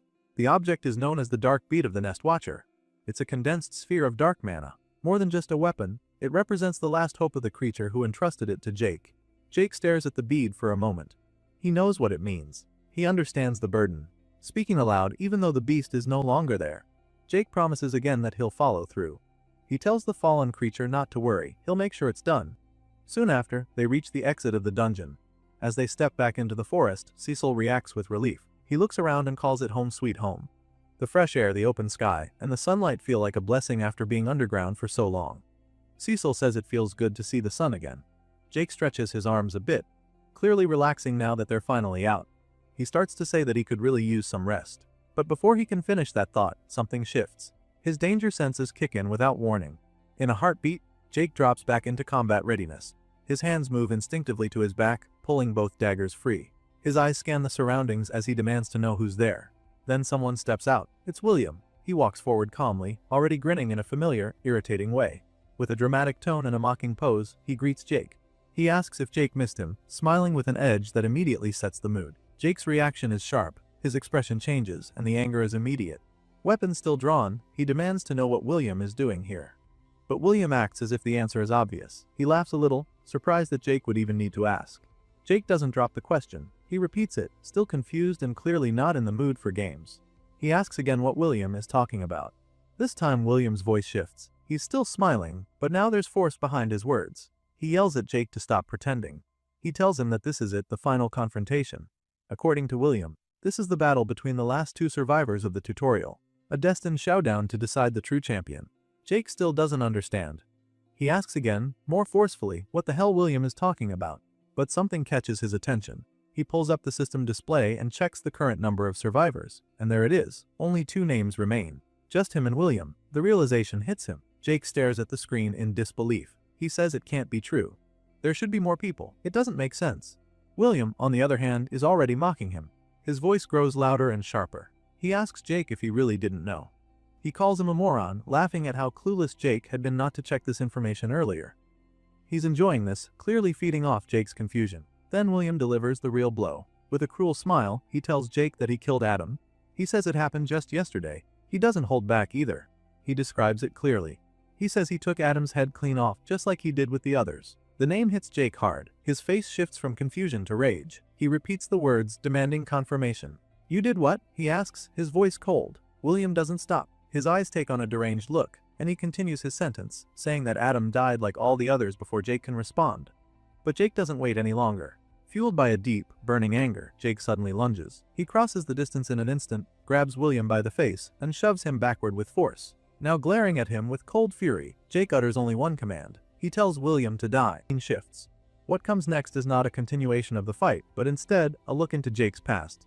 It begins by showing that, growing up, Jake didn't have many close friends. He spent much of his early life alone, not necessarily by choice, but because close connections just didn't happen often for him. However, there was one exception. One friend who stood out from the rest. His name was Patrick, though Jake always called him Pat. Pat had bright red hair and a constant energy about him. One day, young Pat showed up at Jake's house, full of excitement about something he was holding in his hands. When Jake saw it, he immediately asked the kind of question kids only ask when they're both shocked and hopeful. He wondered aloud if it was really what he thought it was. It turned out that it was. Pat had somehow gotten his hands on a copy of a comic called Grave Dance. At the time, it was the only thing comic fans were talking about. The release had stirred up huge buzz, and copies were said to have sold out in under 3 minutes. But Pat, against all odds, had managed to get one. And because they shared everything, that meant Jake had one too, in a way. What belonged to one of them often belonged to both. They did everything together. The comic was just one example. There are memories of the two of them laying side by side on the floor, flipping through the pages and laughing together at the story inside. They shared snacks too, sitting together in a park, passing food between each other without a second thought. Even their clothes weren't entirely their own, sometimes wearing identical outfits, styled to look like rock stars, enjoying themselves and feeling proud in matching clothes. Video games were another thing they enjoyed together, spending time in front of a bright screen, completely absorbed in the fun. All of it created a pattern. They didn't just spend time together, they shared parts of their lives freely, without hesitation. At one point, Jake borrowed Pat's copy of Grave Dance. And in return, Pat borrowed one of Jake's video games. It was a simple trade, nothing unusual between the two of them. But what followed would change the nature of their friendship in ways neither of them expected. A week later, Jake approached Pat and asked if he had the video game. Jake was ready to trade back, but Pat seemed nervous. He told Jake that he didn't have the game on him and asked if he could give it back tomorrow. Jake was confused. He asked Pat what was going on and why he couldn't return it now, but Pat, still visibly uneasy, insisted it was nothing and said he just wanted to play it a little longer. Jake didn't press him at first, but he mentioned that he would be leaving for a trip that weekend, so he really needed it that day. Pat apologized again and repeated that he didn't have it with him. That was when Jake offered to just go over to Pat's house to grab it himself. Still, Pat remained uncomfortable and didn't explain clearly what was going on. Jake noticed that something was off, but at the time, he didn't understand what that meant. Then, all of a sudden, Pat snapped and blurted out that he had broken the game. Jake was shocked. He asked if that was true and Pat repeated that he was sorry. It was only a video game, but to young Jake, it meant more than that in the moment. Looking back on it now, Jake would call it stupid, but at the time, it hit harder. The fallout was quick. After that day, the two boys didn't speak for 2 full weeks. Jake was upset, and neither of them knew how to repair the silence. Eventually, Pat was the one who tried. He reached out and told Jake he had something to give him. He said he would bring it to him during recess. Jake agreed to meet him, but when the time came and Jake went looking for him, Pat wasn't there. He was missing from the spot they had agreed on. Not long after that, Pat switched schools. There was no warning. He just disappeared from Jake's daily life. It would be years before Jake found out what really happened. When the truth finally came to him, it painted a different story from the one he had believed as a kid. The reality was that Pat had never broken the game at all. What really happened was that a group of bullies had attacked him and stolen it from his bag. He had been beaten, and the game had been taken by force. The day he was supposed to return it, he had been ambushed. Despite that, Pat had tried to fix the situation. After the incident, he saved up his own money in an attempt to buy a replacement for Jake. That was what he had planned to give Jake during recess. But before he could deliver it, the same group of bullies attacked him again. This time, they not only took the replacement game, but they beat him so badly that his parents decided to move him to another school entirely. Through all of it, Pat never told Jake what had happened. He never explained about the bullies or the stolen game. Jake could only guess that Pat had kept him out of it on purpose. Maybe he was trying to protect him, or maybe he just didn't want to lose a close friend he had. But even after Jake eventually learned all of this, he didn't do anything. Not then, and not later. He never reached out to Pat to tell him he understood. He never sent a message to say he didn't blame him. He never offered an apology for cutting him off back then or abandoning their friendship when it mattered. He didn't even thank him for trying to make things right. None of that ever happened. Instead, Jake moved on. He acted like it had never happened at all. And now, looking back on it with full knowledge of the truth, Jake explains why he did that. It was just simply the kind of guy he was. Jake Thane, the coward. The story returns to the present moment, pulling us back to the forest where everything is still happening.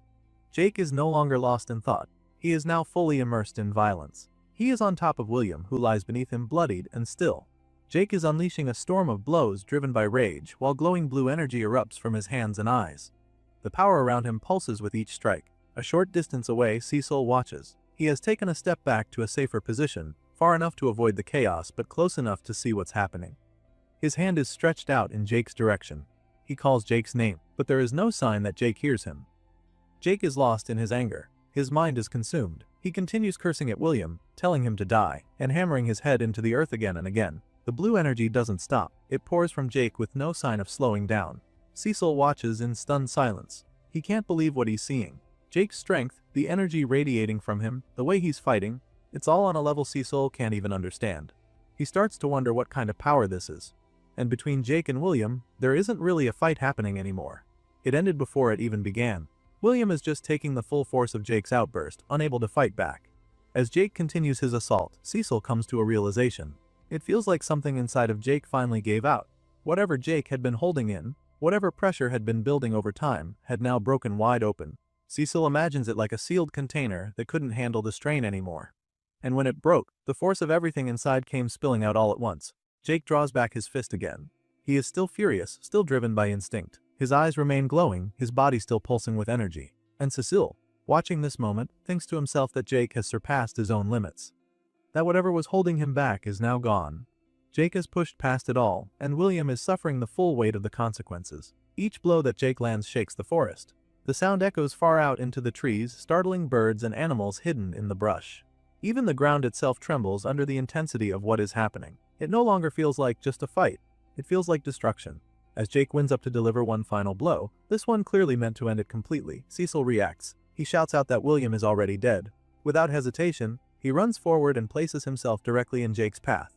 His arms are raised high, his body positioned to intercept Jake's next strike. It's an act of desperation, but it works. Jake freezes. His fist is still held in the air, still surrounded by the glowing blue light, still caked with blood. But it doesn't fall. He looks up and sees Sissel standing in front of him. Jake's eyes widen. He seems startled. Jake lowers his hands slowly. The glow around him begins to dim. He looks down at William's body and then at his own hands, still soaked in blood. He finally speaks in a quieter tone, asking what he's done. His voice is filled with confusion and regret. Trying to comfort him, Cecil tells Jake that it's going to be okay. That he's okay now.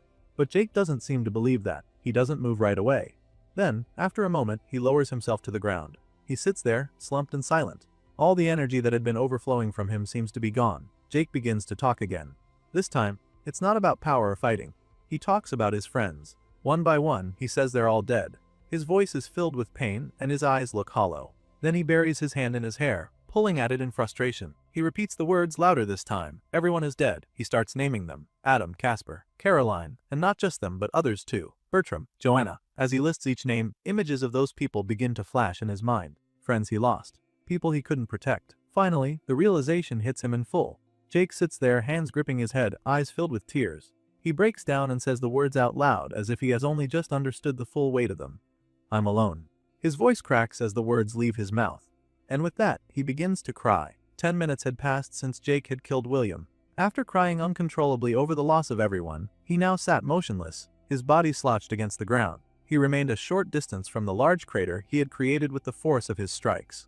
At the center of the crater, William's lifeless body still sat, completely unmoving, its position untouched since the moment of death. Jake hadn't left that spot. The devastation of what had happened weighed too heavily on him to even stand. Eventually, Cecil, who had been nearby, cautiously suggested that it might be time for them to leave. He spoke carefully, saying that staying there any longer wouldn't do Jake any good. But Jake remained seated on the ground. His posture had not changed. He was slightly curled up, barely moving, and he quietly responded that he didn't feel like going anywhere. Cecil tried again. He reminded Jake that he couldn't just stay like this forever. He asked what exactly Jake expected to happen if he kept sitting there in the ruins of what had just happened. But before he could finish his thought, something strange occurred. Without warning, everything around them stopped. It was not just a stillness in the air or a quiet moment. Time itself came to a halt. Jake, Cecil, and everything in the surrounding area became completely frozen. Nothing moved. It was as if reality had been paused altogether. In that unnatural silence, a figure suddenly appeared next to William's corpse. The voice that followed expressed disapproval, calling the entire situation a mess. This was the same man who had previously brought William back from death after his fight with Richard. His appearance remained unchanged. A pale, sickly white complexion, scattered white hair, and a hollow smile that never quite disappeared. He wore black from head to toe and carried a sleek black candlestick.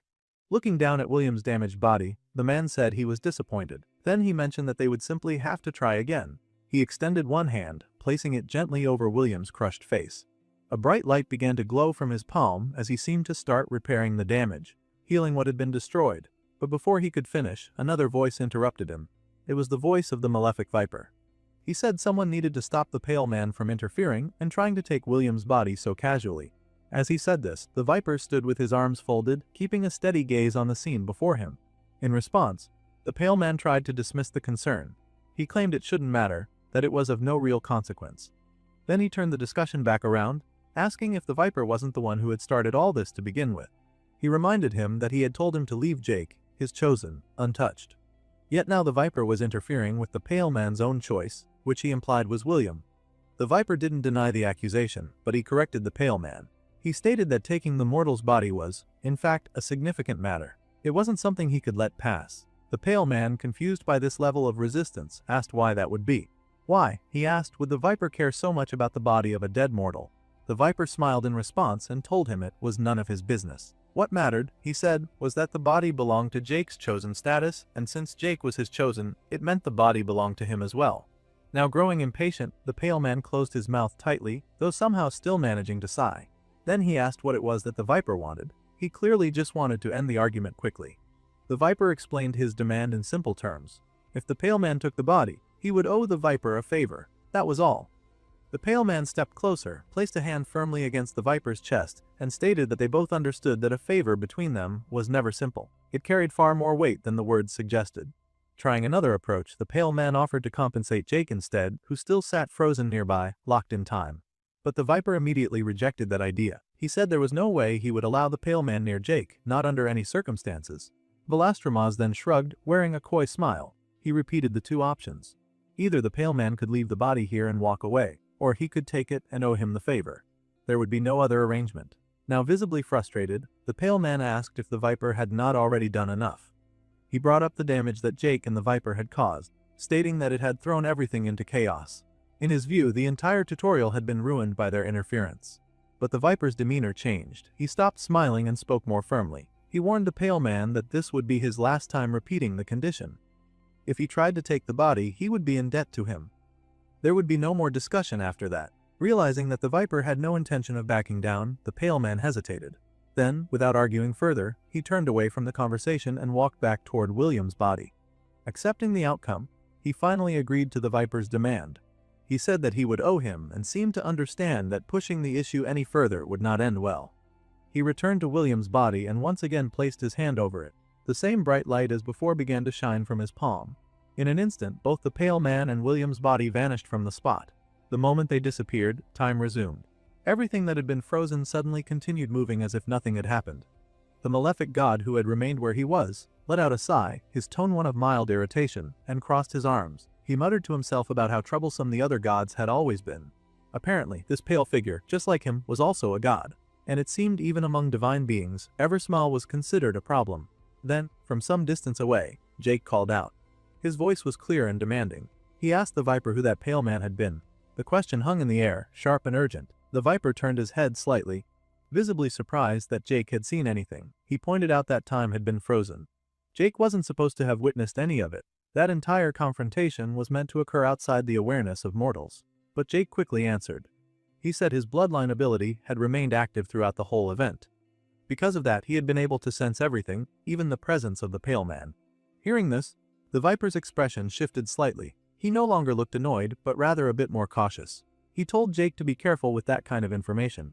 He warned him not to share such things so freely. He explained that not only were bloodlines extremely rare, but Jake's specific bloodline appeared to be unusually powerful. Letting others know about it so casually could invite trouble. But Jake had no interest in that kind of advice right now. His voice rose, clearly growing impatient. He shouted back that he didn't care about that at the moment. What mattered to him was finding out who that pale man was and why he had taken William's body. His words were forceful and insistent. Without warning, the Viper disappeared from his spot and reappeared directly behind Jake. The sudden movement startled Jake, who spun around quickly with wide eyes. The Viper then answered his question. He said that the pale man was a god known as Eversmile. He described him as sickly, pale, and always wearing a smile that felt more deranged than friendly. According to the Viper, Eversmile was a maniac, someone to be cautious of. But, he added with a calm tone, now that Eversmile owed him a favor, it was acceptable. The situation was under control, at least from his perspective. Jake wasn't convinced. In fact, he seemed furious. He shouted again, now even more upset. He asked the Viper if he was seriously telling him that he had just let Eversmile leave with the body of the man who had killed all of his friends, and all for some favor. The Viper replied calmly, trying to make Jake understand. He told him that a favor from a god was not a trivial thing. It carried weight far beyond what Jake was imagining. It wasn't something given lightly or wasted on minor matters. Then, as if trying to shift the tone, the Viper offered a piece of information. He told Jake that if it helped, he should know that his friends weren't exactly dead. This made Jake pause, and his expression shifted. He looked surprised, almost confused by what he had just heard. The Viper continued. He said that while some of Jake's companions had indeed died, others were still alive. He mentioned Adam, Bertram, and even Casper. All of them, according to the Viper, were safe and currently located on the other side of the tutorial. Jake was visibly stunned by this. The revelation hit him hard. He asked how that was even possible. It didn't make sense to him. How could they have survived after everything that had happened? The Viper explained further. He said that when it came to having a powerful variant class, Adam might actually surpass Jake. Adam had recently become an augur, and now that he held such a title, he had become extremely difficult to kill. It wasn't easy to take someone like that down. As for Casper, the Viper hesitated. His tone shifted slightly, and he didn't give a direct answer. Instead, he told Jake that he would have to see for himself. Whatever had happened with Casper, the Viper chose not to explain it outright. He left that part deliberately vague. At that moment, Cecile, who was now inexplicably sitting on the Viper's shoulder, asked a question of his own. He wanted to know what would happen to William now that Eversmile had taken him. The Viper replied that William would likely be revived. Since William was the chosen of Eversmile, the god who had taken him, it was only natural that he would bring him back. The Viper added that he had already done everything he could to give Jake the opportunity to take revenge on William. That had been his goal. He said he had orchestrated their meeting in this place specifically so Jake could confront and defeat him. And based on the outcome, he was pleased. He smiled, clearly satisfied with how things had turned out. Jake, in his view, had not disappointed. Jake, still struggling to make sense of all this, said that he had thought the system was supposed to prevent gods like the Viper from interfering so directly. He had been under the impression that such meddling wasn't allowed. The Viper responded with a shrug. He explained that he had done his best to minimize his interference. He tried to keep it to the bare minimum necessary. So far, he said, that approach had worked out fine. But Jake had another question. He recalled that Eversmile had said something about them ruining the tutorial. Jake wanted to know what that had meant. What exactly had they done to ruin anything? The Viper didn't answer right away. He seemed tired of all the questions. With a sigh, he said that it would be easier to show Jake everything at once. There was no point in explaining it piece by piece when a single vision could reveal the entire truth. Then, raising one hand, the Viper gently touched Jake's face. As soon as he made contact, Jake's vision began to shift. He started to see something unfamiliar. He asked what was happening. The Viper answered calmly, saying that he was showing him the story of two individuals. One had entered the tutorial with his friends. That was Adam. The other had entered completely alone. That was William. The boy William relied only on himself. Early in the tutorial, he stumbled upon a wand and with it, he gained the means to kill. He used that weapon without hesitation, cutting down others wherever he went. The wand gave him power and he embraced it. In contrast, the other boy Adam faced immediate tragedy. On the very first day, his group was attacked. In that initial brutal encounter, two of his friends were supposed to have died, Jake and Joanna. The story, as the Viper told it, framed their deaths as the first turning point in Adam's journey. But Jake, watching this unfold within the vision, interrupted. He objected firmly. He pointed out that wasn't how it had happened. Neither he nor Joanna had died that night. His voice cut through the vision, reminding the god that something in that version was off. The Viper turned to him, unbothered by the interruption. He explained that this was not Jake's story. This was the version of events that should have occurred. The one that would have unfolded if fate had not been rewritten. Then the god resumed the tale. He said that in the aftermath of that loss Adam, weighed down by grief, found himself aligning with two others, Richard and Nicholas. Jake recognized the names. He remembered Nicholas well. That was the other archer, the one Jake had ended up defeating himself. When he pointed this out, the Viper simply responded with a single word. Precisely. That, he said, was where things began to change. That was the moment Jake's continued existence began rewriting the course of the story. From there, the Viper explained, a complex web of manipulation unfolded. Richard had been using William, pulling strings from behind the scenes. But what Richard didn't know was that Nicholas, in turn, was manipulating him. Each had their own agenda, and in the original version of the tale, this chain of betrayal and scheming would have culminated in Richard's death at Nicholas's hands. However, that balance of deception didn't last. William eventually killed Nicholas. While Nicholas was cunning and manipulative, he lacked strength in direct combat. William, on the other hand, had grown increasingly brutal and efficient. With Nicholas removed, William's rise became unstoppable. He began to dominate the tutorial, eliminating his remaining competitors one by one. In that timeline, there was no Jake to oppose him. Jake had died long ago, as he was meant to. And so no one remained to stop William's ascent. By the end of the tutorial, William stood alone. Everyone else had been erased. And with that, Eversmile would have succeeded. He would have gained the most powerful disciple the tutorial had ever produced. But things hadn't gone that way. One variable had changed everything. Jake, his unexpected survival, enabled by a mysterious bloodline no one had anticipated, altered the path entirely. That first night, when Jake should have died, something different occurred. He had awakened. He had endured. And that survival unraveled the fixed threads of fate. That, the Viper explained, was why Eversmile considered this tutorial ruined. The divine plan had been interrupted. A thread meant to be cut had instead been woven deeper into the narrative. Even so, the Viper reminded Jake that in both versions of the story, his friends had met their end. He told him not to place all the blame on himself. But Jake couldn't accept that. He shouted in frustration. He said he could have done more. He had survived. That meant he had a chance to change things, and he failed. He had turned away from his friends instead of standing with them. He had been a coward, he said. While they faced danger, he had remained on the sidelines. The Viper, however, disagreed. He told Jake that wanting to stay out of other people's problems wasn't wrong. He had made a choice, and that choice hadn't been evil. But Jake didn't see it that way. The god told him again, his friend's weaknesses weren't his responsibility. That only made Jake angrier. He asked if the Viper expected him to become like one of those people who turn their backs on others, to ignore those he cared about, just for the sake of self-preservation. To that, the Viper gave a serious answer. He said that no one was Jake's responsibility, unless Jake chose for them to be. Those words struck something deeper in Jake. He didn't respond with anger this time. Instead, he said he didn't want to become like the Viper. He didn't want to live a life of solitude, sad and detached until the end of time. Hearing this, the god's eyes widened. For the first time, there was no witty remark, no sarcastic reply. He seemed surprised. He fell into a moment of silence, reflecting on what Jake had said. But Jake wasn't done. There was something more he needed to make clear. He said that if one day he were to fall in battle, he hoped things would end there. He didn't want to be brought back. He didn't want the Viper to revive him. Cecil, who had been listening nearby, was confused by this. He asked Jake why he would say something like that. Why wouldn't he want to be revived? Jake answered him plainly. If he were brought back, it would make the fight meaningless. There would be no weight to it, no real risk. He didn't want a divine safety net. He wanted to know that he could lose. That what he fought for could be lost. That's what made it real. Then, with those final words, Jake turned and stormed off. He still had a task to complete. The dungeon boss, or rather the Beast Lord, was still waiting for him. Cecil tried to call out, telling him to wait, but the Viper stopped him. He said to let Jake go. The god's tone had shifted. It was more serious now. He said that his chosen one had already gone through more than most, and from now on things were only going to get worse. Cecil didn't understand what he meant by that. He asked what the Viper was talking about. The Viper hesitated for a moment. He said he hadn't planned to say anything. Jake wouldn't understand, and he probably wouldn't want to hear it anyway. But then, speaking more solemnly, he explained that as a god, he could sometimes glimpse beyond the present. He could peer slightly through the veil of fate. He couldn't see everything, but he could catch glimpses of what lay ahead. He said that when he orchestrated the meeting between Jake and William, he already knew what the outcome would be. That part was inevitable. But he had seen just a little further beyond that moment. And what he saw, he said, was enough to tell him one thing. Jake would fight the king of the forest before the tutorial ended.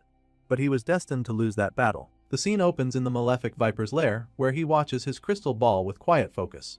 The Hall Master enters, curious about how his chosen one, Jake, is handling things now that the tutorial is nearing its end. The Viper explains that Jake is doing well in some ways, but not so well in others, which leaves the Hall Master puzzled until he goes on to clarify. Ever since Jake defeated Eversmile's chosen one, he hasn't been quite the same. He has spent days wandering the forest, speaking far less than usual while hunting down more creatures than ever, their bodies left scattered behind him. With each hunt, his growth has accelerated, levels and stats increasing at a steady pace. Eventually, his power reached a point where he felt ready to face the final Beast Lord. He attacked without hesitation, landing a decisive shot that took down the beast as it charged at him. The malefic Viper can't deny that Jake's focus has served him well in gaining strength, yet there's no ignoring the coldness that has settled over him.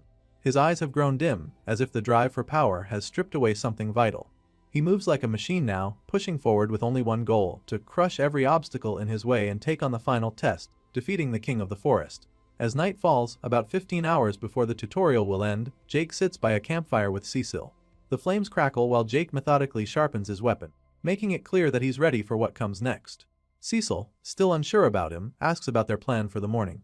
Jake simply repeats what's always been true: they will face the king of the forest head on. That is all that's left. The tension between them lingers as Cecil tries to check on Jake, asking if he isn't worried at all. Jake doesn't give a clear answer, but the concern on his face says enough.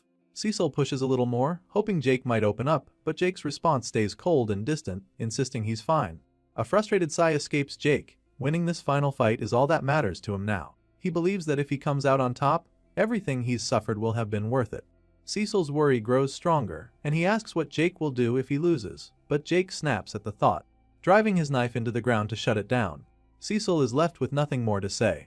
With the conversation going nowhere, Jake decides to rest, lying down to get whatever sleep he can before the coming fight. But Cecil isn't ready to let it go just yet. He calls out to Jake, wanting him to know what he really feels.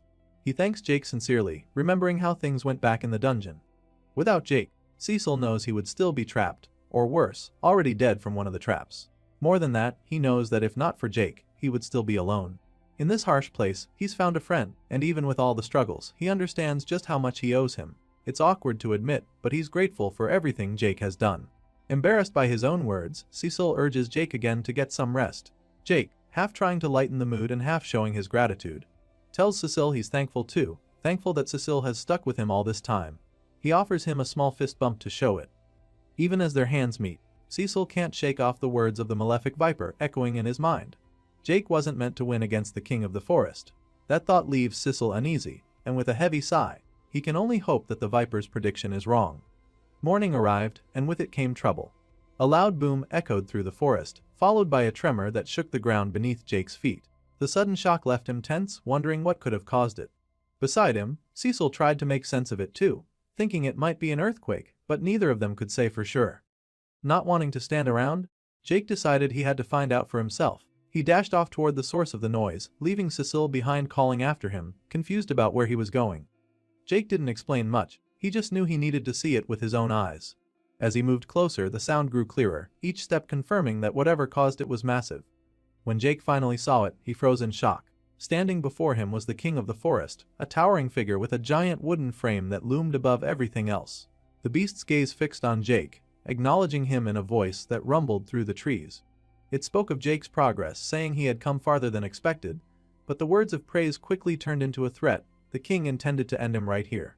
Jake tensed as a large notification window appeared before him. It laid out a clear choice, forcing him to decide how his story here would end. The first option was safe, he could leave the tutorial immediately, keep all the rewards he'd earned, and even gain a bonus of 50 million points, plus everything that came with finishing the tutorial normally. The second option was far more dangerous, he could stay and fight, facing the king of the forest head-on. If he succeeded and killed the king, he would earn 300 million points and all the rewards for clearing the tutorial by force. The choices played over in Jake's mind. He could walk away, alive and already rewarded, or he could risk everything for a chance at an even greater prize. Normally, there wouldn't be any hesitation. Backing down wasn't in Jake's nature. But standing there, looking at the sheer size and power of the king of the forest, a flicker of fear ran through him. The beast's presence alone made the risk clear enough. For a moment, uncertainty dug in, but Jake pushed it aside, grinding his teeth as he remembered what he'd said the night before. He had promised he wouldn't lose to the king of the forest no matter what. That reminder settled everything in his mind. A grin broke across his face. There was only one choice for him. He would stay and fight. Decision made, Jake stepped forward and spoke to the king of the forest, asking for something before they truly began. He pulled his bow from the holding necklace and requested that the king take one of his shots. He claimed he just wanted to see how big the gap was between them. Amused by Jake's boldness, the king agreed, curious to witness Jake's power for himself. This response pleased Jake more than anything. This wasn't some trick or sneak attack. Jake genuinely wanted to measure himself. He needed to see exactly what he was capable of. He took his time, preparing his strongest move. His bow and arrow drawn with a fully charged power shot, infused with his deadliest poison. Everything he had learned up to this point was poured into this single shot. He believed that this attack, if anything could, might bring down even a beast like the king of the forest. With one last breath, he let it fly. The arrow tore through the air with force, heading straight for the king, who continued to watch with interest. When the arrow hit, it exploded violently, sending wind and debris flying in every direction. Even Jake had to brace himself as the shockwave rattled the clearing. As the dust swirled and the wind howled, Jake waited, hoping to see what his strongest shot had done. But when the debris cleared, the truth was clear. The king of the forest still stood, completely unharmed. The massive beast casually held the arrow Jake had fired, pinched between its fingers like it was nothing. Jake could hardly believe it. The king looked at him, calling the attempt impressive but ultimately pointless. With that, the king crushed the arrow in his hand and made it clear that Jake's best effort wouldn't be enough to bring him down. After Jake's strongest attack failed to harm the king, the giant beast mocked him in a taunting way. It claimed it almost admired someone as weak as Jake for even managing to touch him at all. But the king reminded Jake that he had promised only one free shot, and now that chance was wasted. Taking a dramatic stance, the king aimed at Jake and fired a sharp projectile that grew straight out of its wooden fingers. It told Jake he should have surrendered when he could, because now he would suffer instead. As the deadly attack flew toward him, Jake's instincts kicked in. His bloodline ability activated on its own, catching him by surprise. The fact that it triggered so soon showed him just how dangerous his opponent truly was. Jake dodged to the side just in time, the projectile tearing through the air where he had just stood. He grabbed an arrow, ready to counter. But before he could aim, the king vanished and reappeared behind him. Jake barely had time to react before the king struck him with a powerful blow. The force sent Jake crashing into a nearby tree so hard that blood burst from his mouth. Lying on the ground, stunned by the impact, Jake struggled to breathe. The king called him pathetic and stepped closer, taunting him again. The beast asked if Jake really thought he was as foolish as the weaker beast lords he had defeated before. Each word felt like a slap, But Jake forced himself to stand, ignoring the pain. He told the king to shut up, anger burning through him. The king didn't stop. He aimed his fingers again, forming another sharp projectile. He fired straight at Jake, challenging him to dodge once more. Jake realized he didn't have enough time to move normally, so he prepared to use his Shadow Vault skill. As the attack closed in, he vanished just in time, reappearing high on a tree branch out of reach for the moment. From his higher position, Jake took a second to breathe. He knew he needed to keep his distance if he wanted any chance to figure out how to beat the king. He fired another round of arrows, hoping to slow the beast down. But the king simply gathered his magical energy, mocking Jake's effort. With a clap of its massive hands, the king unleashed a gust of powerful wind that shattered Jake's arrows before they could even reach him. Seeing his best shots fail one after the other, Jake felt a wave of frustration. His archery skills, which had carried him this far, seemed useless against this monster. He put his bow back into the holding necklace, knowing he had to try something else.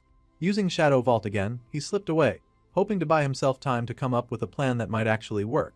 The king spotted him escaping and roared out, calling him a coward. But Jake ignored it, moving through the forest as fast as he could.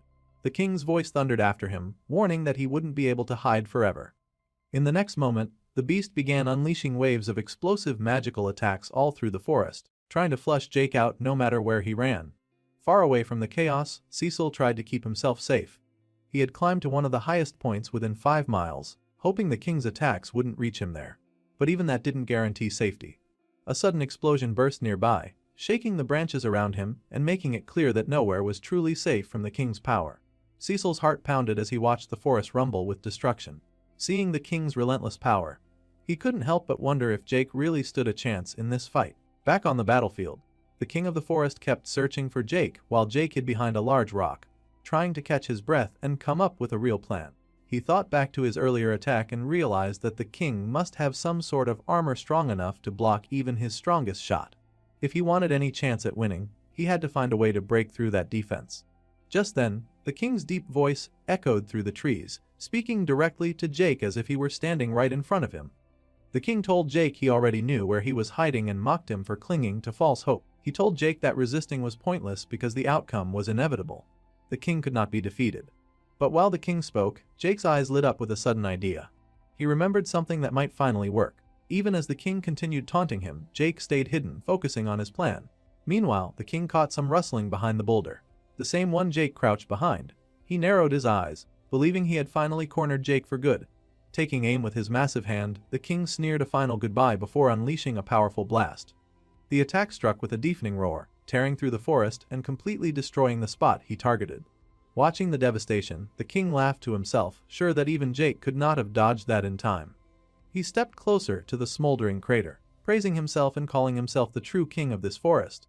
But as he looked down, something caught his eye. A small, cracked black ball lay in the dirt, leaking strange energy as the cracks spread. Curious, the king crouched down, wondering what this thing was. In his mind, the fight was already over, so he didn't see it as any threat. But then the black sphere broke open completely, and waves of dark energy poured out, curling around the king like smoke. It was the tiny black ball Jake had gotten from the rat, the nest watcher, the vengeful beast who had once been defeated by the king but now wanted revenge. The nest watcher had created the curse specifically to harm the king of the forest and had given it to Jake for this moment. The dark energy clung to the king's massive wooden body, burning into him. He roared in pain as the vengeful spirit of the rat formed within the shadows, wrapping itself around the king and declaring that he would be king no more. Furious, the king cursed the nest watcher for daring to betray him like this. Hidden at a distance, Jake saw the king's armor, like shell, begin to melt under the curse's attack. He knew this was his chance. Gripping the corrupted mooncore shard he had gotten from the white stag, Jake burst from his hiding spot and charged straight at the weakened king. Seeing him coming, the king gathered his strength and fired a barrage of sharp projectiles to stop him. Jake's bloodline instinct kicked in again, letting him see every move the king made. But this time, he felt slower than before, the earlier hits and exhaustion wearing on him. Still, he refused to stop.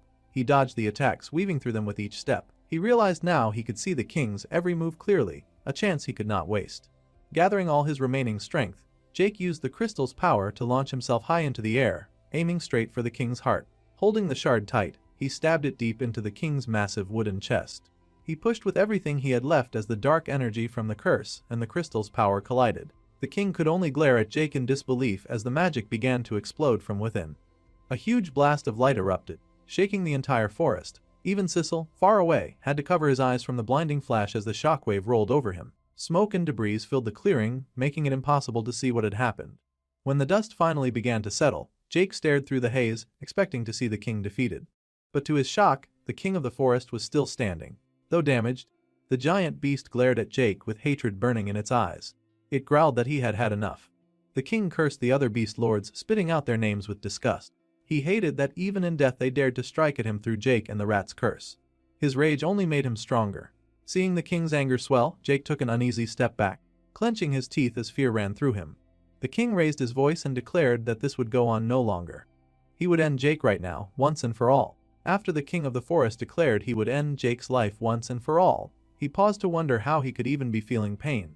How could a mere human like Jake damage him this much? He was the king who had crushed and killed countless beasts, proving he was born superior to them all. Long ago the system had brought him into this forest to battle the other beast lords.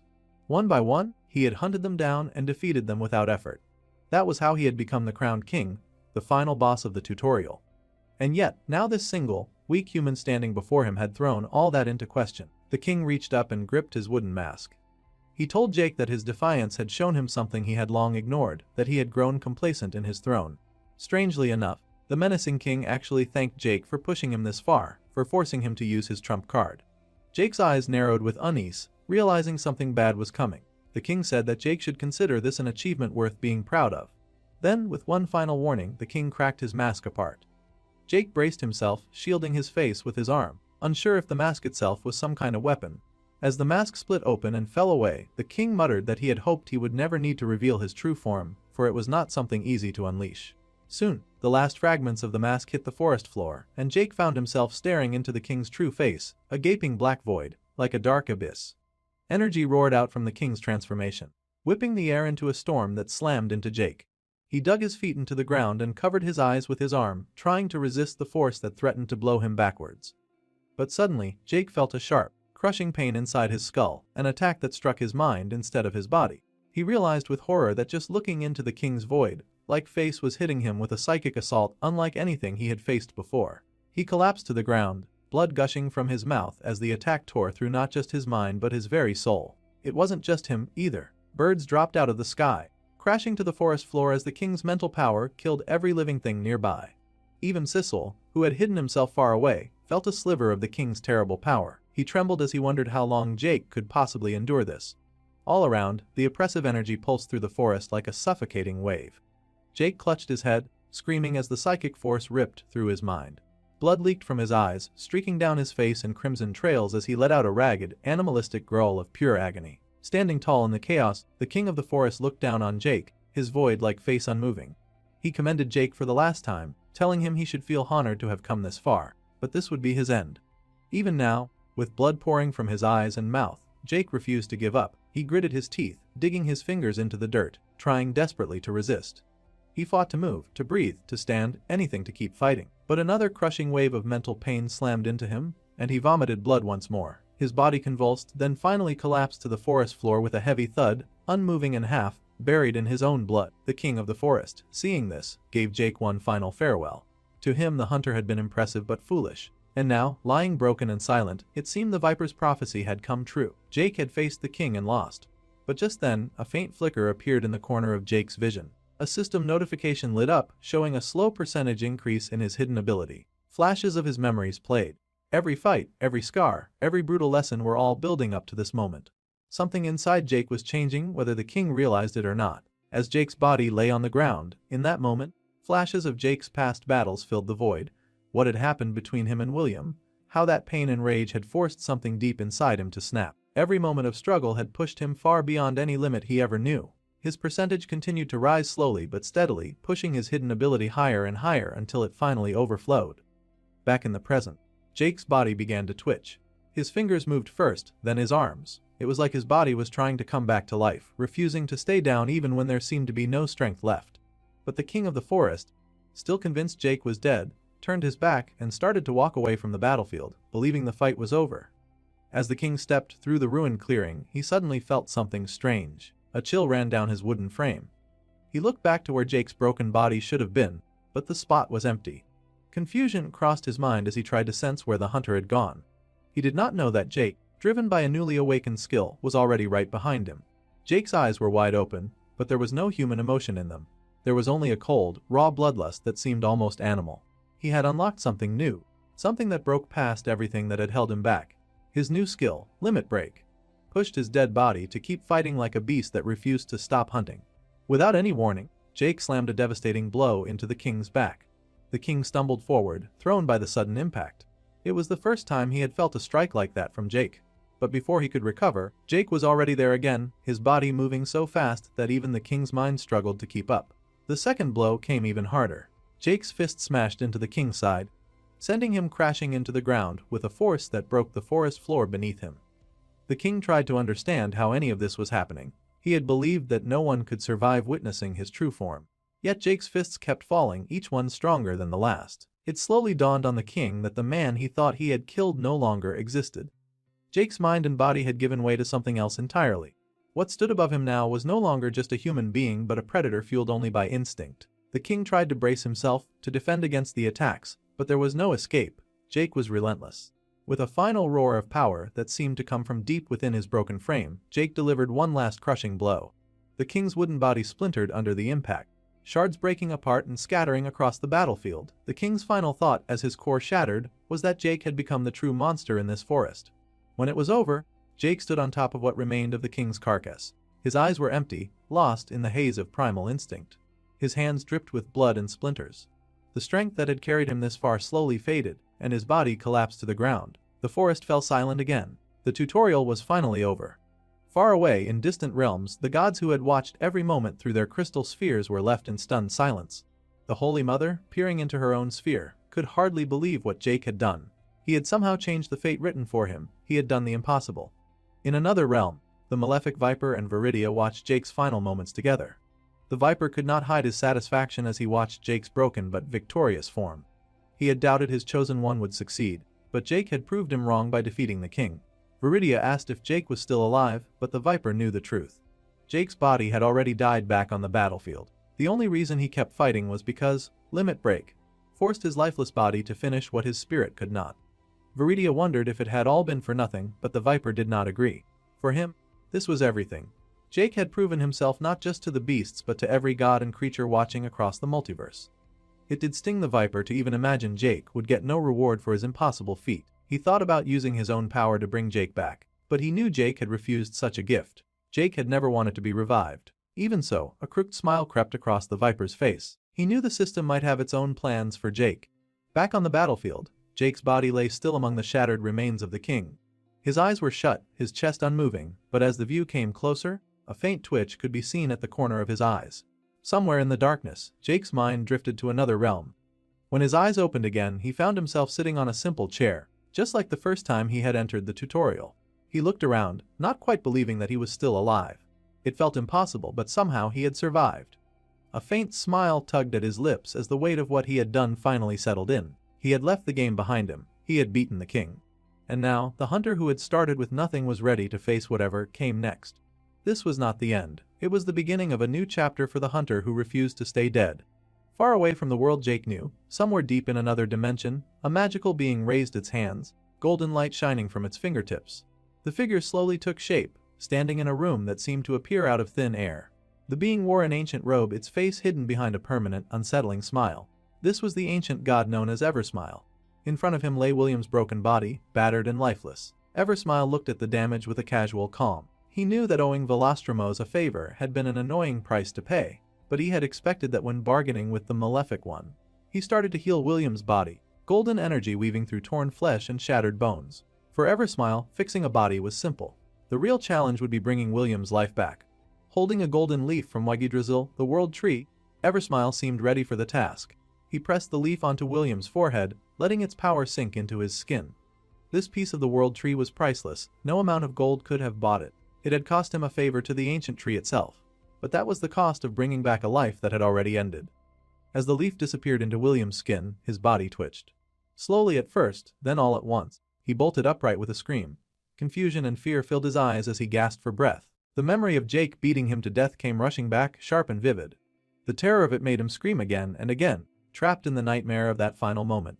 Eversmile watched, amused, and greeted William, glad to see him alive again. William turned to face the god, on edge and unsure what this being wanted. Eversmile explained plainly that William had died and that he had been revived by Eversmile's power.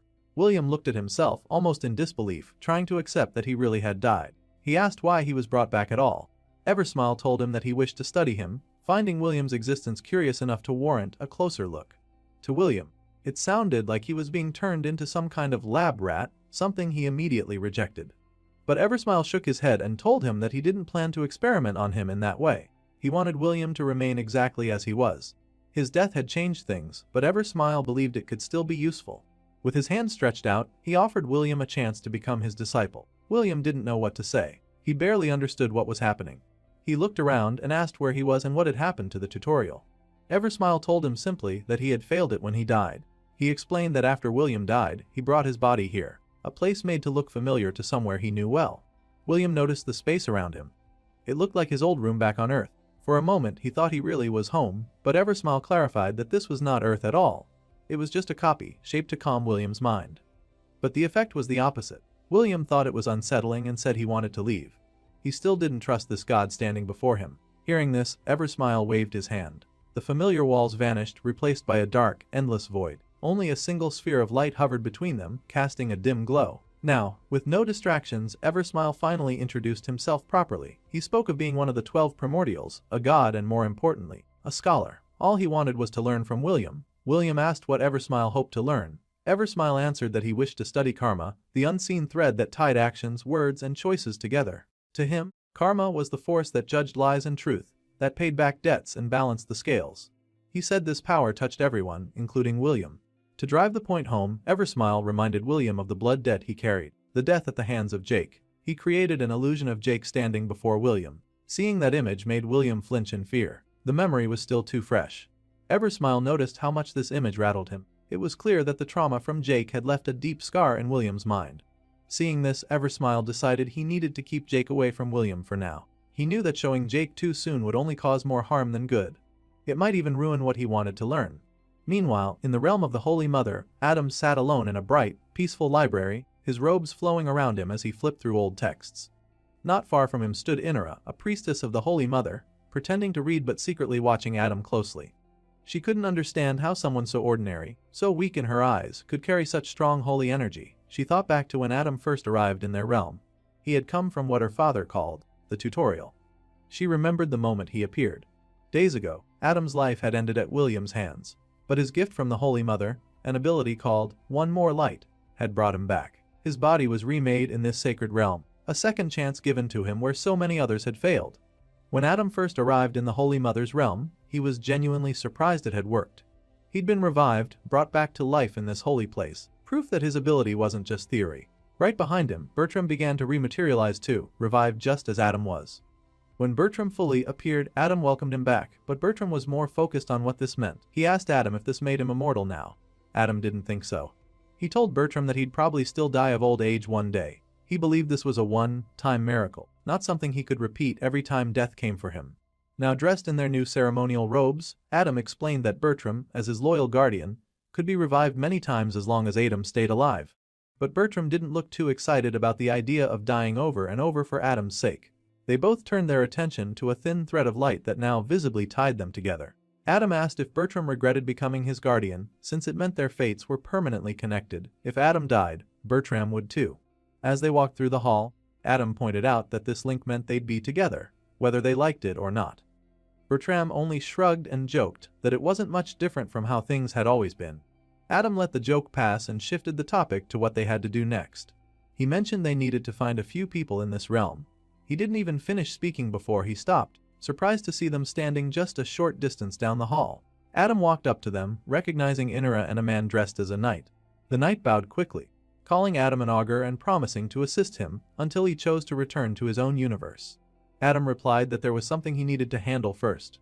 Before Adam could get to the point, the knight launched into a speech about how they would spread the glory of the Holy Church together. Adam shut that down immediately, telling him they wouldn't be doing that yet.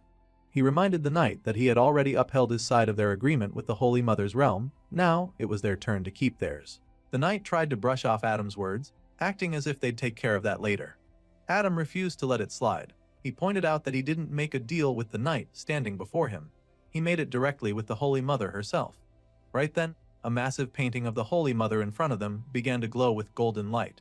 Everyone dropped to their knees except Adam, who stayed standing, facing the glowing image. He declared that even though he'd accepted his role within the church, he would always put the well-being of his fellow Earthlings first.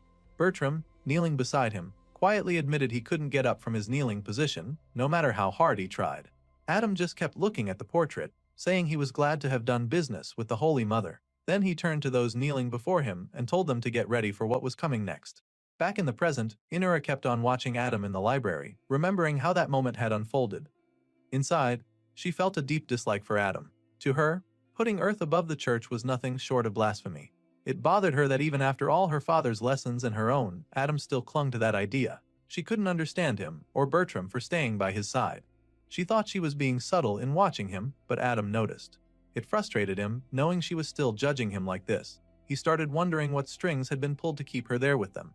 He realized the Holy Church was no stranger to internal politics. Adam knew exactly why they wanted him around. They needed his special skill, endless tongues, to help spread their teachings. But deep down he cared far more about Earth than he did about church politics. When he thought back to his meeting with the Holy Mother, he admitted to himself that he did want to share her teachings with humanity. He believed they could unite people. But what he wanted even more was to see his old friends again. Through the Pantheon, Adam had learned about Jake's role in the tutorial. He'd heard what happened after the camps attacked him. Adam couldn't help but think he should have handled things differently back then. He wondered how things would have turned out if that attack hadn't happened. Maybe Jake would have stayed with them. Maybe they would have brought William down together. Adam looked at the painting of the Holy Mother again. He wondered if Jake would have stuck by them if fate hadn't been thrown off course. He didn't blame Jake for any of it, he just felt regret for how it all unfolded. He remembered the way Jake used to look back when they worked together in the same office, a guy who never wanted promotions or raises, just doing his job and going home. Now, Jake had found something new to live for, even if Adam didn't know what it was. He smiled at the thought, still flipping through an old book. He was genuinely happy for Jake. Adam knew returning to Earth would be difficult, but he didn't see Jake as an enemy. He still saw Jake as a friend, and he truly believed they would meet again. Elsewhere, we see that all this with Adam took place just before Jake woke up, transported to another dimension. And in that moment, Jake smiled too. There was an accomplished look in his eyes. He'd finally left the game behind. Jake was still in the other dimension, trying to make sense of everything that had just happened.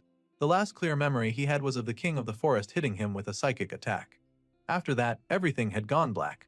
He could only remember bits and pieces. He remembered losing control, fighting back, slamming the king into the ground, and finally killing him. The next thing he heard was the notification telling him he had slain the king of the forest. That was how the tutorial ended for him. As soon as the king was dead, Jake was healed completely and transported back to this dimension where everything had first begun. It felt strange to stand there, realizing the 2-month ordeal was actually over. He could hardly believe it, but was relieved to be done with it. Even so, one thought stayed in his mind as he held the magical necklace that stored his loot. He couldn't help but wonder where Cecile had gone. Before he could think about it any longer, the necklace accidentally activated. A glow spread out, and all the loot he'd collected appeared neatly laid out on the table in front of him. Jake quickly noticed that not everything was from before. Mixed in with his old items were some new weapons and gear. He spotted a new dagger and a bow right away, and just seeing them made him feel excited. Finally, some real upgrades. Checking the item descriptions, he saw he now owned the Windsor bow and the Venomfang dagger. The dagger in particular reminded him of a tooth he once pulled from the Den Mother, one of the beast lords he'd faced. He figured it probably came from there. Then he found something else, a hard wooden mask. At first it just seemed familiar, but as he looked closer he realized it really was the king's mask, the same one from the forest. It was now called the Mask of the Fallen King. Looking through its stats, he could see how much it boosted his mana. It was a huge boost, bigger than anything he'd had before. He brought the mask up to his face, and when he did, it snapped perfectly into place.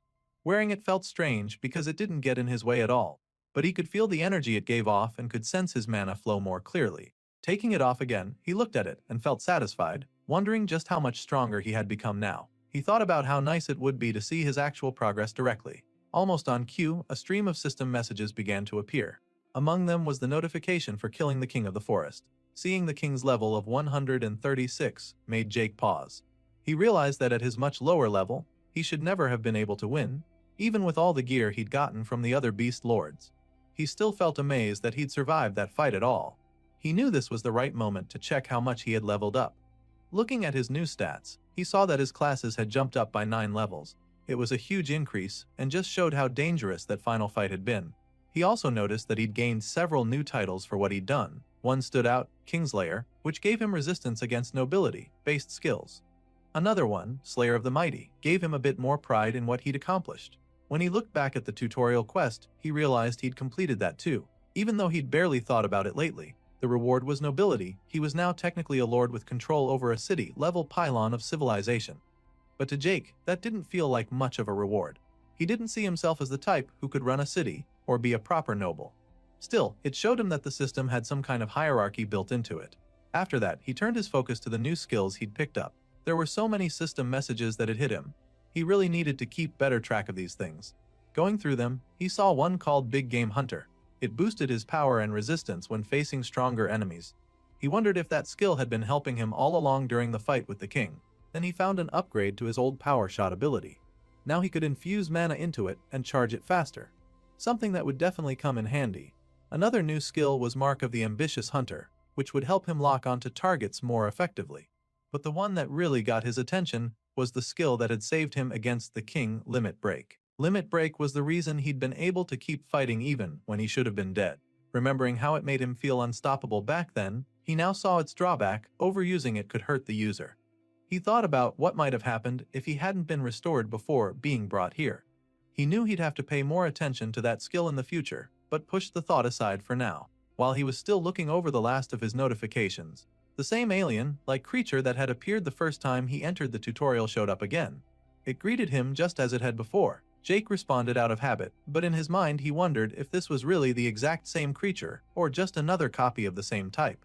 The creature praised him for finishing the tutorial. It seemed genuinely impressed that he had defeated every beast lord and even the king of the forest, saying his performance had been excellent. After praising Jake, the creature informed him that he had earned the title of progenitor of his universe, specifically the 93rd universe. Along with that, he received extra bonus points as part of his reward. Hearing this, Jake couldn't help but notice how grand these titles sounded compared to what he expected. He then asked if he would be sent back to Earth now that everything was over. The creature explained that Earth was still going through some changes and he wouldn't be able to return for another 3.5 days.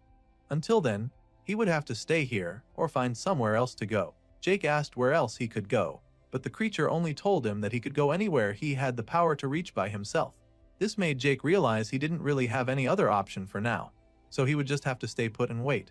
Wanting to know if there was more to his reward than just a title, he asked what else he would get. The creature then told him about the tutorial store and that he could use his points there. But before he could do that, Jake needed to find out his total tutorial points first.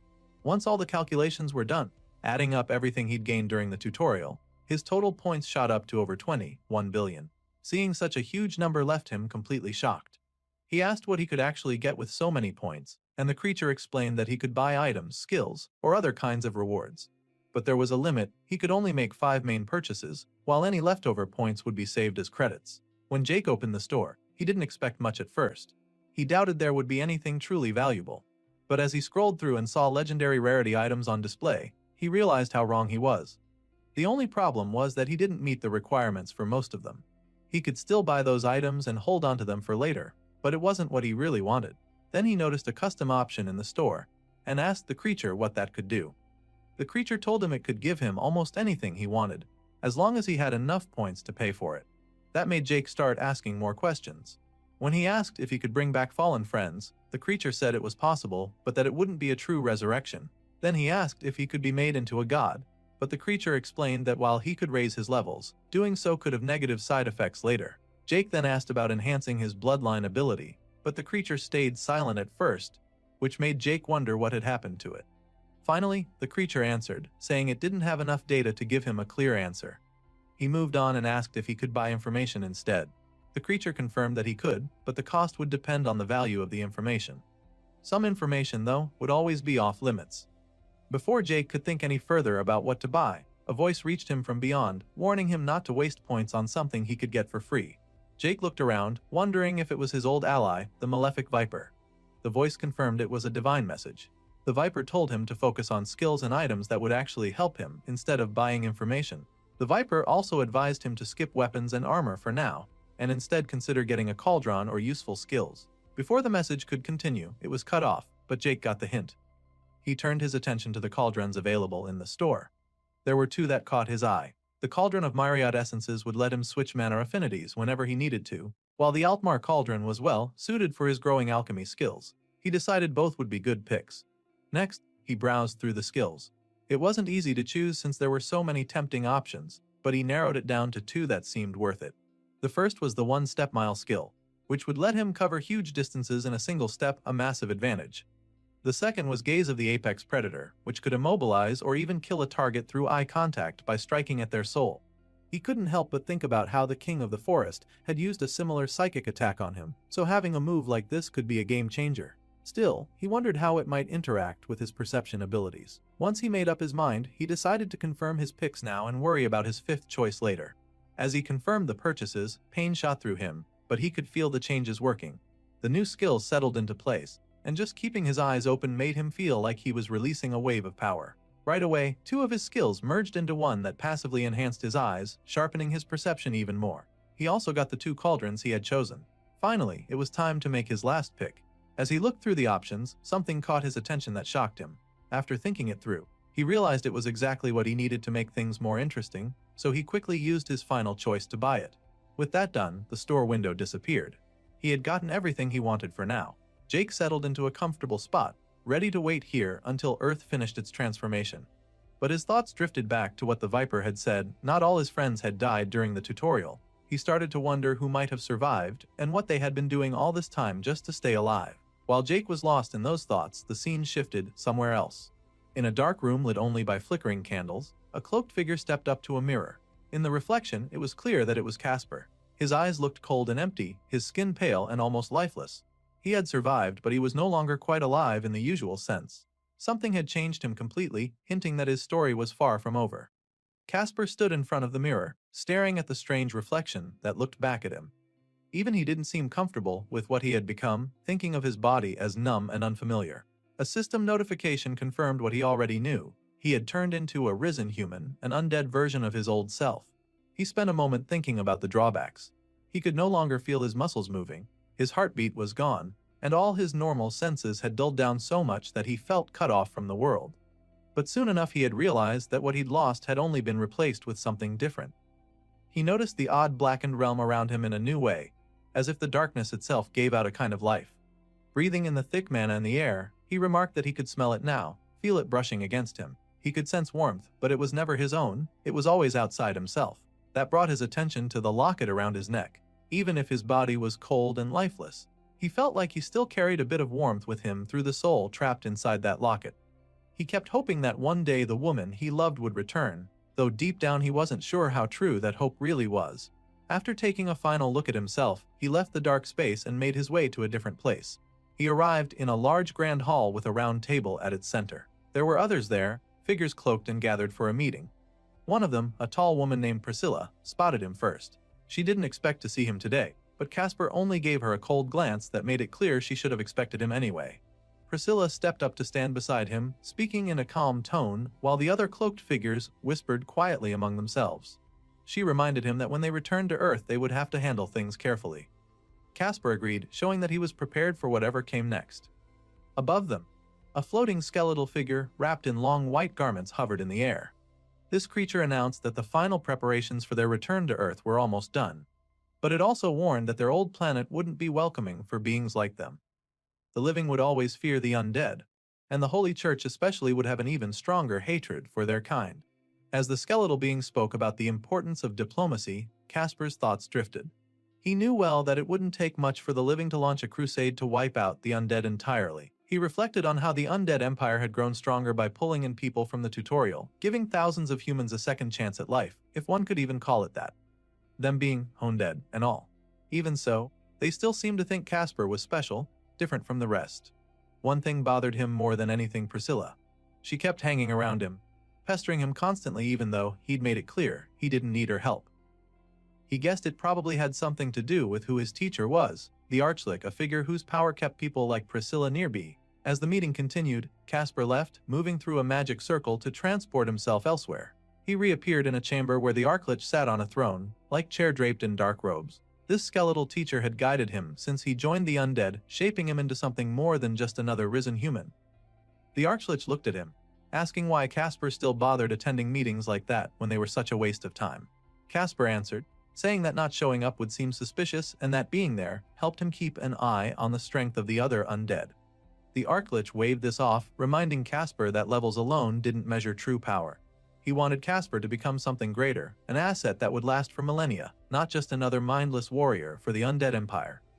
With that reminder, the Archlich tapped his bony fingers together, signaling that it was time for the lesson to begin. He moved closer as Casper focused, trying to draw on his magic. The Archlich spoke calmly, explaining that mortals who gained magical abilities had to work with what they were given. Unlike other creatures, they couldn't just create power out of thin air. They needed to shape what was already around them. To make his point, the Archlich demonstrated by weaving mana in the air, showing Casper how to use the environment to strengthen his magic. As Casper copied him, tracing runes in the air, the Archlich reminded him that his real strength lay in his emotions. He needed to push those emotions into his magic, making his intentions clear so that his spells would respond naturally. If he practiced enough, this would become second nature, the true form of his power. Casper struggled to hold it together, gasping as exhaustion settled in. The Archlich, seeing this, commented that Casper might not be naturally talented, but his unusual gift of harnessing emotion made him promising. The Archlich admitted, though, that this style of magic, while powerful, could be unstable and unpredictable. He was about to give more advice, but suddenly something strange happened. The Archlich froze in place mid-sentence, as if time had simply stopped. Casper looked around in confusion, calling out to his teacher, but no response came. An energy started to swirl around him, closing in until it completely surrounded his body. Before he could react, Casper was pulled out of the room entirely and thrown into a new realm. He hit the floor hard, feeling a sharp pain as he realized he couldn't move. A voice echoed around him, mentioning how messy this situation had become.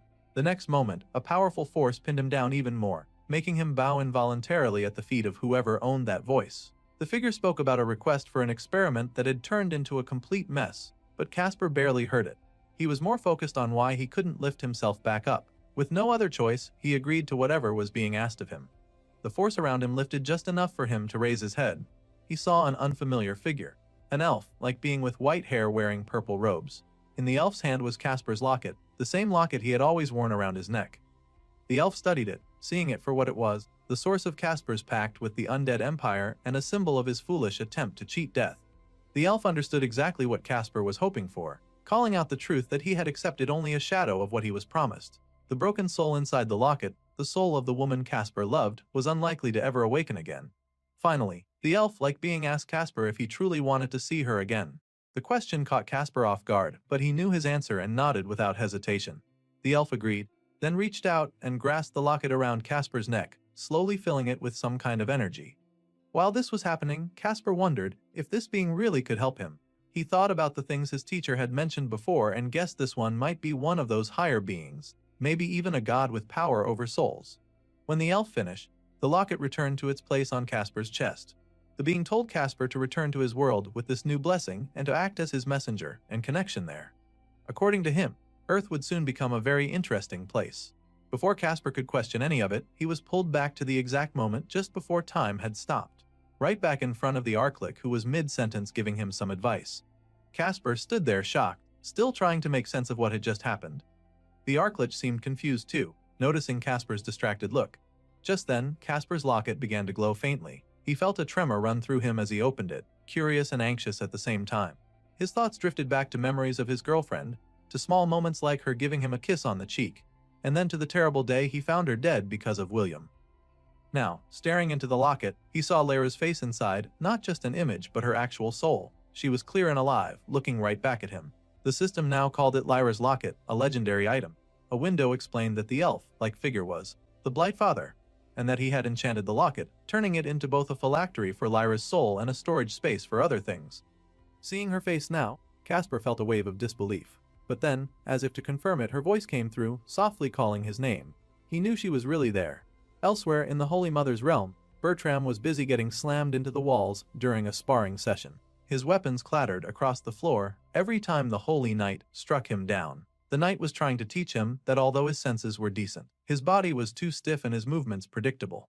Bertram tried to excuse himself, blaming the odd magic of the time, warping arena. But the knight didn't care, charging at him again to hammer the lesson in. Just outside, Adam stood watching, his book in hand. He told Bertram to hang on while flipping through the pages. Adam wasn't worried about this kind of training. As an augur, he didn't need to fight to level up. Knowledge alone was enough for him, though he knew it was a slow path. Killing someone would actually hurt him more than help, since losing his given class was always a risk. His thoughts drifted to how the system worked. He reflected on how training or studying could slowly raise levels, but that alone wasn't enough to build up records. These records summed up a person's entire being, covering all they'd achieved so far and hinting at what they might become. Without enough records, real progress couldn't happen. He compared it to a basin. The more records one had, the bigger the basin to hold experience. Adam thought about how the hardest part was always the rank evolutions. Each one demanded a certain amount of records to break through. He knew that titles could help, adding new records and giving certain benefits. All of this fed into unlocking new skills for a person's class, profession, or other paths they chose. His thoughts then shifted to concepts. These were about understanding things that were usually impossible to grasp, with skills built into them, like his own divination. His one more light skill after William killed him was tied to this. The deeper the understanding of a concept, the stronger it became. While Bertram kept getting knocked down, Adam kept thinking about how records covered all of these. Be it skills, titles, concepts, and even one's hidden potential. He reminded himself that blessings from gods worked through this too. People blessed by God sent some of their records up to their patrons and got some back in return. On paper, it was supposed to benefit both sides, but Adam suspected the gods kept a few secrets for themselves. Looking at the Holy Mother's painting, he wondered if even the gods fully understood the system, or if it was something everyone just had to figure out for themselves.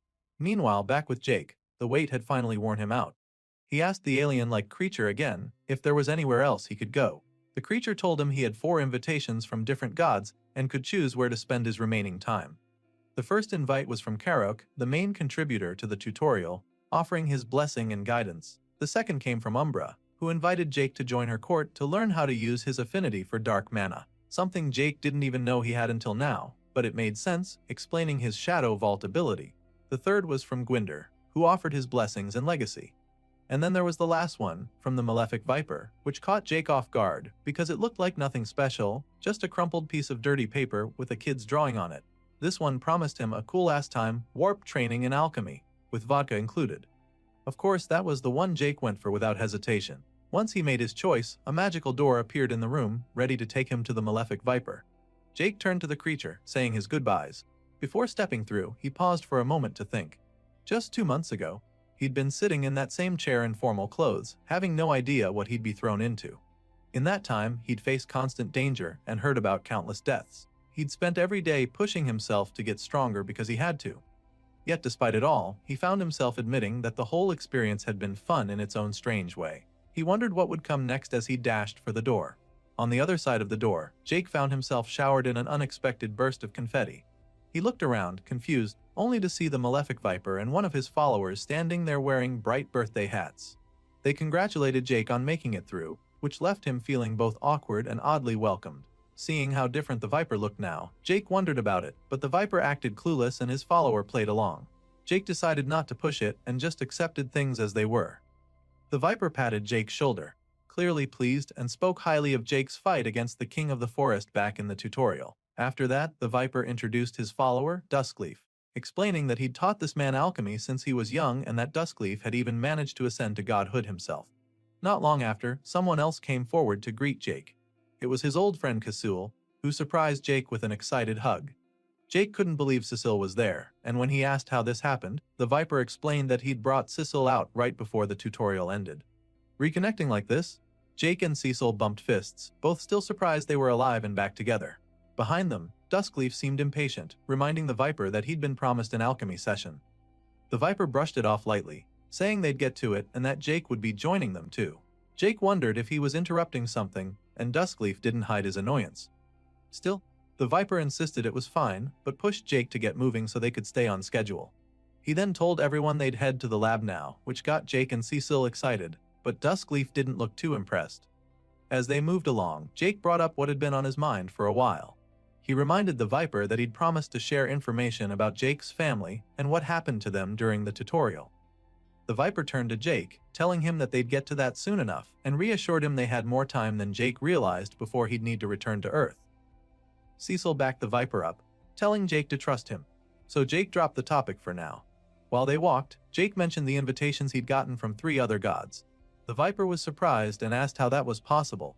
since Jake shouldn't even be on their radar because of something called the Shroud. Hearing this, Jake asked what the Shroud was, and the Viper explained it was tied to a true blessing and suggested Jake check his titles to confirm. Jake did just that, pulling up the list of his titles. It clearly showed he held the Viper's blessing, and the Shroud was indeed mentioned in the title's description. That left the Viper more confused than before, since the Shroud was supposed to make Jake undetectable to most beings. Still, he brushed it off and asked who'd invited Jake. Jake listed them off, including Karok, Umbra, and Gwynder. The Viper said he wasn't surprised by Umbra's and Gwynder's invitations, but admitted he didn't know who Karok was. Duskleaf then spoke up, describing Karok as a rogue god who wasn't really impressive. He added that Gwynder was an old, powerful god who led the Crimson Flame. The Viper added that Umbra was an old acquaintance of his, strong in dark mana and shadows, and she ran an impressive court of shadows and assassins who could accomplish a lot with the right support. Hearing that, Jake couldn't help but feel impressed. Even with that explanation, Jake still wondered how they determined which gods were strong and which weren't. The Viper answered, saying it worked much like it did for humans but on a bigger scale, since God was really just a broad word for immortal beings with a lot of differences between them. Wanting to understand better, Jake asked how the Viper stacked up compared to Umbra and Gwynder. The Viper thought about it and said he'd probably beat both, though he figured Umbra was stronger than Gwynder. Still, he explained that the real strength of a god depended on where they fought. Any god was almost unbeatable in their own realm, and that there was a difference between beating a god and being able to kill one. One thing still bothered Jake, so he asked what exactly a primordial was, since the Viper's notification had described him as one. The Viper explained that primordial was a name given to those who'd reached godhood back in the First Era. He said he was one of the 12 who had done so back then. The Viper then got a bit nostalgic, telling Jake about how brutal it was to become a god in that era, and that it was a miracle any of them had survived. Duskleaf scoffed at the Viper's bragging, while Jake found himself fascinated, feeling like he'd really gotten lucky meeting someone like this. The Viper pointed out that being one of the first didn't automatically make him stronger, and nowadays there were so many gods he'd lost count. Still, he admitted that while the general quality of gods seemed lower now, there were still exceptional ones, mentioning Yip of Yore as an example, someone from the dimension before Jake's who had killed gods. With all that said, the Viper announced that they'd finally arrived at the lab. Jake looked up and saw a huge gate covered in glowing runes, which made him a bit uneasy. He asked about it, and the Viper explained that because they were short on time, they'd be entering a place where time moved slower, something like the movie Interstellar. The Viper warned Jake that they could only slow time as much as Jake could handle. Too much distortion could mess with him and even block his records. Because of this, the Viper said that Cecil, the imp, would have to stay behind this time. Cecil looked a bit sad but understood what it meant. Jake would have to go on alone once they stepped through the gate. Now standing there, Jake and Cecil faced each other, both realizing this was their goodbye for now. Jake started to say something, but Cecil stopped him, telling him it was fine and that he'd be busy anyway. Trying to lighten the mood, Cecil playfully hit Jake on the arm and explained that he'd be on official duty now in Jake's universe, serving as an official imp under the Viper's order. They bumped fists one last time, and Cecil told Jake they'd catch up again soon. As Jake began to walk away, Cecil called out a final thank you, smiling at Jake for everything he'd done. Once inside, the Viper welcomed Jake into what would be his new home for the next few weeks. Right away, Jake could sense with his perception that this place held a powerful alchemy lab somewhere within it. The Viper warned him that the process ahead would be unusual. Placing his hand on a red crystal, the Viper asked Jake to speak up if it ever felt like too much. Almost immediately, swirling strings of colorful energy formed around Jake, leaving him disoriented. The sensation reminded him of how his moment of the primal hunter skill felt, only this lasted much longer and came with a sharper edge. Jake told the Viper it felt like tiny needles pricking him all over, which made the others wonder why. The Viper explained that this meant Jake had already hit his limit with the time distortion. He asked Jake if he had ever gained any skill connected to time manipulation or distortion that might explain it. Realizing Duskleaf was there and didn't need to hear the details, Jake answered in a coded way, saying he'd experienced a different kind of distortion tied to a skill he didn't name. The Viper understood what he meant, but Duskleaf was left confused before the Viper quickly moved on. Without wasting more time, the Viper put on loud music, surprising Jake. The Viper called it a training montage, and before Jake could question it, they jumped straight into the lessons. The next few days became a blur of intense learning. Jake and Duskleaf worked together, brewing all kinds of potions and poisons, including the Malefic Viper's signature poison. They went through different processes so Jake could understand the sense behind the Malefic Viper's skill. Some parts were unusual, like when they joined fingertips, an action that helped Jake gain the touch of the Malefic Viper. skill, even though he didn't quite understand how it worked. The training didn't stop there. Jake unlocked the scales of the Malefic Viper skill, allowing him to temporarily turn parts of his skin into scales for better protection. Using blood, he gained the blood of the Malefic Viper skill, which let him make his own blood poisonous for different uses. One of the more difficult lessons involved Jake eating poisonous mushrooms. This earned him the Palate of the Viper skill, which helped him detect poisons and build immunity by consuming them. After all that, Jake moved on to mana control. He spent long hours meditating in one spot, focusing on expelling and condensing the mana around him to move the rocks nearby. Duskleaf guided him through it, explaining that focus control and understanding his mana affinities were key. After some time, Jake managed to lift and move the rocks a little, but eventually, they dropped as he collapsed from the strain. Duskleaf, watching Jake on the ground, commented that collapsing only twice in 18 days was impressive, considering Jake's low grade of being. Jake got up, still frustrated, complaining about how he hadn't been able to level up during all this time. Hearing that, the Viper told him that if leveling up was what he wanted, he had something special to show him. They soon stood in front of a giant barrel filled with swirling poison. The Viper called it the Trial of Myriad Poisons, saying it was something he had prepared for Jake. Duskleaf immediately questioned this, worried about Jake's safety, but the Viper insisted he was simply delivering a reward he'd promised Jake. Trying to make it seem less intimidating, the Viper poured vodka into the barrel, joking that he'd promised Jake alcohol too. Jake looked at the bubbling mix and joked back that he wasn't sure he wanted to taste this experimental cocktail.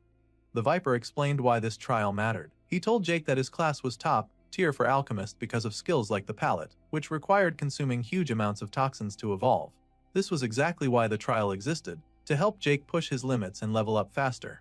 Duskleaf, still worried, pointed out the real danger: most people died trying to complete this trial. Looking at the barrel, Jake asked how long it would take. The Viper said it depended on how quickly Jake could absorb the toxins.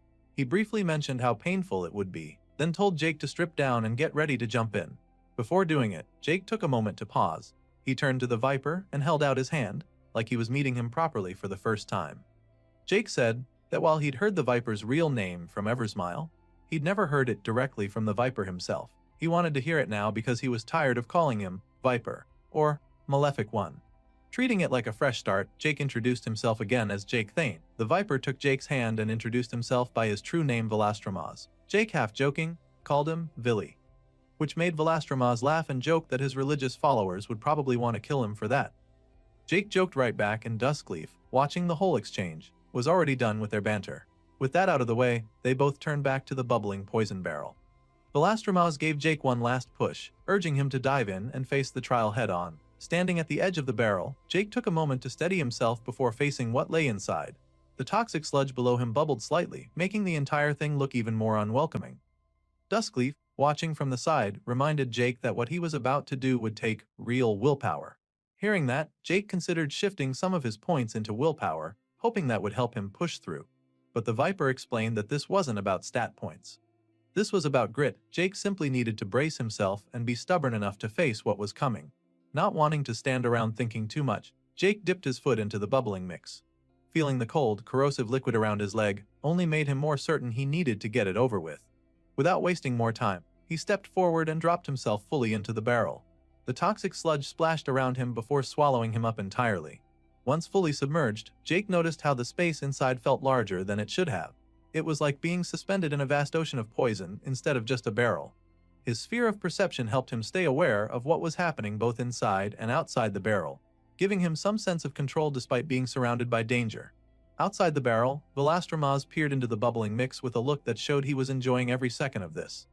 But even then, he hadn't fully activated the real trial yet. He lifted his hand, and with a simple motion, he released the full wave of harmful toxins into the liquid. Slowly, the sludge around Jake shifted in color, turning a deep green as the toxins awakened. Inside, Jake immediately felt the shift. His perception helped him sense the change, and he tried to count the different toxins around him. But when he focused, his eyes went wide. There weren't just a few poisons. There were millions of separate toxins, each trying to push their way into him all at once. The pain came in a rush. Jake felt as if countless needles were stabbing him all over. His muscles tensed, and he clenched his fists while his whole body trembled under the wave of agony. He couldn't even scream as the poisons paralyzed him, leaving him floating helplessly in that ocean of sludge. Outside, Duskleaf checked the time, seeing they were getting close to the 1 hour mark. This was when most people usually failed the trial. He asked for Velostromaz's thoughts, but the Viper just kept his eyes locked on the barrel, offering no words, only a look that said he was eager to see what would happen next. Inside the toxic ocean, Jake's body showed the toll it was taking on him. Blood seeped out from the corner of his mouth, drifting through the green liquid. But instead of letting the poison win, Jake forced himself to stay conscious. Somewhere inside, he told himself that this trial wouldn't consume him, he would be the one to devour it instead. Focusing through the pain, Jake used every bit of his perception to sense the poisons and herbs within the sludge. If he could track their energies, he could pull them in and absorb them. But this was far from simple. For every toxin he absorbed, more came to take its place. The flow felt endless, making it feel like he was making no progress at all. Despite that, Jake noticed something else happening. Even as his health dropped and his body felt close to breaking, each toxin that his palate skill absorbed gave him a little boost in health, stamina, and mana. It wasn't much, but it was enough for him to see that if he just kept going, he could survive this. He simply needed to endure, one breath at a time. Watching him from outside the barrel, the Viper actually seemed pleased. Velostromaz noted that Jake was holding on well. Duskleaf agreed, seeing that Jake had passed through the first checkpoint of the trial without giving in. If he could keep this up, he might actually succeed. But just as Duskleaf said this, something strange caught his attention inside the bubbling mix. Deep within the toxic ocean, something shone with an unnatural green light. Duskleaf turned to his master, suspecting that something new had been added. Velostromaz's grin made it clear he had done exactly that. Seeing the reaction on Duskleaf's face, it was obvious he knew how dangerous this was. But the Viper didn't hide it. He confirmed without hesitation that he'd added something extra into the barrel. Whatever it was, Jake, still floating inside, would soon find out for himself as the trial grew even more dangerous than before. Seeing what Velostromaz had added, Duskleaf grew frantic. He knew exactly how dangerous the Malefic Viper's blood was. He tried to convince his master to stop the trial immediately and even made a move to halt it himself. In his mind, there was no way Jake could handle the soul strain that came with it. The blood would rip Jake's soul apart if he made a single mistake. Velostromaz didn't let Duskleaf interfere. He grabbed his hand and held him back, calmly telling him that Jake's soul was much stronger than Duskleaf gave him credit for. Even when Duskleaf argued that the slightest misstep could finish Jake off for good, Velostromaz wouldn't budge. He believed Jake wouldn't back down, no matter what got thrown at him. Duskleaf finally gave up trying to change his master's mind. He sighed, hoping Velostromaz was right. The Viper reminded him that the blood's real effect wouldn't even kick in yet. They still had time. Inside the barrel, Jake floated on while Duskleaf worried. Duskleaf didn't fully understand why his master trusted Jake so much, but deep down he hoped that if Jake did fail, it would happen before that dangerous point was reached. Meanwhile, Jake's thoughts drifted. He wasn't even sure how long he'd been inside this poisonous ocean. One thing he did notice was how his palate skill seemed stronger now. He felt like he could handle more poison than before. To test himself, he opened his mouth and drew in even more of the toxic sludge, forcing it into his body.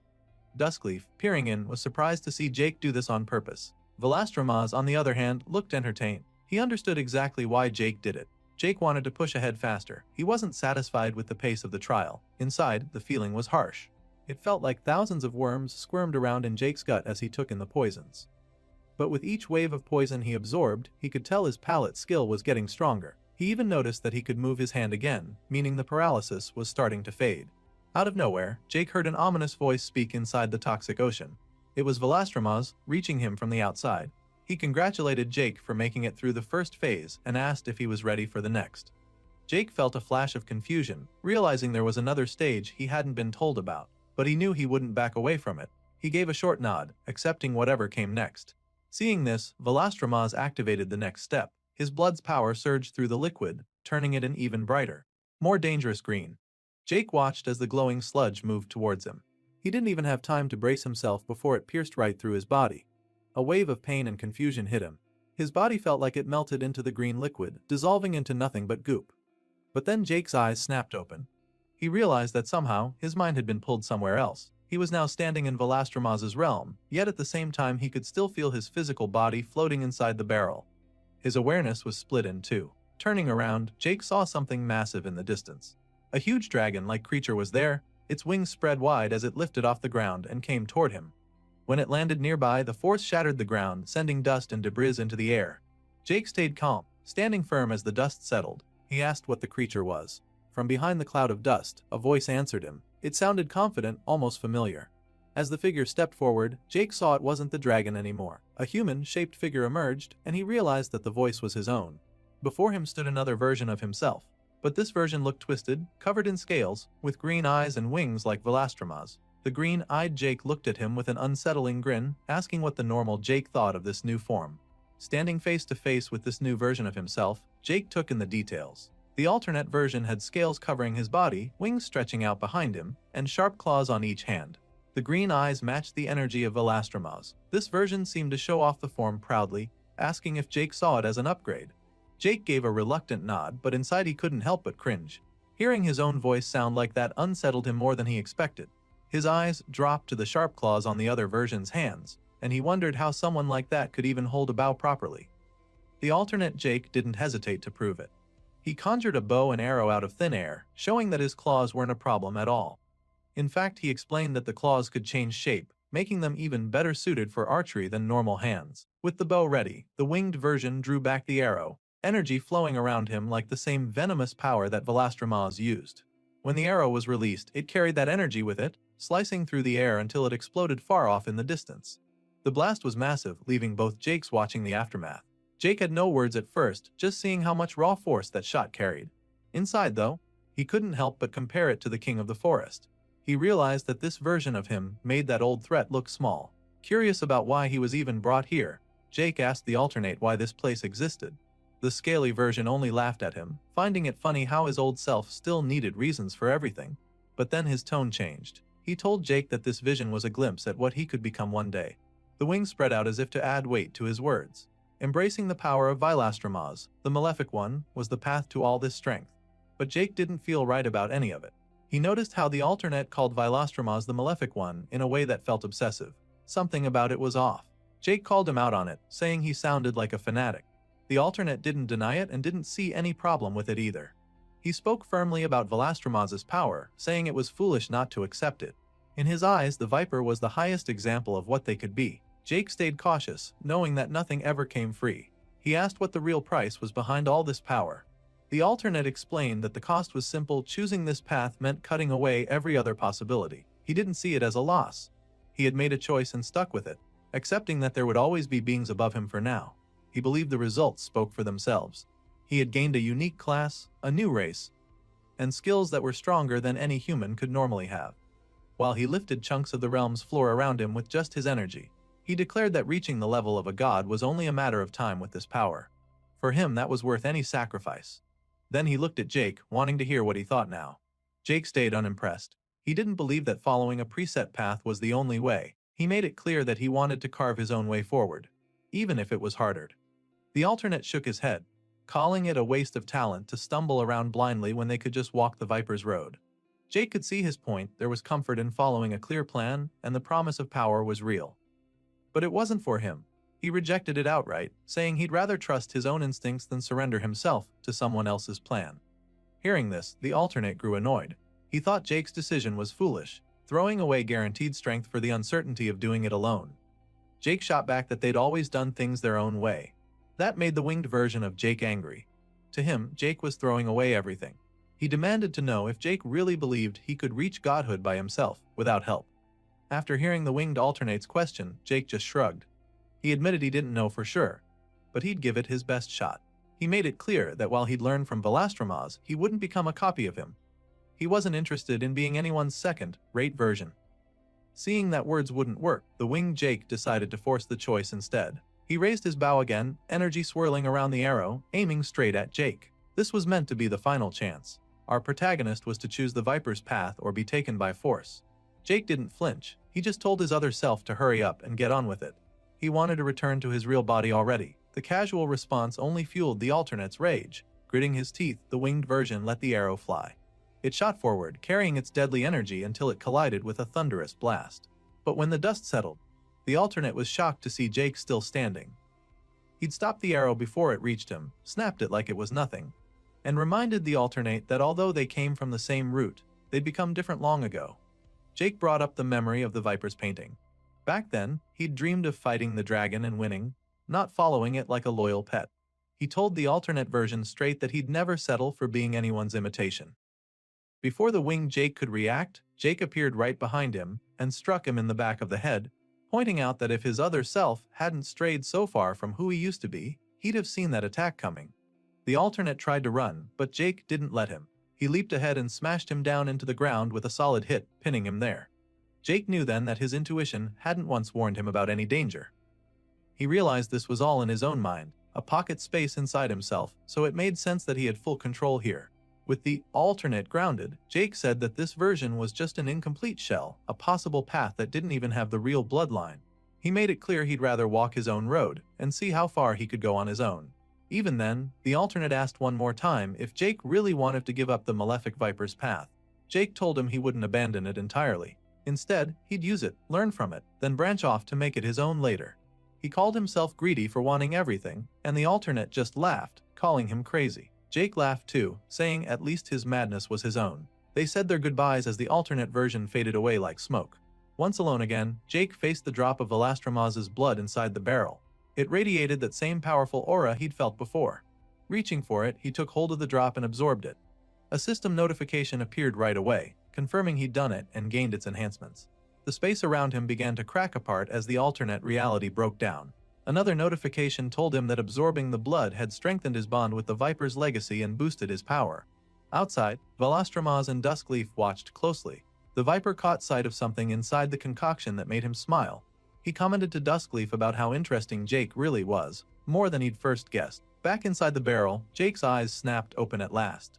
He'd done it, he had survived and succeeded. As soon as Jake managed to pull himself out of the barrel, the Malefic Viper stood by clearly pleased. Jake had gone beyond what the Viper expected.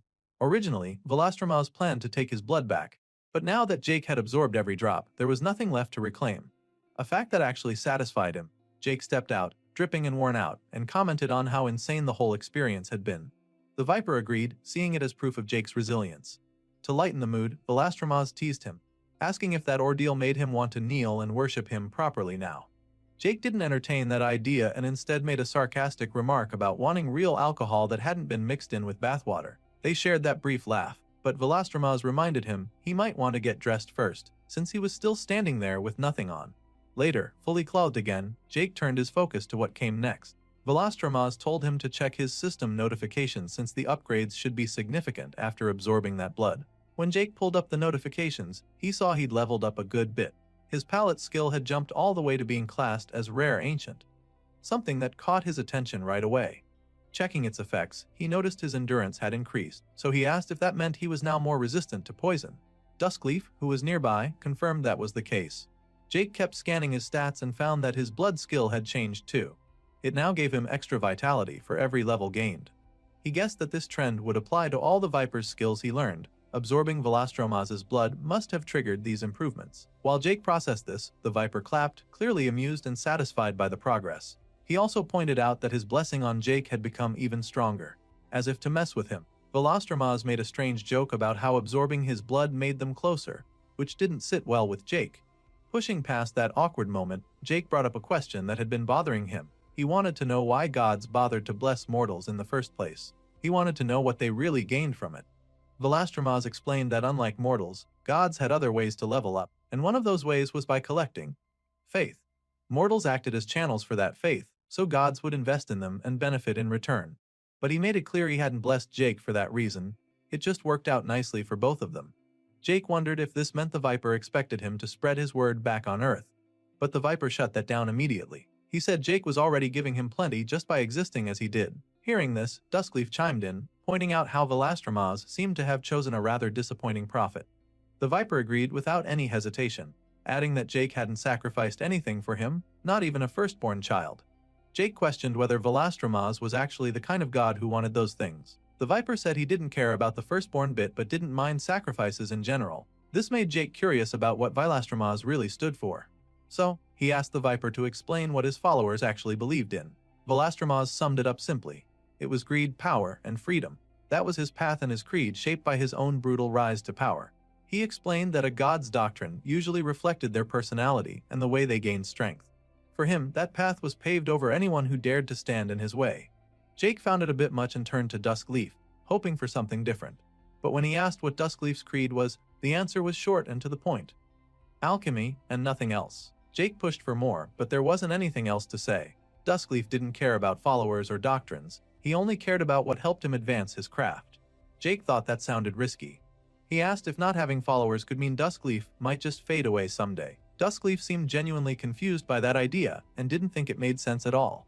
Velastromas jumped in to explain that while Earth stories painted gods as dependent on faith, in reality, it wasn't true for most. Even the Viper himself had followers but didn't rely on them for power. It wasn't unusual for some gods to go for ages without a single follower. The Viper pointed out that gods like Duskleaf were just more reclusive by nature. Duskleaf agreed, repeating that having worshippers did nothing for his alchemy. Jake stood back and watched them argue like old friends, finding the sight oddly amusing. As the two gods kept up their playful bickering, Jake suddenly cut in with a question that stopped them both. He wanted to know how old they really were. Velastromas told him he was from the First Era, while Duskleaf was said to be from the Fourth. Each era, as Jake found out, spanned at least 7 billion years. Jake tried to do the math but gave up almost immediately, deciding it was easier just to call them both ancient. He joked that it was strange for two old beings to be dragging someone as young as him into some strange religion. They kept going back and forth, using the huge age gap as the main punchline, while Duskleaf just looked annoyed with their jokes. Finally, Duskleaf reminded Jake that he still had system notifications left to go through.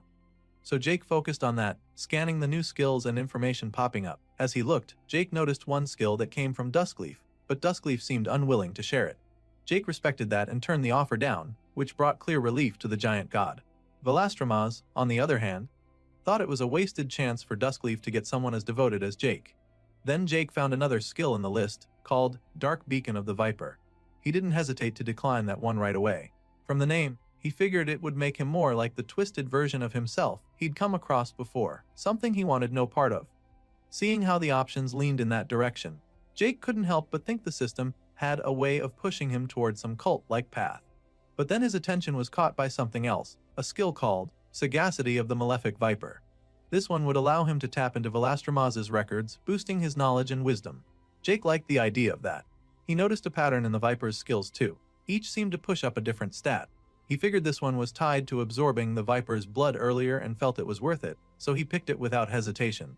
Almost immediately, pain hit him like a hammer. Jake fell to the floor, the flood of knowledge slamming into his mind. He could feel bits of information swirling, mostly hints about mana control, but the full scope stayed locked for now. It was clear there was more he'd get to access later. Through gritted teeth, he tried to make sense of it, but the pain made it nearly impossible. Once the worst of it passed, Jake dragged himself upright, still reeling from the experience. Velastromas asked how it went, and Jake explained about the sagacity skill. The Viper couldn't resist joking about how wise he was, calling himself a sage, acting like he was a great philosopher or something. Jake brushed that off and decided to check his status screen properly. He hadn't really looked since the tutorial, so seeing how much stronger he'd become now made him feel good for a moment. But that moment faded fast when he asked the gods if they thought he could take down the king of the forest now. Both of them shot him down without hesitation. Velastromas laid it out plainly. Even with Jake's progress, the king of the forest was no ordinary creature. It was a unique life form with powers that would have overwhelmed Jake in seconds if not for its arrogance and distraction. The truth was that Jake only won because he'd managed to twist the situation in his favor. If he'd been weaker, he would have died. Hearing that, Jake felt a bit crushed, wondering if his victory had only been pure luck. The Viper saw how down he looked and gave him a playful thump on the shoulder, telling him not to undervalue what he'd achieved. No matter the circumstances, he had beaten a monster that was meant to be nearly impossible. Velastromas explained further that the system designed tutorials to be beatable in theory, but it adjusted their difficulty based on who was involved. Once the system detected all the divine help Jake would get, it increased the challenge to match. In the end, facing the king of the forest made Jake's tutorial one of the toughest. Winning it was still something to be proud of. Once that topic settled, all three of them took their seats around a table. Jake asked what came next, since he knew he'd be leaving soon. Velastromas told him they only had a few hours left before he'd return to Earth, so it was time to talk about what was coming. The tone shifted as Velastromas warned him that the Earth Jake remembered no longer existed. It had become something entirely different, something unrecognizable. Before Velastromas could continue explaining what had become of Earth, he decided to lighten the mood a bit. He brought out a bottle of liquor, joking about it not being poisoned, and poured out a drink for Jake. As they settled in with their cups, Velastromas warned Jake that there were some things he couldn't share. Whether it was because the system wouldn't allow it, or because it would be better for Jake not to know, some answers would have to remain hidden. With that out of the way, Jake asked his first question. He wanted to know how Velastromas knew so much about Earth when Duskleaf clearly didn't. Duskleaf, meanwhile, seemed unimpressed with the drink and quietly mixed something alchemical into his cup to fix the taste. Velastromas explained that unlike Duskleaf, he had a special skill that let him gain information almost effortlessly, like having an endless source of knowledge in his mind. Hearing this, Jake was fascinated and wanted to know if he could get that skill too. Velastromas made it clear that it wasn't something Jake could just learn. That level of partial omniscience was something only a god could handle. He added that other gods had similar abilities, but he doubted any of theirs were as good as his. He went on to give Jake more details about how the skill worked for him. Jake, still curious, asked how it felt to take in so much information at once, since he knew firsthand how painful it could be. Velastromas reminded him that as a god, his wisdom stat was so high that what hurt Jake didn't even register as a problem for him. Finishing the last drop of his drink, Velastromas decided it was time to return to the topic of Earth. Jake wanted to know exactly what he should expect when he got back. Velastromas explained that when the system takes over a universe, it transforms everything, especially planets that have life. Earth had been completely reshaped to handle the power its people would now have. He reminded Jake that the old Earth would never have been able to support the magic and energy that humans now possessed. So the planet itself had been made bigger and more suited for its new reality. Oceans were deeper, landmasses spread far wider, and mountains now reached higher than ever before. The world would stretch on endlessly in every direction. That wasn't the only change. The wildlife left behind during the transformation had also changed. While the enlightened humans went to their tutorials, the creatures that stayed behind adapted and evolved. On top of that, the system added new creatures to the world. Velastromas warned Jake not to underestimate them, saying there would be D-grade beasts scattered around valuable areas, guarding treasures or rare spots. They would be dangerous if Jake wasn't careful. But there was something worse than the new wildlife. Velastromas asked Jake to think about what would have happened if he hadn't killed the king of the forest. Jake understood immediately what that meant. Velastromas explained that the powerful beast lords Jake defeated would have been sent to Earth too. Because they were taken care of, Jake had removed some serious threats before they could appear there. Processing that, Jake stood up, realizing that other threats would still be out there. Earth wouldn't just be home to wild creatures. Many powerful beings with their own goals would be there too, ready to clash with humanity. Velastromas told Jake not to panic, explaining that these D-grade monsters would be confined to their territories at first, just like Jake saw in the tutorial. But that restriction wouldn't last forever. Sooner or later, they would be free to roam. Jake sat back down and asked what he was supposed to do about all this. Using a bit of magic, Velastromas showed him a vision of a massive rooted tree. He explained that Jake needed to exploit the territory that once belonged to the king of the forest. By finding something called the Pylon of Civilization and claiming it, Jake could create a base for himself. This would give him an advantage over the other humans when they returned. But Jake didn't want that right now. He was focused on finding his family above anything else. Velastromas understood right away. He saw that Jake was similar to him. Both of them preferred leaving leadership to others while benefiting from it in the background, like Velastromas did with his loyal follower Viridia. But then Velastromas' tone changed. He had bad news that made Jake tense up. Velastromas told Jake not to even think about searching for his family. Hearing that made Jake's thoughts spiral into a dark place. He imagined the worst, that his parents, his brother Caleb and his sister-in-law Maja were all gone. Desperate, he asked if there was any way to bring them back. Velastromas, looking grim, said he had tried more than anyone but didn't think it was possible. Maybe if it had just happened and they still had the body and special items, it might have worked. But once a soul was too far gone, it couldn't be retrieved. The weight of that truth hit Jake hard, leaving him deeply shaken. But then, unexpectedly, Velastromas told Jake that his family was actually still alive, saying it as if all of this had just been a joke. Jake didn't take it well. He slammed his hand on the table, angry and frustrated, demanding to know why he shouldn't go looking for them if they were still out there. Velastromas answered calmly, telling Jake that searching for them would only waste his time. Jake didn't know where to even begin, and if he focused on that, he would have to neglect his own growth. Jake said he had hoped for at least some clue to guide him, but Velastromas shut that down too, explaining that neither he nor the system would help with that. Thinking he could actually find them was just wishful thinking. With a heavy sigh, Velastromas told Jake he needed to trust that his family would look after themselves for now. Jake sank back in his seat, unsure what to do next. Feeling lost, he asked Velastromas for advice. Velastromas told him to focus on becoming stronger, reminding him that the path ahead would be full of people he needed to protect. At the very least, Velastromas pointed out, Jake still had two gods on his side, himself and Duskleaf, who would stick with him until the end. Jake thought about what that really meant. He remembered that he'd be returning to Earth alone. Most of his old friends and colleagues were either dead or had drifted away from him. He knew Adam had survived, but he had no idea what their reunion would look like. and Casper was undead now. That was another thing he didn't know how to handle. All of it made him wonder if he should follow Velastroma's advice and find a place to settle down first, but he didn't know what that would lead to either. He started to imagine different paths. Maybe he could become the leader of humanity, or maybe he'd just live alone somewhere in the wilderness. But none of those ideas felt right, and he still didn't know what he truly wanted to do. Standing up, Jake asked how much time he had left before he would be sent back. Velastromas explained that in the time-warped room they were in, they still had about an hour, but outside it would only be a few minutes. Jake, now feeling impatient, asked everyone to leave the room with him. Together they walked toward the door. With a wave of his hand, Velastromas opened it, but before Jake stepped through, Velastromas used his power to give Jake a parting gift. Jake's clothes transformed into a new outfit. A stylish green, nice garment far more fitting for what lay ahead. Jake looked himself over and felt satisfied with the change. Standing before the gate, ready to begin this next stage of his journey, Jake thought about how much Earth would have changed by now, and how much he had changed too. Meanwhile, elsewhere Adam and Bertram were also preparing to leave. They were being briefed by the same Holy Knight who had first welcomed them to the Holy Realm. The Knight reminded them that their safety came first. They were told to avoid dangerous places and to focus on gathering followers. If they obeyed the Holy One's words, they would find success. He also warned them to watch out for deceivers pretending to be friends. Adam asked about the results of the tutorial. To his surprise, the Holy Mother herself appeared to answer. Bowing before her, Adam and Bertram listened as she told them that Jake had won. He had defeated the king, making him a progenitor for their universe. She made it clear that she didn't want Adam to fight Jake, but she also didn't want him to join Jake either. As she spoke, Adam and Bertram began to glow with a golden light, signaling that they were about to be sent off. The Holy Mother's final words were ones of encouragement, sending them forward.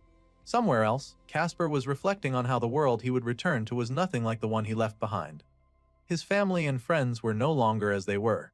He knelt before his teacher, the Archlick, who praised him for being prepared and reminded him that the Blight Father would be watching him closely now. The Archlich hoped Casper would make their empire proud. But Casper's thoughts stayed with the locket he carried, the one that held Lyra's soul. Even as he walked over to join Priscilla and the others, who were waiting to be sent back, his focus stayed on Lyra. He told her that it was time for them to return to Earth together. Back with Jake, he said his final goodbyes to the gods. Velastromas reminded him to stay alive, while Duskleaf, still mainly concerned about his alchemy, added little more. Jake responded that he didn't plan on dying anytime soon and that he'd improve his alchemy skills by the next time they saw each other. Knowing they would be watching him from afar, he told them to sit back and enjoy the show. As the transportation process began, Jake thought about how much everything had changed and how much he had changed too. His titles, skills, and levels were all different now, but more than that, he was a completely different person. The same was true for everyone else heading back. And as Jake's body started to shimmer like smoke, being sent back to Earth, he realized that maybe it was okay not to have all the answers right away. Whatever was coming, he'd deal with it step by step. As he vanished, he accepted that what would be, would be. Back on Earth, everything looked wild and broken. Plants had grown over buildings and streets. Many tall buildings had fallen onto each other. Greenery covered every part of what used to be a city. The place looked nothing like it did before. In this changed world, people began to return. One by one, humans started appearing again, transported back by a soft golden light. Some rematerialized outside among the overgrown streets, while others found themselves inside crumbling buildings. Among those who appeared, Bertram and Adam stood together. They realized right away that they were back at their old office. Looking around at the familiar setting now overtaken by nature, Adam noticed how many survivors there were. Unlike their own brutal tutorial, other tutorials must have had a higher survival rate. Seeing so many familiar faces around him confirmed it. Focusing now, Adam used a skill that let him sense the feelings of everyone nearby. The skill, which worked like a beacon, made him feel the mixture of fear, confusion, and relief flowing through the crowd. Everyone was talking quietly among themselves, but Adam could sense one presence he couldn't read at all. Jake. He stood off to the side, leaning against a wall. He was fully geared up, wearing his new outfit and a mask that hid his face. Even with the mask, Adam knew it was him. And seeing Jake's distant, unreadable posture made Adam uneasy. He could tell right away that Jake had changed even more than before, and that he had probably gained new abilities that made him even more of an unknown. While Adam worked to calm the crowd down, using his voice to pull their attention, Jake stayed where he was, watching everything in silence. The people gathered around Adam, listening, but they kept whispering to each other and glancing at Jake from time to time. Jake's silent stare made some people nervous. It was hard for them to know what he was thinking or if he would even help them at all. Among the crowd, someone suddenly called out to Adam. It was a man named Mike, someone Adam recognized. Mike looked stunned to see Adam alive and asked if Adam had been in the same tutorial as his wife, Joanna. He wanted to know where she was now. Adam put a hand on Mike's shoulder and told him about how the tutorial they went through was full of people who turned on each other and killed anyone they could. He explained that Joanna hadn't survived. Hearing this, Mike fell to the floor, overcome by grief at the news. Adam added that he and Bertram had both died in that tutorial too and had only come back because of intervention from higher powers. Mike started crying as he thought about Joanna, remembering that she wouldn't be returning to this world with him. Adam explained that a man named William had caused it all, killing others for his own gain before failing in the end. To confirm that, Adam turned to Jake, who still stood at his spot, silent and distant. Everyone looked at Jake, uneasy around his masked presence. Jake, not bothering to move, confirmed what Adam said but also pointed out that a god had brought William back to life. After that, Adam told everyone that staying scattered wouldn't keep them safe anymore. Earth had changed too much. In some ways, it was even more dangerous than the tutorials they had just escaped. He urged them to come together and not try to survive alone. While Adam spoke to the people, Jake watched him carefully. In his mind, Jake noted that Adam's new role helped him win people's trust quickly, though Jake thought Adam probably didn't even need that help. Seeing Adam stand up for the others without blaming Jake for what happened in the tutorial told Jake that maybe things between them weren't as bad as they could have been. Jake thought he might try to talk to Adam alone later, but before he could do that, Mike, still shaken from his loss, came up to Jake. He questioned Jake's mask, calling it pointless, not understanding why Jake would hide his face like that now. Jake, not showing any reaction, turned the focus back on Mike, pointing out how weak he seemed. Mike, surprised, asked what Jake meant, but Jake didn't bother explaining much. He simply repeated that Mike was weak. Then Jake turned his eyes on everyone else, calling them all weak too. He told them that their equipment and levels were low and that they'd accomplished nothing because they wasted their time during the tutorial instead of growing stronger. Mike's grief turned into anger. He clenched his fist and threatened Jake, telling him to stop talking or be forced to stop. Jake, completely unfazed, told him to try it. Fueled by anger, Mike swung at Jake, but Jake was far above him. While Mike's punch came in, Jake didn't even move his feet. He caught the punch mid-swing, holding Mike's hand firmly as if it was nothing. Jake wondered to himself how all these people had stayed so weak. The average level here barely reached the mid-teens while he was far beyond that now. Without hesitation, Jake twisted Mike's hand, breaking his fingers. Mike fell to the floor in pain, clutching his broken hand. Instantly, the crowd reacted. Weapons were drawn and pointed at Jake as everyone demanded to know who he thought he was and what he was trying to do. But before it could turn into a fight, Adam stepped forward, putting himself between Jake and the angry people. He pushed the others back, telling them to calm down because he wanted to speak with Jake alone. Jake didn't answer right away. He looked at Adam, weighing whether or not to follow him, the tension between them still there but not fully hostile. After a moment of silence, Jake agreed to talk with Adam. Before stepping away, he tossed a healing potion to Mike, who was still on the floor, holding his injured hand and sobbing from the pain. With the others watching from a distance, Jake and Adam moved away from the crowd so they could talk more privately. Adam began by acknowledging what Jake had done. He told Jake he was glad he hadn't gone as far as killing Mike and said it was clear Jake had grown even stronger. Jake, thinking about Mike's weakness, said that someone like Mike wouldn't survive long out here anyway. But Adam disagreed. He explained that he was trying to prevent that kind of pointless death and that there was still a lot of work to do if he wanted to keep people alive. Adam then asked Jake if he planned to stay. Jake confirmed he was leaving. He said he didn't really fit in with the others, and it was better for him to go his own way. Hearing this, Adam surprised Jake by bowing his head. Adam apologized for everything that had happened and told Jake he was genuinely happy that Jake had managed to finish his tutorial and survive.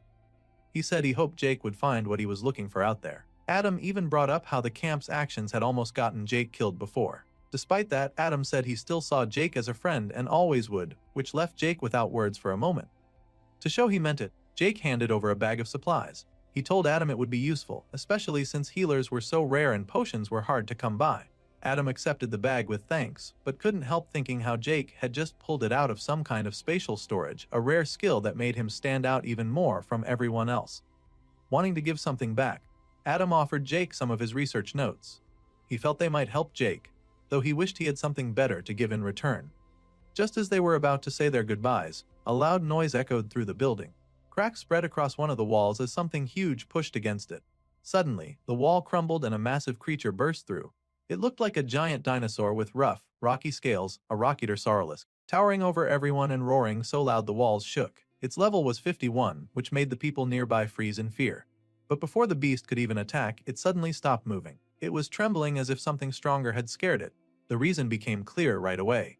Jake had activated his apex predator gaze skill. The creature, sensing Jake's oppressive stare and strength, froze on the spot. Before anyone could react, Jake released an arrow charged with power. It struck the creature in a single, massive explosion.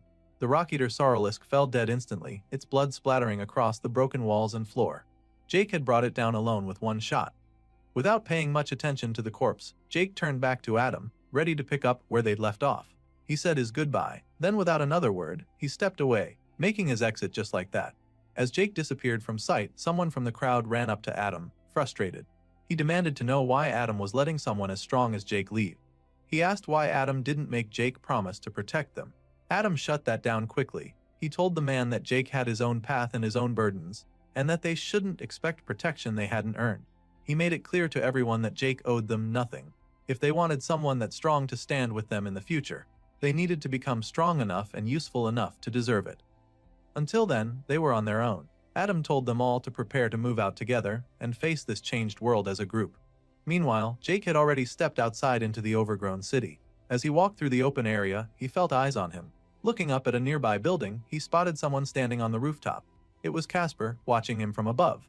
Jake, always aware of his surroundings, noticed Casper right away. They both gave each other a knowing nod, a quiet greeting that said more than words. Without any big farewell, Casper turned away and went on his own path. Jake noted that Casper, like himself, wasn't much of a social person and probably preferred to be alone. Still, he was glad Casper had survived and made it back to this world too. In their minds, they each wished the other well. Jake silently hoped Casper would stay safe out there, and Casper did the same. Both of them hoped they might meet again someday. Somewhere in this new, wild world that awaited them. That's it for this episode. Until next time. Out in the overgrown ruins of the city, Jake kept moving through the cracked floors and tangled plants. Looking around, he found it hard to even recognize the place anymore. Everything familiar was buried under thick vegetation, broken buildings, and wild nature taking over.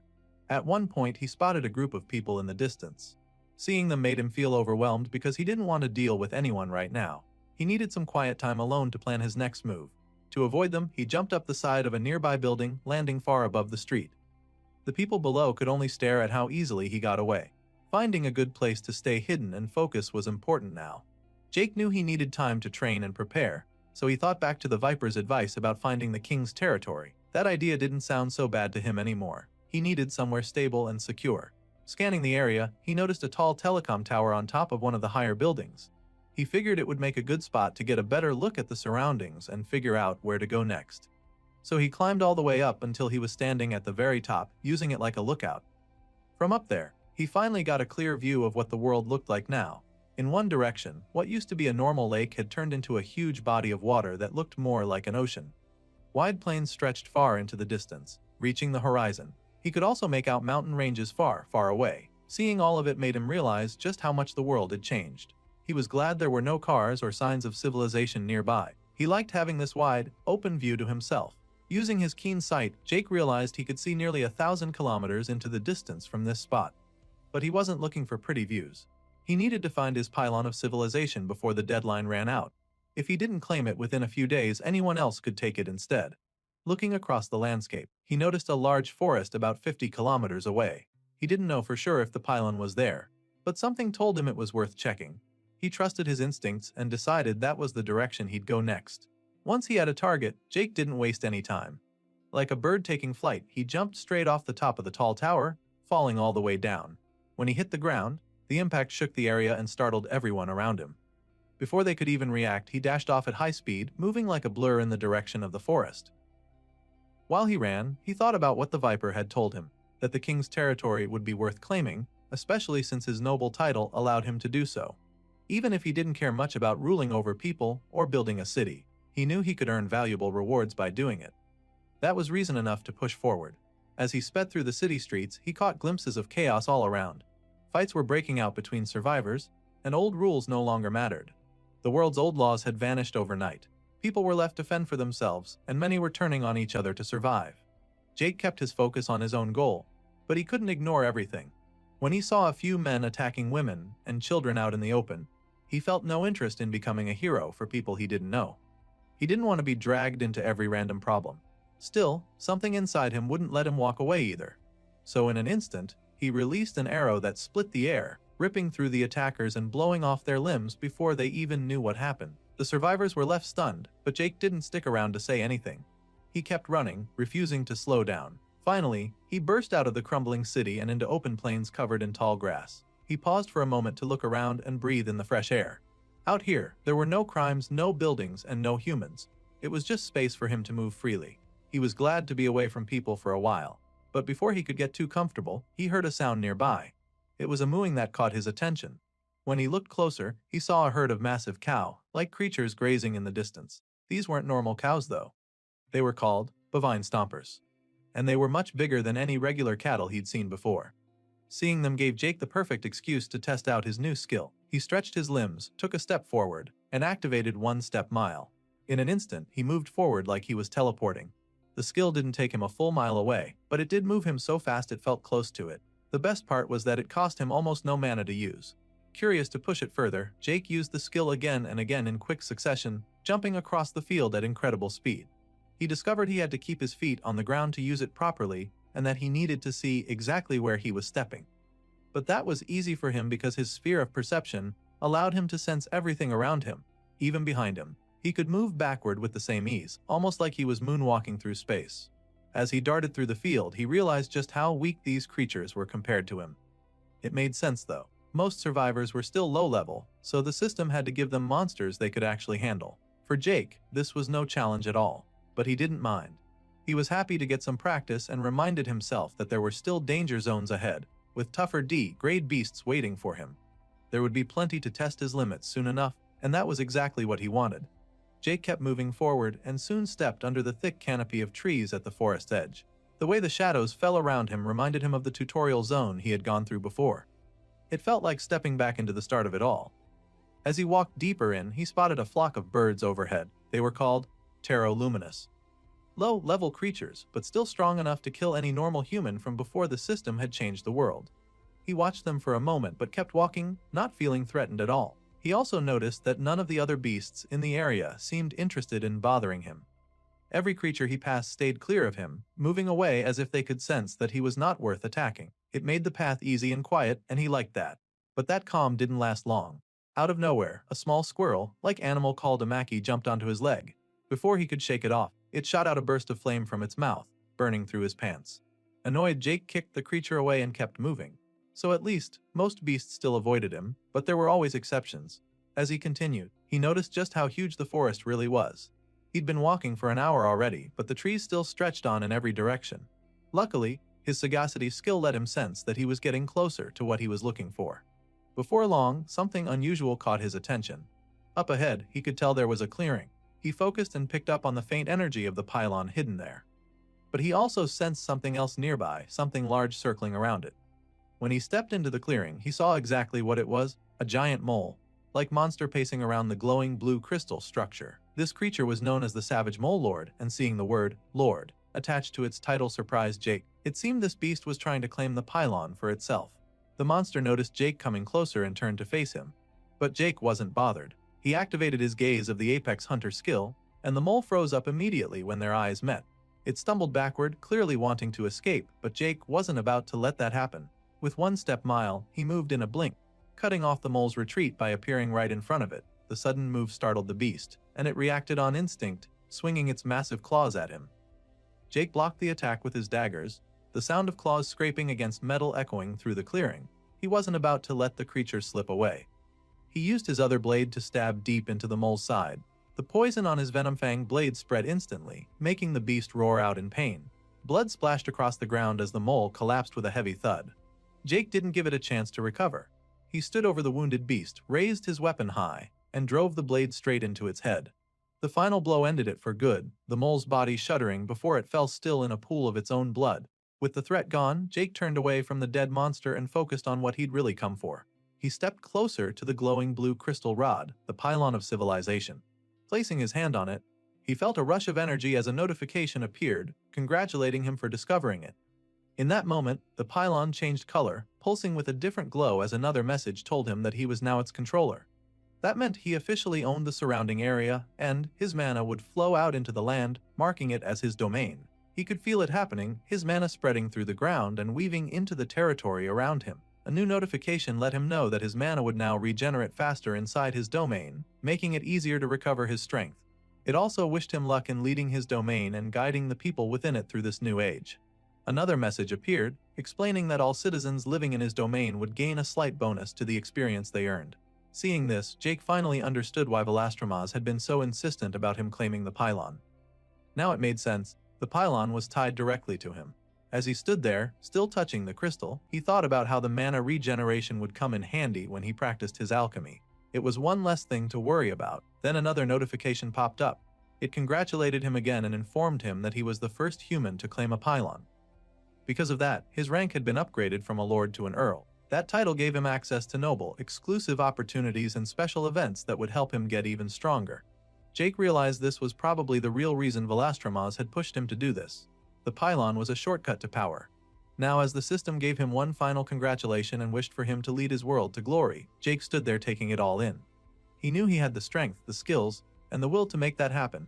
And if there was one thing certain about Jake, it was that he'd use everything he had to see it through. Jake remained in front of the pylon, silently appreciating his new title. Becoming an earl had a nice ring to it, and it made him wonder if he had somehow skipped a few ranks by being the first human to reach the pylon of civilization. It felt like a fast promotion, but he didn't dwell on it too long. Another notification appeared, offering him a profession change to Principal City Lord of Earth.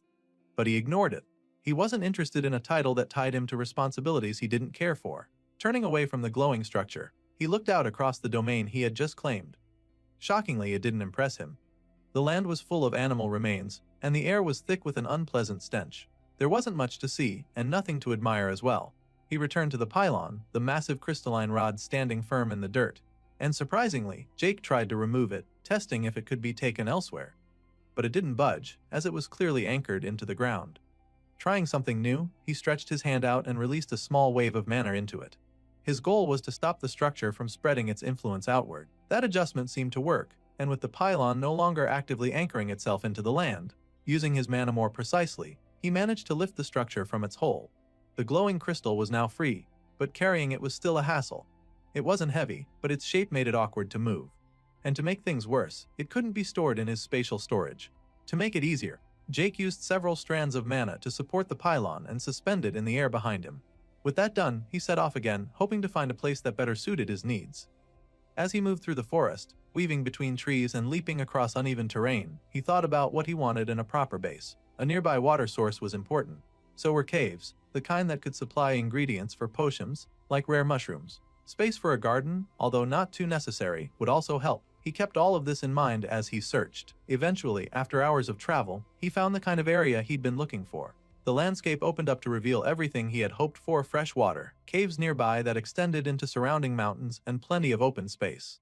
Exploring a bit more, he reached one of the cave entrances. He paused and took in the feeling he got from the place. His senses told him there were valuable things inside. That was one problem solved. Perhaps this would work. Next, sitting on top of the floating pylon, Jake now faced a new issue. He had the perfect location, but nowhere to put the pylon itself. He considered storing it inside the cave, but that didn't sit right with him. He didn't want to live in a cave, and if the pylon was deep inside it, that would create unnecessary distance. He also didn't want to leave it exposed out in the open. That would make it a target for anyone or anything passing by. While thinking it through, a better idea came to him. He could bury it. That way, it would be close but hidden. To make that happen, he pulled out one of the items he had obtained after the tutorial, the last item he'd purchased from the tutorial store. It looked like a ball of slime at first, soft and flexible in his hand as he morphed its shape. But almost immediately it transformed and reshaped itself into a proper digging tool. This was the Omni tool, and it was designed to adapt to any task. Using it, Jake got to work. He dug quickly and efficiently, hollowing out the ground until he had a space large enough to bury the pylon. Then, he covered it up with dirt and tapped the surface flat. Now the pylon was safely hidden underground, right where he wanted it. With that task complete, Jake stretched at his limbs and took a moment to think about what came next. He considered building a shelter, but quickly decided it wasn't necessary. The dense tree canopy overhead shielded him from the sun and wind, and extreme temperatures didn't bother him anymore. He had bigger things to worry about. For now, he stripped off his clothes and stepped into the nearby pond. Fully submerged, he let the still water surround him as he thought through his next move. Then, while floating calmly on the surface, Jake reminded himself of his long-term goal. He still wanted to grow stronger. He wanted to see just how far he could push his abilities. Maybe one day, far down the line, he could even leave Earth behind and explore the multiverse. That possibility excited him. There was also one specific ambition he hadn't let go of despite things turning out totally different. He wanted to fight a powerful dragon. That goal remained unchanged. Climbing out of the pond, Jake dried off and geared up again. He realized that, at the very least, one part of his plan had already come together. He had secured a base of operations. Now he could begin focusing on his alchemy and raising its level to match his class rank. But even as he thought about that, he reminded himself that he would also need to improve his archery. It was another part of his overall build that couldn't be ignored. Now sitting beside a boiling cauldron, he took stock of his remaining alchemy ingredients. He still had a good amount left from the challenge dungeon in the tutorial. It would last for a while, but not forever. Sooner or later, he would need to forage for more. Deciding not to wait, he dropped a few more ingredients into the cauldron, then stood up, ready to start his foraging run. His grinding session would begin now. But while Jake settled into life in the forest, mastering his craft, and planning for the future, things weren't so peaceful elsewhere. Far away from him, others were struggling through complete chaos. A massive beast rampaged through the land, tearing down the human survivors who tried to stand against it. They tried to fight back, but the creature overwhelmed them. Meanwhile, Jake sat peacefully on the forest floor, eyes fixed on the soft bubbling of his cauldron as it brewed potions. In another location, flocks of aggressive birds descended on scattered survivors, taking them down one by one in brutal attacks. Still, Jake remained focused on his work. He was in the middle of another brewing session, steadily leveling up his alchemy skills by crafting low-rarity potions again and again.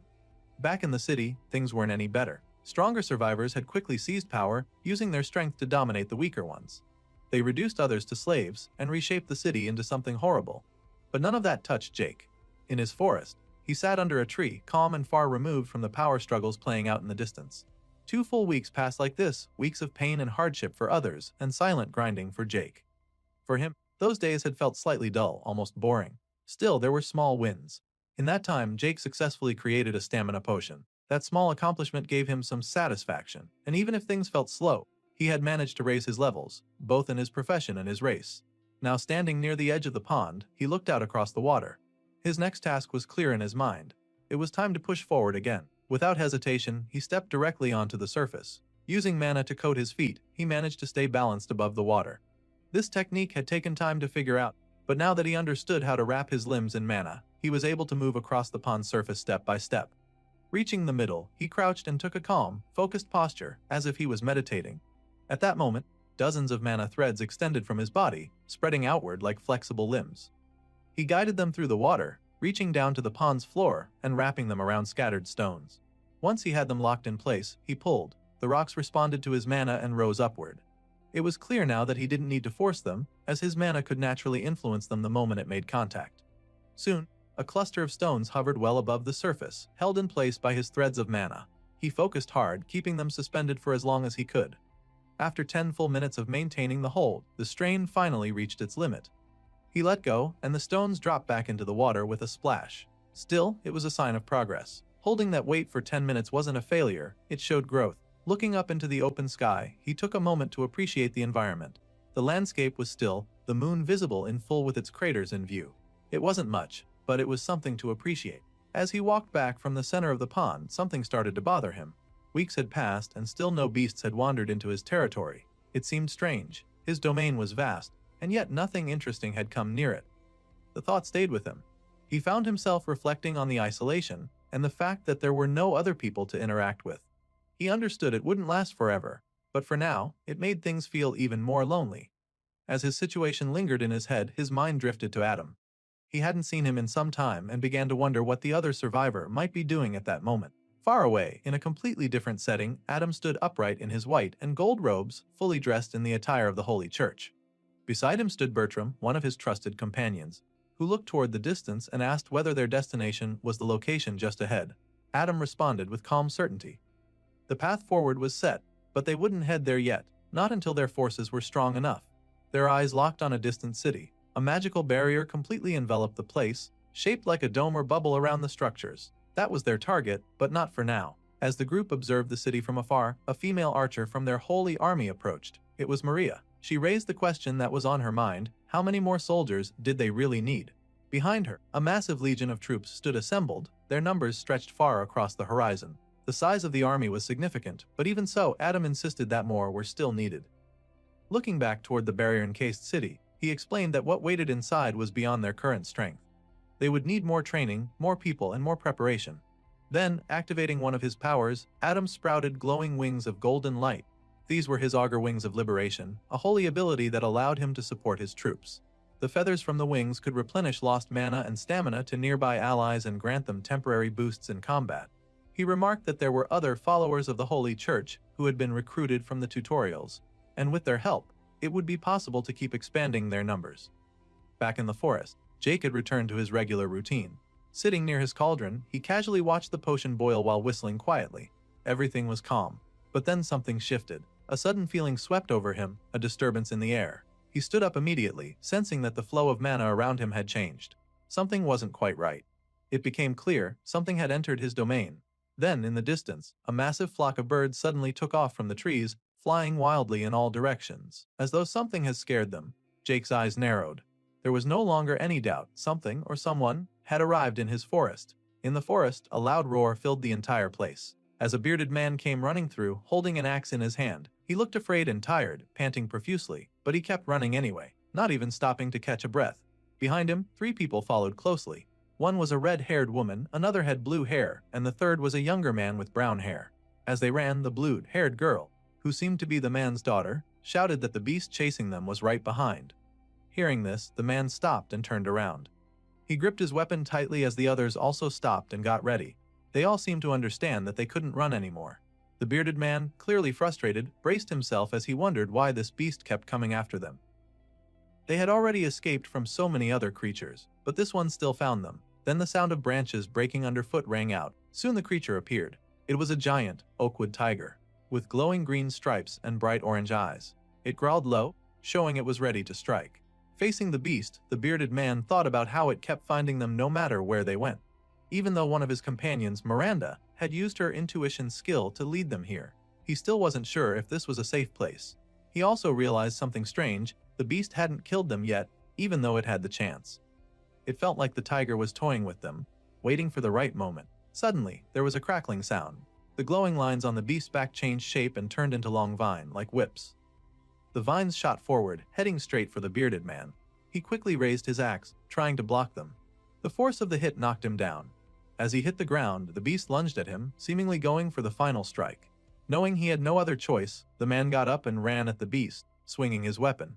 He knew if he didn't fight back now, he'd die. But the beast was too fast.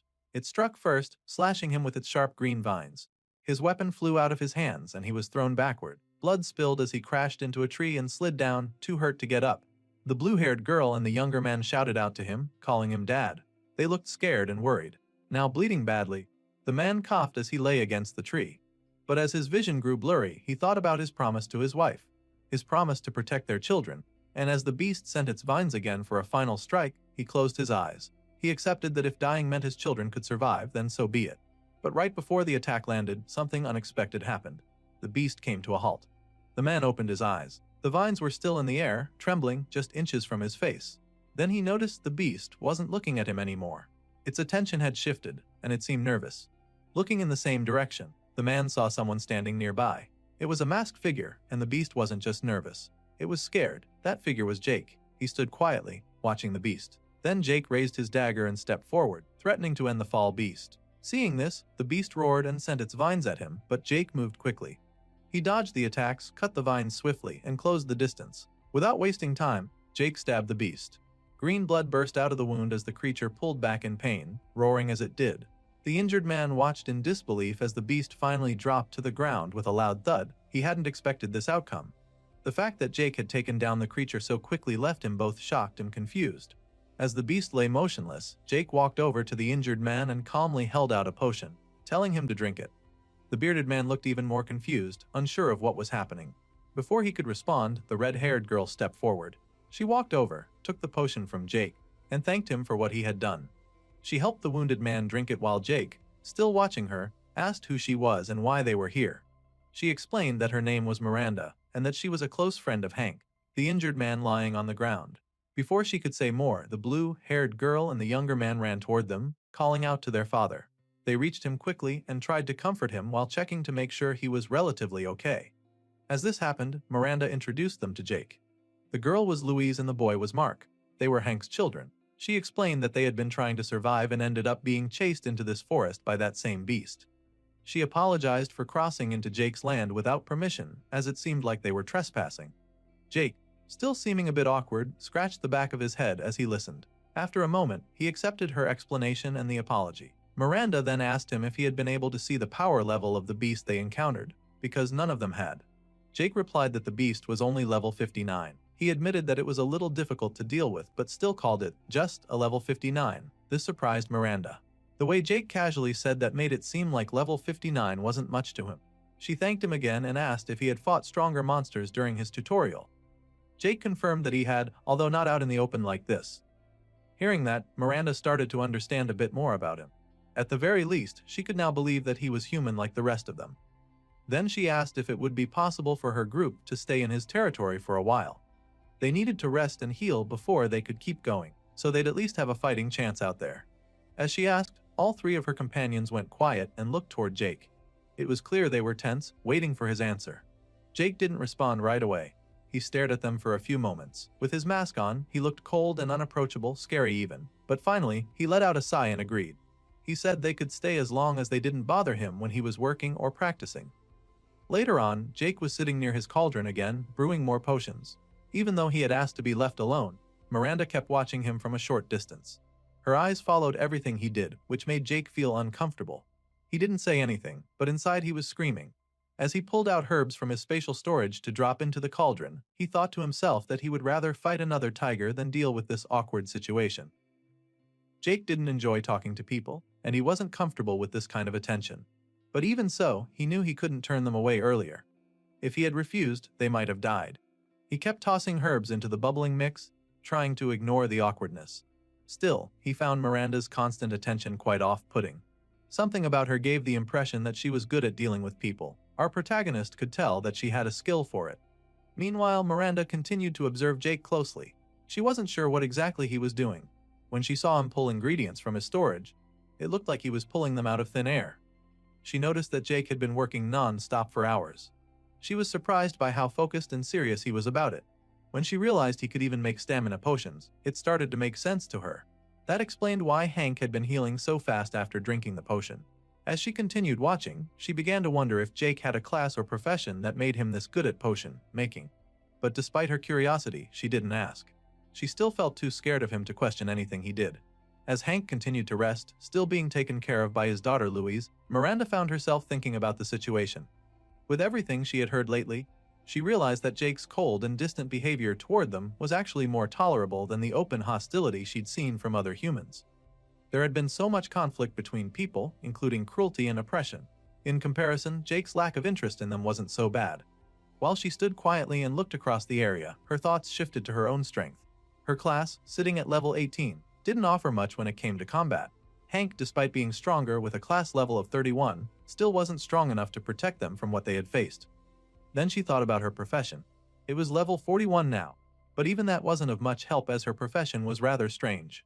Looking back on her past, she remembered how even before the system took over their world, she had been given a similar profession related to managing and leading others.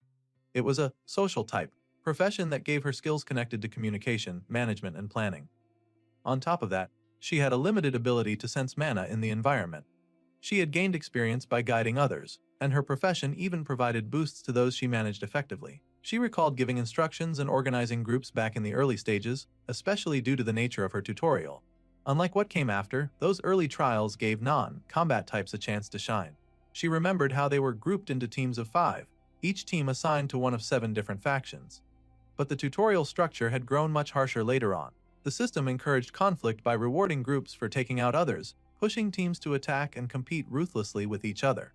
That setup had created constant fighting between factions till it led to what ended up as an all-out war. After the tutorial ended, Miranda assumed her profession wouldn't be so useful anymore. But when she recalled the strange way Jake's domain had stood out to her back then, almost calling to her, she began to see things differently. Maybe her profession hadn't been as useless as she once thought. Maybe it had led her here for a reason. Still, even with her skills and experience, she noticed something strange. Jake wasn't reacting to her like she would normally expect. Her communication-based skills didn't seem to work properly on him. But that didn't surprise her so much. Since the moment they met him, none of them had been able to identify who or what Jake really was. Hell, at first, she couldn't even tell he was human. Now, as she watched him work, her attention remained fixed on everything he did. Jake was completely focused, carefully pouring something into his cauldron. He seemed fully locked onto the task at hand. Miranda thought about how she had worked with many skilled craftsmen and craftswomen during her tutorial. She had led some of them and seen the way they worked, but Jake felt completely different. He was on another level entirely. She could tell by watching that he was making something incredibly complex. The process needed intense concentration, yet Jake carried it out smoothly. He even made the work more efficient by pulling ingredients from his necklace, what looked like a kind of summoning ability to her, and using what appeared to be telekinetic powers to move tools and other things around. Time passed quickly. Afternoon turned into evening, and evening into night, but Jake kept working without pause. Miranda stayed where she was, still watching. She noticed something else about him that stood out even more than his skills. The man never took a break. Most people, even incredibly diligent workers, would need to rest after maintaining that level of focus. But not Jake. No matter how frustrated he got or how much effort he poured into it, he kept giving 100% of his effort, constantly. As she saw him stretch slightly while continuing to work, she made a quiet mental note of the mysterious man. He was likely a good and reliable worker even before the system came into their lives. But then something unexpected happened. Jake walked toward the nearby pond and Miranda's eyes followed him as he calmly walked on the surface of the water, yet he didn't sink. It was like he was walking on solid ground. She couldn't believe what she was seeing. He continued walking across the pond until he reached the center. Then, right there on the surface, he sat down and shifted into what seemed like a state of meditation, even doing the pose. Miranda stared in shock. She already thought Jake was impressive, but now she was genuinely amazed. In addition to everything else she'd seen, this man could walk on water too. She couldn't help but wonder what else he was capable of. Meanwhile, Jakey had begun practicing his control of the threads of mana, just like before. He summoned and lifted heavy rocks from the bottom of the pond, carrying them into the air above him using only his mana. To Miranda, this was entirely new. She had never seen anything like it. She had already seen him perform alchemy, use telekinesis, walk on water, and now this. She had to ask herself, how could one person have all these abilities? Who even is this man? Still stunned, she quickly approached the edge of the pond. Without thinking too much, she stepped forward and placed one foot on the surface. The water shifted slightly beneath her, causing a light splash. That seemed to be enough to break Jake's focus. The rocks he had been lifting suddenly lost their support and crashed back into the pond, sending up loud splashes. Miranda froze, wondering what had just happened. In the next instant, Jake appeared behind her. He had moved so fast, it was as if he had just teleported. She turned around and saw him staring at her, eyes locked on her, looking far too menacing behind that mask. The intensity of his glare made her jump. She even staggered back a bit, clearly startled and shivering slightly from the tension. Jake kept his expression for a while, looking cold and unreadable. The sharp, intimidating glare that made her feel even more uneasy as she flinched, as if unable to stand looking at him. But then something surprising happened. Jake looked away, and in a completely different tone, spoke in a quiet and hesitant voice. Despite his earlier intensity, he suddenly seemed shy and awkward. In a very bashful and soft manner, Jake asked her to stop staring at him. Miranda didn't know how to react. She was completely caught off guard to say the least. This nervous request left her both surprised and confused. That's it for this episode.